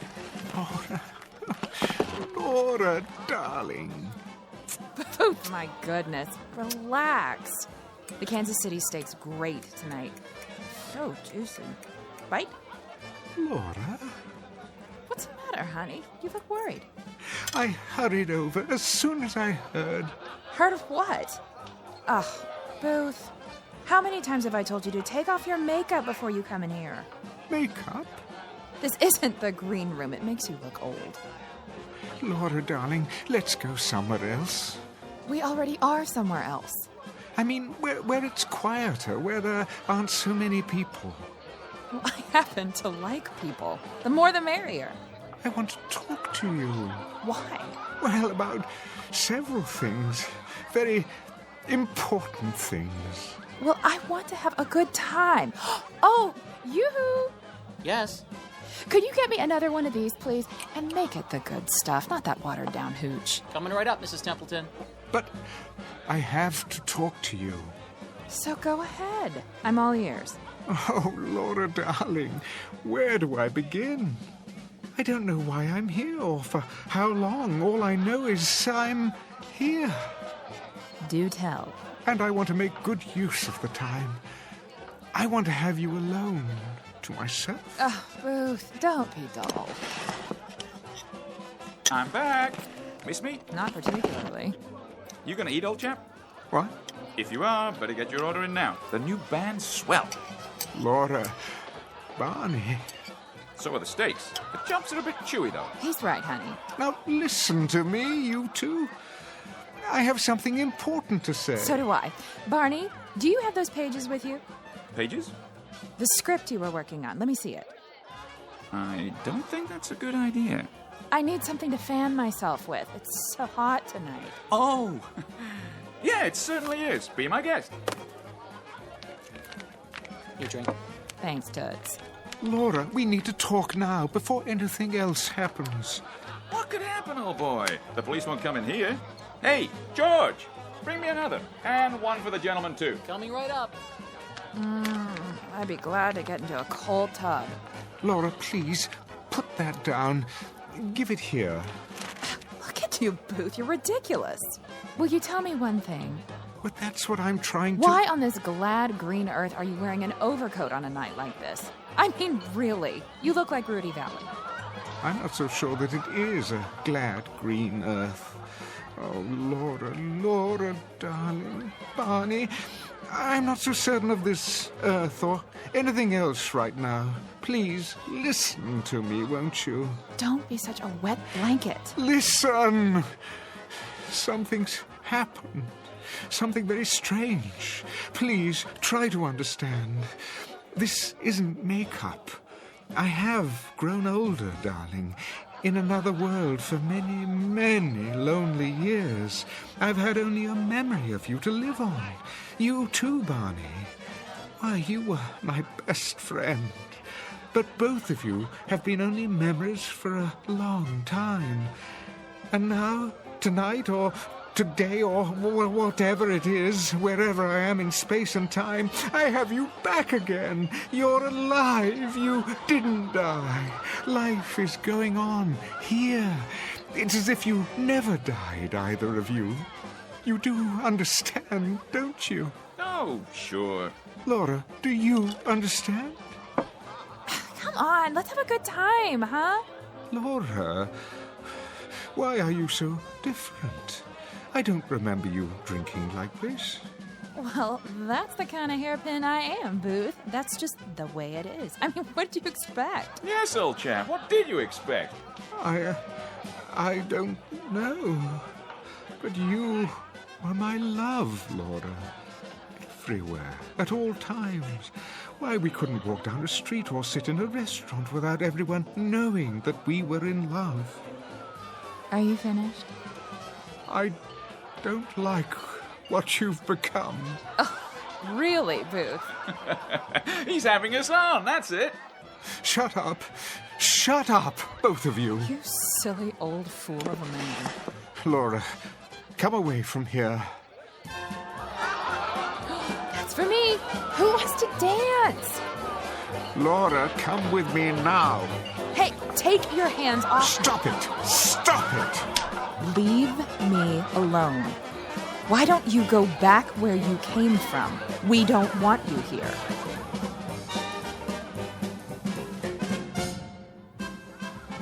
Laura, you slapped me. Oh, leave me alone. See here, Booth. Let's not have a scene. Isn't anyone going to dance with me? How about you, Barney? Oh, no. I can't do the Charleston. You know that. Come on, you old stick in the mud. Let's cut a rug. Look at that girl dance. I say, Laura, you're a real flapper. Stop. Stop, I tell you. Something wrong here? Yes. It's all wrong. She won't listen. Take it easy, Mr. Templeton. Have a good time. That's the problem. Time. Who knows how long this will last? It's a gift. Every moment of it, every second. I can't let her squander it. Have a round on the house. No, you don't understand. I'd say you're the one who doesn't understand, old boy. This place is for the young. If you can't get with it, perhaps you should go somewhere else.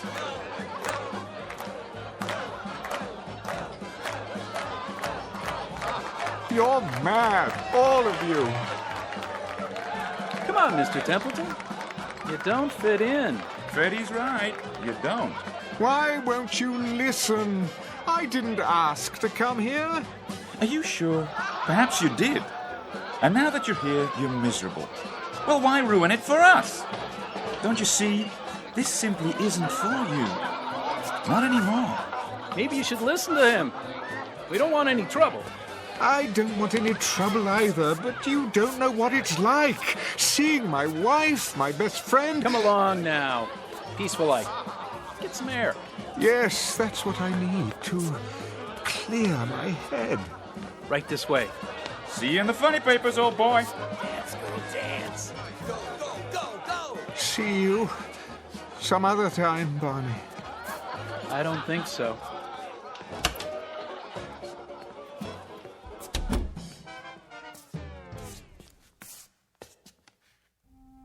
Oh, Barney, what have we done? What we had to do. I miss him. Me too. Do you think he knows? If not right away, then later. He'll figure it out. But when, Barney? It's for his own good. You love him, don't you? I do. Then try to remember that. Hold on to it. For his sake.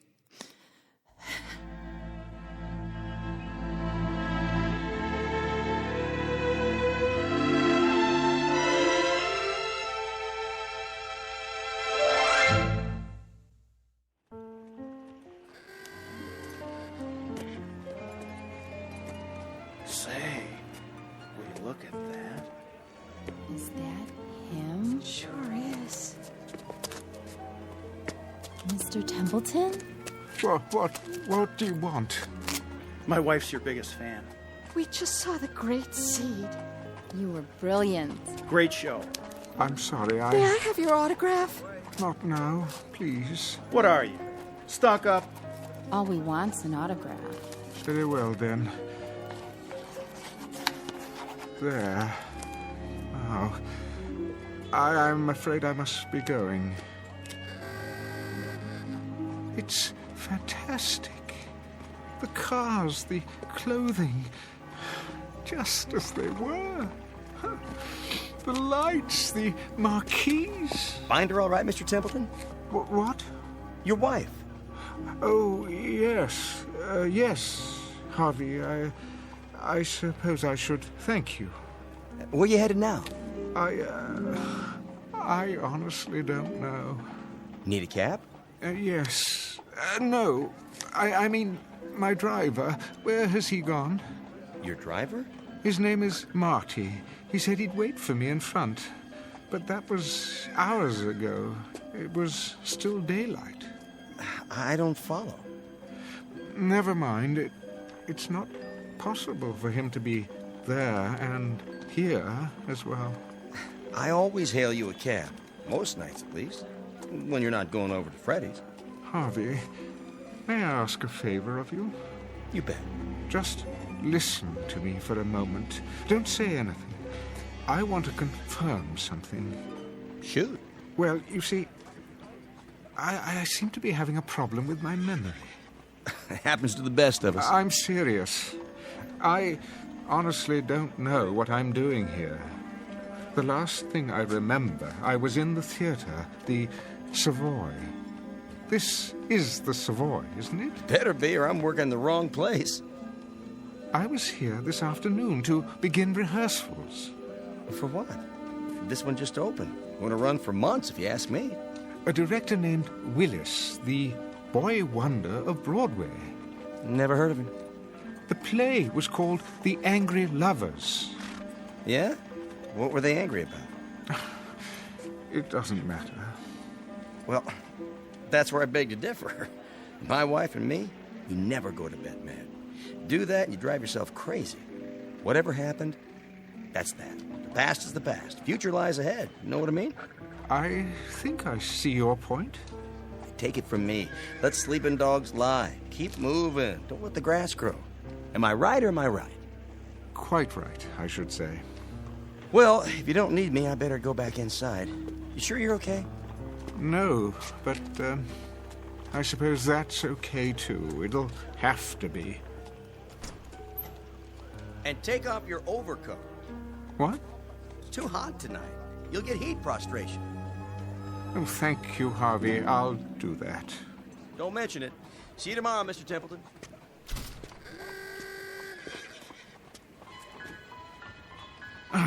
Why did I wear this blasted thing? What was in the pocket? Oh, Barney's latest play. Not a very long one. Looks like a rough draft. What in the... What to do when Booth comes back? Setting, table and speakeasy. Enter Booth as Laura throws back her head and laughs too shrilly. Laura. Oh, Barney, you're a scream. Booth. Laura, is it you? Barney. Hi, Booth. We didn't wait, as you can see. Booth? Barney? Barney Pfluger? Barney? The same. To know him is to love him. Sit down, old chap. I don't believe this. It is a script, but for what? Laura, why don't you go back where you came from? We don't want you here. They were acting the whole time. But why? For me? Yes. Yes, that's it. They wanted to tell me something, to leave them here, in the past, to go back to my own life and live it. That's what they wanted me to understand.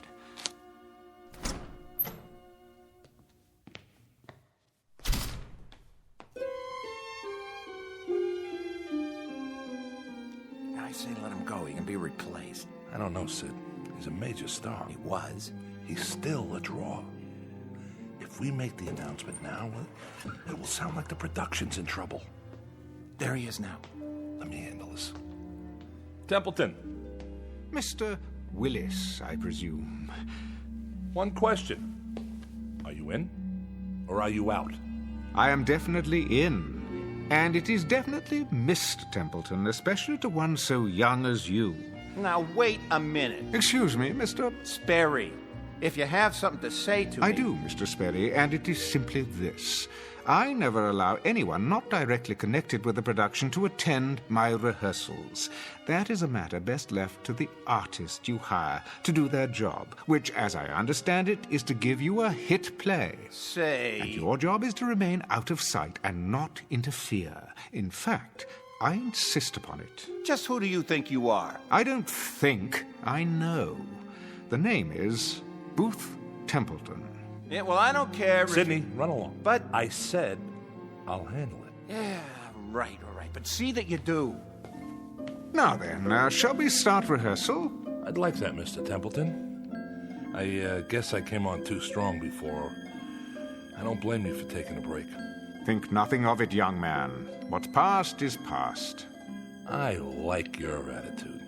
I've just had a remarkable experience. For a moment, I almost forgot who I am and when.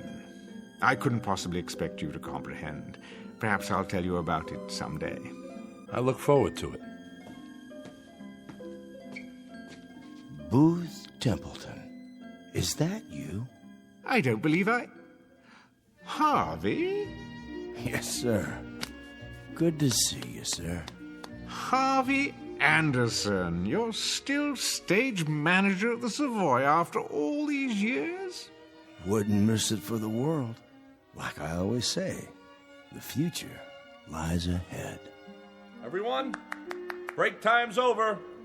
Do you know, Mr. Willis, you were right. The first day of rehearsal is the most important date in the life of a play. And this will be our first day to begin anew.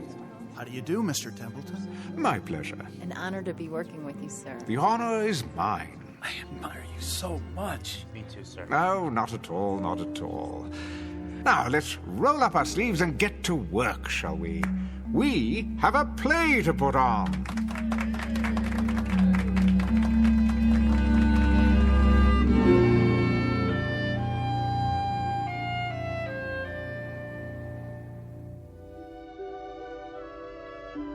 Mr. Booth Templeton, who shares with most human beings a hunger to recapture the distant past, moments that soften and blur with the years. But in this case, the characters from his past blocked his return and sent him back to his own time, because for the living, the future always lies ahead. Mr. Booth Templeton, who discovered in his pocket a round-trip ticket to the Twilight Zone.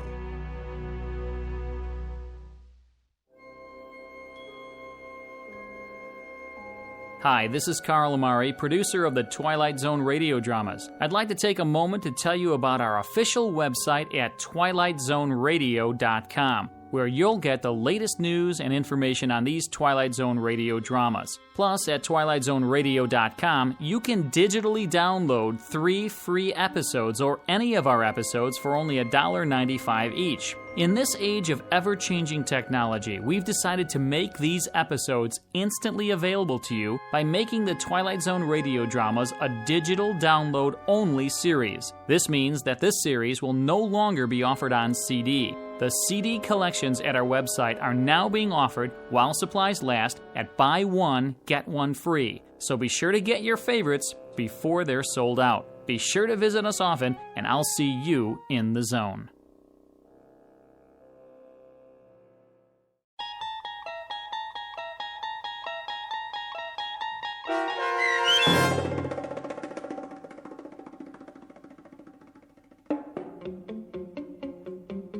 The Trouble with Templeton, starring Michael York, with Stacy Keach as your narrator, was adapted for radio by Dennis Etchison and written for The Twilight Zone by E. Jack Newman. Heard in the cast were Mike Starr, Rebecca Spence, Nick Sandys, Frenette Lebo, Rick Arthur, David Darlow, Doug James, Tom McElroy, Roy Anderson, Tom Lally, Carl Amari, Linda Ryder, Terry Lopez, and Vince Amari. The producers of The Twilight Zone wish to thank CBS Enterprises and the Rod Serling Estate for making this series possible. This copyrighted radio series is produced and directed by Carl Amari for Falcon Picture Group. Sound design and custom Foley effects for The Twilight Zone by Cerny American creatives Bob Benson, Craig Lee, Michael Slaybach, and Matt Sorrow.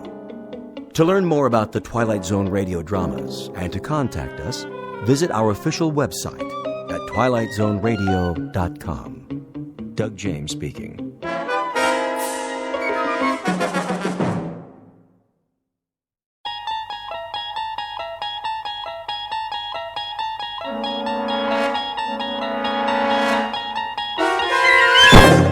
You're traveling through another dimension. A dimension not only of sight and sound, but of mind. A journey into a wondrous land whose boundaries are those of imagination. Your next stop, the Twilight Zone.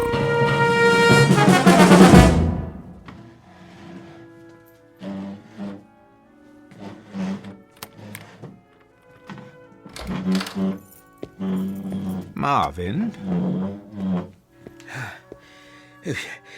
Yes, sir. What do you think you're doing? Moving the table, sir. Why, whatever for? The party, Mr. Fitzgerald. Party? What party? Mrs. Fitzgerald, sir, for her birthday. Oh, good Lord, is that tonight? I understand that it is. You instructed me to see to the arrangement, sir. Oh, so I did.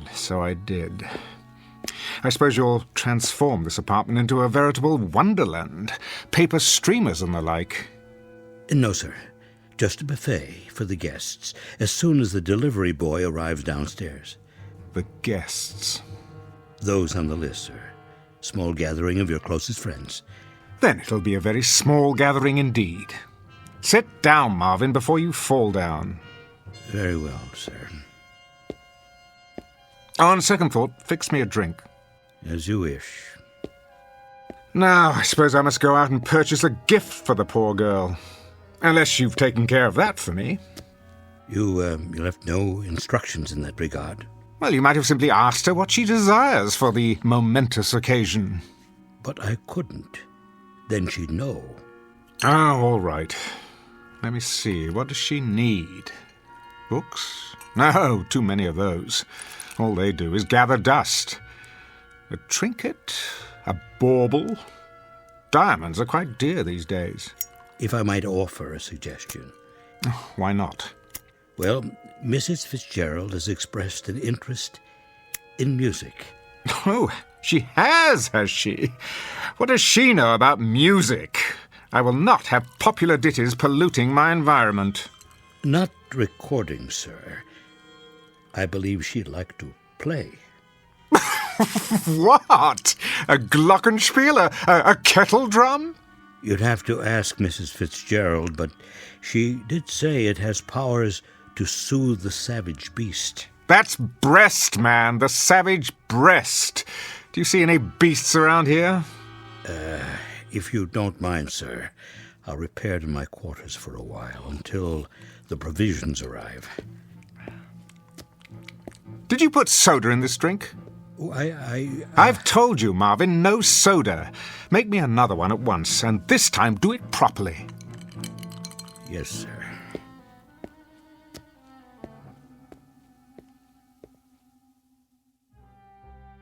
Mr. Fitzgerald Fortune, theater critic and cynic at large, on the day of his wife's birthday. If he knew what's in store for him, however, he would make it a point not to attend. Because before the party is over, an extraordinary instrument will play what might be called those old piano roll blues, an opening night that could only happen in the Twilight Zone. And now, The Twilight Zone and our story, A Piano in the House, starring Michael York with Stacy Keach as your narrator.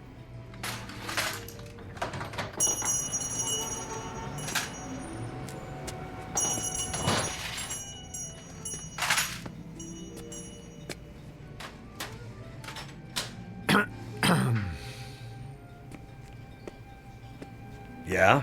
How do you do? If you don't see a price tag, ask. I am Fitzgerald Fortune. So? The drama critic. Uh-huh. Isn't rudeness a handicap in your line of work? What's it to you? I saw the name of your shop, Treasures Unlimited. I stepped through the door, fully expecting to encounter some sentimental old biddy wearing an ostrich-plumed hat and a moth-eaten feather boa. Instead, to my sincere delight, I believe I've discovered a fellow misanthrope. What's that? A man who despises people. I got work to do, mister. Putting up stock. And I am meant to be writing a review this very hour for tomorrow's edition. So why aren't you doing it? Life intervenes. Looking for something in particular? A gift for my wife's birthday. Well, you're in the wrong place. This isn't a gift shop. It's a junk store. Exactly. You see, my wife has the absurd notion that she wants to learn to play an instrument. Unfortunately, she hasn't a trace of talent. How do you know that? Hmm? If you've never heard her play. I believe I know my own wife. However, I've hit upon a rather droll solution to her dilemma. Do you have, by any chance, one of those old-fashioned pianos that plays itself? A player piano? Funny you should ask. Amuse me. I just picked one up at an estate sale. Over here. It's kind of beat up, though.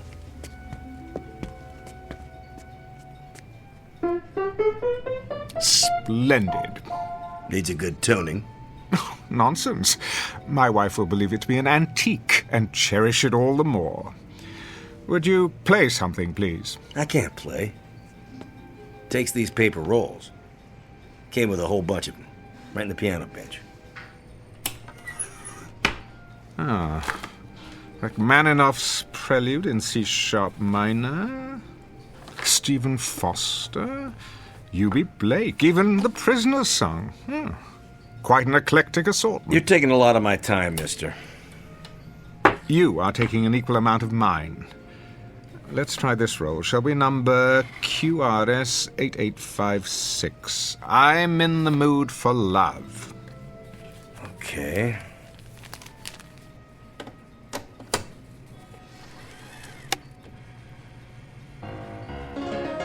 There we go.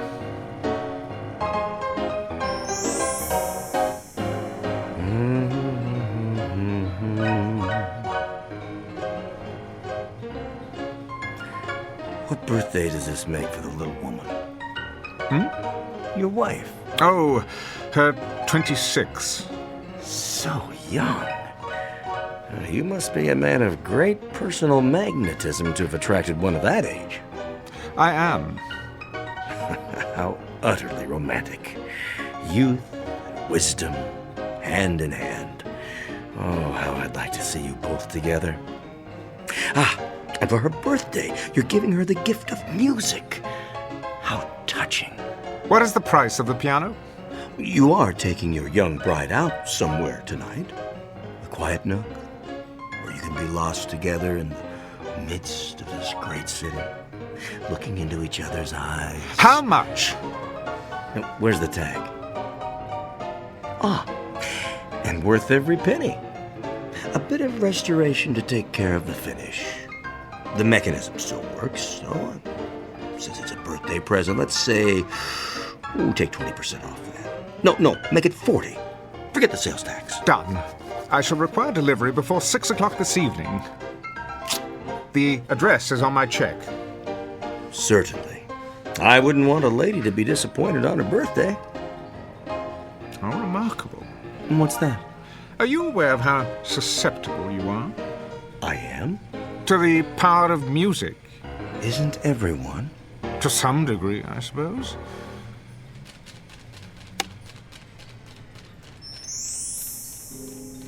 Okay. You got a sale. Now, you gonna stand around all day taking my time? No, I was just leaving. Well, nobody's stopping you. There's the door. Tell me, are you sentimental about anything else besides birthdays? Birthdays? They're a lousy waste of time and money. It was the piano, wasn't it? Extraordinary. Good day to you.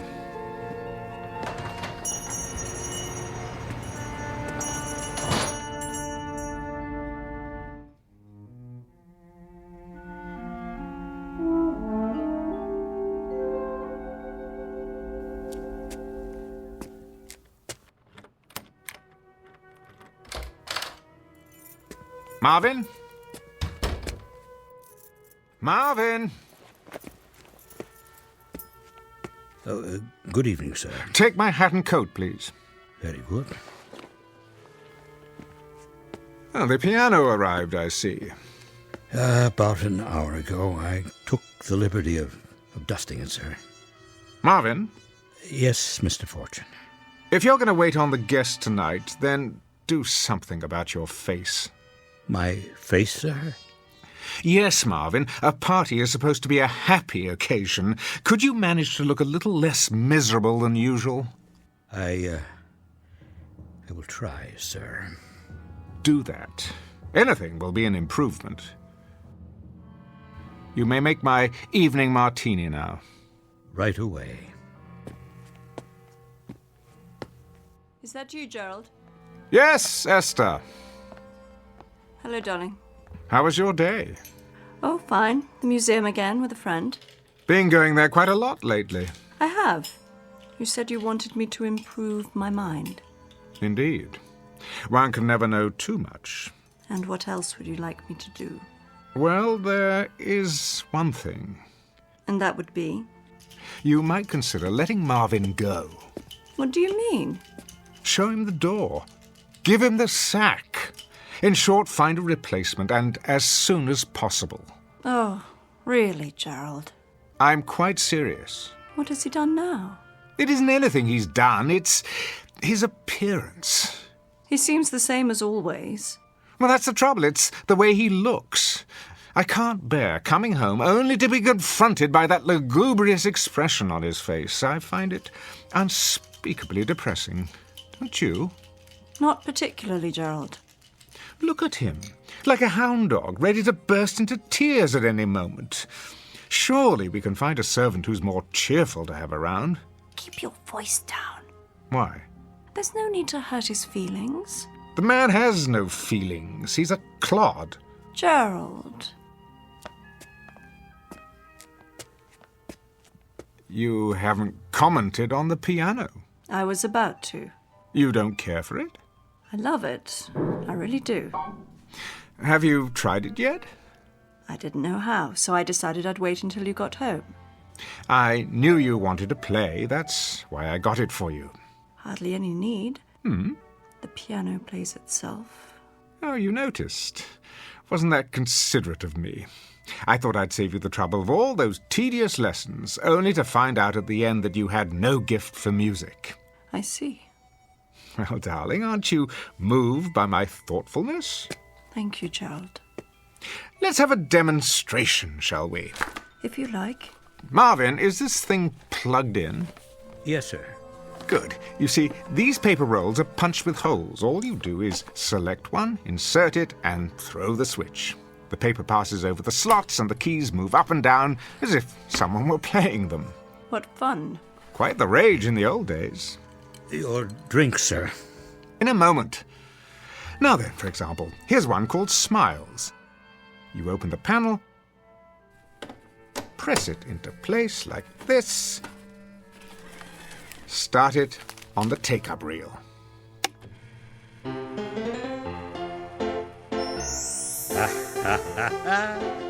Yeah, they don't write them like that anymore. What on earth is the matter with you? Oh, nothing, sir. Nothing at all. Marvin, are you all right? I'm very well, thank you, madam. Oh, but you're smiling. Am I?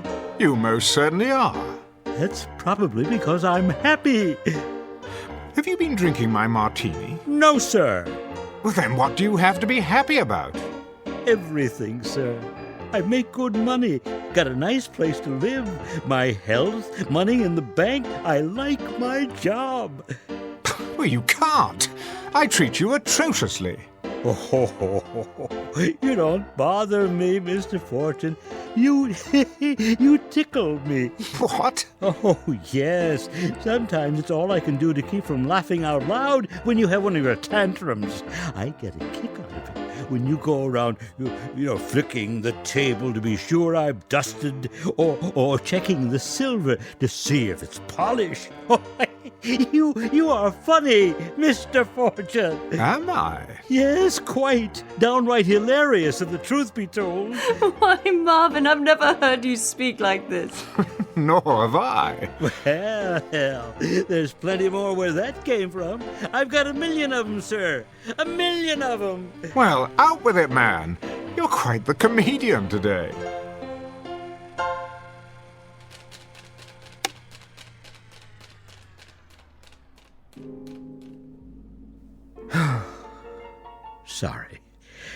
Sorry if I spoke out of place, sir. Oh, on the contrary, Marvin, I'm glad you did. Will there be anything else, sir? Not at the moment. You may go now. Very good, sir.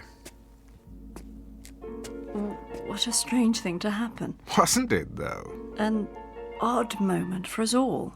Most definitely. Who'd have thought that behind that gloomy exterior the man was concealing a sunny nature? I can't imagine how it happened. I believe I can. I'd say it was because of something extraordinary that has come into our lives. Something absolutely extraordinary. So, what really happened, Gerald? Marvin behaved so strangely a moment ago, and then he stopped, suddenly. Well, perhaps it's not so strange after all. I've always believed that we have two faces, the one we wear and the one we keep hidden underneath. The problem has been to find some method of revealing that hidden face. I suppose it helps if you know what particular hidden face you're looking for. But now it appears that I, at least, have the means.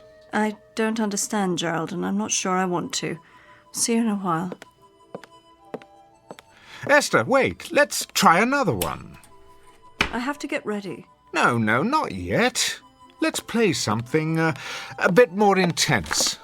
Some other time. Bear with me, Esther. An experiment, if you will.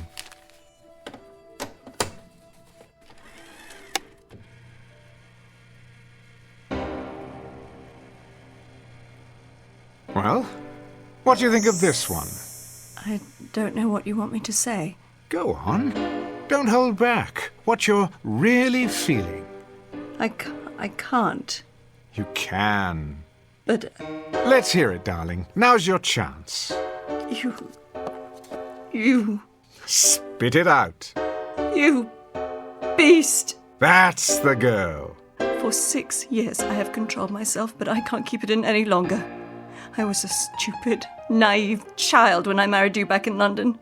I thought you were a great man, but you aren't anything of the sort. You're a sadistic fiend. You take pleasure in humiliating me before your oh-so-clever friends for one simple reason. Because you enjoy hurting me. I've stood your cruelty all these years, but I won't stand for it anymore. Are you sure you're feeling well, my dear? I'm feeling very, very well. Better than I've felt in years. It's a great relief to tell you what I really think of you. It's been bottled up for so long.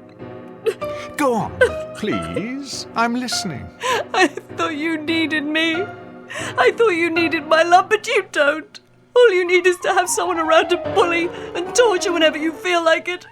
I've tried to love you, heaven knows I have tried, but I hate you. I honestly hate you. Bravo!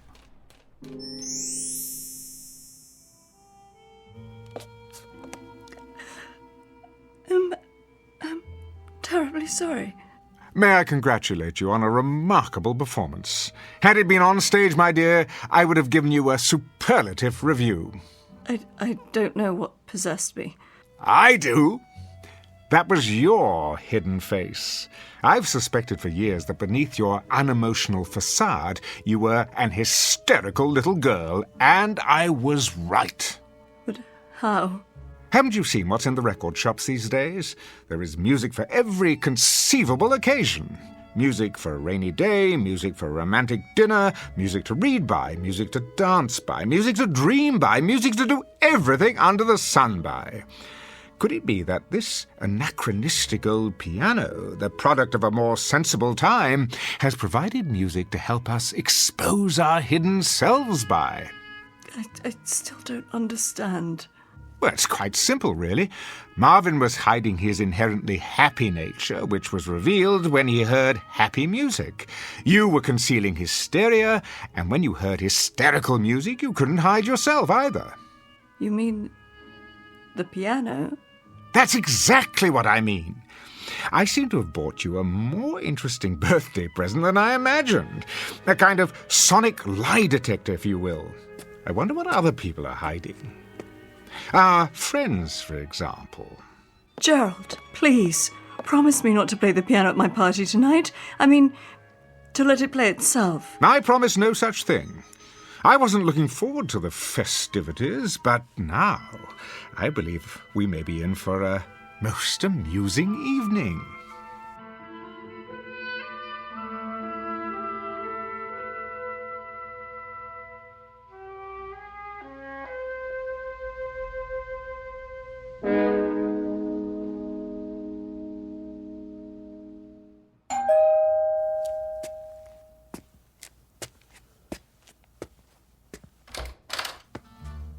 Good evening, Marvin. Good evening, sir.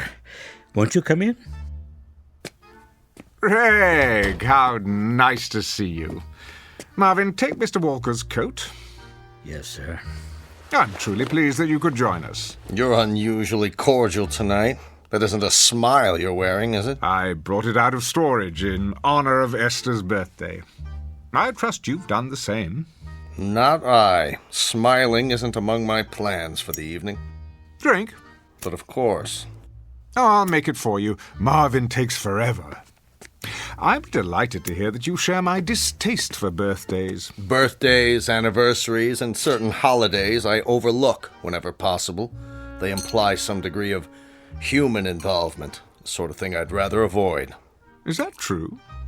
I've been given to understand that you're something of a ladies' man, quite thickly involved, in fact. You've been misinformed. Have I? I'm much too selfish to fall in love. And you're miserable. Admit it. Not in the least. I value the peace and quiet of my bachelor's existence. It lets me write my plays without interference from anyone. How is the new play, by the way? Brilliant. Unfortunately, you'll never have the opportunity of panning it, as you have my other plays. No? Why not? It won't likely be performed anytime soon. I thought you said it was brilliant. Oh, it is. But I'm locking it away with orders that it not be produced until after my death. You see, it concerns a romantic triangle, and the three principals are rather well known. That shouldn't matter. Not if it's a good play. I'd rather not hurt anyone. I'm old-fashioned that way. Ridiculous. A great play is worth any amount of pain to any number of people, least of all three. Not these three. Sorry, old man, my mind's made up. Well, I'm sure you'll do as you see fit, as usual, regardless of anyone's opinion. For better or worse, I'm afraid. Where's your better half, by the way? Still at the makeup table, trying to obliterate the last few years of her life with powder and paint. Come, I'll show you a toy I found for her.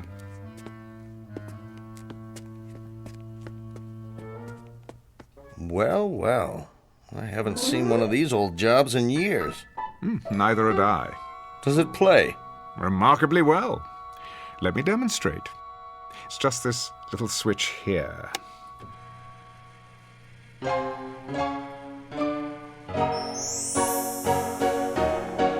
that something? Romantic, wouldn't you say? Is Esther pleased with it? She hasn't expressed any great enthusiasm. That doesn't sound like Esther. Has she heard this particular song? Not yet. Be sure to play it for her. She'll understand. Understand what? What you tried to do for her. Usually she's so grateful for any small sign of affection. I think that's one of Esther's most lovable qualities. Is that right? Her ability to accept a bouquet of daisies as if they were the rarest of orchids. I remember once I gave her a small turquoise ring. It didn't cost much. You gave her a ring? Yes. She accepted it as if it were the Hope Diamond. turquoise ring. Oh, yes. She came home from a trip with it. She'd been to Mexico City. But I seem to remember that she went alone. What? Oh, she did. Strange how we ran into each other down there. Stranger still that Esther never mentioned it. Would you call that rather an odd coincidence? Not really. Jerry, has it ever occurred to you that I'm deeply in love with her?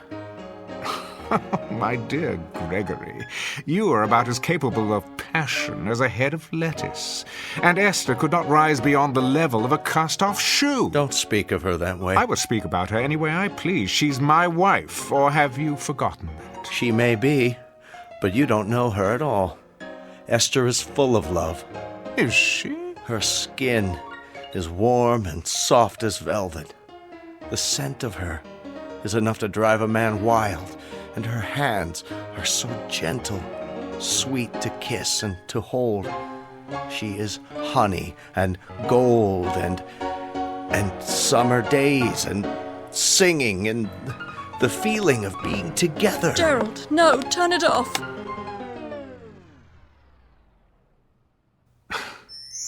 I'm sorry you did that, Esther. I don't know when I've been so entertained. And you, Greg, why would you say such things?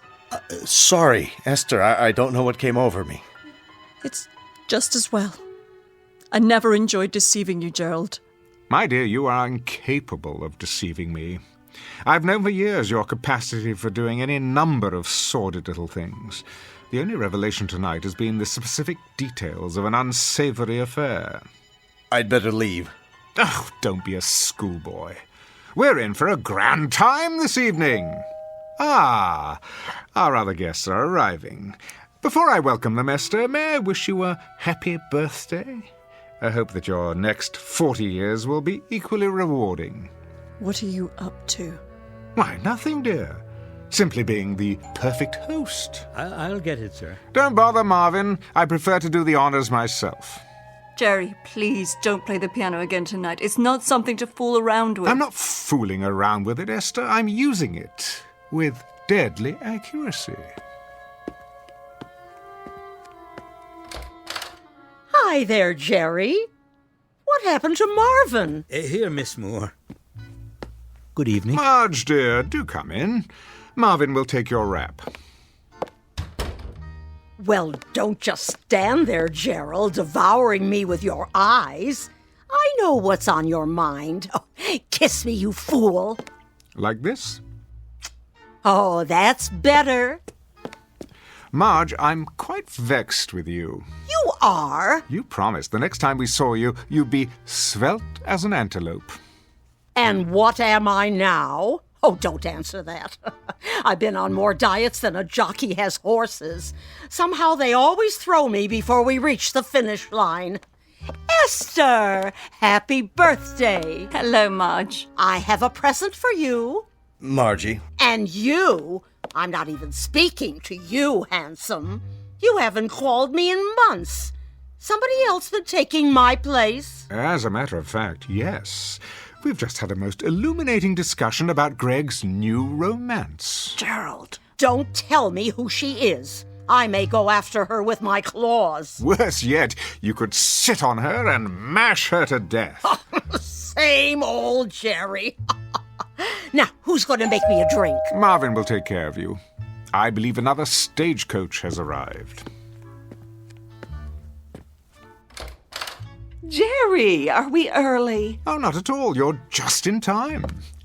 Darling, you look positively radiant. How do you do, Mr. Fortune? Pleased, I'm sure. And you are... Oh, this is Roberto, my escort. Ah, I would never have guessed. And how is everyone at the Last Chance Ranch these days? Oh, Jerry, behave. Come in, come in. You might want to fasten your seatbelts, though. Something tells me this may be an evening to remember. Ooh, how exciting. What do you have in mind? Charades or strip poker? Something even more revealing than that. How about a game of ultimate truth or dare?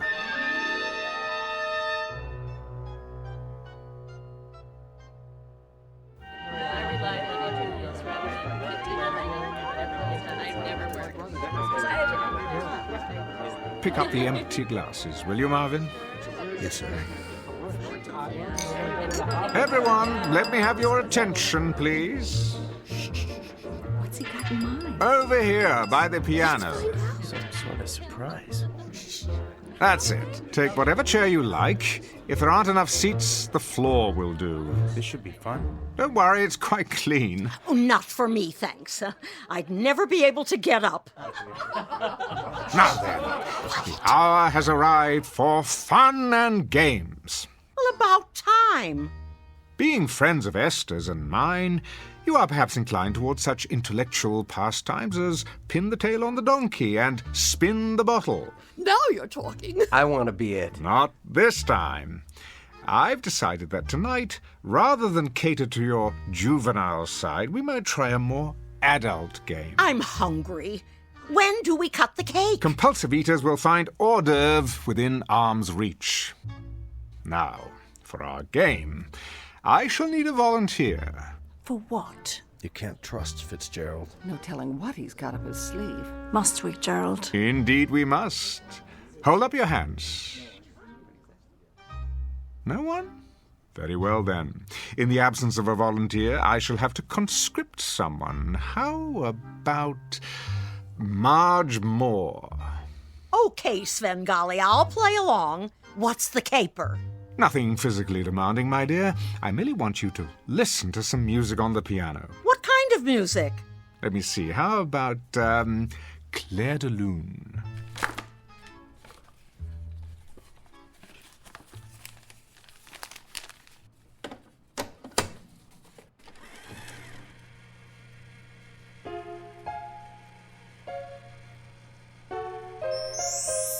Isn't that beautiful? Look at her. She's going into some kind of trance. This is going to be good. Talk to me, Marge. Tell me what you're feeling now. My name is not Marge. It's not? What is your name? Tina. That's a pretty name. Tell me about yourself.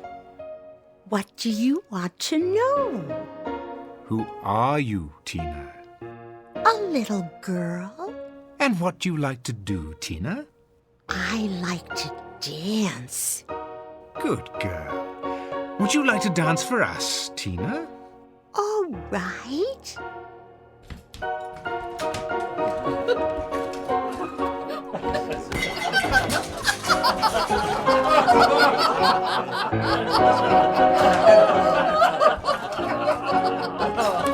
Shh! Thank you, Tina. You may stop dancing now. That was fun. Tell me, do you always dance? Only when I'm Tina. And who are you the rest of the time? Might it be Marge? Sometimes I pretend I'm a snowflake. Really? White and tiny and perfectly formed. I float on the air of a pale blue moonlit night. I am never lonely. I am beautiful and I am loved. I see a man with his hand outstretched to receive me. A very handsome man. He sees me and knows that I am beautiful. I drift down until I reach his hand. I am enclosed in warmth. I melt with love.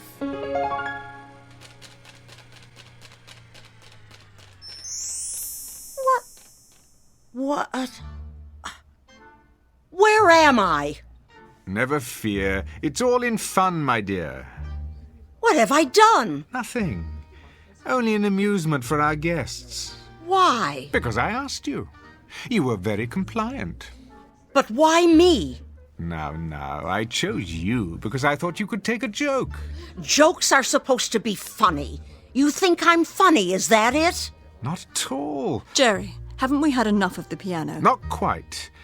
I thought we'd perform one more listening test. For what possible purpose? to call forth the person who lives within someone else. And who might that be? Oh, I've been trying to make up my mind. What would be entertaining? A politician? A poet? A Broadway producer? Alas, I fear that there are none in our midst. Still, we must go for the big finish. So before the curtain falls, why not hear from the devil himself? What? Gerald, please. The only question is, in whose breast does he reside? No one here, surely. This is ridiculous. Is it? Where's your spirit of scientific inquiry? There's nothing very scientific about this. A cheap parlor trick to embarrass people. Easy, Greg. We're all friends here, aren't we? Nonetheless, I doubt that I shall get a suitable volunteer, but it doesn't matter. Esther, put this roll on the piano. What is it? Faust. If there's a devil among us, we'll know it soon enough. I don't think I like this. Why not? Are you the Prince of Darkness? Hardly. Then bear with me a moment longer. It might be edifying, a process of elimination, if you will. Esther, the piano. But... Now. Very well. And you thought this would be a typical birthday party? I think we'd better be going. Oh, but the game's not over. I think it is. Really? It's late. Just another minute, you'll see. It'll be worth it. Don't. I have to. Not that role. Something else. Greg, thank you.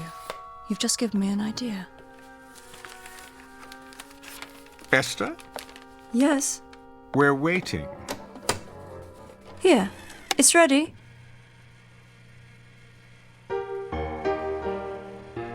That's not Faust. What is it? Brahms, I think.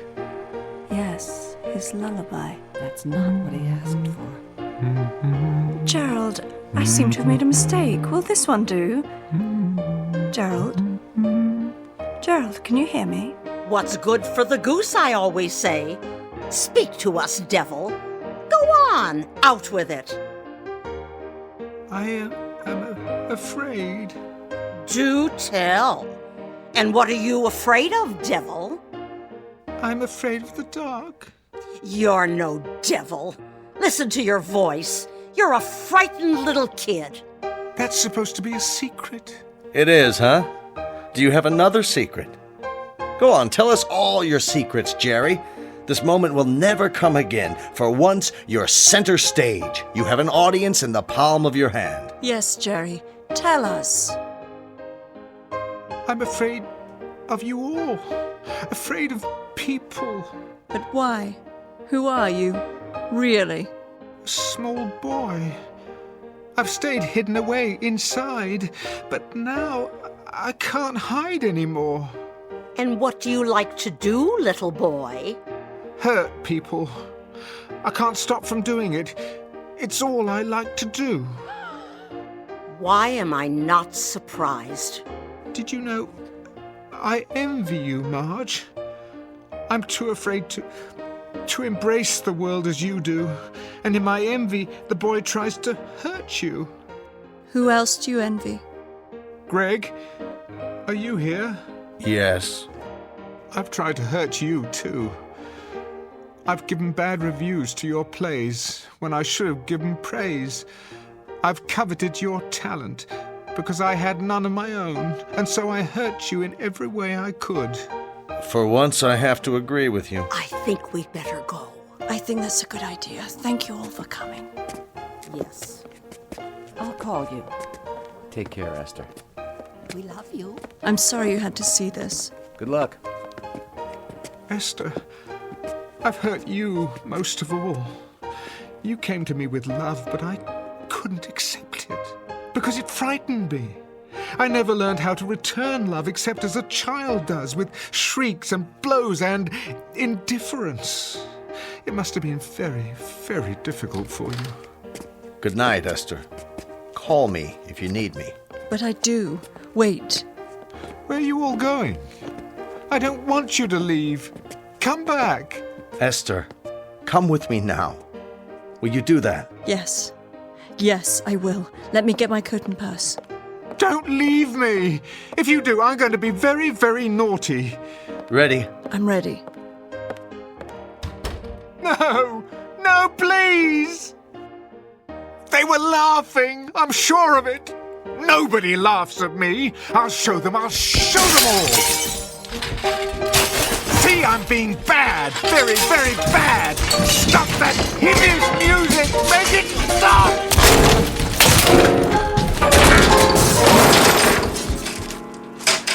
There.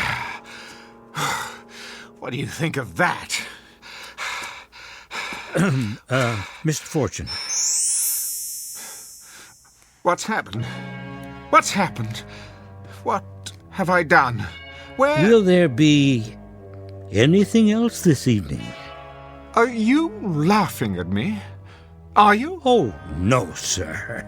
I'm most definitely not laughing. Because you're not funny anymore. Marvin! Marvin! Wait! Not you two! Don't leave me! Don't! Don't!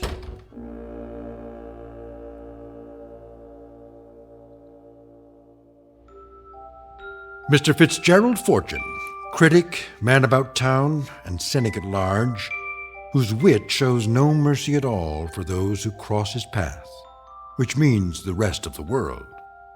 A man who went searching for a hidden cast of characters and instead found what is concealed within himself. As the house lights dim just off the Great White Way at an empty theater in the Twilight Zone.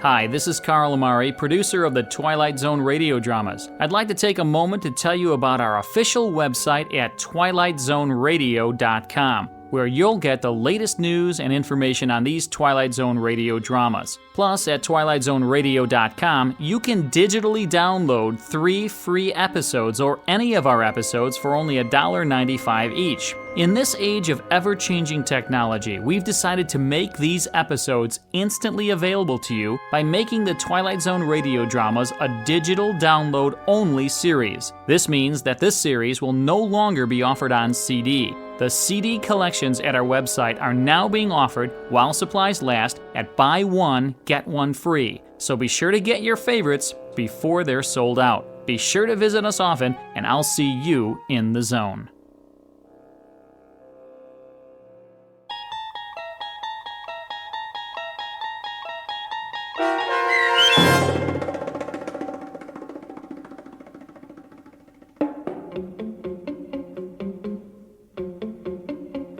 A Piano in the House, starring Michael York, with Stacy Keach as your narrator, was adapted for radio by Dennis Etchison and written for The Twilight Zone by Earl Hamner Jr. Heard in the cast were Sarah Wellington, Christian Stolte, Renee Matthews, Doug James, Herb Graham, Meg Thalken, Rosalind Alexander, Rick Vargas, and Kurt Nabig. The producers of The Twilight Zone wish to thank CBS Enterprises and the Rod Serling Estate for making this series possible. This copyrighted radio series is produced and directed by Carl Amari for Falcon Picture Group. Sound design and custom Foley effects for The Twilight Zone by Cerny American creatives Bob Benson, Craig Lee, Michael Slaybach, and Matt Sorrow. To learn more about the Twilight Zone radio dramas and to contact us, visit our official website at twilightzoneradio.com. Doug James speaking.